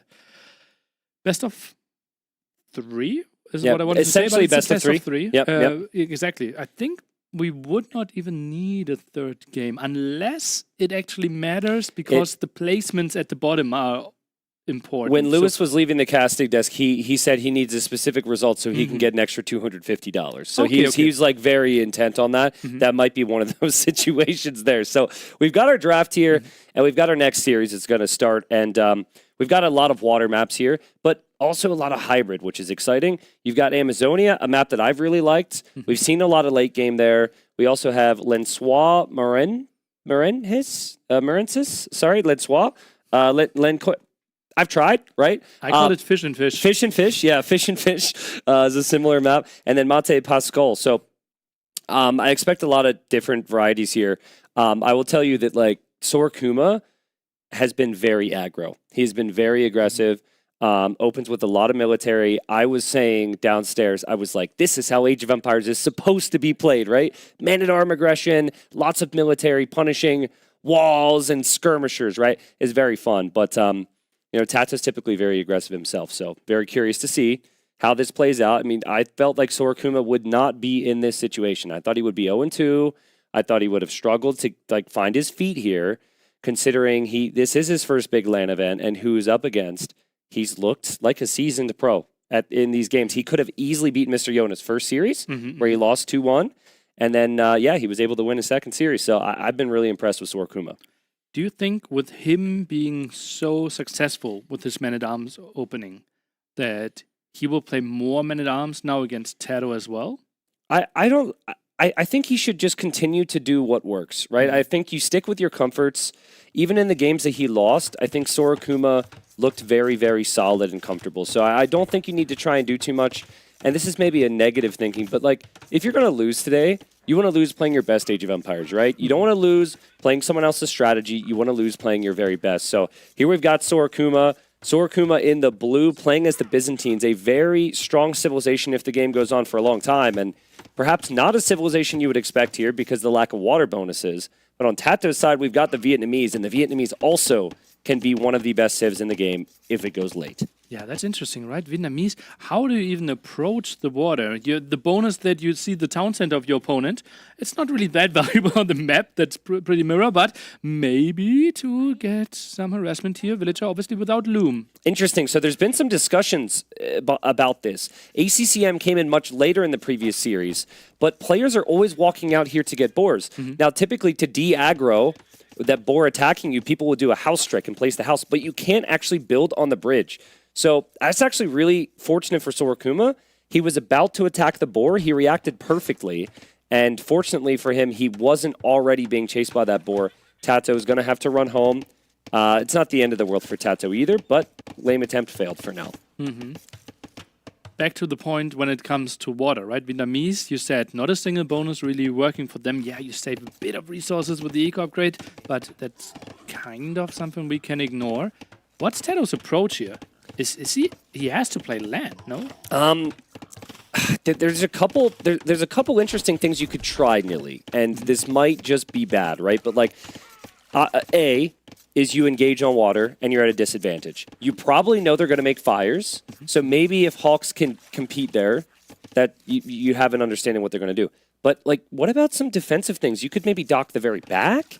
He's not doing that now, but you could dock behind the bridges. That's an option. We saw in the previous series, Vinchester, who's one of Tato's teammates. Granted, there's like 10 of them here, but still, like he went for a tower on the dock to prevent losing the dock, and then he played LAN. So you got a couple options. I think Tato's going to think Vietnamese eco's so good, he can be at a slight disadvantage on water bonuses and still be happy playing water. Do we think the defensive tower was more of a reaction or something like, okay, I'm going to defend and try to play passively there? It felt to me like that was not the initial game plan necessarily. Yeah, maybe. I don't know. We'd have to ask, but we didn't get the interview with Vinchester. But Sorokuma's brought in a fair amount of food. Majority of the games have been the dock opening on the front. But what's so cool about this map, you can go to the left, you can expand to the right. There's pros and cons to every decision here. You invest to win the water, well then you're expanded. You're possibly going to lose control on land. You take the land, you lose water. This is...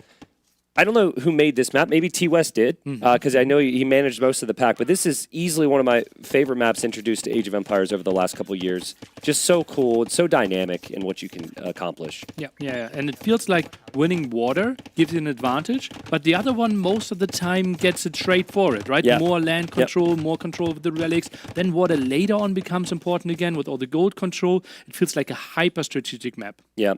Love it. And listen, we're not paid to compliment the maps. Lewis complained about the water maps continuously in the previous series, so just as proof, we're not just saying that. But 5 fishing ships for Sorokuma. He's going to add his 6th.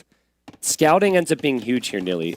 It's tough to actually get into their little island to see how many docks they've gone for, but you have to assess based on their production on water. If they underproduce, they're likely investing somewhere else, and then you need to look on the outside with the scout. They're actually fighting. They both lost these capybara multiple times. Tato just stole some of Sorokuma's, and that's going to be a lot of food running on home there for Tato. Before the action starts, can we do a quick capybara check? How many do we have there? That's not too much. 7, still 4 ostriches. Plus 13. Oh no, that's the total. Okay, shift click. Yeah. Oh, that's only very few. Well, I think we're going to have Sorokuma's doing the right thing. We've got more coming through, but yeah, the Capybara RNG, the Capybara Wars have been real at times in this tournament. Tato noticed he went for fishing lines, And like a lot of players have done when there's oysters or whales, he's actually just taking gold with the fishing ships. But the early fishing lines is something I've seen a lot from Viper, for example. And he's going to open with Hawks. Sorakuma up later than him, I'd say pretty significantly. And Sorakuma's going to go for fires, but Byzantine fires do work faster here. So you can, maybe the only save where you can justify going fires against the Hawks. Fishing lines cost 100 wood. I think Vietnamese is saving those ones. Yeah, it should. I didn't even think about that. Yeah. Well, that's a big save. Hello. Yeah, that's not bad at all. I mean, you can't justify it because you're not going to be able to produce ships. You can't get the docks. You delay a barracks. There's a lot going on there. So, yeah, it is nice. And again, it's like Vietnamese. You get to Imperial Skirms. You get to Halbs. This can be good.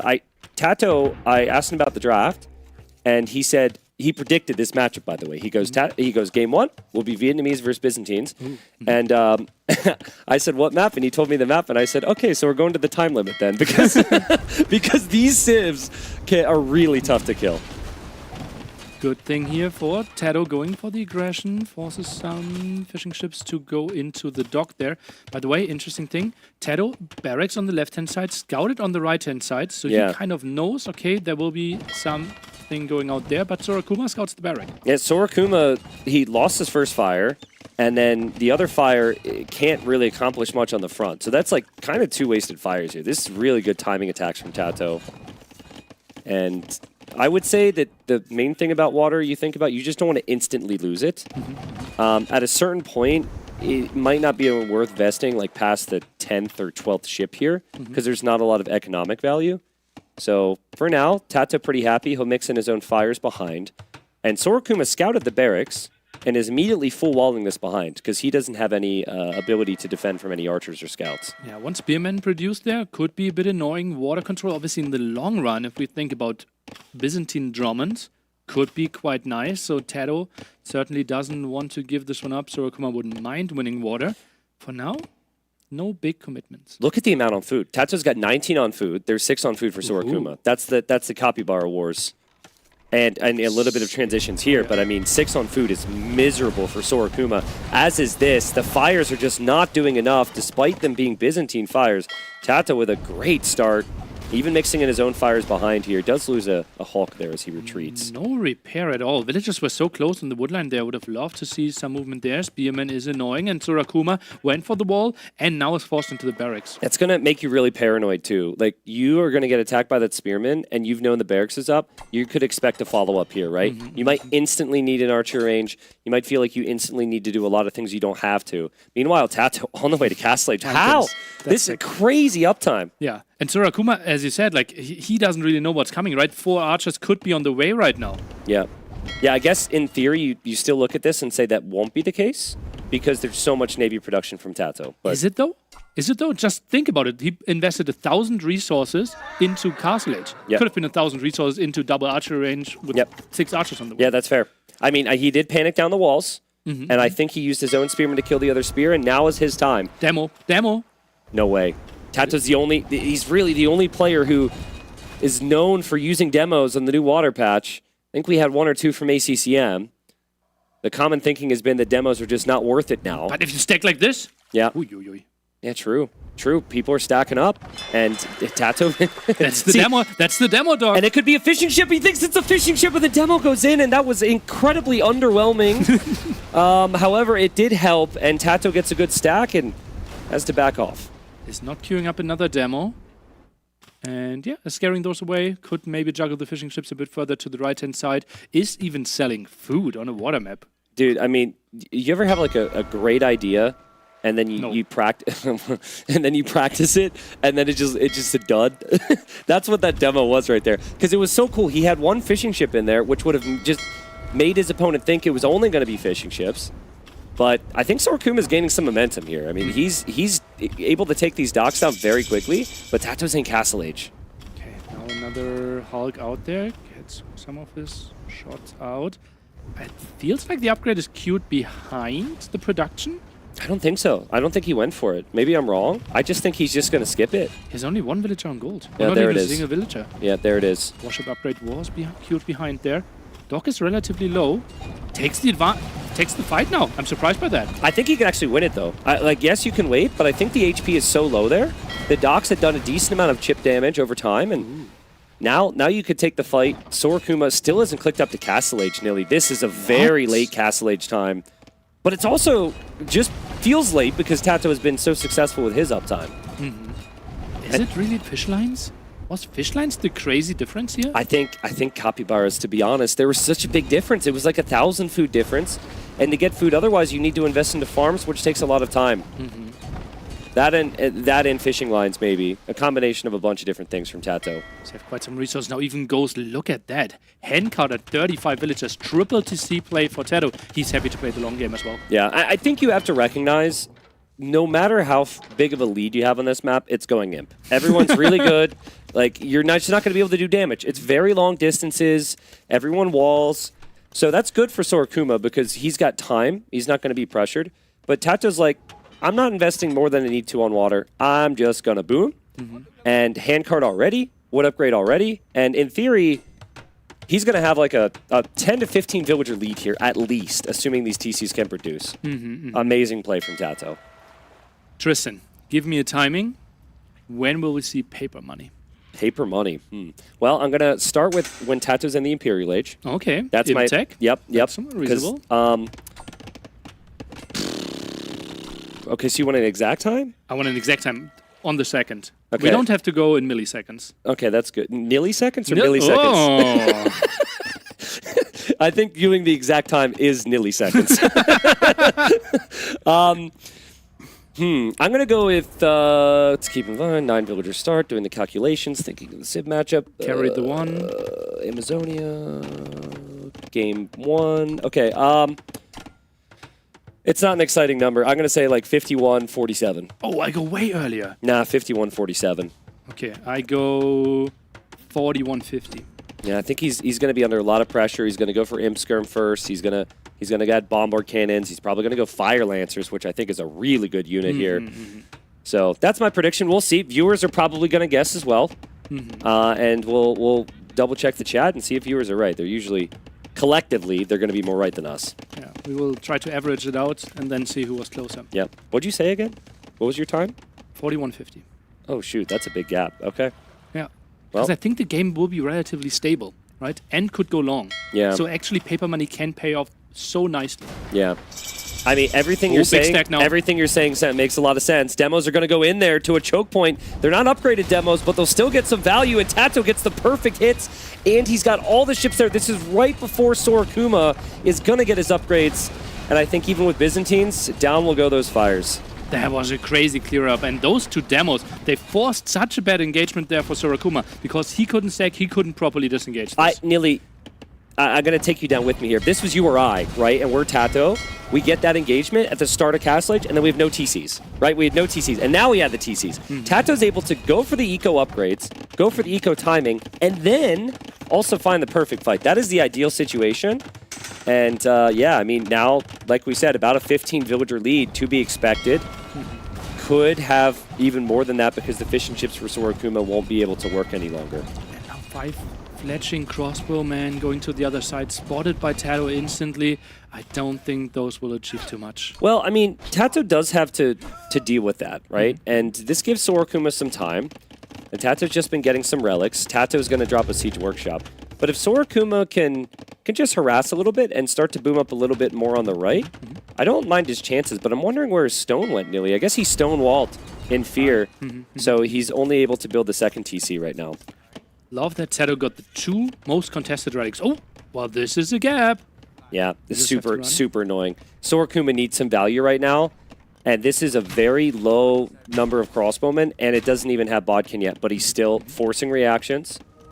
Tough for Tato to balance out his eco as he'd like, but in and out of the TC there, and Scorpion's about to eject here. Yeah, and they won't achieve too much more in this game. Sorakuma gets a nice scouting and knows, okay, I'm getting cleared up here. Maybe I can find some damage in your home base. Tato's trying to ball this one off. Oh, wow. Tato with the gates even brings the war galleys over as well, and the crossbowmen are going to get trapped here. Dude, Tato's playing amazing here. Tato has played so good. And down will go the fishing ships, and yeah, Sorakuma's going to need more economy or more pressure. Probably both. I see some action on the front of Tato's outer area here. It's going to be a monastery from Sorakuma. And a siege workshop. And that wall. Yeah, I guess his villagers need to do something. Double monastery? Well, It has to be redemption. Redemption is queued behind the monk. I think so. You just yeah. saw 500 gold go away. What I don't like though is that he got to 100 stone again, and then he just lost it again. I think he's outposting. I guess like he's going pressure. At the bottom. You're behind Yeah. you're behind in villagers regardless. You need to get some pressure here. So But then siege is so late, no? He really wants those monks. This was Well, sanctity, only 9 on gold. it's what's better though. If you show up with the siege, you're gonna want to take down enemy buildings. Monks can do the same exact thing. Okay. And like it gives Tato no heads up, right? Like if the Tato doesn't even know there's a forward. So I think if you arrive with like 6 monks, it's like boom, barracks is mine, blacksmith is mine, siege workshop has to be deleted. It could actually have a big effect, and then you could add the siege. I like that.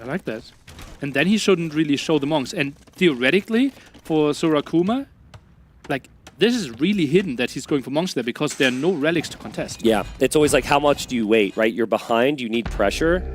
So you want to show your hand right away and be aggressive. But I think if you show up with like 1, then it can't have the effect that you want. In the end, Tato knows redemption's in, and now Tato has to think about how he manages this. The answer is on the resources. Yep. He has the castle spot there pretty soon. Siege workshop will be late. Yeah, some houses will go down. But Sorakuma will be tricky for him to break Tato there with a defensive castle. This is where if there was siege, then maybe wherever Tato's about to place this castle could be in jeopardy, right? Like a mangonel could really have threatened this. And yeah, the castle from Tato, I love that. Some people are so passive, but Tato's like, no, I need to protect this hill. This is the most important area to protect myself. One of the biggest mistakes Tato could have done here is actually build a mangonel himself. Yeah, true. Could have been converted, could be ugly against the villagers there, but 4 scorpions, enough for the defense, goes for some more towers. What do you think about, and don't laugh, okay? I see you're smiling, no laughter. What do you think about a siege tower here from Tato? You put some rats and archers inside of it, or some fire lancers, and it allows you to roll in close to those monks and snipe them all. Do you need to snipe them though? I mean, is there any like valuable pressure? Now you have the tower TC set up here. Like you will lose those houses, but this push is kind of stopped anyways. You are imping, and then you rather just play Bracer and clear it up anyways. Yeah, maybe. Yeah, siege tower might be a little bit too gimmicky. But, I mean, you are going to lose a town center. And town centers are suddenly up behind this for Sorakuma. Sorakuma needs time to catch up. He needs space. That's what this is affording him. He's not going to win the game with this, but this is a lot of nice pressure. Both players actually building outposts on the right side, it seems. So maybe that'll be a spot for either player to pressure. But just random villagers and monks over there. Let's not forget that Tato can take the gold in the middle because he won water, which feels really critical against the Byzantines. Yeah. Not really because you can use it too well, but Byzantines could use it really well, and you want to take that away. Mangonel gets a shot off and deleted. Okay, the damage output so it trades 1 for 1, which I suppose is something. Tato still hasn't clicked imp, by the way. The resources have been closed for a long time.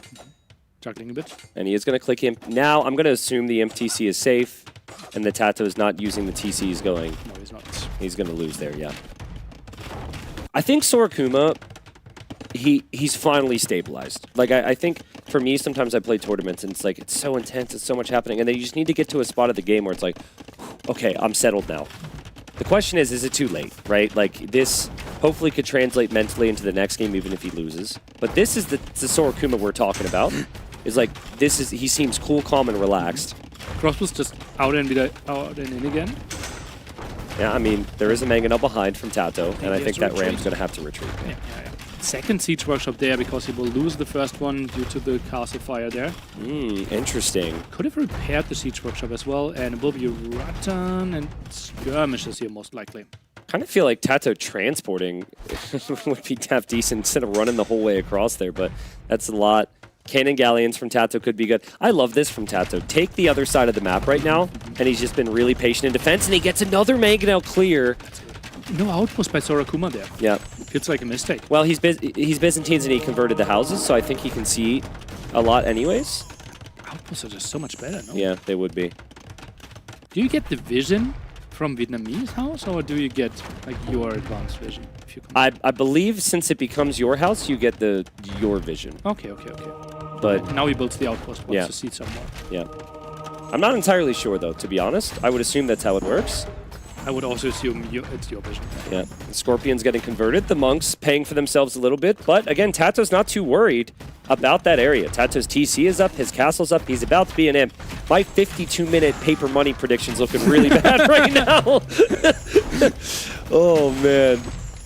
I mean, we might not even get to the time you guessed for paper money because this imp time is so good from Tato. He's got such a big lead, 35 eco lead, and he's about to have the military lead with the techs.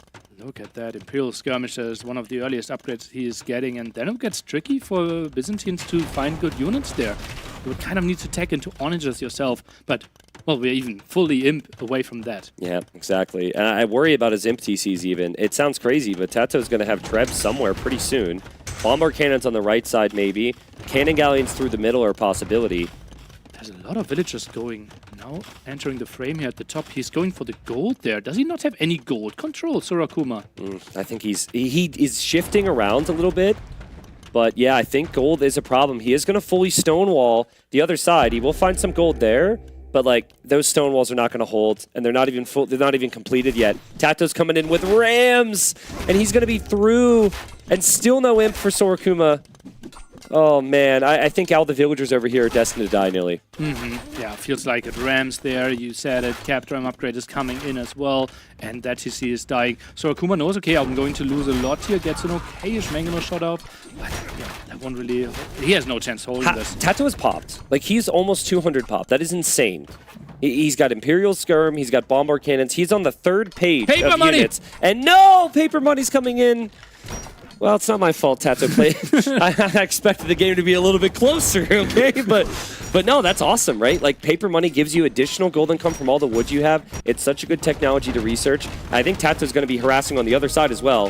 He's just bypassed this, and he's attacking there, and he's attacking here. Yeah, crazy. He's everywhere. Cannon Galleon is being teched as well, tries to use the advantage there. Vietnamese do get Elite Cannon Galleon as well, so could increase that range and damage output. Which is the MTC? Not this one. Okay, okay, because I think the other TCs might be a problem here. Okay, quick question. You know how to spot the MTC, right? Yeah. By not clicking even. Yeah, it glows. Okay. Did you? Because like we were looking. Okay. Let's continue. I'm a little disappointed, Nilly, that you didn't think I would know that. I thought you would know, but you got a bit hyped here. But maybe you're just a hypecaster. Well, I've heard a couple Reddit threads say that. You know, I was thinking more about the island TC because cannon galleons are coming in. Ooh. And I was thinking if that was the MTC, that would be a problem. Okay. So but foreshadowing. I try not to be too hype about it though. You know. Oh man, that's so many bitches. Oh man, I feel for Sorakuma right now. This is just an absolute stomp from Tato. What a like a tone setter, right? Yeah. Like this is exactly what you want as the favorite. It's like you do not belong here with me. This is my time. And Sorakuma makes it to Imp. Congratulations. But you're down 50 villagers and are going to have no town centers. And Tato's also clearing up the army at the front of the base. And, oh man, it's getting worse. 5 relics against you, paper money against you, gold income won't be contested. He has the gold in the middle. This is so incredibly GG. Like, if you were to look at the word perfection, do you think, like, it'd say, like, synonym? Tato's game 1 performance here on Amazonia. See also game 1. Yeah. Like, seriously, what more can you do? His eco was smooth. His engagements on water were great. Everything was so well calculated. The defense, when he got pushed, it was just perfect from Tato, in my opinion. Yeah. Sorakuma's feudal age timing was a bit late there. Could we take a look at the timings again? Because it felt like he couldn't look at that 2 villages later. Yeah. And Tato could then contest, and on like a water map here, 15-minute castle age time, 5-minute difference. The only thing we noticed is he did have that one boar delayed, right? So he had to use his scout to react, which delayed that one boar.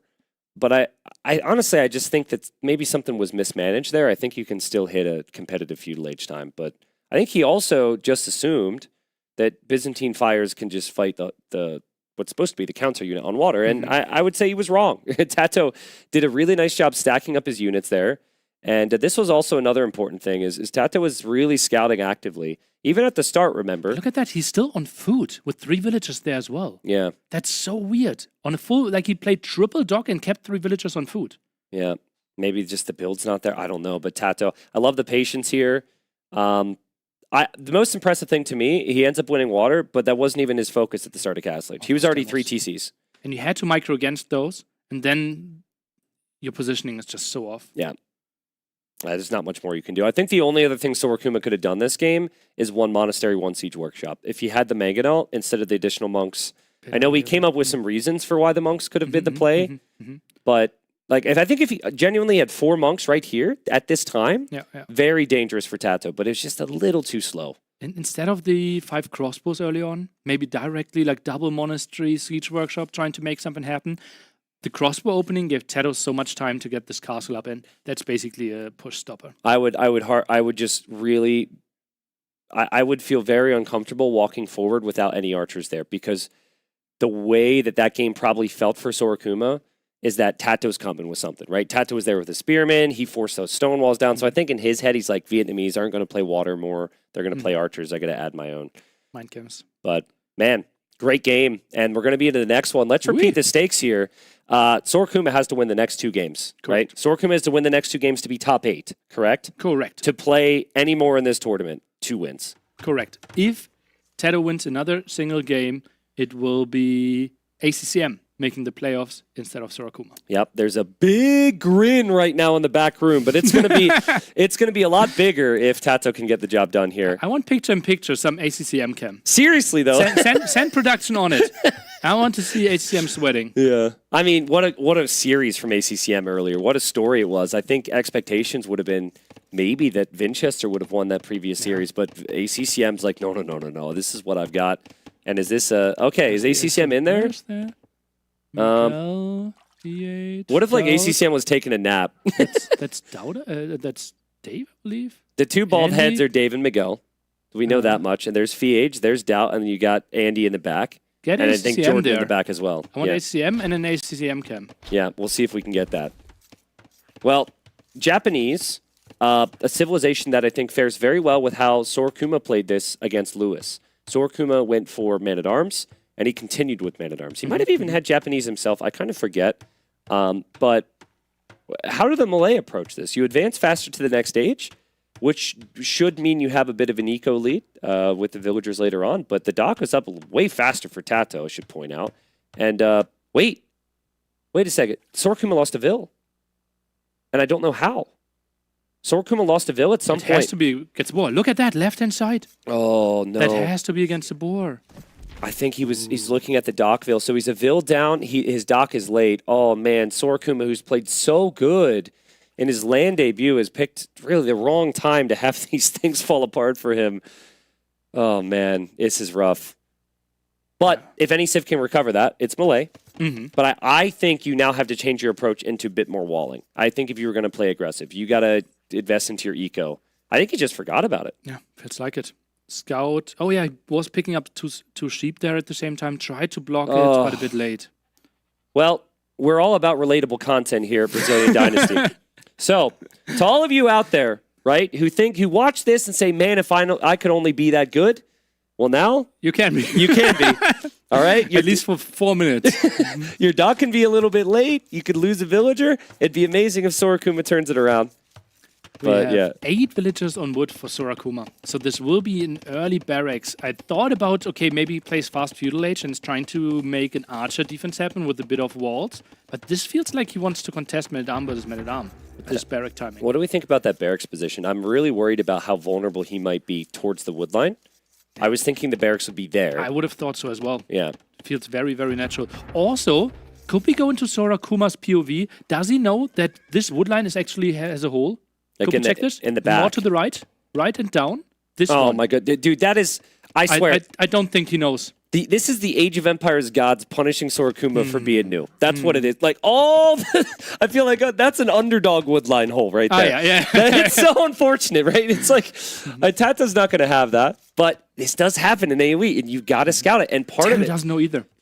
No, he doesn't need that hole because there's one right here. He makes the hole. Yeah. Like, this is This is late walling. I think, yeah, late walling, and I think the barracks should have been there. Barracks and Palisade, and then you're pretty much walled. Tato's going to be here so early. Oh, no. Oh, man. Sorakuma, get the ACCM cam ready, because he needs Tato to win this series. And that's going to be... Yeah, it should be. Oh, man. And it could get worse as well, because this will be Japanese man-at-arms in on the wood line, and he has no army prepared. Oh, man, this is so rough for Sorakuma. 40 seconds away, and Tato's here. No reaction. Man-at-arm upgrade not even queued yet. That's a bit of a surprise to me.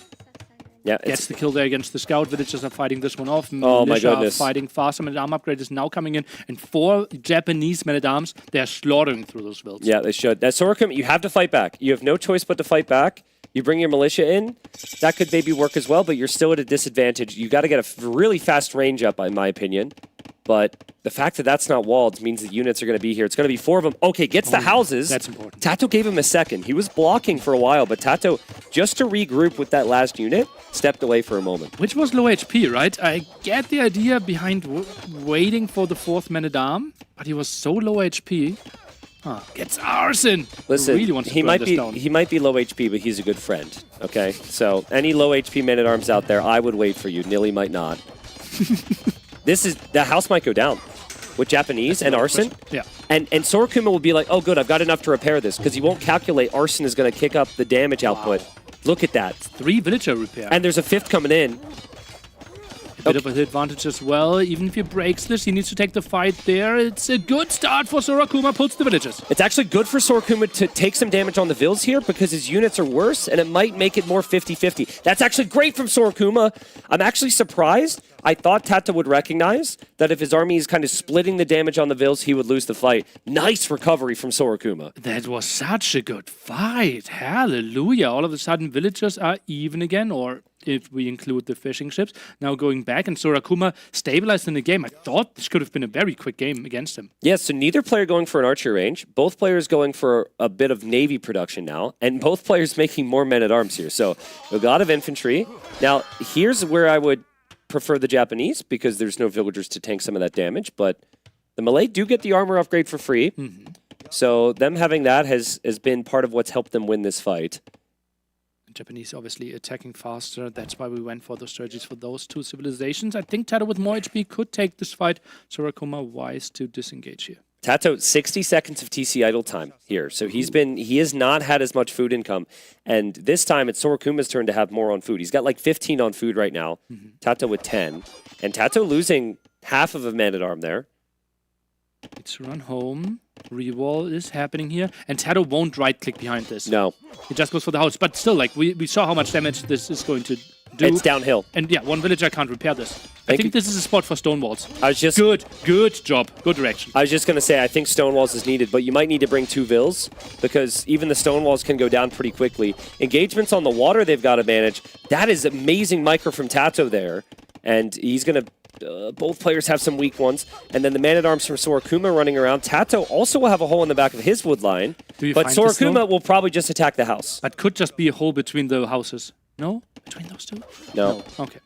No arson for Sorakuma, to my knowledge. And now it's on the way. Yeah. Wow, what a game. This is stabilized. This is really, really close. Like, this is maybe as close as you could have expected. Tato still has the resources collected lead, but, like, Malay can recover a lot here, and I like the Malay long term. Castle Age timing could be really nice for him. We're so far away, though. Look at the food count there. Tato at the absolute limit.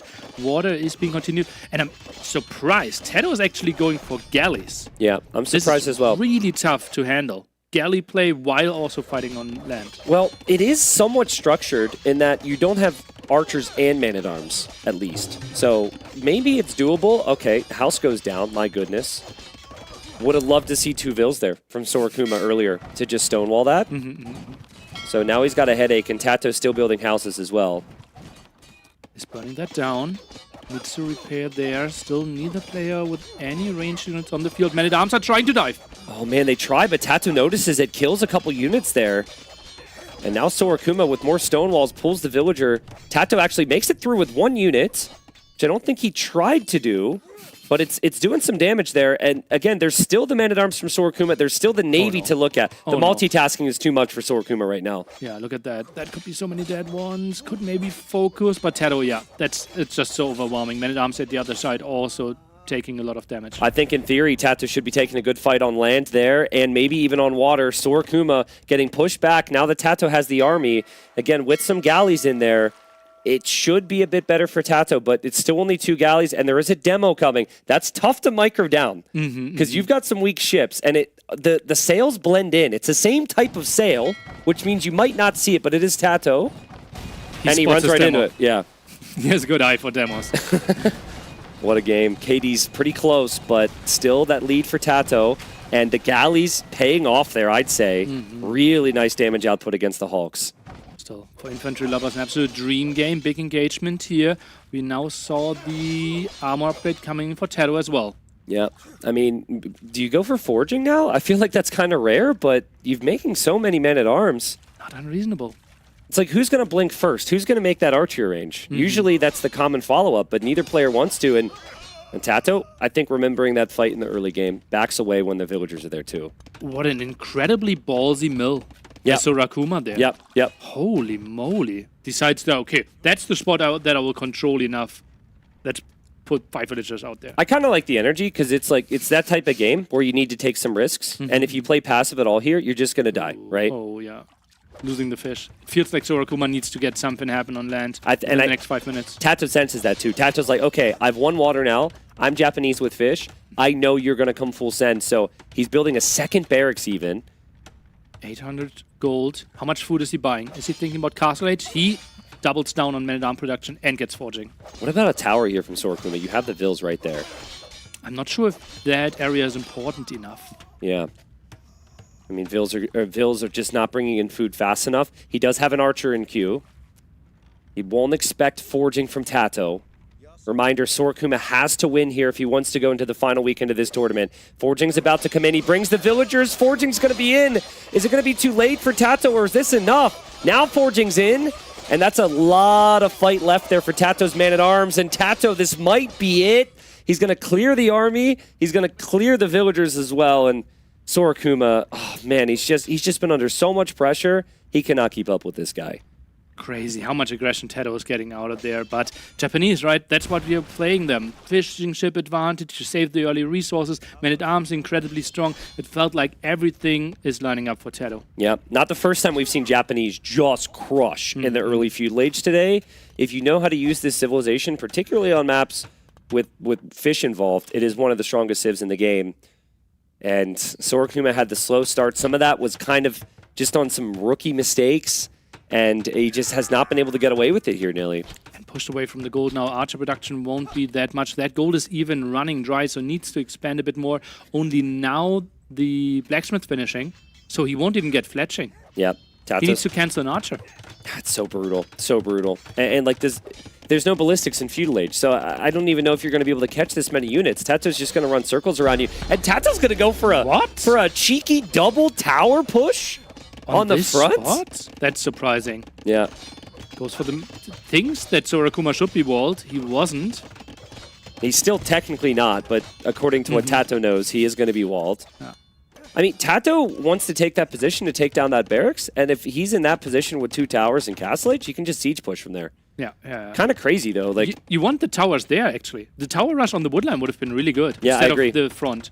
I'm a bit surprised by this decision by Tato. Yeah, well, here, units got through from Sorokuma. I don't know how they snuck through, but they ran around probably, and Tato missed it. So Tato loses a Vil, but he does clear it up immediately before losing another one, and he will take an even trade and kill a villager there, too.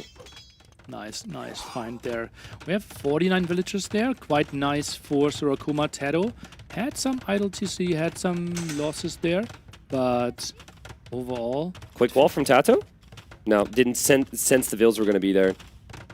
It's interesting, like, I agree. These towers actually could be a problem for Tato. You know what? Those towers are to fortify the spot. I think he will play double Siege Workshop from here. Double?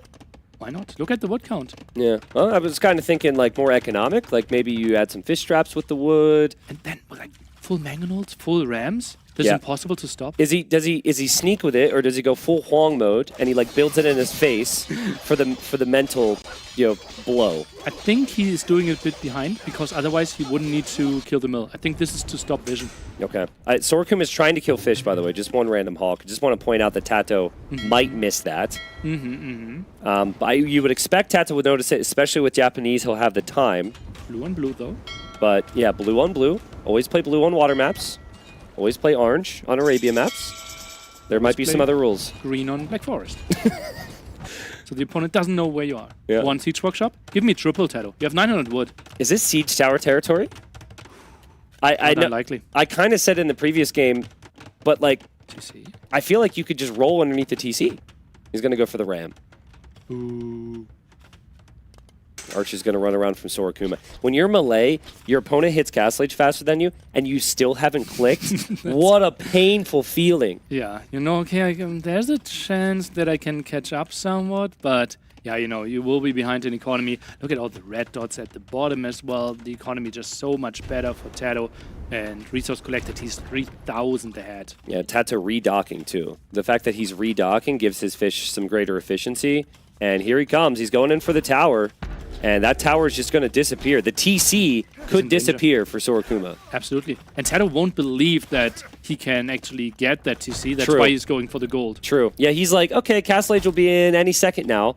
Not realizing it's still 90 seconds away for Sorakuma. Ooh, nice gate behind this. Both Rams need to focus this one down. But yeah, still in building mode, so he gets it. Yep. Rams are just going to choo-choo around here, and he's making a move for the town center. I mean, the longswords can take down the archers. Oh no! Is Castle Age actually going to come in for Sorakuma? He's melee, Nilly, but the Rams! They're going for it. Extra damage output there with the men-at-arms or the longswords around. Not really focusing this one down. All the archers are being trapped. The longswords are going to take down the archers, and the TC, even if it does stay up, it's not going to matter.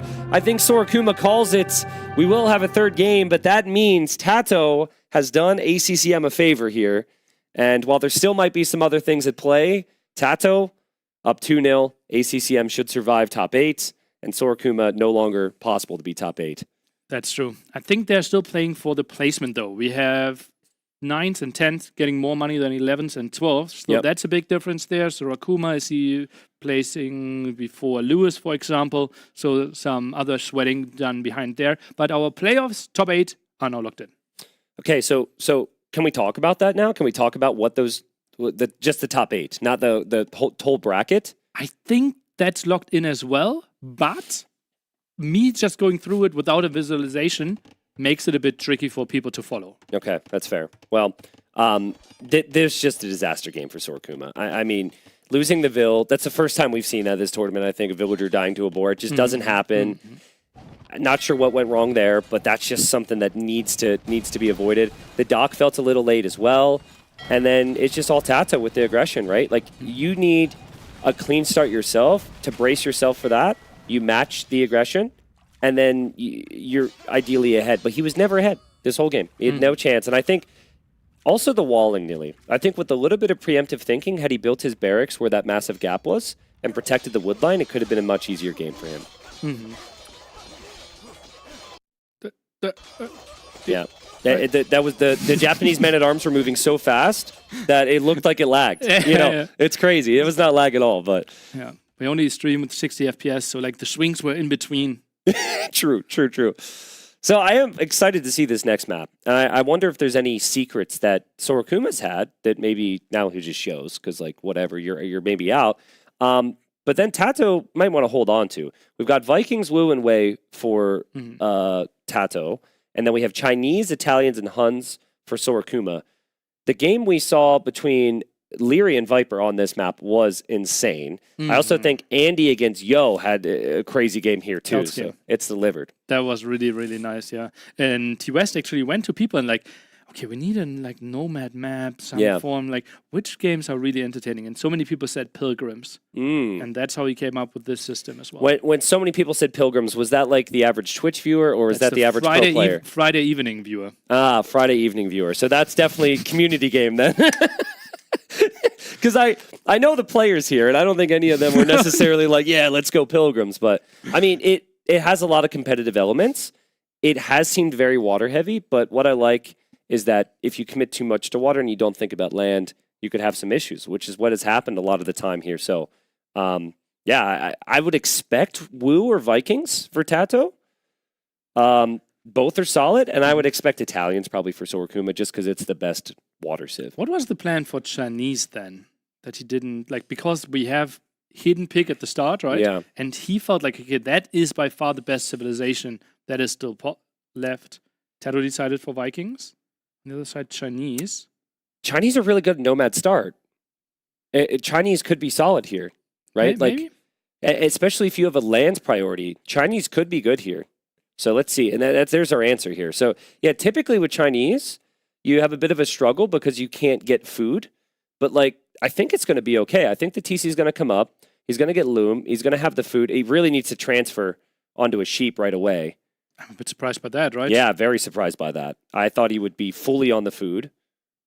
He does have the villager on the dock. He might have a little bit more idle time, but you got a villager lead here with the Chinese. So, but that will be way more idle TC time than I thought. I thought it would be like 15, 20 seconds idle TC time, and then he starts producing. Well, I think he will it's going to be 12. here. It's going to be 12. It's going to be 12. You think he will constantly produce now with 4 on sheep and 1 on... He will have 2 more seconds of idle TC, and it will be 14 seconds of idle TC, and then all the viewers are going to say, ooh, ah. Ready? 1, 2, and then he queues. Oh, come on, drop off. 16. Ah, that was close. Ooh, ah. I mean, the key, of course, is you want the fishing ships out fast as well. And there goes a villager from Sorokuma. Now, that's interesting. But he will be idling after the next villager again, right? No. I think he's missing 1 on food. You might be right, though. Yeah, he's up to 20 seconds now. I guess he's still trying to have enough on wood to always have the fishing ship at the same time. But it's too much on wood. He has 8 on wood right now. Well, he needs the next fishing ship, and he needs a house as well. So that wood spend is pretty significant. Yeah. But let's just think about this. Like, everyone's gone water here. Is there a world, as I like to say, where you can, like, kind of go, like, fast archers or something on lands? Or is it all mainly Castle Age where you can go It lands? has to be an addition, right? And to surprise the opponent. If you just go archer range opening, yeah, you might scare 5 villagers away from the opponent. But just imagine Tato is also building a tower. Yeah. Then you can't kill anything and you're losing water, where 90% of your economy is going to be. It's very interesting to me that Sorokuma is scouting with this Ville. I don't think it's bad. There's lots of resources you can find here, and then you can collect the capybaras. You can bring them to the shoreline to where the transport is, and then bring them. So you can't bring the boars. There's no way to like hunt them and bring them across. Would be funny. But I want to see what they do in the transport ship. Right? Because the villager still has to keep running in the transport ship. Yeah, true. Away from the boar. True. And no one knows what's going on in there, right? Another villager, though, from Sorokuma. He's transporting a lot of Vills here. He really is playing pilgrims. Why does he have another villager inside that transport? Maybe Sneaky Dog tries to get... A forward dock on like Tato's side, and also have a villager where Tato is going to be eventually transporting Vills. Okay. I don't hate it. The issue typically would be protecting your own fish, right? Because you're not going to have all the production at home, but you can garrison 5 fishing ships at least. I think with the old water balance, in the sense that Vikings is exclusively going for galleys. Yep. Trying to go like sneaky, fire galley from behind, fire galley from the front, make life tough for Tato. I would love that. But here, Tato might just open fire galley himself. You know what this reminds me of? There was this game that I really wanted to cast, and then there was like 6 patches, which broke the Rex, and then I forgot. Unfortunately. But this player went... it was islands, right? And he went forward dock, he transported a Vill, and he fish boomed and the back of someone's island. And then the other guy goes fast feudal, going to kill his fish, and he finds like 1 fishing ship, think that's all of them. And there was a Vill with 2 docks on the back of his island. Like, he's going to have sneaky eco back there. Look how many fish he's adding. He's playing Fast Castle. Like, he's hiding the fish in plain sight, kind of. That's crazy. Yeah. What a mind game. It's kind of cool. I mean, you're already going to lose the series. You got to give the viewers a show here. And I hope that viewers have been really impressed with Sorokuma. I hope he's earned a lot of fans this tournament. Yeah. He earned my respect. And like so much. Like, I loved his play, especially the set against Lewis. was absolutely incredible. And he was very starstruck coming into this, right? Like meeting the casters, meeting the players, like he was giddy with excitement, right? And which was super cool to see. It's funny how like a main event player in one of the toughest tournaments in the history of Age of Empires goes to the casters and is like smiling, like, picture? Yeah. I mean, and then I know these other guys for 10 years, and they're just like, who's this scrub? Because we're so close. But it really brings into question how cool it is to have new people at the scene competing. I love the fact that this is at 12 players, and we've had those extra competitors here. So, yeah, Fast Castle. Let's see Tato's scouting real quick. I bet you there's one area Tato's not going to look. But I would send more fish forward. Maybe it's not worth it. It travels too long, right? Just exclusively produced from the one in the back, because those are getting in danger anyways. It's super risky. For anyone who's on this island and did not evacuate, this is very risky. Because they're eventually just going to they're going to have nowhere to go. But he did bring over the capybaras, and he is going to build another dock, which might be for water production or just to hide some fish. And Tato's going full fires. Fires take down docks very quickly, which is why I feel this strategy is maybe a little too risky. Okay, there's 2 fishing ships going. Okay, but now let's think about it. Tato is really focusing on water. What do you think about Sorakuma preparing a transporter, going for an island, and building 3 archer ranges? No. I think that people already know about that strategy, so it's no longer a surprise. Okay. I'm not questioning the intelligence behind it, and certainly the skill, but I just think it's too well known at this point. Okay. Yeah. I really thought you were bringing up something interesting there. Yeah, I was actually proud at the start of the sentence that I hit it. You hit it well. Well, there's the archers for Sorakuma. Let's check Tato's starting island. Let's see how much wood he's working with here. So he's going to run out, and he's going to eventually need to come over. Yeah. And then we have the archers prepared. And then there's going to be some archers, yeah. And Tato, is he looking for the other docks right now? I think he is with his fires. Yeah, he's really... Yeah, you see how he's scouting the whole shore there. Yeah. Crazy. So well He's done. only killed 4 fish. So if he's paying attention to this, he should realize there might be some more fishing ships out there, but he's never expecting that. And the score is relatively close, right? Yeah. But that could also be a lot of scouting by Sorakuma on the main island, right? Yeah, true. On the way to Castle Age, Tato only had 240 food, going wild on fishing ships now, 15 already. And Tato going for a wood line. And Tato going to build some outposts here. But, I mean, Tato, any villagers he has on the land is going to be a problem. Okay, this is actually weirdly good for Sorakuma, because Tato will see that, and Tato will be like, oh, that's where he put his fish. Except, hold up, north, I think the transport. Oh, Fire has found Tato. it! That's his pilgrim's experience. Honestly, is there another player here who finds that this fast? I don't think so. Everyone's going to dispute, but I think that's some really good creativity thinking from Tato to know to look for that. Because that is a masterclass. Absolutely love it. And now Fire Galley play from Sorakuma. All right. Well, I mean, Hawk's in trouble. Transport could be in trouble as well, but there is the TC Fire, and there's the Archer.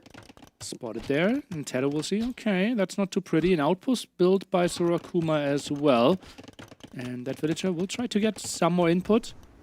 Would have loved to actually see a stable even by Sorakuma. I think 2 knights could be absolutely crazy here. What about just like 2 Fire Lancers? Fire Lancers out of the barracks. Mm-hmm. You're heavy wood and gold. You don't have to build a stable. You have to waste a lot of food. Just like a couple Fire Lancers. Don't even upgrade the archers. Incredibly good against the villagers there. Yeah, I would love that. Save the wood from the stable. Nice shot from Tato. Tato's got 15 fishing ships, which are likely to stay alive unless Sorakuma does something about it. So he's got the lead, and he has free wheelbarrow, and he knows there's going to be pressure there. There's an archer around. There's the dock villager as well. And Tato getting the nice block there to kill that villager, builds the market, needs to click up fast. And he doesn't have the blacksmith yet. Oh, second building missing. That's what happens. You spend a lot of wood on the water, right? Yeah. It gets extremely awkward. Build orders are completely off here. Do we think Sorakuma should go for forward siege workshop? Medium warship. I think you go... He's going for the snipe. Look at left-hand side corner. 2 sharks coming in. Oh, yeah. Tato did transport so we can get some other docks up over there. And there's the Siege Workshop. Dude, he's letting him know. Could be the death of the transporter. Yep.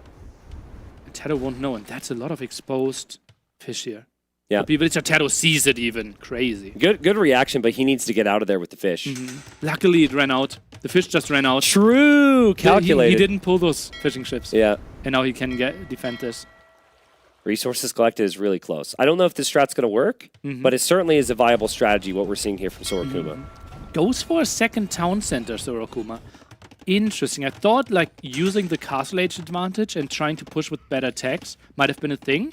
But Tato with a double tower defense, maybe Sorokuma felt like, okay, I can't break this. Yeah, I think double tower tells you Tato's investing a lot into defense. You want to use your castle age advantage in multiple ways. Town center is one of those ways, and he is fighting back on water a little bit. But I think the issue is Tato kind of sees he's fighting back on water.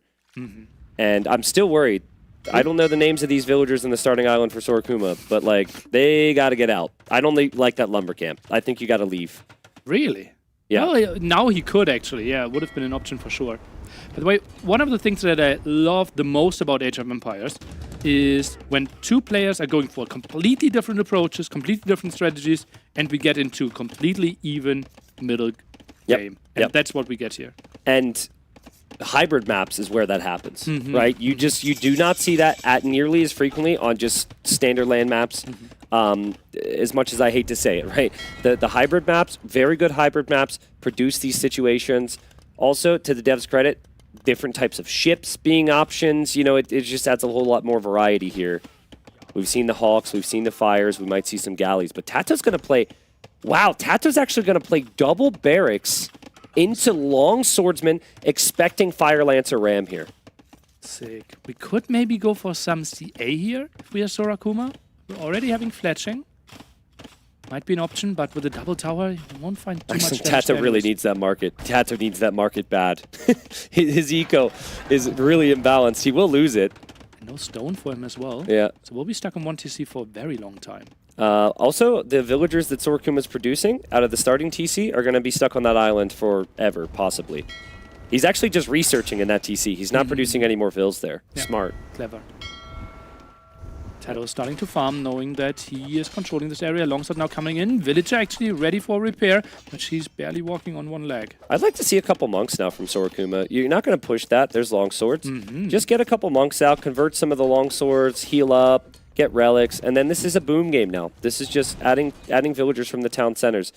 Unfortunately, your opponent has fishing ships, but you have done a lot to make it so it's not a free fish boom for Tato. Yeah. Sorokuma found 4 kills there in total. Not the biggest thing, and now the engagement this should be good for the longswords. Yeah, should be. The Fire Lancers, if they have a monk or two there, I think they can actually take the engagement. But now only now the first time a monk is being queued up. 6 Fire Lancers there in total. They have to run. I love the amount of vision Sorokuma has on the island, though. He knows where Tato is. We've seen the games where the player who loses water can still win. We need to look to the right corner, actually, for the viewers here. That hill is huge. Now, it's dangerous. Be careful. But bring a friend. Or actually, bring someone you don't like. But no, you want to get the TCs that's up there. slower than you. Yeah, exactly. Exactly. Bring someone without wheelbarrow. As long as you can outrun them, you're fine. Yeah, those vills. How many vills is that? I mean, that's a significant number right there. 13. I guess you could still farm in the middle, though. But then the opponent builds ill longboat. Yeah, true. And longboat is going to be on the way. Nice snipes there from Sorokuma. He needs some rare fish snipes here. He's going to need actual food economy, though. He only has 4 on food. He's going to make a rocket cart now from that Siege Workshop. So yeah, Tato didn't clear the Siege Workshop. He had a chance to just stay there and take that down. Sorokuma selling a lot of wood there. Eco is trying to get balanced. Can he get the monk there? Will shoot him down and doesn't eat the conversion. Good for him. That's very good for him. Sorokuma needs these engagements to go perfect for him right now. Because these villagers are probably going to die. Is the transport dead? Yeah. It's not shown on the overlay anymore.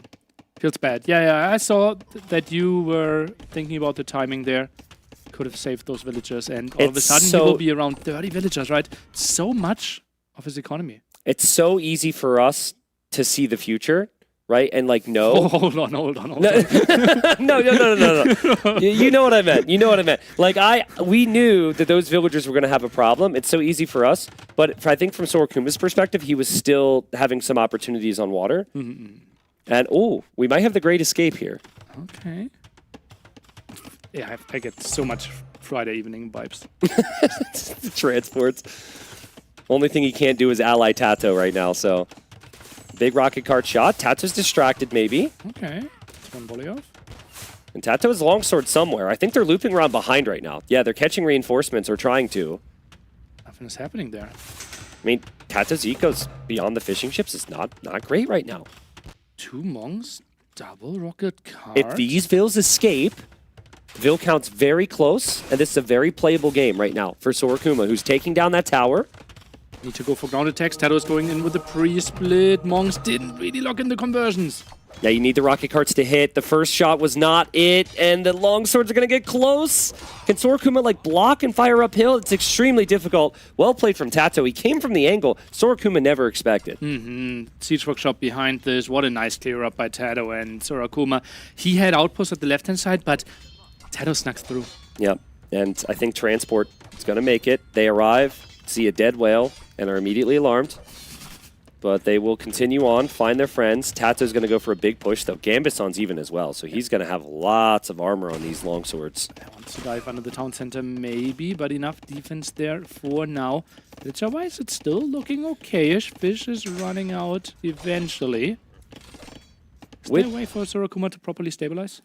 I think so. I mean, longswords don't end the game here. If you have longswords in siege, maybe. So I think if Sorakuma can prevent, because since the Fire Lancers seem to be ever so slightly faster, if you can just prevent the siege from moving forward, give yourself a minute, it might be okay. But actually, what is the speed difference between these units, if there is one? 1.6. Yeah, so you're 0.05 faster. But Tato's like, okay, go ahead, run around. I'll make a couple more longswords, and now I'm going to come into your base here. And Sorakuma will be a bit surprised. What? Like 15 villagers running over here. But those longswords just so good. And now the first ram. Is he trying to dive this? Kind of feels like it. Typically, people are going to wait, but Tato just doesn't really care. Yeah, there's no military. He knows exactly where Sorakuma's military is, so he goes in. One ram can be attacked by the Vills, but you're going to take some losses here if you're Sorakuma. Oh, man, that's painful. His own house actually makes it extremely difficult to even group up Vills around that ram.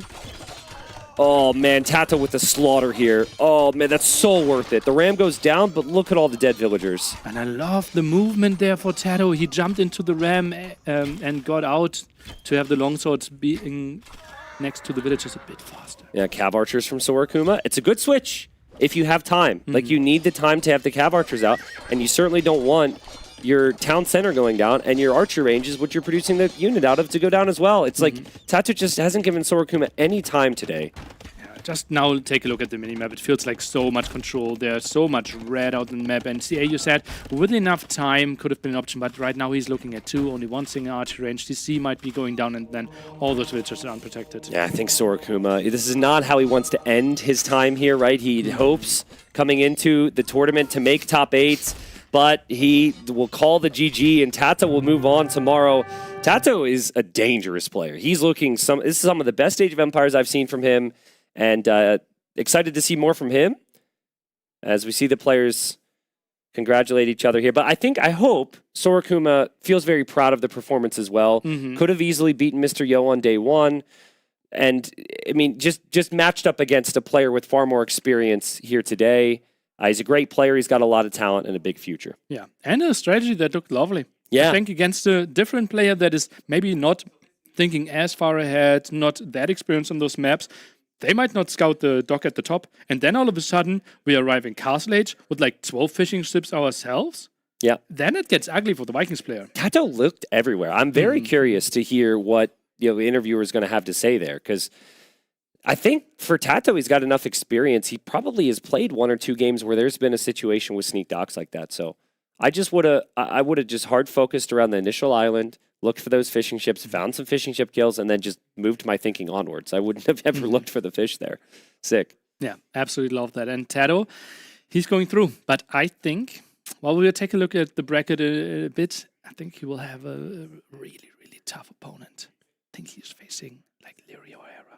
Or Viper or Sebastian. Like, there's so many good players. Sebastian he avoided, right? Sebastian he would have faced if he lost. Yeah. Yeah, we will have the bracket for you pretty soon. We will go in an interview first, and then we will do all the calculations. Obviously, we don't know the order of the matches yet. We don't know the order of the matches, but we had 12 players. We're going to be down to 8. Mhm. So the 4 that are out, Nilly.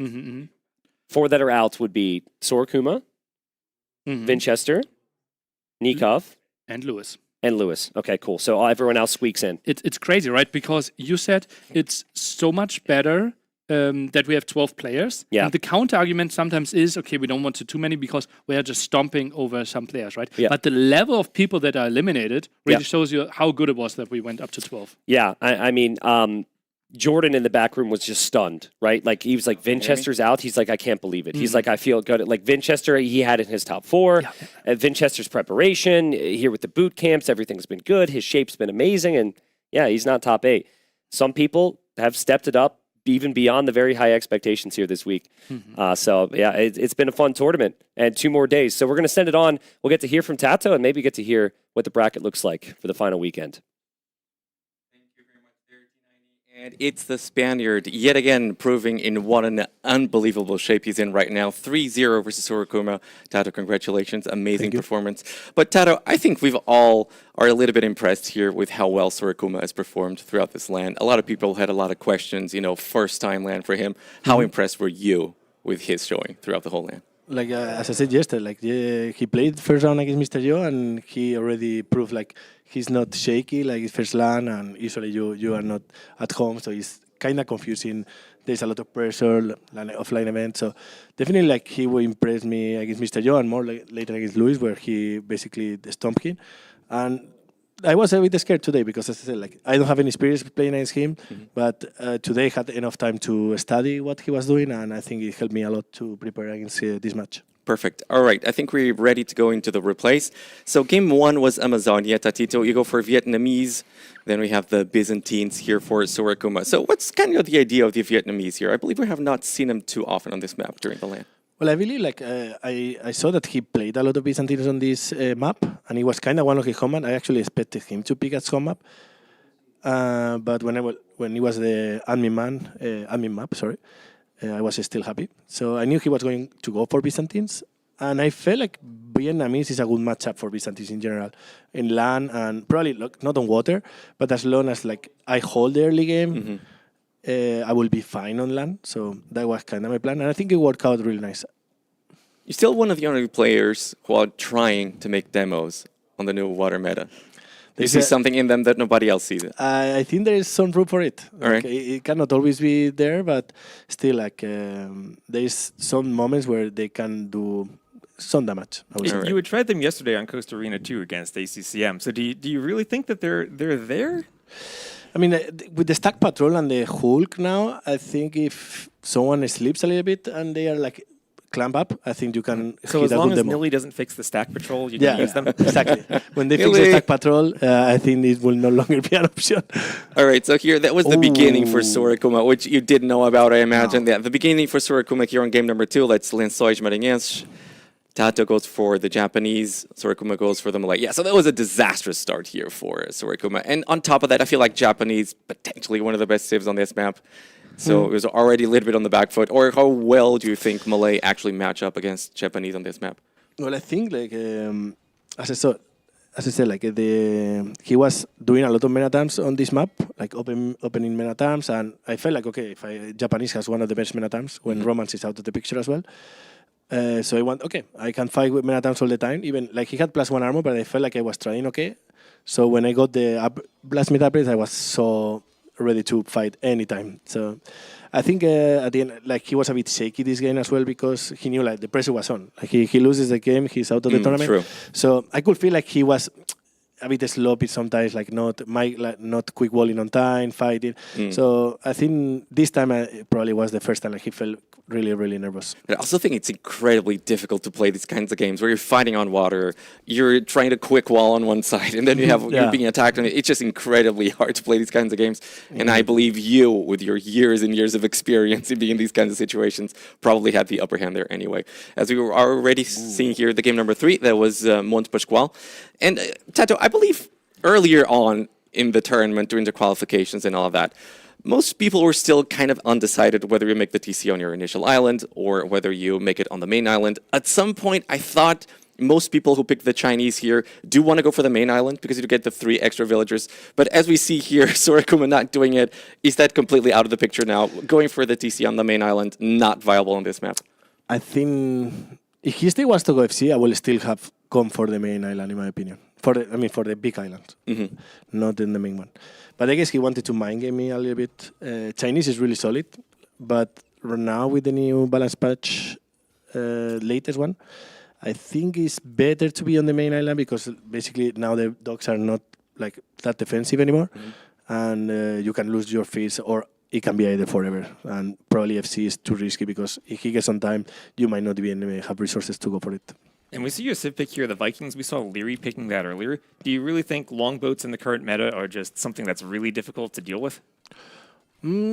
I think they are okay, but usually this map, I don't think you will get into longboats. It's just basically the early feudal, like you save a lot of resources and also like cheaper dogs, so it helps a lot in the early game. But in general, I think the game will shift from the water to land.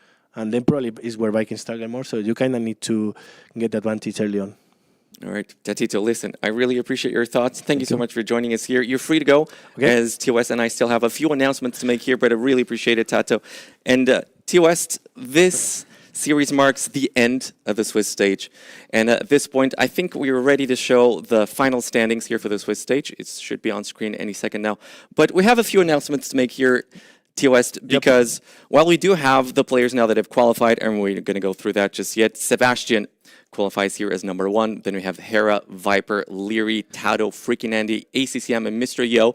ACCM does come in there at the very end by virtue of the fact that Tato manages to win the whole thing. Unfortunately for Sorokuma, Winchester, Lewis, and Nikov, this is the end of their runs here at the Brazilian Dynasty.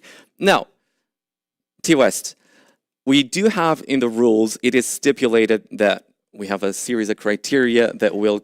We have a long sequence of criteria for how to determine these matchups. We are here for 3 days. We had a Swiss system, and that involves lots of tiebreakers. We've heard Doubt talk forever about Buchholz in every event that's ever used a Swiss tournament, or a Swiss format. So here we went into the day with 4,096 possibilities for how all the games could end up. We got our one set of possibilities here.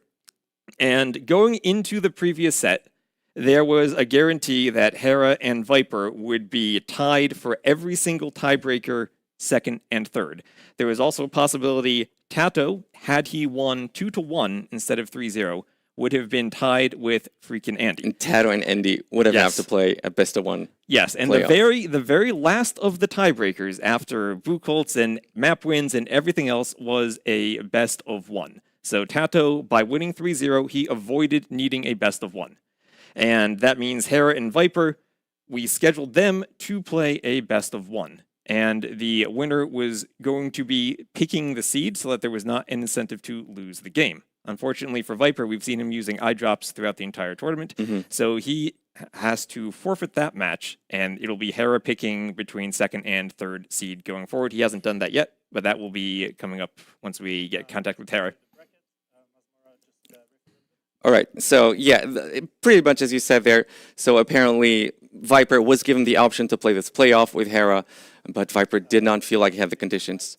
And we do have here Neely joining us. Apparently there's an extra announcement to make. So Neely, take it away. There's no announcement. I believe your microphone is not on. I think you need to turn it on like this. Technology, you know? Okay. I'm just a bit confused, and it's probably a talk for off-stream, but isn't one of our tiebreakers who won more game ones? It is not. That was never in the handbook. So we can't retroactively do that because that would change how players would have determined their drafting in Civs for game number 1. Okay. I see smoke coming out of Neely's head. Then that's it. Okay. All right, that's it.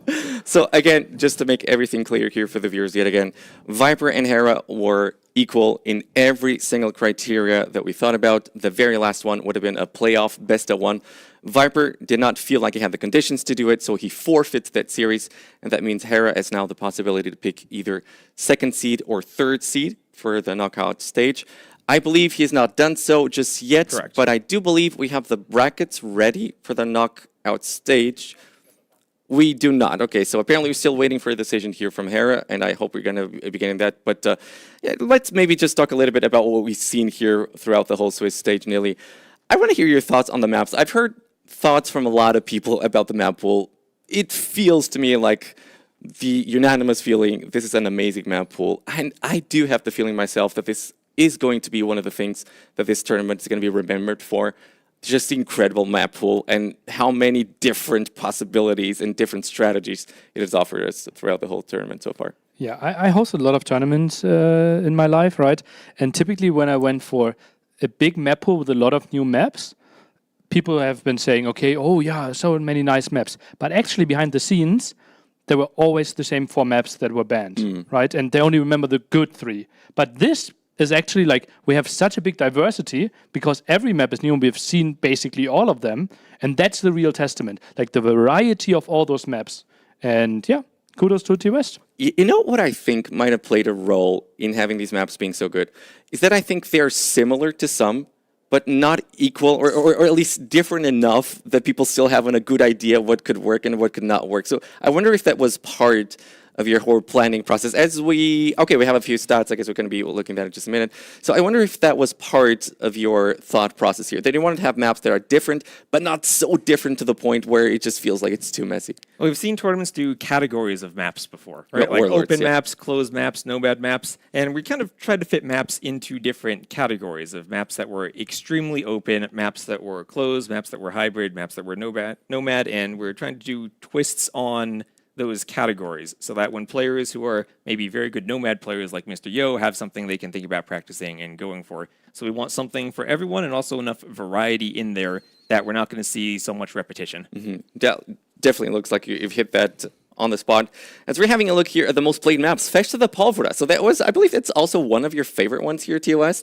I believe you did say you were quite proud of that one, so that was the most played map here. I think everyone likes the gunpowder cakes. Yeah, everybody does like it, and I do like the twist that it offers, Neely. Have you played this map yourself? The gunpowder map? Yeah. No, I didn't. Yeah, I do like the twist that it offers, right? It's a walled map, but still everybody goes for feudal age, which is kind of funny. Then Amazonia. Tristan was just talking about how much he likes this map. Right? He said it's one of his favorites. So what was your inspiration for this map? Well, I think the inspiration was the Amazon River. However, later on I learned that there are no bridges across the Amazon. So I might need to rename the map in the future. Fake news here at the Brazilian dynasties. Now, I do believe production would have also civilization statistics. I believe that would be also pretty fun to see in case you have that ready. And Neely, while we wait for production to put that on the screen, who has impressed you so far the most in this tournament? Someone who has impressed you particularly well? Well, it has to be Sorakuma, right? Still, but yeah. I'm just coming out of a kind of disappointing set for him, right? But simply his performances on the first 2 days, those were absolutely top 12 in the world worthy.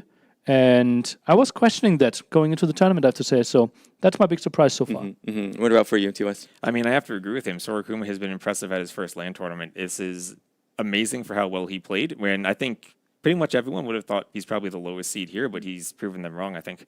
Also, as you guys said, I just find it so endearing how Sorakuma comes here. He's just so happy to be He's here. so happy to be around everyone. And it's so happy to see that. It's so happy to see, everyone's a fan in the Age of Empires community, but a lot of us have known each other for a long time. It's great to see someone new come in and get to meet everyone. And, I believe also one of the things I love about our community is that, yes, we are getting more professionalized. Yes, we're getting these crazy tournaments. But at the end of the day, it's just that good feeling of friends, people who have known each other for a long time. It's just gathering together to just play some games. An amazing game of that. But I feel like we still have that. And I don't want to say I worry if at some point we're going to lose that, Neely. But at some point, right now, it just feels like it's the perfect spot for me. Yeah, and I think we were drifting a bit away, and I'm obviously responsible for that, a bit away from the homey feeling and more professionalism in the tournaments. But what they did here with like bringing everyone, right? It feels like MEMP and MBL might be the only one like out of the top 30 Age of Empires characters that are missing here. It just feels like everyone is so wholesome, so happy, and I hope that transitions over to the viewers. All right, so I'm getting words that the brackets are ready, so let's have them on the screen, boys. Big moment here, the bracket reveal for the quarterfinals. Reminder that's all going to start tomorrow, and we're going to be on a new venue. So here we go. I don't know if the order is ready, and that tells me that Hera probably is not decided just yet which city he wants to have. So we're going to have Sebastian versus Mr. Yo. Then I guess either Hera or Viper against ACCM, and either Hera or Viper against freaking Andy. Both matches kind of incredible. And then we have Leary versus Tato. So all of these matches are going to be happening tomorrow. Neely, first thoughts on this? I'm now thinking, okay, if I was Hera, which bracket do I choose? Yeah, well, do tell. Right? It feels like the top bracket in the To avoid Leary. semifinals. To avoid Leary, maybe. You're running into Sebastian. Pretty ugly, right? The most dominant player here. Oh, he just lost And to he Sebastian. lost to him earlier. He lost to Sebastian, right? If you go down, freaking Andy, shaky set. And then you go into Leary, right? It feels like you're always having an incredibly tough semifinal in front of you. Then I think about, okay, who's maybe the easier Saturday match? Might be ACCM. So I'd probably even go for the top set. Okay. And go against Sebastian. And then expect like a Leary versus Viper, or Leary or Viper final. West? Well, you saw Leary look kind of shaky against the Viper, and I think Sebastian has looked really good on this map set and on these settings. So if you're just trying to get to the final, you have to think Hera versus Leary might be something that, I mean, Hera probably knows how well Leary has been practicing, right? They probably practice together a bit. So maybe if he feels Leary is a bit weak, might go there. As we're discussing this, guys, you know what strikes me? Hera has to decide. A couple of months ago, maybe Hera, just give me anything. You know? But Hera needs to think about this now, right? Having seen what he has seen in this tournament so far. Yeah. Well, he could easily have lost to Andy. Like that was already a tough set, right? He already lost to Sebastian. That was it's really tough. Winchester had him like in really tough situations as well. It will be really tricky for him. And also we have to remember, typically we think Hera, bracket stage, best of sevens, finals, best of nines. This is higher variance with only best of 5 tomorrow and best of 7 on Sunday. Okay, so So this is great because Nilly does not have apologies. headphones on. Yeah, Don't tell me apologies. Hear or Nelson just and I heard. know something right now that Nilly does not know. Just interrupt me. Tell me, Nilly, bracket change. Well, Nilly, I'm sorry, but God. there's a bracket change. They messed up. Apparently, We're getting a different bracket. They messed up. So no, we're just kidding you. We're just kidding. Yeah, that's all. We're just kidding. This is just the Nilly gets to age about 20 years post game show. Isn't there like a headphone behind you? Say again, production didn't get that. Sorry. I'm feeling like a DJ. Okay. Cal says he doesn't want to pick up the phone with Nilly. This is Nilly trying to call customer service to fix his broken utilities, and they hang up on him. Okay, so a reminder, guys, that tomorrow we're going to be at a different venue. So we already talked a little bit about that. It's going to be on a shopping mall, and it's going to be, I believe, how many people does it fit, Nearly again? Was it 500 I think we people? sold a bit more than 200 tickets. We sold more than 200 tickets. I believe there's a stage there as well. So what do you make of the vibe of the whole thing? You expect it to be a good atmosphere with the 200 sold tickets and players on stage. I believe, of course, there are going to be screens and all of that. Well, we'll be relatively early, right? Typically, local time, we're starting way later because we are trying to grab like European central audience, get a bit of America, a bit of Asia. This one now we are starting 10 a.m. local time. Oh, right? true, yeah. So that first set, the player won't have a lot of time to practice, right? A lot of time to prepare. So you can still play some games before we deconstruct everything here. But tomorrow morning, people are going in really fresh, which is rare. So I'm scared for the two people that have to play first set. Okay. I personally am scared of the fact that we're going to have to move whole production from here to a whole new spot. You as the admin at TOS, I imagine that I'm going to be a bit jittery I there. am an admin. I am not responsible for picking up the PCs and carrying them. That is Doubt's responsibility. Doubt's responsibility. Oh, all right, there you go.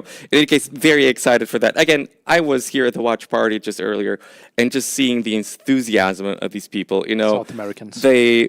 it's been such a large community of Age of Empires 2, such a significant community for Age of Empires 2. Seeing them all here, just having a great time. I mean, we spoke about how important Brazil in particular has been for the scene. I mean, so many pro players, but Argentina nearly. We had such incredible teams for the Nations Cup with Argentina. Help me out here. So we had Nikov being part with FedEx, Juan, Capoch. Argentina also big tradition. There was a 2v2 World Cup where a nation could sign up multiple teams. And I think Argentina sent like 35 teams for a Nations Cup. Wait. Yeah, and in 35? 35 teams. Yeah, because 2v2 typically it was 35 2v2 because typically we wanted to name them Argentina A, Argentina B. But we ran out of letters. We ran out of letters. And then in 2023, we had a 4v4 tournament where they still submitted 13 teams, the most of anyone. Madness. Okay, I do wonder, speaking of team tournaments, so we do know we have a 3v3 team tournament coming later in the year. That's going to be a 3v3, as we said before, with a final taking place at the Garrison. By the way, to those of you still looking to be there at the next LAN tournament for Age of Empires 2, that's going to be in November, the Garrison 2. Tickets are already for sale, and still plenty of tickets available. So if you have enjoyed so far what we've seen here and you want to be part of it, make sure to check it out. But TOS, I've been speaking for a long time about the fact that I personally would love to see 2v2s. I'd love to see a big 2v2 tournament, and I'll tell you why. I'm thinking about content, and I think about the fact that 2v2 is still casual enough, I want to say, or still easy to follow enough that a lot of people will be able to understand. Because I know I've talked to you in the past a lot about team games, and you always have that feeling that 4v4 is a bit difficult to follow as a viewer, especially as a casual viewer. I believe might it's not too understand overwhelming. Age of Empires as much. I believe it's too overwhelming, yes. And I think 2v2, there are a lot of situations where it's simpler, right? You often have one player who has a very specific role as a cav player, one player as an archer player. But then if you get the maps, a really good map pool, I think, like we've done here, you can also change it up quite a bit and have more interesting situations than just cav and archers. Okay, well, a discussion for later, because now we do have the brackets. I hope this time around the correct one. So we triple verified, I'm hearing. So apparently Harris still is not decided, but we do and have this new obviously makes brackets. sense because the second and the third seed are on the same side of the bracket, so it's not as big of a decision as it was before, and Hera simply chooses his first round matchup between ACCM and freaking Andy. Which means potential Hera Viper in the semifinals, nearly. And Leary and Sebastian avoided. That is really fortunate for him. But And this is a much better. This is, I think, is a much better decision for the. Wait, tournament. live reveal. Drum rolls, and we're going to see Hera has picked his spot. 2-1 already? 2-1 Hera's already. qualified already. Hera starts 2-1 leading. Wow. Well, that Leary makes it did way too. easier. I would have picked also 2-1 lead against Andy instead of 0-0 against Yes. ACM. It's only best of 5, so you only need to win one out of the 2 maps. Doubt Smart's in the chat. In any case, crazy strong brackets looking at this. What incredible series that we can expect to see tomorrow. So Sebastian versus Mr. Yo. I'm not sure if the order is going to be this one. I guess you guys are still having to go through that. But Sebastian versus Mr. Yo. Leary versus Tato. Then on the bottom bracket, Viper, ACCM, Hera, freaking Annie. So a repetition. We're going to have Hera versus freaking Annie again. But this time around, a best of 5, which should be favoring Hera, perhaps, nearly. Best of 5 is As bad for opposed Hera. to bad for Hera? Yeah, bad for Hera, right? Because typically, like, big numbers favor the better player, right? Shorter set, Yes, variance. that's why I'm saying it. It's bad for Hera, right? Because he would like to play... Oh, compared to the player of 3s? Correct. Compared to the player of 3s, yes. But typically, I was comparing it with our standard quarterfinals. best We're of 7. trying to Okay, extract okay, value. no, I was comparing to the playoff 3. Okay. This should be better for Hera now compared to our last 3 days. Nilly's had a lot of stress the past 2 minutes, so we'll excuse him. Totally understandable. All right, guys. So I believe that does mark the end of the stream. This was the end of the Swiss stage as well. Again, reminder that tomorrow the knockout stage begins. That's going to be a different venue. The stakes are going to be higher. And I personally cannot be more excited for this. Really waiting to see what expects us there at the venue. But at this point, I just would like to thank everybody for sticking with us, for being with us for these 3 days. It's been a pleasure so far hosting this event. It's been a pleasure engaging, talking with you guys, working with you guys together. Such a good time for me as well. I hope each and every one of you will be here joining us for tomorrow. Stakes are going to be higher. The pressure is going to ramp up. Everything is going to be better, bigger, better. And so appreciate you all being around. Hope you guys will be joining us tomorrow. I believe we start at 13 GMT yet again. 10 Brazilian time. And thank you very much for being here. Thank you, and we're going to see each other tomorrow. Bye-bye, everybody. All right, GG's, guys.